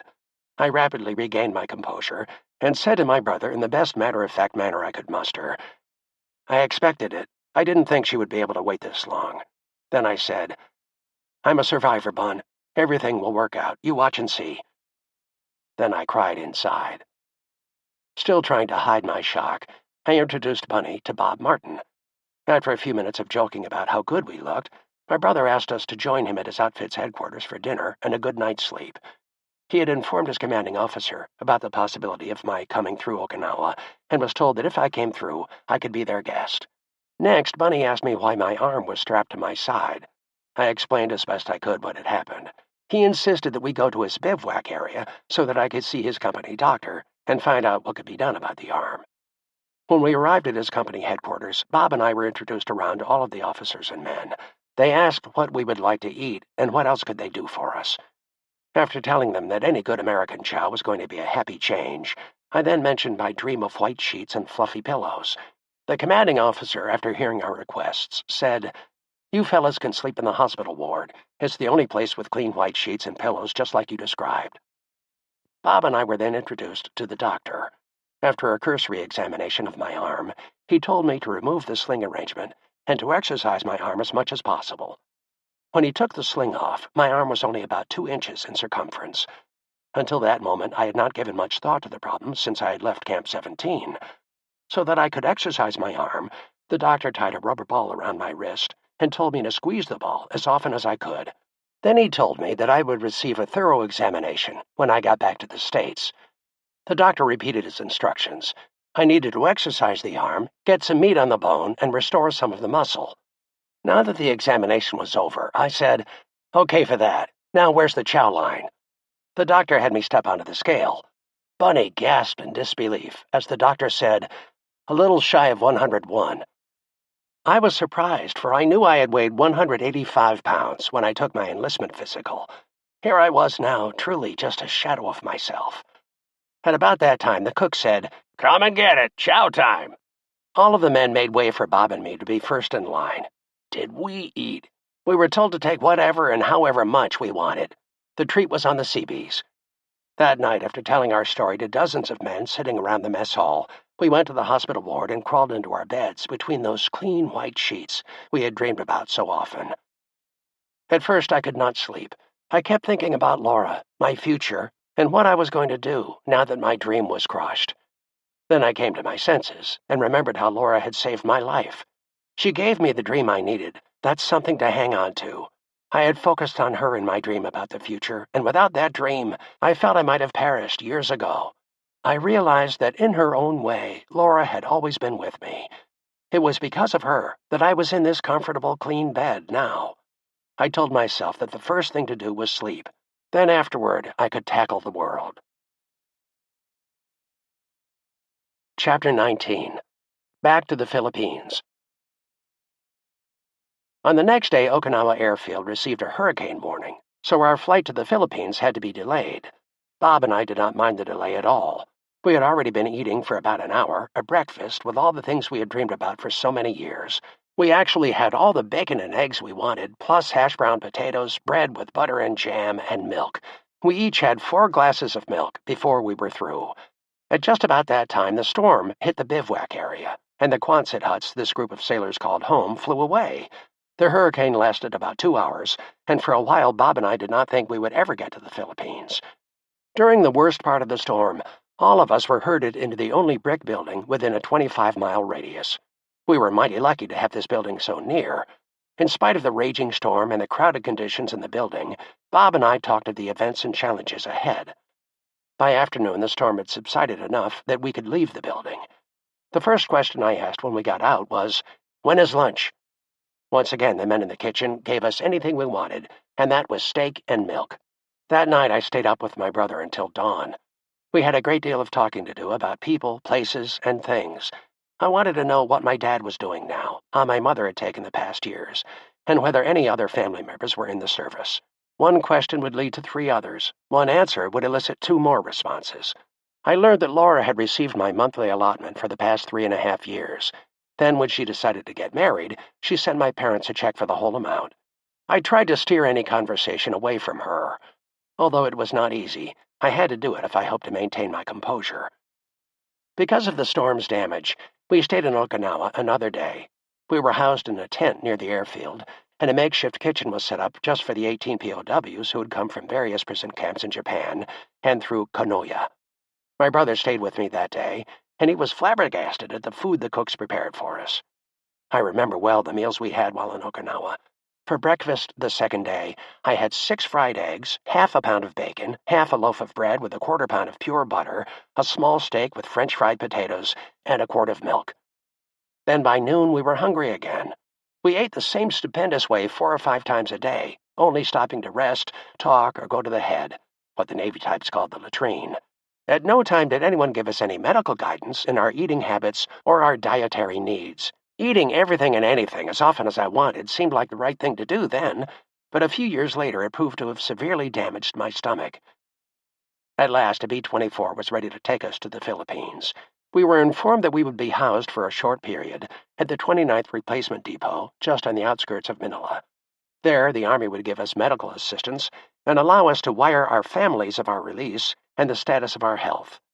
The Army could not have found a more cooperative and enthusiastic group of men anywhere. Everything the Army wanted to do with us was okay. All we wanted was to go home. We only knew we were free men who were going to eat well. Most of us did not give a second thought to our health. It just was not that important at the time. We had too many other things to do or to think about. Being free was all that counted. We boarded the bomber, as instructed, and even had to wear parachutes. The Army was not taking any chances with us, treating us sort of like special cargo. I had said my goodbyes to my brother and told him I would see him back in Chicago real soon. I had assured him that he should not worry about me, that I was a survivor, and that I would get over the anguish of losing Laura. The 3-hour trip to Manila was uneventful. The island was a sight to behold, with the lush green mountains, the blue ocean and the bay, and the island fortress of Corregidor. Over to the left was Bataan. I could not see much from the air, but I knew that I had to get over there to find my buried treasure. Finding it would make me rich, eliminate all worry, and buy me the finest of everything. This hunt is what I was waiting for, a chance to forget my troubles. As the plane landed in Manila on September 7th, all of us thought of a takeoff of General MacArthur's famous line, "I will return." We shouted in unison, "We have returned!" The plane taxied almost to where an old Army truck was standing. When we got off the plane, about 20 Filipinos and 15 U.S. servicemen were standing around the landing area. We walked down the stairs slowly and deliberately, not wanting to fall and get hurt. We still had on our old Japanese-issue work clothes. Nowhere along the line did any of the military personnel we encountered try to put us into any other type of uniform, so I guess we looked out of place coming off that plane. All of the people on the ground just looked at us and stared, without yelling, waving, or acknowledging us in any way. Nothing was said, but we could feel the tension in the air. No one seemed to care whether we lived or died, came home or not. We felt like we were simply an annoying nuisance, something they had to deal with. It was a sad return, and not at all what we had expected. I guess that they felt that because we had surrendered, we did not deserve any welcome home party. We boarded the truck for the 35-minute ride at the 29th Replacement Depot. As we pulled into the area, we saw dozens of tent-like buildings that were designed for sleeping and one very large tent structure that was obviously the mess hall. As we got off the truck, we were asked to fill out a sheet of paper that had spaces for our name, rank, serial number, home address, and 3 extra lines to put down any illnesses or injuries suffered during the past 3.5 years. 3 lines! The whole heart-wrenching experience had to be boiled down to 3 lines. Also on the sheet of paper was a number indicating our tent assignment. As we looked around, we noticed a lot of activity. There must have been 300 to 400 men milling around the tents, all neatly dressed in clean and well-pressed uniforms. When we got closer, we realized they were former POWs who had arrived here earlier. Then I heard someone call out, "Hey, tent spot!" I turned and saw, for the first time in more than 3 years, my good friend Lou Britton. He was alive and well, even though he looked like he had lost about 75 pounds from his pre-war weight of 195 pounds. We shook hands and then hugged each other in a show of real friendship. Lou had been incarcerated in a POW camp in northern Japan, but he had made it. I knew he would. Within a few hours, the Army issued us new uniforms and boots, which made us acutely aware of how much we had changed. My new uniform was a size 34, with a waist of 26 inches. My original uniform, when issued at the Maywood Armory, was a size 44, with a 36-inch waist. My shoes were still size 10.5, but I needed a narrow width instead of the medium width I had worn before. When I left Okinawa, my brother loaned me his camera, so I took pictures of all the survivors from Company B, 192nd Tank Battalion, who were at the 29th Replacement Depot. I was able to locate only 12 of our original 164 men. As we shared our experiences, the discussion finally got around to what happened to Willard Yeast of Headquarters Company, who had been a prisoner on Palawan. When I heard the story, I started to sweat profusely. Again, I felt there, but for the grace of God went I.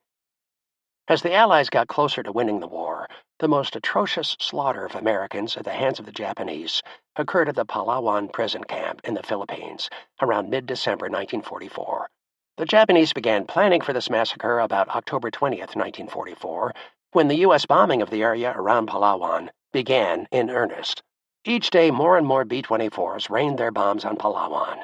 Each bomb made the Japanese fear they could possibly lose the war, and they wanted revenge for the destruction that the Americans poured onto them. During these air raids, prisoners would be beaten for no apparent reason, and if they fell to the ground, the Japanese kicked them continuously and often murdered them. On December 14th, the Japanese received word that U.S. troops were going to land on all the islands of the Philippines. The Japanese ordered all 150 inmates of the Palawan POW camp into 3 large and 2 smaller underground bomb shelters. When the men were safely inside, the Japanese soldiers barricaded the entrances and began systematically liquidating all the prisoners. The Japanese guards poured large containers of gasoline onto the roofs of the bomb shelters and then ignited them. The gasoline-soaked dried grass that covered the shelters went up in flames within seconds. As the blazes shot toward the sky, the heat from the fire became unbearable for the prisoners inside. Many of the men in the shelters were overcome by the fumes and heat. Some were trampled to death by their own buddies in their desperate attempts to find an exit. Others who tried to force their way out were met with rifle fire, bayonets, machine guns, and explosives. The Japanese did everything in their power to ensure that no one left the shelters alive. Of the 150 men who entered the makeshift crematoriums that infamous day, 139 died. 11 of the group were able to escape, and they returned to freedom to tell their story of the Palawan massacre. As it happened, in 1944, when we were instructed to build bomb shelters at Camp 17, I had misgivings about how they would be used. I knew the shelters, with only one way in and no other way out, would have been a good place to kill us. Then, when the slaughter was over, a bulldozer could have just covered up the evidence by flattening out the shelter so that no one would ever know it had been there. I had been afraid that the Japanese might institute reprisals of this type in our camp. As we later discovered, POW Camp 17 in Omuta had the reputation of being the worst camp in Japan. Our work in the mines was the most dangerous forced labor of any prisoner of war camp. In addition to our sadistic Japanese camp commander, the guards treated us American POWs more harshly than prisoners from other nations. For the beatings, starvation, and refusal to provide medical treatment, justice was ultimately served. At the end of the war, our Japanese camp commander was tried and convicted for crimes against humanity and was hanged. So, when I arrived in Manila, September 7th, 1945, at the 29th Replacement Depot, I was not as shocked as many when I heard about the massacre at Palawan. I simply could not believe how lucky we were that the same thing was not done at Camp 17. Abundant evidence was available after the war to prove the atrocities committed in the Philippines were premeditated and based on orders from high-level superiors and not just the field officers. From all of the evidence regarding the Bataan Death March and the occupation of the islands, it appears that the Japanese had a hidden agenda not to allow any of the prisoners to live to tell their stories. For the next few days, we compared experiences and exchanged information about friends, how they were or how they died. Once the sad commentary was over, we started again to act like repatriated soldiers. We ate whenever and whatever we wanted, however, and we came and went as we wished. We had no commander in charge, which was fortunate because we would not have accepted any restrictions on us at the time. In fact, on a few occasions, when we went into Manila in the evening, if we did not have transportation, and if we saw an empty, idle staff command car, we would just borrow it. At one point, the military police stopped us for driving a vehicle that was reported stolen. They took us to MP headquarters and asked what unit we were in. When we responded 29th Replacement Depot, the officer of the day merely said, "Let them go. They're MacArthur's boys. Nothing we can do about it." After a few days of eating all I wanted and of having as much fun as I could, I wanted to arrange a flight back to Bataan. I knew exactly where I had buried the money. That tree, those large roots, and the number of paces off the road at kilometer post number 167 were etched in my memory. By the story I told and the tears I shed, I convinced an Air Force colonel to fly me back to Bataan in a small Piper Cub reconnaissance plane, a two-seater that was good enough for me and the box of goodies that I was going to find. In only 15 minutes, we flew across the bay to Bataan. The colonel landed and taxied to an area that had a few military vehicles. We headed for a jeep. A driver wearing corporal stripes was just sitting there, sort of waiting for a fare. The colonel saluted the corporal, then we got into the jeep and told the driver to head for kilometer post 167. Within 10 minutes, we arrived at our destination. I did not recognize anything near it. There were no trees or brush of any kind. I was devastated. Locating my hidden wealth was going to be impossible.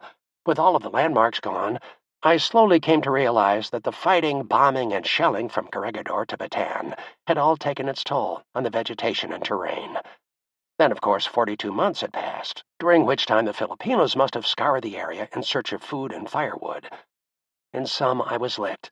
My dream of wealth came to an abrupt end. I decided to tell the colonel the whole story. Anyway, it was evident from my dismay that something was wrong. When I finished my account, he reared his head back and laughed uproariously. He told me that on the day of the surrender of Bataan, the serial numbers of all of the bills held in the Philippines, hidden or not, had been wired to Washington for cancellation. The colonel said to me, "If you had found the money, all you could have done with it was use it as wallpaper."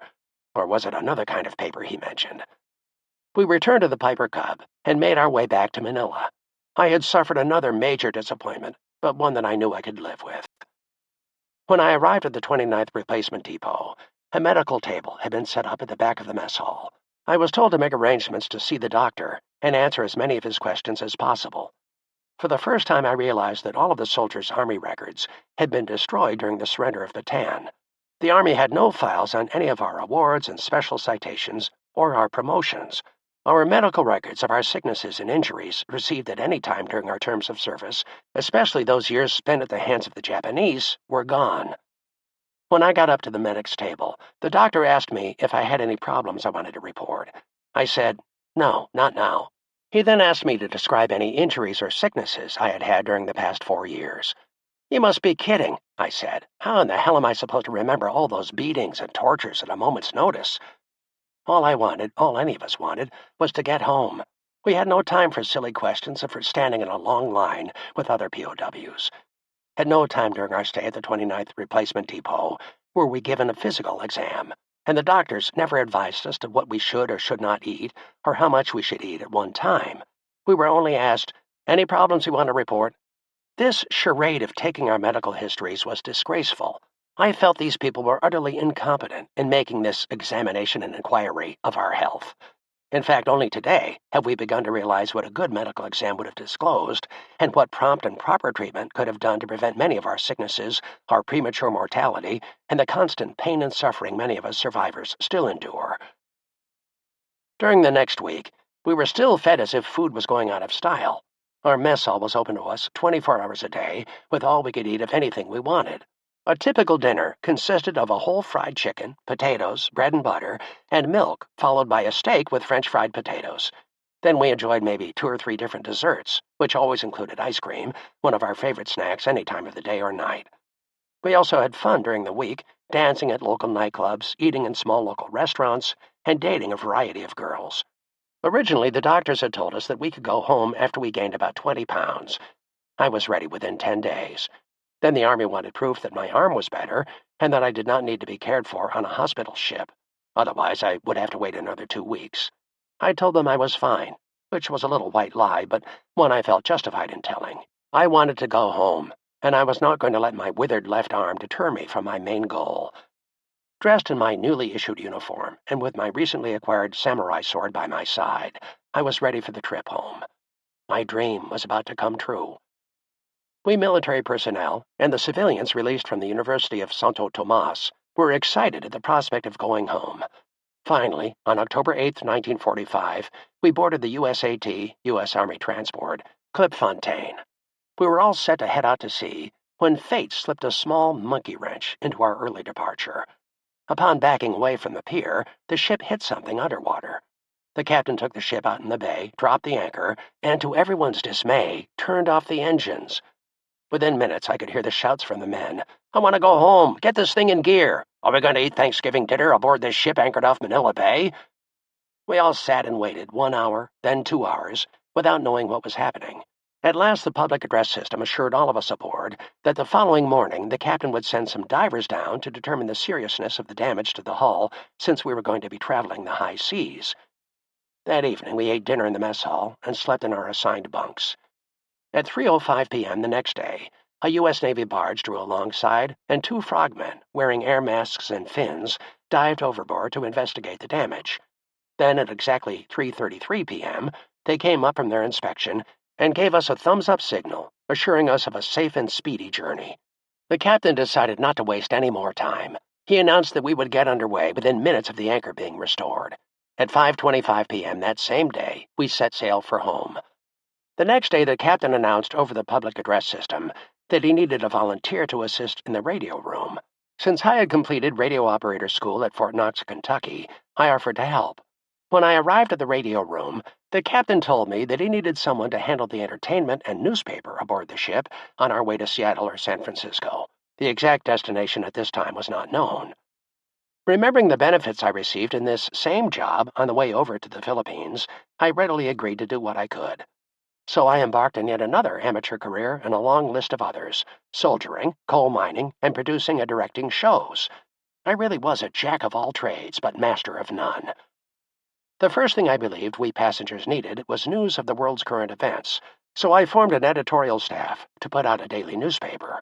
I became the editor, and after a vote of the newspaper staff, we named the paper Frisco Lookout. Circulation was handled by E.C. Canfield, art by G.H.D. and W.G. Self, and typing and mimeographing by J.W. Emanuel, A.W. Van Leer, C.S. Kellogg, and J.B. Mathony. Our reporters were J.A. Leland, C.E. Shockley, and F.R. Ivins. The staff worked hard every day of the trip, getting the paper out every morning by 8 o'clock. All 1,700 of the passengers looked forward to the paper and the news items we were able to glean from the radio waves. As I had anticipated, being the editor of the paper and being in charge of the entertainment aboard ship conveyed some extra benefits. Most important, I had a stateroom all to myself that was great for entertaining some of the civilian women internees from Santo Tomas. I met some wonderful people aboard ship, many of whom were single women who enjoyed the company of a man. Of course, I was a man who wanted to enjoy the company of a woman. I no longer had a wife to be faithful to, so on this trip, I did not have to go without a woman's love and affection. After being without female companionship for 4 years, I was not sure that I would know how to act in front of a woman. But as nature worked its wonders, I was able to overcome the problems associated with my poor health and my weakened physical condition. On our 21st day out, the captain informed us that our final destination was going to be Seattle, for too many ships were going to the San Francisco port. Everything, we were assured, would be waiting for us in Seattle. Our overnight stay at an Army base in Seattle, our trips to various hospitals, and our expedited transportation home would be handled for us. Steaming from Manila to Seattle took 28 days, and during that time I made many friends. The trip was like a dream come true. I ate all the good and well-prepared food I wanted. I slept in a real bed with white sheets and soft pillows, and I even played the drums in a little band we formed aboard ship. I had to pinch myself just to make sure it was all real. Except for the normal everyday activities associated with producing a daily newspaper and making sure that the ship's passengers had some type of entertainment 4 days a week, the trip was relaxing, not too exciting. I most enjoyed being able to talk to so many of the other released prisoners of war and the civilian internees and finding out what went on in their camps. I would ask them how they were treated, what they did for entertainment and to eliminate their boredom, and how good the medical facilities were at their camp. I naturally evaluated everyone else's camp situation as compared to mine. I did not get all the answers I wanted because some of the people just wanted to forget the whole affair, to wipe it out of their minds, as if it never happened. I could not do that. The war had been too much a part of my life, and I realized it would continue to have an important impact on my future. In fact, I know without a doubt that my experiences during those trying 4 years shaped my thinking, my philosophies, and attitudes about life for the next 50 years. Sometime in the afternoon on November 7th, 1945, we spotted land, Seattle. We all ran to the railing of the ship and watched as the ship approached the port. Within hours, we got close enough to see the tall, modern buildings that defined the downtown area. By dusk, we had pulled into the dock, and in our excitement at being home at last, most of us jammed the passageways, just itching to get off the ship. We all wanted to call home, and some of us just wanted to kiss the ground as we got off the ship. Others had tears in their eyes. Their happiness was more than they could stand. As for me, I wanted to make that phone call I had been dreaming about for years. "Hi, Mom and Dad. It's me, Les. I'm home." I had my speech already. All I needed was a phone, and I knew there was one down on the docks. As the ship tied up to its berth, and the horn sounded its final blast, I cried. Not tears of sorrow, but tears of joy and hope. For an excited kid, this homecoming was an emotional experience. We got the bad news over the loudspeaker. No one was allowed to go ashore that evening. Apparently the officer of the day and the ship's captain were afraid some of the men and women who were too weak to make it on their own but too proud to seek help would get injured. When I heard this, I became quite upset. I was not going to let them keep me on board. I had to make my phone call. I walked down to the deck closest to the water, looked in both directions to make sure that no one would be able to stop me, and then jumped into the water. In just a few strokes, I reached the pier.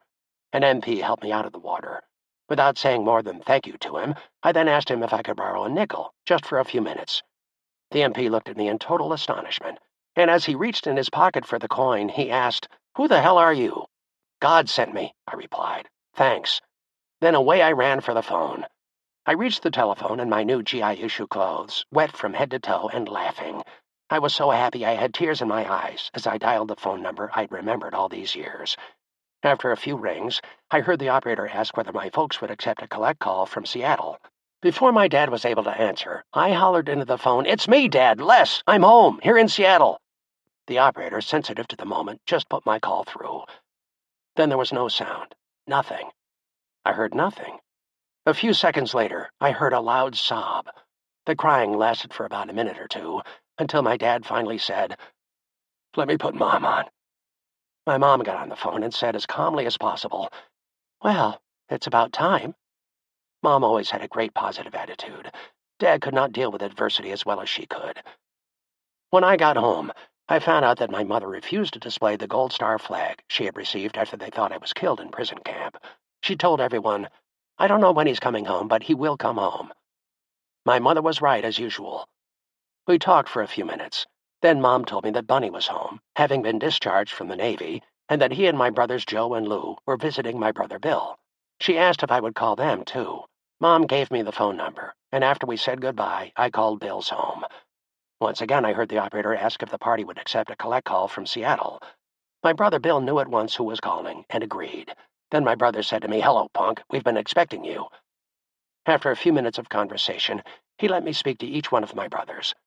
What a joy, catching all my brothers in one place at the same time, and I was able to say hello to all of them. My day was complete. I could not want anything more out of life this day. I admit it would have been nice to be able to say hello to Laura, too, but under the circumstances, that was not advisable. Chapter 20. Home at Last. When I finished my phone calls to my family, I walked up to the MP, who was still standing near the gangplank, gave him his nickel back, and turned and walked aboard the ship as if I was expected. That night we all stayed aboard the ship and had one hell of a good time. After all, we were back in the United States, and all those days in prison camps were behind us. We did not even think about the war that evening. We just enjoyed talking, drinking a few beers, and dancing and singing with a few women on board. We partied almost till dawn, went to our bunks, and fell sound asleep. We were awakened by a loud blast of the ship's horn and a message over the loudspeaker: "We will be leaving the ship from the lower deck. Take all your possessions. You will not be coming back." Within the hour, we began leaving the ship. We had expected some people on the dock, happy people waving at us, but no one was there. We only saw longshoremen who were working to get the cargo off the ship, and these workers did not care who we were or why we were there. We were immediately loaded onto trucks and taken to a U.S. Army base in Seattle, where we ended up staying for the night. Once again, we had a few beers together and talked a little.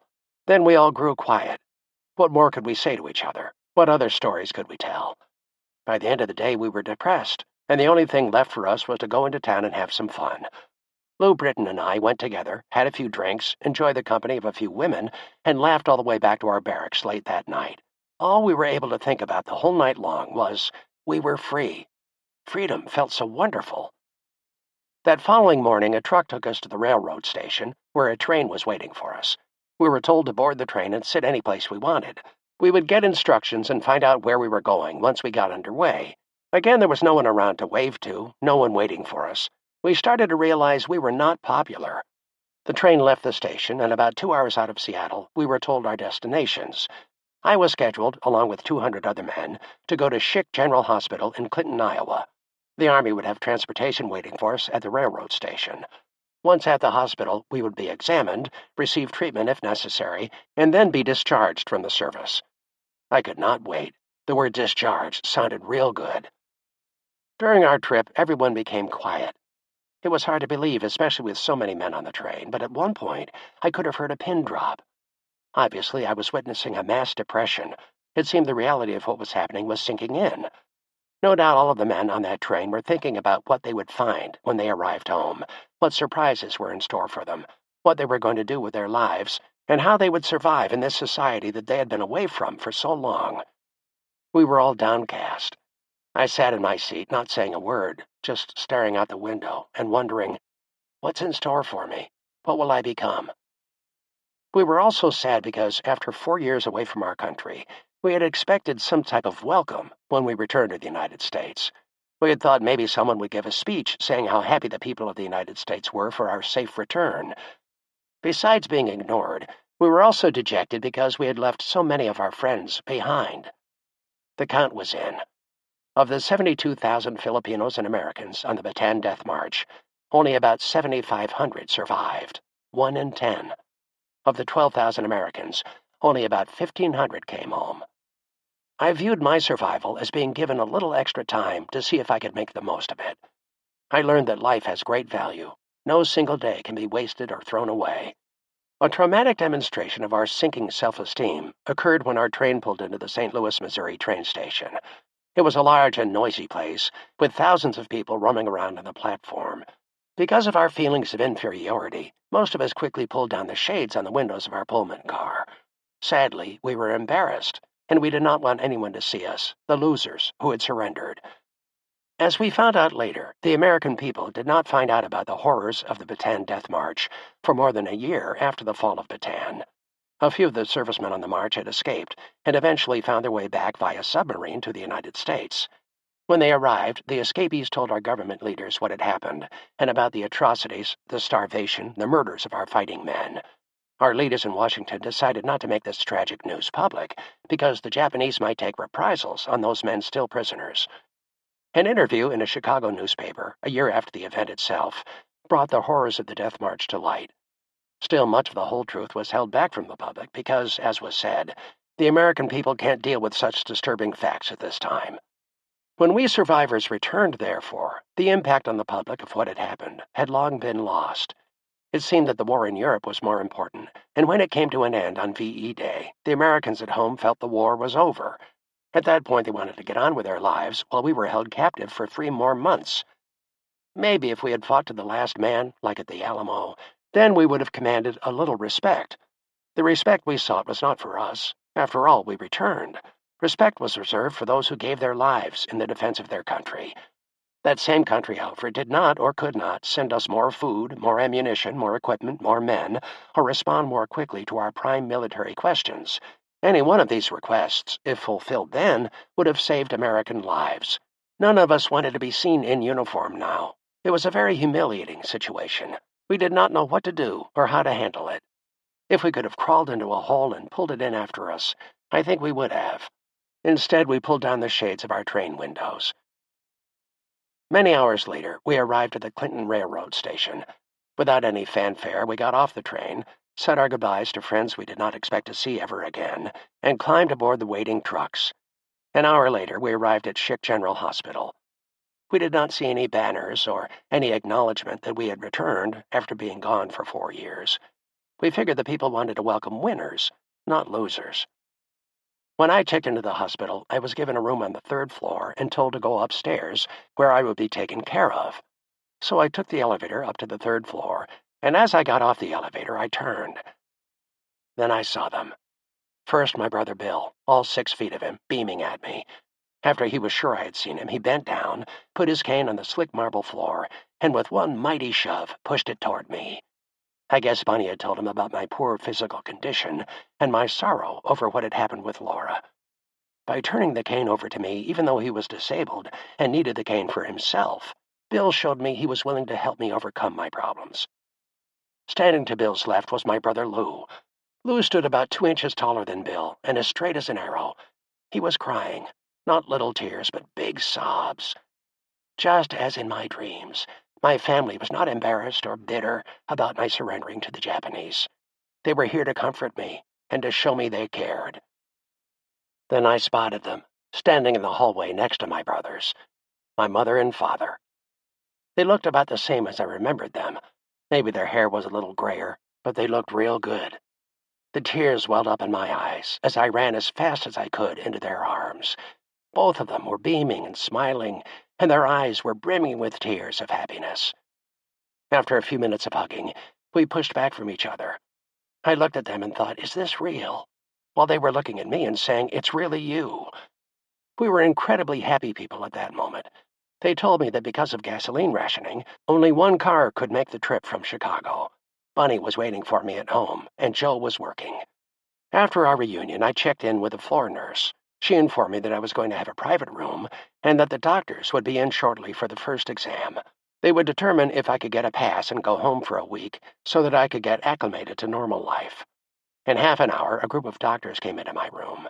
After examining my shoulder, my hip, my back, and my nose, they gave me permission to check out for a week, but they warned me to come back for treatment, or else my condition could deteriorate beyond repair.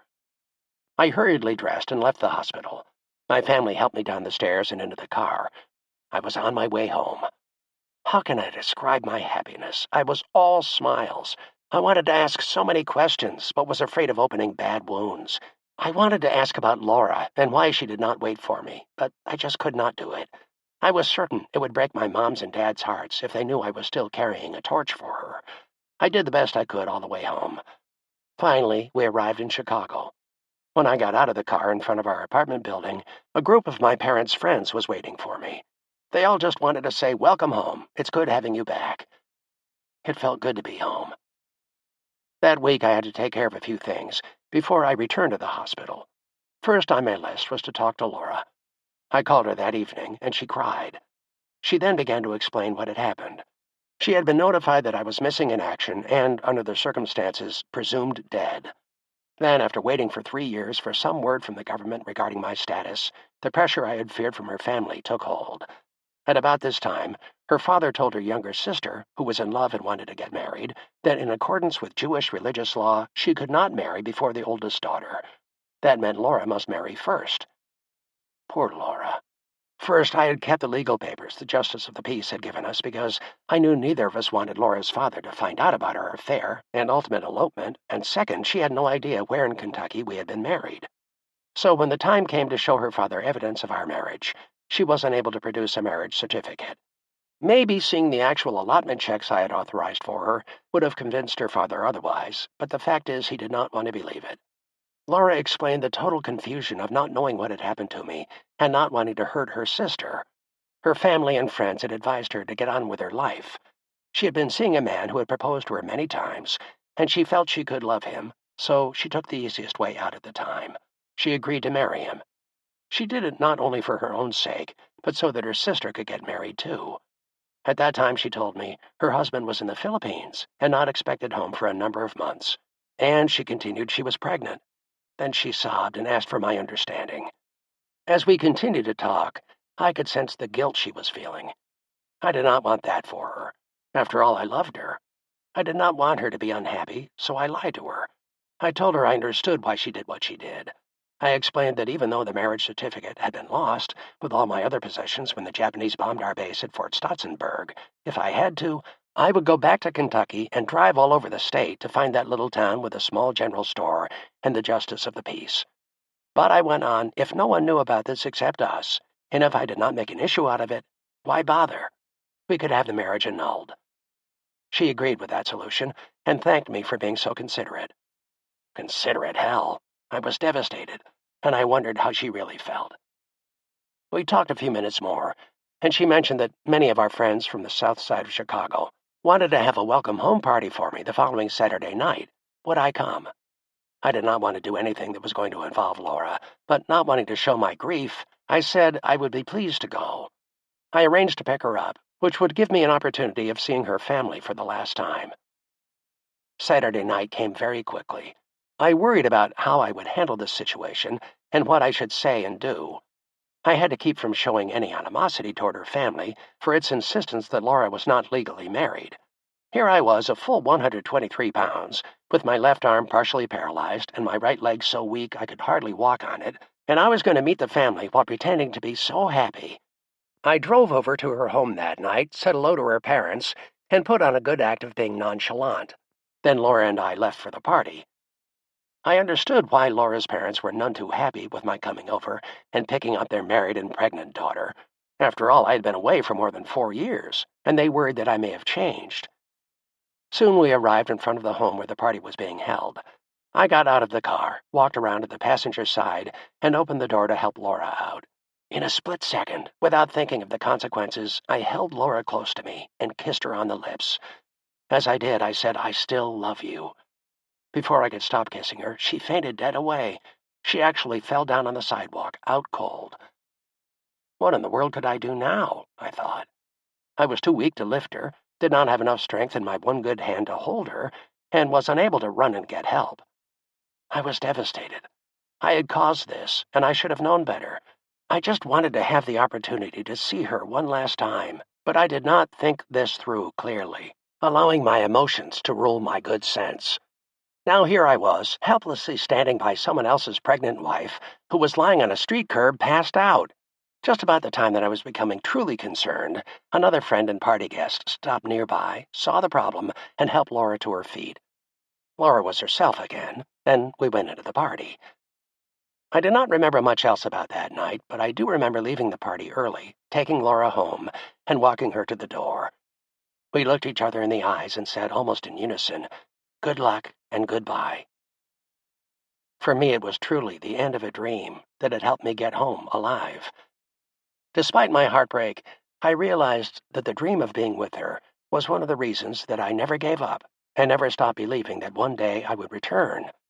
For that, I was eternally grateful, but our relationship was over, and there was no sense in crying about it any longer. I wondered then, and still wonder today, if she had told me the whole truth, or if she had tried to ease my pain by telling me something that she felt I would rather hear. Did she give up on me because she fell in love with another man? Or was it my prolonged absence and the uncertain future that caused her to give up waiting? I guess I will never know. The following Saturday night, my folks rented a hall and put on a welcome home party for my brother Bunny and me. I left the hospital on a weekend pass.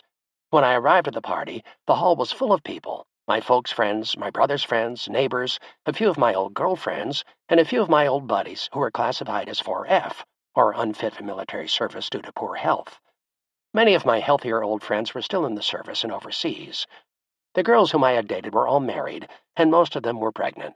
Consequently, I did not have many young friends around when I came home. The party was great, nevertheless, especially because no one asked me about my wartime experiences. I do not know how I would have responded at that time. We took pictures of everyone there. Relatives from Detroit, my niece Harriet, her husband Martin, my brother Joe, his wife Faye, and my niece Shirley, and of course my family from Chicago, including Lou, his wife Edith, Bill, and his wife Evelyn, all welcomed Bunny and me home. Even my best friend Lou Britton was there. It was a glorious feeling to know we had been missed and to know we were wanted. By the first of the week, I had to get back to reality, which meant going back to Schick General Hospital. The doctors recommended 2 operations, one on my shoulder and one on my hip.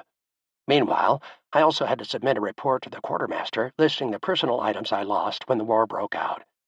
As I understood it, I was allowed to have my belongings over in the Philippines during peacetime, and the U.S. government assumed responsibility for any personal items I lost due to the outbreak of war.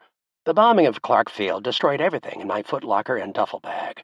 Of all the items I lost, the one I really cared for the most was my marriage certificate. On later reflection, I was relieved that I never found it. After all, I did not want to hurt Laura, and if I had found it, I may have done or said something I would have regretted later. Before I went in to apply for reimbursement for my lost possessions, all my friends warned me that the officer in charge was cutting the requested amounts in half, and that I should take that into consideration when submitting my claim. Armed with that advice, I applied the full stateside replacement value to the items.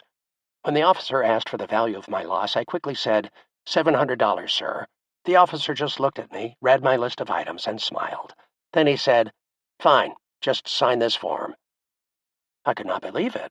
I had enough money to replace all the items I lost, and then some. After all, when I left the United States for the Philippines, $700 would buy a 1940 Buick convertible.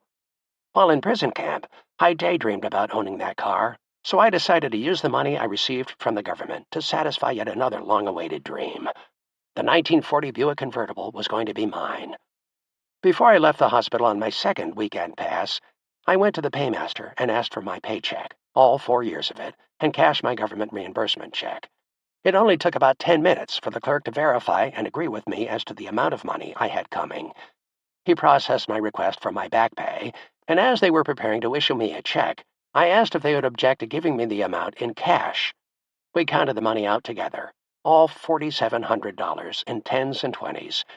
I had to go into the post exchange, PX, and buy a suitcase just to carry it all. I felt like a millionaire. When I got home, my first order of business was to find a 1940 Buick convertible.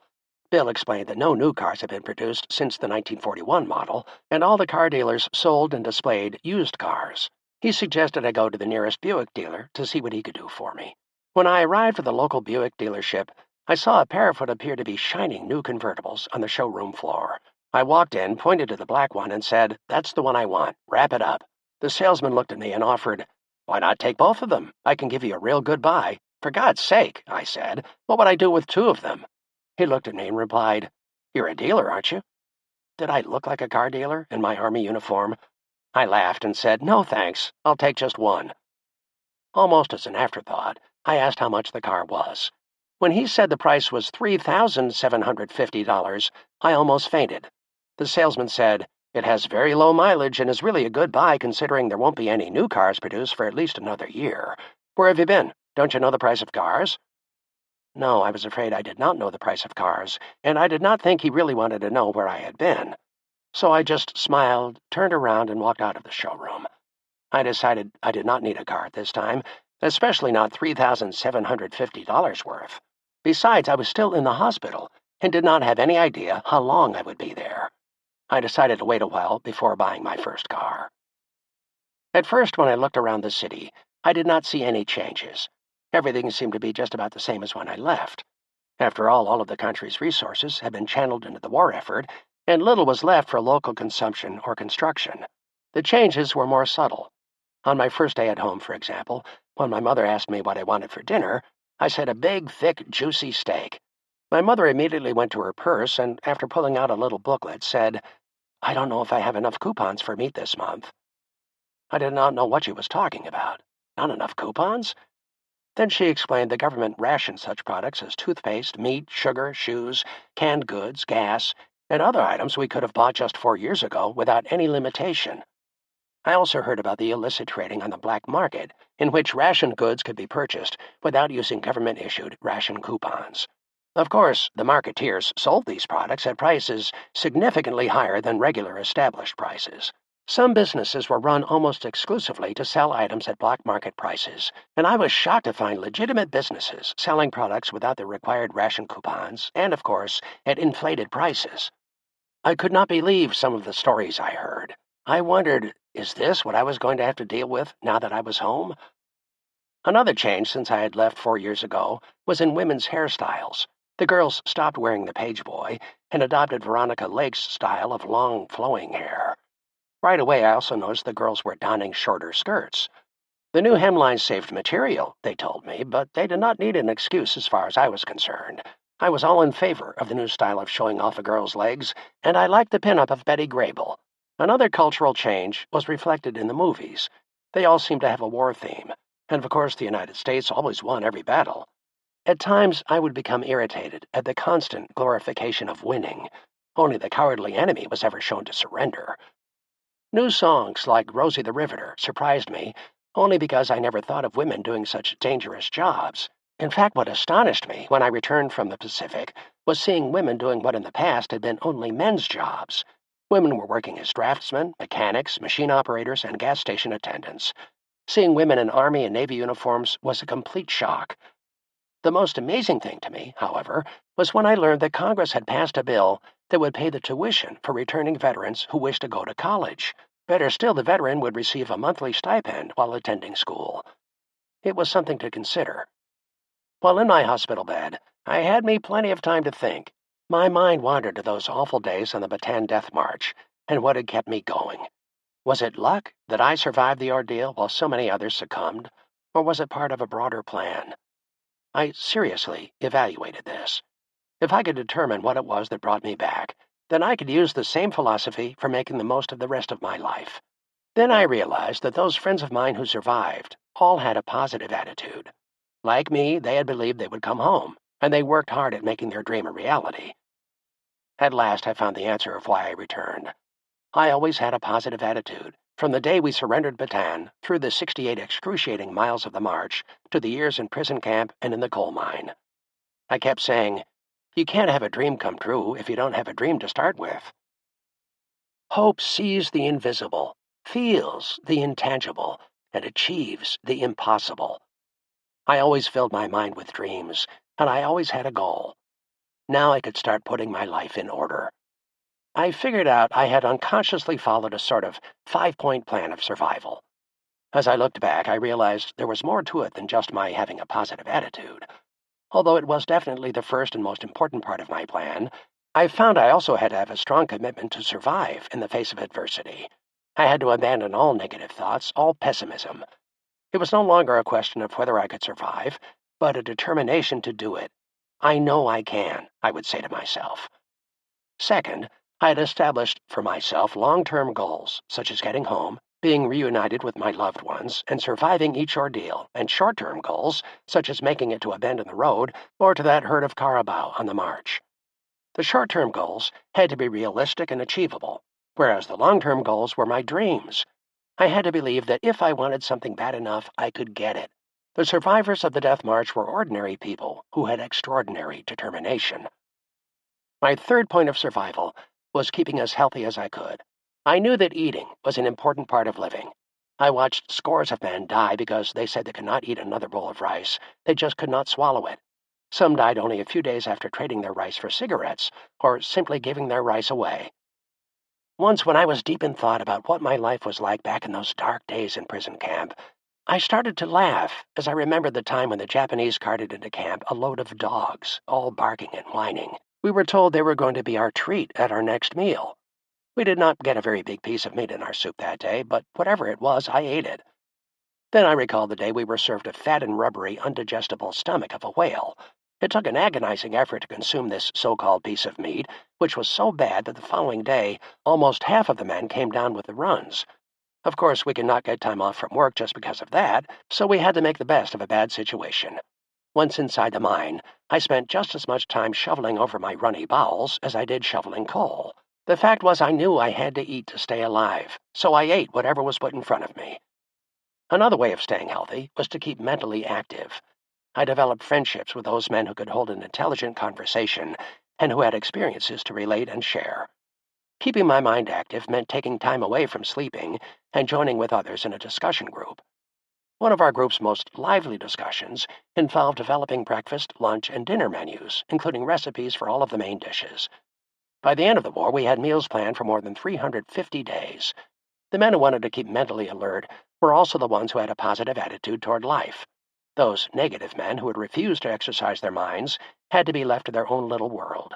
I could not afford the time or energy to be with them. In recounting my survival plan, the fourth step was the need to develop survival smarts. It was important to have a feel for the situation at hand. Having the smarts meant paying attention to a wide variety of telltale events and individual traits to gauge how to act. For example, knowing when to get into line first and when being last would be better saved me from beatings. Many times, rushing to get in line first would have given the guards a longer period of time to harass or beat me. Also, sometimes being first meant that I better understood what they wanted me to do, helping me to avoid abuse. Of course, being last was no assurance of better treatment, for the guards would hit me if they thought I was deliberately taking my time. Finally, in looking back, I determined the fifth step of the survival plan was the most important. I had to know when to apply the other four steps. On those days when the doctors or nurses had plans for me, they would pull and push me all over the hospital, from the x-ray room to the examining room and to the operating room. Everything they did was in an attempt to give me a life without constant pain, and at the same time allow me the full use of my arms and legs. After 3 months of operations, treatments, and soul-searching, I finally asked when I could be discharged. I just wanted to go home, to start my formal education, and to get on with my life. The chief of staff looked at me and said, "You want to be discharged? Why didn't you say so? How about tomorrow?" I smiled. Tomorrow would do. On June 30th, 1946, I was honorably discharged from the service and was ready to start my new life as a civilian. My goal was to practice what I preached, enjoy today and look forward to tomorrow, and establish priorities, with happiness as the top priority. Chapter 21. Japan Revisited. In the decades after my return, hundreds of people have asked me what brought me home.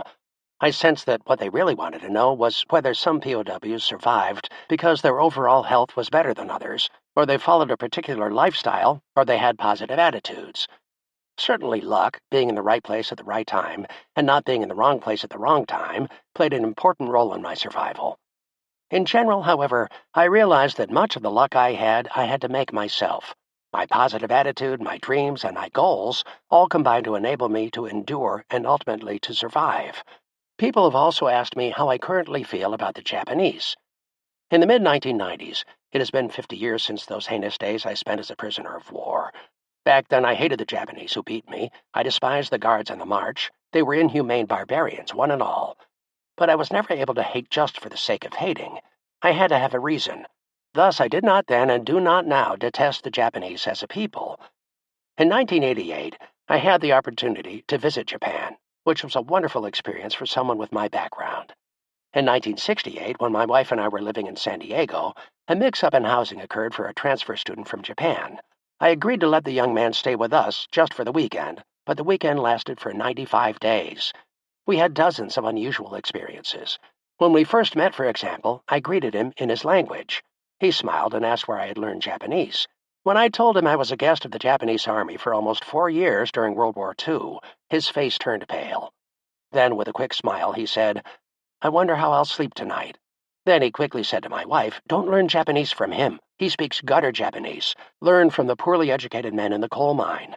Our whole family became close friends with our newfound extroverted Japanese boy. After our Japanese student returned home, we corresponded regularly for the next 20 years. Then one day in 1988, I received a phone call from Japan from our good friend, Toru Tasaka-san. He was going to get married and asked if my wife and I would be his guests at the wedding. We immediately accepted.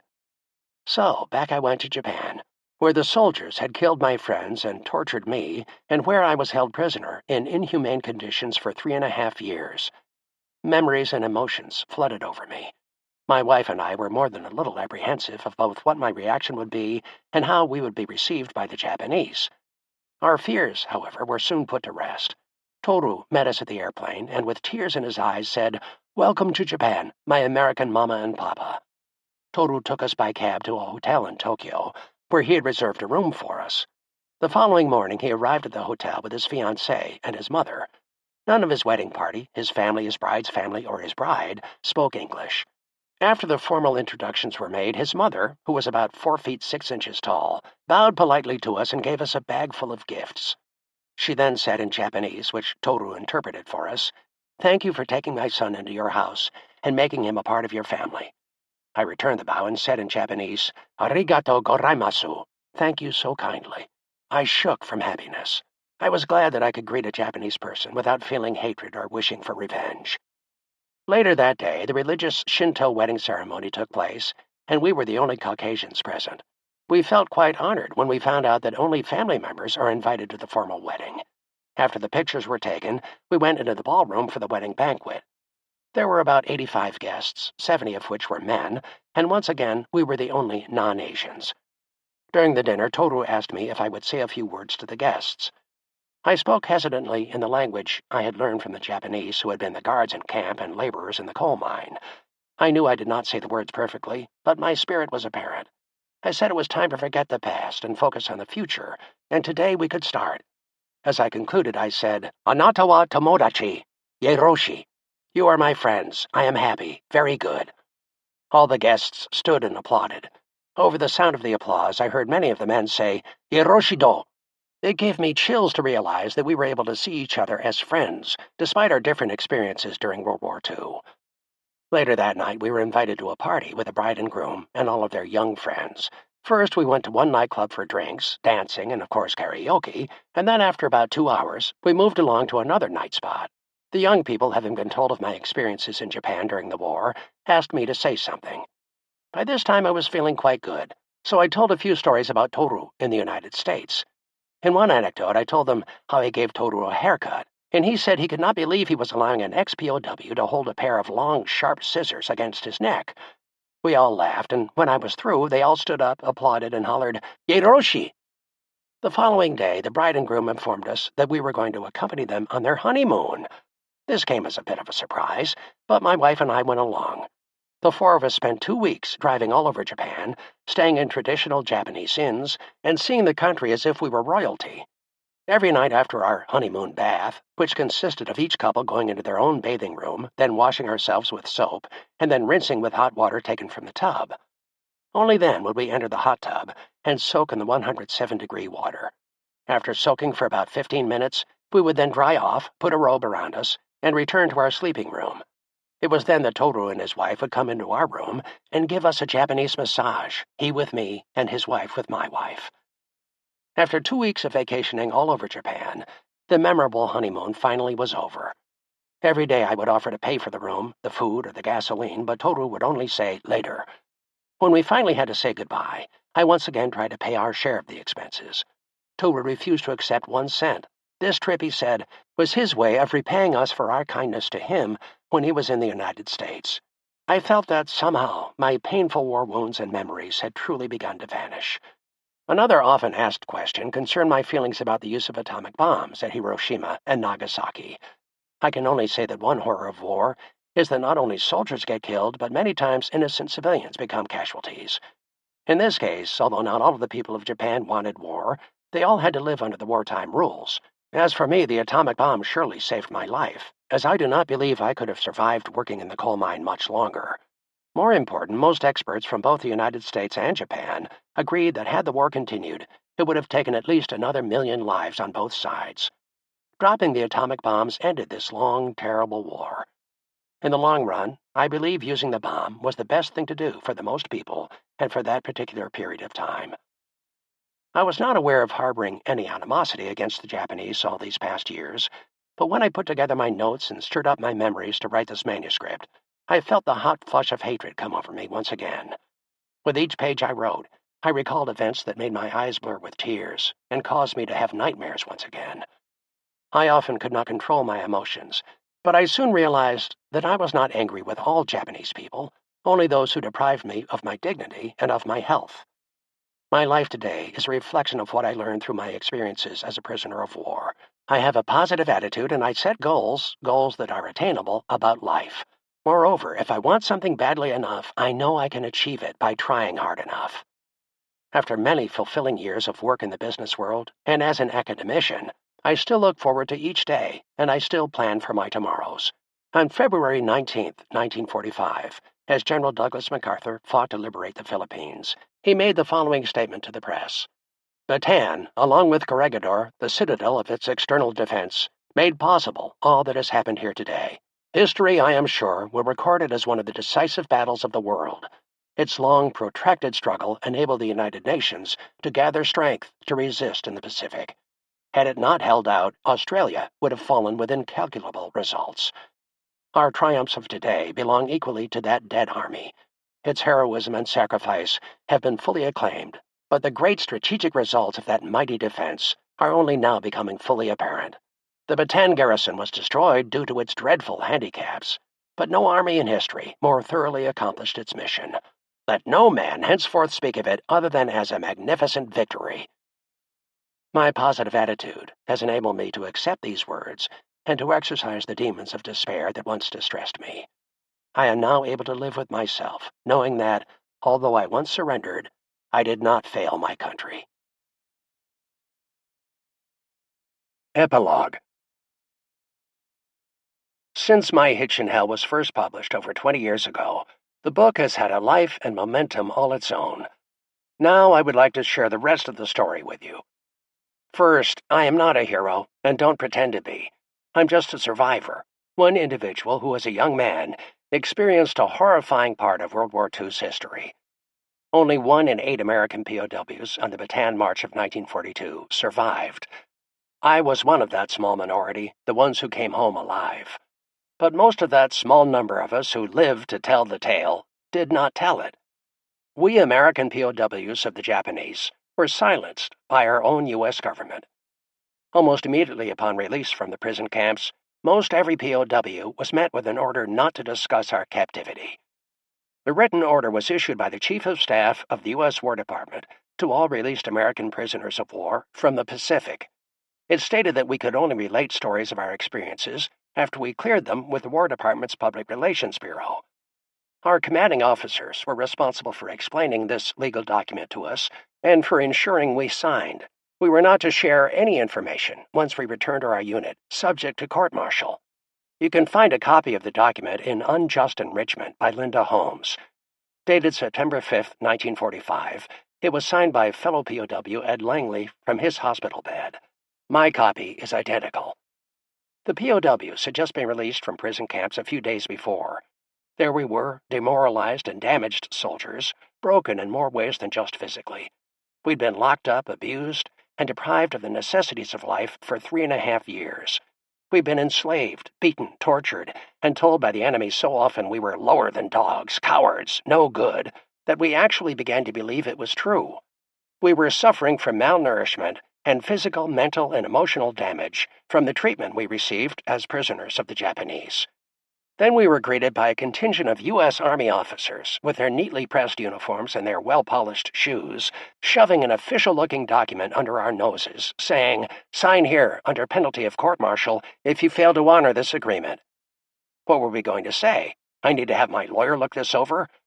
No, all we wanted was to go home, to drink this freedom we'd just been given. We certainly weren't going to talk with anyone about our experiences fighting the war or as POWs. Every time I read the words, "You may tell about your experiences only after you have received permission and cleared your comments with the U.S. War Department Bureau of Public Relations first," I think, are you kidding? Do you have any idea what it takes to elicit any response from the War Department or the Department of Defense? I've been unsuccessful both as a private citizen and as a commander of the American Defenders of Bataan and Corregidor Veterans Organization. I've written to ambassadors, the President of the United States, members of Congress, and never received one reply. Believe me, it would have been impossible to get permission from the War Department to talk about our treatment while we were POWs. Now you know why so few of our citizens have heard about the trauma of the American soldiers held as prisoners of the Japanese. It wasn't until My Hitch in Hell was published in 1995 that we were able to share with the American people what atrocities occurred while we were enslaved.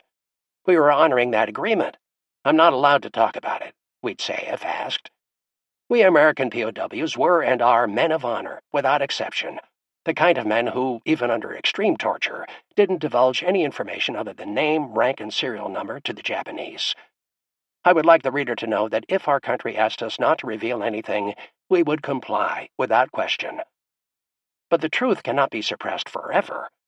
Once the sealed war archives were opened, documents declassified, and enough time had passed, our story needed to be heard. There is a power to the truth that will not allow it to be hidden, no matter what legal documents say. Once this book was in print, other soldiers came forward with their stories. Revelations about the atrocities committed during World War II received more and more media attention. People wanted to know what had really happened. In 1995, I received an invitation to be keynote speaker at the World Conference on Peace being held in Japan. Then, in 1997, I was asked to be keynote speaker at the British Cemetery in Yokohama for the annual memorial service. Both times, I was stunned to discover that many of the Japanese people I met, especially among the younger generation, had almost no knowledge of what had happened to us POWs during our captivity in their country. It hadn't been written in any of their textbooks, and it certainly was not talked about. While speaking at these events in Japan, I met many POWs from other Allied countries who also had been interned in World War II. I was surprised to learn from them that the British, Australian, New Zealand, and Dutch governments had compensated each of their soldiers forced into slave labor with $25,000 apiece for their pain and suffering. But our country? Under the U.S. War Claims Acts of 1948 and 1952, we had received $1 a day for missed meals and $1.50 for each day we labored, for an average of $2,600. This didn't make sense to me. Our country gave $20,000 in 1988 to every Japanese American interned in camps in the United States during World War II. President Ronald Reagan delivered a formal apology on behalf of the American people to them all. But for us prisoners, no compensation from our own country and no apology from the Japanese, no acknowledgement even that they had done anything wrong. But the worst insult of all was when, in 1995, the Japanese allocated $16 million to invite all POWs and their families to Japan to promote peace and friendship, except the Americans. Why had we been specifically excluded? Why couldn't we get the same treatment? I was determined to find the answers. The first thing I wanted to know was, what were the true circumstances behind our surrender at Bataan? Were the reinforcements MacArthur had promised us on their way?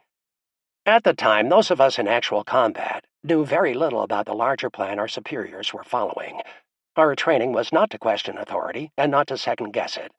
Our role was to follow our officers' commands. Although we all fought with courage and great determination as a unit, individually, our knowledge of the larger picture was limited.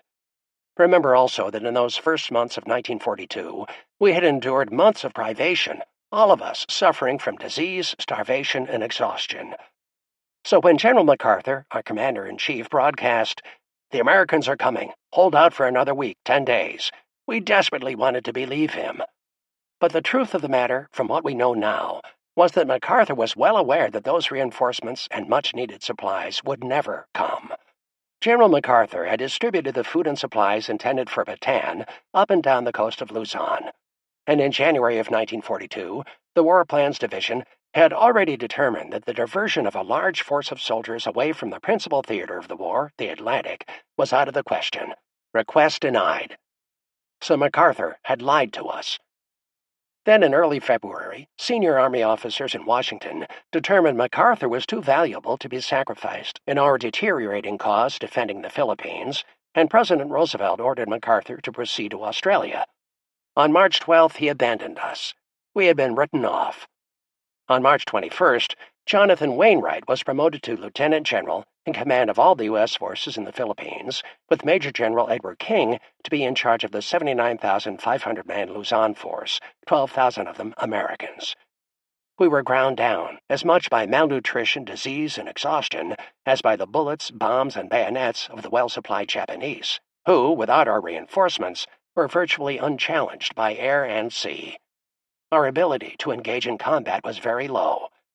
Yet even then, we launched one more counterattack on General Homa's troops on April 6th. It failed miserably. The lines of defense quickly collapsed. We didn't know then, but we know now, that from the safety of Australia, removed from our conditions at the time, MacArthur ordered yet another attack. He had boasted earlier he would fight in Bataan to destruction, even though he had discussed with General Marshall that the American position in the Philippines was hopeless. To Wainwright, MacArthur sent this order: I am utterly opposed under any circumstances or conditions to the ultimate capitulation of this command. You will prepare and execute an attack upon the enemy. On April 8th, Wainwright delivered this order to King. However, King knew if he failed to surrender the following morning, Bataan would go down as one of the worst slaughters in military history. On April 9, 1942, when Major General Edward P. King surrendered all the forces on Bataan, he made it very clear that he alone was ordering the troops to surrender. Under no conditions have you surrendered. You have done nothing but followed my orders to surrender, he told the soldiers. He took all the responsibility, all the blame, upon himself. General King believed he would be court-martialed after the war for his disobedience, but he was not. Perhaps it was due to the War Department's knowledge of the true conditions on the Philippines. Perhaps it was because, less than a month later, Wainwright also surrendered to the Japanese. Or maybe they understood he had already suffered enough hardship and privation as a prisoner of the Japanese for more than 3 years, including a permanent hip injury. Instead, he came home from the war and quietly retired from his long and distinguished career in 1946. It is important to me that this man receive his due. Unlike Wainwright, he never received a ticker-tape parade or a Congressional Medal of Honor. King did what he thought was right for us, his men who had fought and suffered or died for our country long after any hope for relief was gone. He put his reputation and his career on the line for us. His disobedience to MacArthur's order was based on a deep moral conviction. The tremendous and pointless waste of human life, not only of his soldiers but also of many civilians, would not achieve any military objective. He could not have that on his conscience. MacArthur used his talent for self-promotion to be crowned by the media of the time as the hero of the Pacific. I disagree. Let's set the record straight. The man who really demonstrated heroic qualities of strength and courage under fire was Major General Edward P. King. History owes him that honor. All those years we were captive in Japan. We had no sources of outside information, no newspapers, no radios, no letters. What was being planned for our release? What would have happened to us if the Allies actually had invaded Japan? What were the circumstances that convinced Truman that only the use of the atomic bomb would procure a Japanese surrender? I needed to find the answers to these questions. The Allies did have a plan to invade Japan. Operation Downfall was its code name. It had 2 parts. The first, Operation Olympic, slated for November 1945, would capture the southernmost part of the island of Kyushu. Part 2, Operation Coronet, was planned for March of 1946. Using Kyushu as a base, strategic aircraft would invade the island of Honshu and bomb Tokyo. A huge amount of personnel and equipment was committed to this project, including infantry, marine, and armored divisions, as well as Air Force groups. The combined Allied naval armada, aircraft carriers, battleships, and destroyers, would be the largest ever assembled. Yet even with all the personnel and equipment, the Allies knew Kyushu's rugged geography would make this operation very difficult and risky. Allied casualties were predicted to be in the millions. Unfortunately, the Japanese knew the Allies were planning this invasion, even how it would have to be staged. They knew the Allies could not attack before the end of typhoon season, giving the Japanese time to build up their forces. By July of 1945, they had reassigned almost all of their 10,000 kamikaze planes and transferred almost 1 million soldiers from northern Japan, Manchuria, and Korea for the defense of Kyushu. The Japanese even organized their civilians. 28 million men and women, ages 15 to 60, made parts of war products from their homes, then sent them piecemeal to factories nearby. Everyone in Japan, men, women, children, the elderly, was part of the war machine. Even 12-year-old students were ordered to leave their schools to serve, fighting with muskets, bamboo spears, and longbows. Had we actually invaded Japan, our soldiers wouldn't have known who the civilians were. We would have had to kill everyone. It would have been an unbelievable slaughter. The Japanese militarists didn't seem to care how many civilians died. They were prepared to go all out. They wanted to inflict as much damage on the Allies as possible. The Japanese were willing to fight to the last man and suffer horrendous casualties, even when there was no hope of victory. Their Minister of War and Chiefs of Staff firmly believed in the Bushido code of death before surrender, a mindset we POWs of the Japanese were unfortunately only too familiar with. They were ready to sacrifice the entire population of Japan if necessary. Prime Minister Suzuki promised his nation victory even if, when it is won, no Japanese is still alive to enjoy it. No, they were not on the verge of surrender. Instead, they were gearing up for yet another bloody battle, hoping it would be enough of a stalemate that the Allies would change their demand for unconditional surrender into an armistice on terms more favorable to the Japanese. With the Japanese moving all their forces south for the defense of Kyushu, the Russians were considering invading the northernmost Japanese island of Hokkaido by the end of August 1945, months before the other Allied invasion of Kyushu. In retrospect, that would have been disastrous for all the POWs, 40,000 Americans, military and civilian, and another 100,000 British, Australian, New Zealand, Dutch, and Indonesian civilian internees. After the war, copies of secret orders were found in the ruins of a POW campsite near the Kinkaseke copper mine.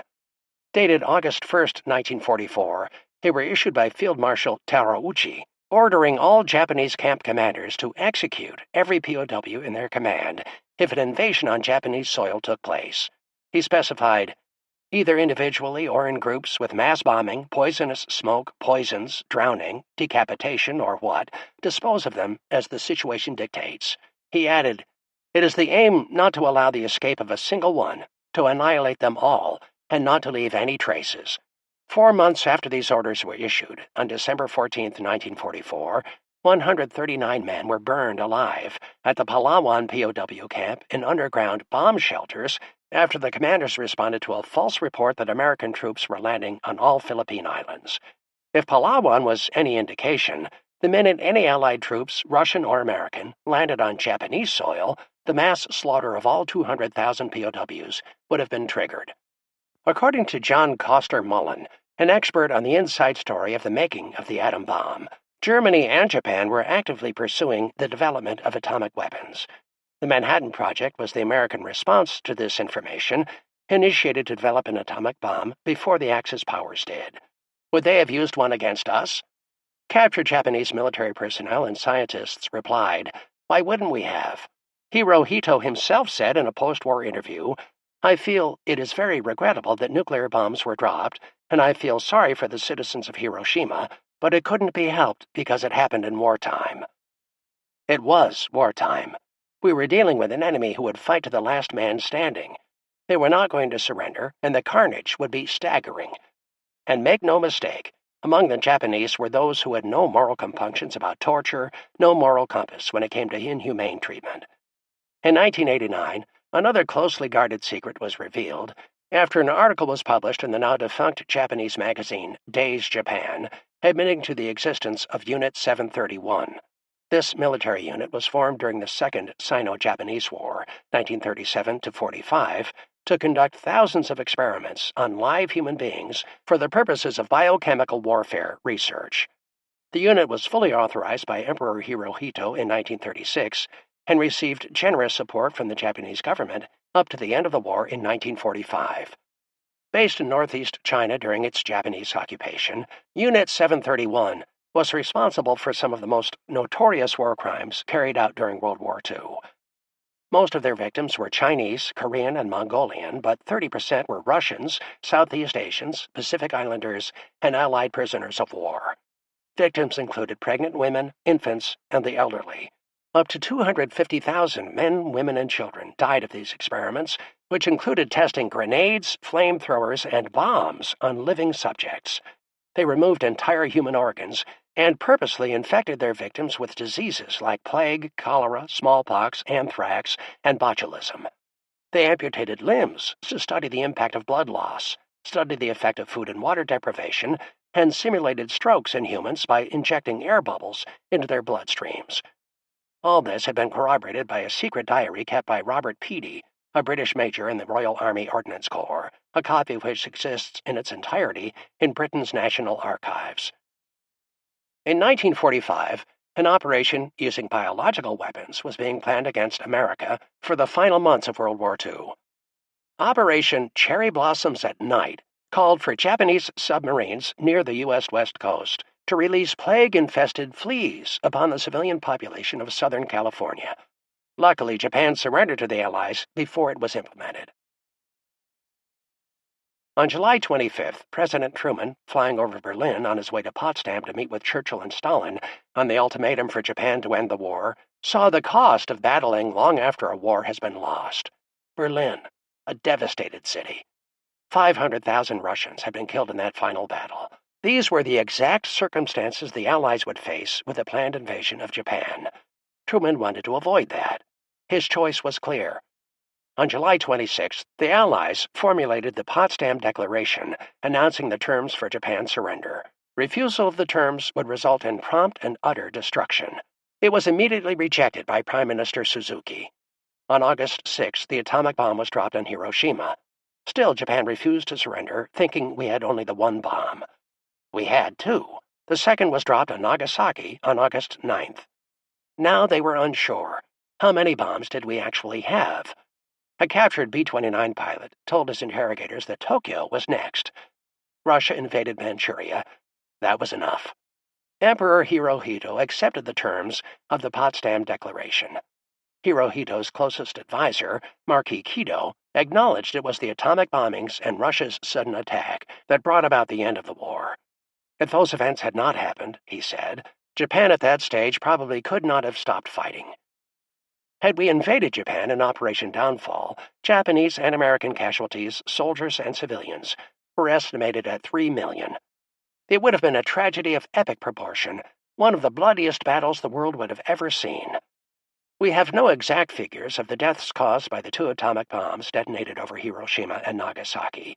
Some deaths were immediate, others were over time, caused by radiation poisoning and cancer or structure collapses.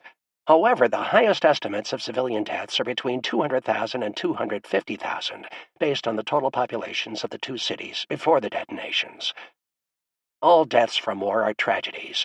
All sides suffer. I can only say this. I am grateful for the 2.5 million lives, including my own, that were preserved when the Japanese finally surrendered and ended the war in the Pacific. The Potsdam Declaration, accepted by Japanese surrender on August 15, 1945, stated that Japan must end its pursuit of world conquest for all time, limiting its territory to the 4 major islands and some minor islands. It disarmed the Japanese military but permitted fighters to return to their homes to lead peaceful and productive lives. Japan could not rearm for war. With hindsight, the next point of the Declaration makes one of our country's objectives crystal clear to me. It stated that Japan would be occupied by the Allies to strengthen democracy and re-educate its citizens on their fundamental human rights. Occupying forces would withdraw as soon as a peaceful, responsible government was firmly established. MacArthur assumed this command, and Allied forces stayed in Japan until April 11, 1951. The Potsdam Declaration also stated, "We do not intend the Japanese shall be enslaved as a race or destroyed as a nation." The Allies needed to win the war quickly, with as few casualties on both sides as possible. Why? Because we also needed Japan's cooperation after the war was ended. The threat of communism was real and growing. The USSR, China, and North Korea were all communist nations. Stalin became our ally during the war after Germany broke their non-aggression pact. But in reality, Stalin was a brutal dictator who was responsible for the deaths of over 20 million of his own citizens, whom he either executed or sent to forced labor camps. America knew his vision of an expanded post-war Soviet empire would be the next challenge. History bears this out. In 1949, the Soviets successfully built their own atomic bomb. In 1950, they permitted communist North Korea to invade South Korea, bringing about the Korean War. We became embroiled in the Cold War for more than 40 years, until the Soviet Union finally collapsed in 1991. The Cold War, in contrast to World War II, was a war with no large-scale fighting. Rather, it was a standoff of ever-enlarging nuclear proliferation, as the Soviets continued pursuing their own course of territorial expansion. This was why we needed an ally in Asia, another democracy, and Japan was the only possibility. The Potsdam Declaration was our blueprint to build one in Japan from the ground up, and it needed to be done immediately. I formed a theory of why we had been told to keep quiet about our torture by the Japanese as POWs. At World War II's end, the United States had already decided to appropriate $2.2 billion to help Japan rebuild. Had our countrymen in the United States been aware of our torture and enslavement, the American public never would have approved of those funds. But they didn't know, because we were not allowed to talk about our experience without the War Department's approval. Sadly, one provision of the Potsdam Declaration was not completely fulfilled. Stern justice shall be meted out to all war criminals, including those who have visited cruelties upon our prisoners. Exactly how many war criminals were held accountable for their crimes? The answer is very few. Of the 80 Class A war crime suspects detained in Sugamo prison after 1945, only 28 men were brought to trial at the 1946-48 Tokyo war crimes trials. They were accused of murdering, maiming, and ill-treating prisoners of war and civilian internees, forcing them to labor under inhumane conditions, plundering public and private property, wantonly destroying cities, towns, and villages beyond any justification of military necessity, and perpetrating mass murder, rape, pillage, brigandage, torture, and other barbaric cruelties upon the helpless civilian population of the overrun countries. 2 of the 28 defendants died of natural causes during the trial. One defendant had a mental breakdown on the first day of trial, was sent to a psychiatric ward, and was released in 1948 a free man. The remaining 25 were all found guilty, many of multiple counts. 7 were sentenced to death by hanging, including General Hideki Tojo, the war's Japanese premier, Iwane Matsui, who organized the rape of Nanking, and Haitaro Kimura, who brutalized Allied prisoners of war. On December 23, 1948, Tojo and the 6 others were executed. 3 of the 16 sentenced to life imprisonment died between 1949 and 1950 in prison. The remaining 13 were paroled between 1954 and 1956, serving fewer than 8 years in prison for their crimes against millions of people. Former State Department spokesman Harding Carter III characterized the trials as the dog that did not bark. By 1950, our government ordered investigations of war criminals to be stopped because we were helping to rebuild those nations' economies, and it simply wasn't in our best interests to continue reminding them of their war crimes. By 1958, Sugamo prison was closed because all of the convicted Japanese war criminals had been released. The previously mentioned Japanese execution orders describing how camp commanders were to annihilate all POWs in the event of invasion or rebellion were entered into the record of the Tokyo war crimes trials, but were never presented. None of the 79 Japanese companies that had used POWs for slave labor were prosecuted. For those who thought Emperor Hirohito should have been tried for his tacit approval of Japanese policy during the war, General Douglas MacArthur gave strict instructions that under no circumstances was Emperor Hirohito to be put on trial or even implicated in the proceedings. And what about Unit 731's ghastly experiments on live human subjects? Even though the doctors of this unit were clearly in violation of international laws, General Douglas MacArthur, Supreme Commander of the Allied Powers, responsible for rebuilding Japan during the Allied occupation, struck a deal with the Japanese. He secretly granted immunity to the physicians of Unit 731, including their leader, Chief Medical Officer of the Japanese Army Shiro Ishii, in exchange for their providing America, but not the other wartime allies, with their research on biological warfare and data from human experimentation. The United States believed that the research data was valuable and did not want other nations, particularly the Soviet Union, to acquire information on biological weapons. No one was ever punished. But the most chilling fact I uncovered is that compensation cases, still occasionally initiated against the government of Japan by victims of Unit 731 experiments, always end up thrown out by the courts. To this day, the victims of biological and chemical experiments in Manchuria have received neither compensation nor apology for Japanese wrongdoing. The silence on both sides, the injustice on both sides, had to end. We POWs of Bataan and Corregidor needed an apology for the inhumane treatment we had received at the hands of the Japanese, and I would not rest until we received one. I felt strongly that we deserved to be compensated, if not by the Japanese government, then by the companies that had enslaved us. They could never return to us our health, the years we had lost trying to recover from our wounds, but at least they could apologize for what they had done. In 1999, I was finally able to initiate a lawsuit in a bid for that apology. The state of California passed Senate Bill 1245, extending the statute of limitations for all victims of World War II slave labor abuses from German companies or their allies, as long as that company was conducting business in California. Lester I. Tenney v. Mitsui and Company Limited lasted 4 years.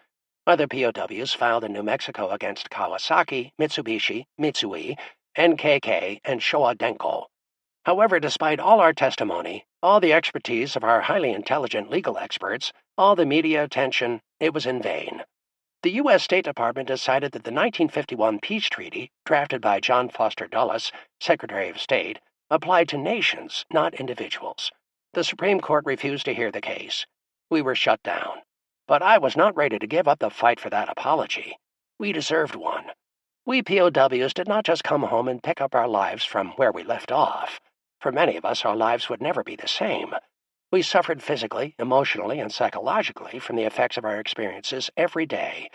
Many of us had lingering physical injuries from the torture and forced labor that left us crippled, blinded, or permanently disabled.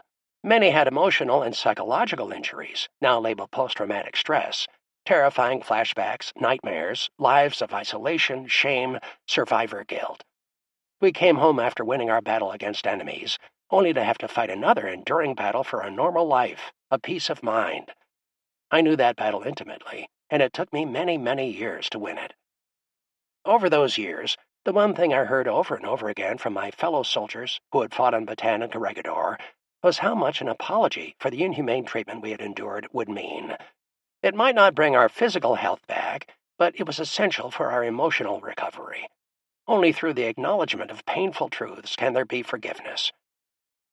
My Hitch in Hell was translated into Japanese in 2003, funded by a Japanese woman living in the United States and her friend.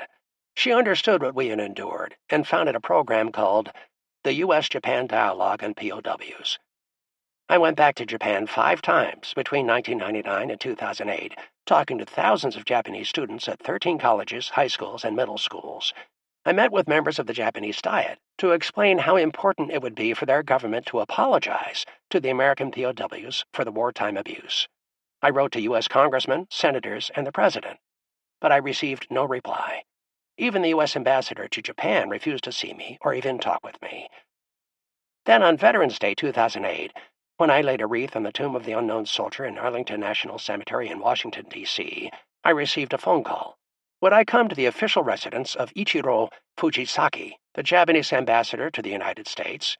He had only been on the job for 5 months, but he knew I had not received any response from officials in all those years. It was the beginning of a beautiful friendship. Ambassador Fujisaki came to the last meeting of the American defenders of Bataan and Corregidor in May of 2009 and delivered an eloquent and official apology to us, speaking for the government of Japan. He also arranged for a visitation program to Japan for former American POWs. 4 months later, in September of 2010, I led our delegation to Japan at the invitation of its government. 6 former POWs, accompanied by their wives or children, and the descendants of 2 deceased POWs, received a formal apology by Foreign Minister Katsuya Okada. We visited the camps where we had been imprisoned and the mines where we worked. It was a very healing experience for everyone, and we were very touched by the hospitality and graciousness of the Japanese people. Some of the men told me after making that visit and receiving that apology that they'd had their first full night's sleep in 65 years. In all, there were 6 visitation trips by former POWs between the years 2010 and 2015. On December 2, 2013, Kenichiro Sasai, The Japanese ambassador to the United States awarded me the Ambassador's Medal for deepening mutual understanding and friendship between Japan and the United States. This was a profound experience. Over the years, I've received many military awards for my service, including the Bronze Star and the Purple Heart. I also received the Combat Infantryman's Badge, indicating I was willing to die for my country during combat. But the Ambassador's Medal meant more to me than all of them combined. It was an honor I will always be proud of, to play a part in the healing between two nations. Earlier, I talked about the lessons we can learn from history. I personally learned these three. The power of truth, that the pen truly is mightier than the sword. The power of the individual, acting with integrity. I am inspired by the courage and honor shown by General Edward King. The power of forgiveness. I am humbled and grateful that I was able to live long enough to overcome the hatred and suffering that kept me a prisoner long after I had been freed from the Japanese prison camps. It was through the power of forgiveness that I was able to achieve that true liberation.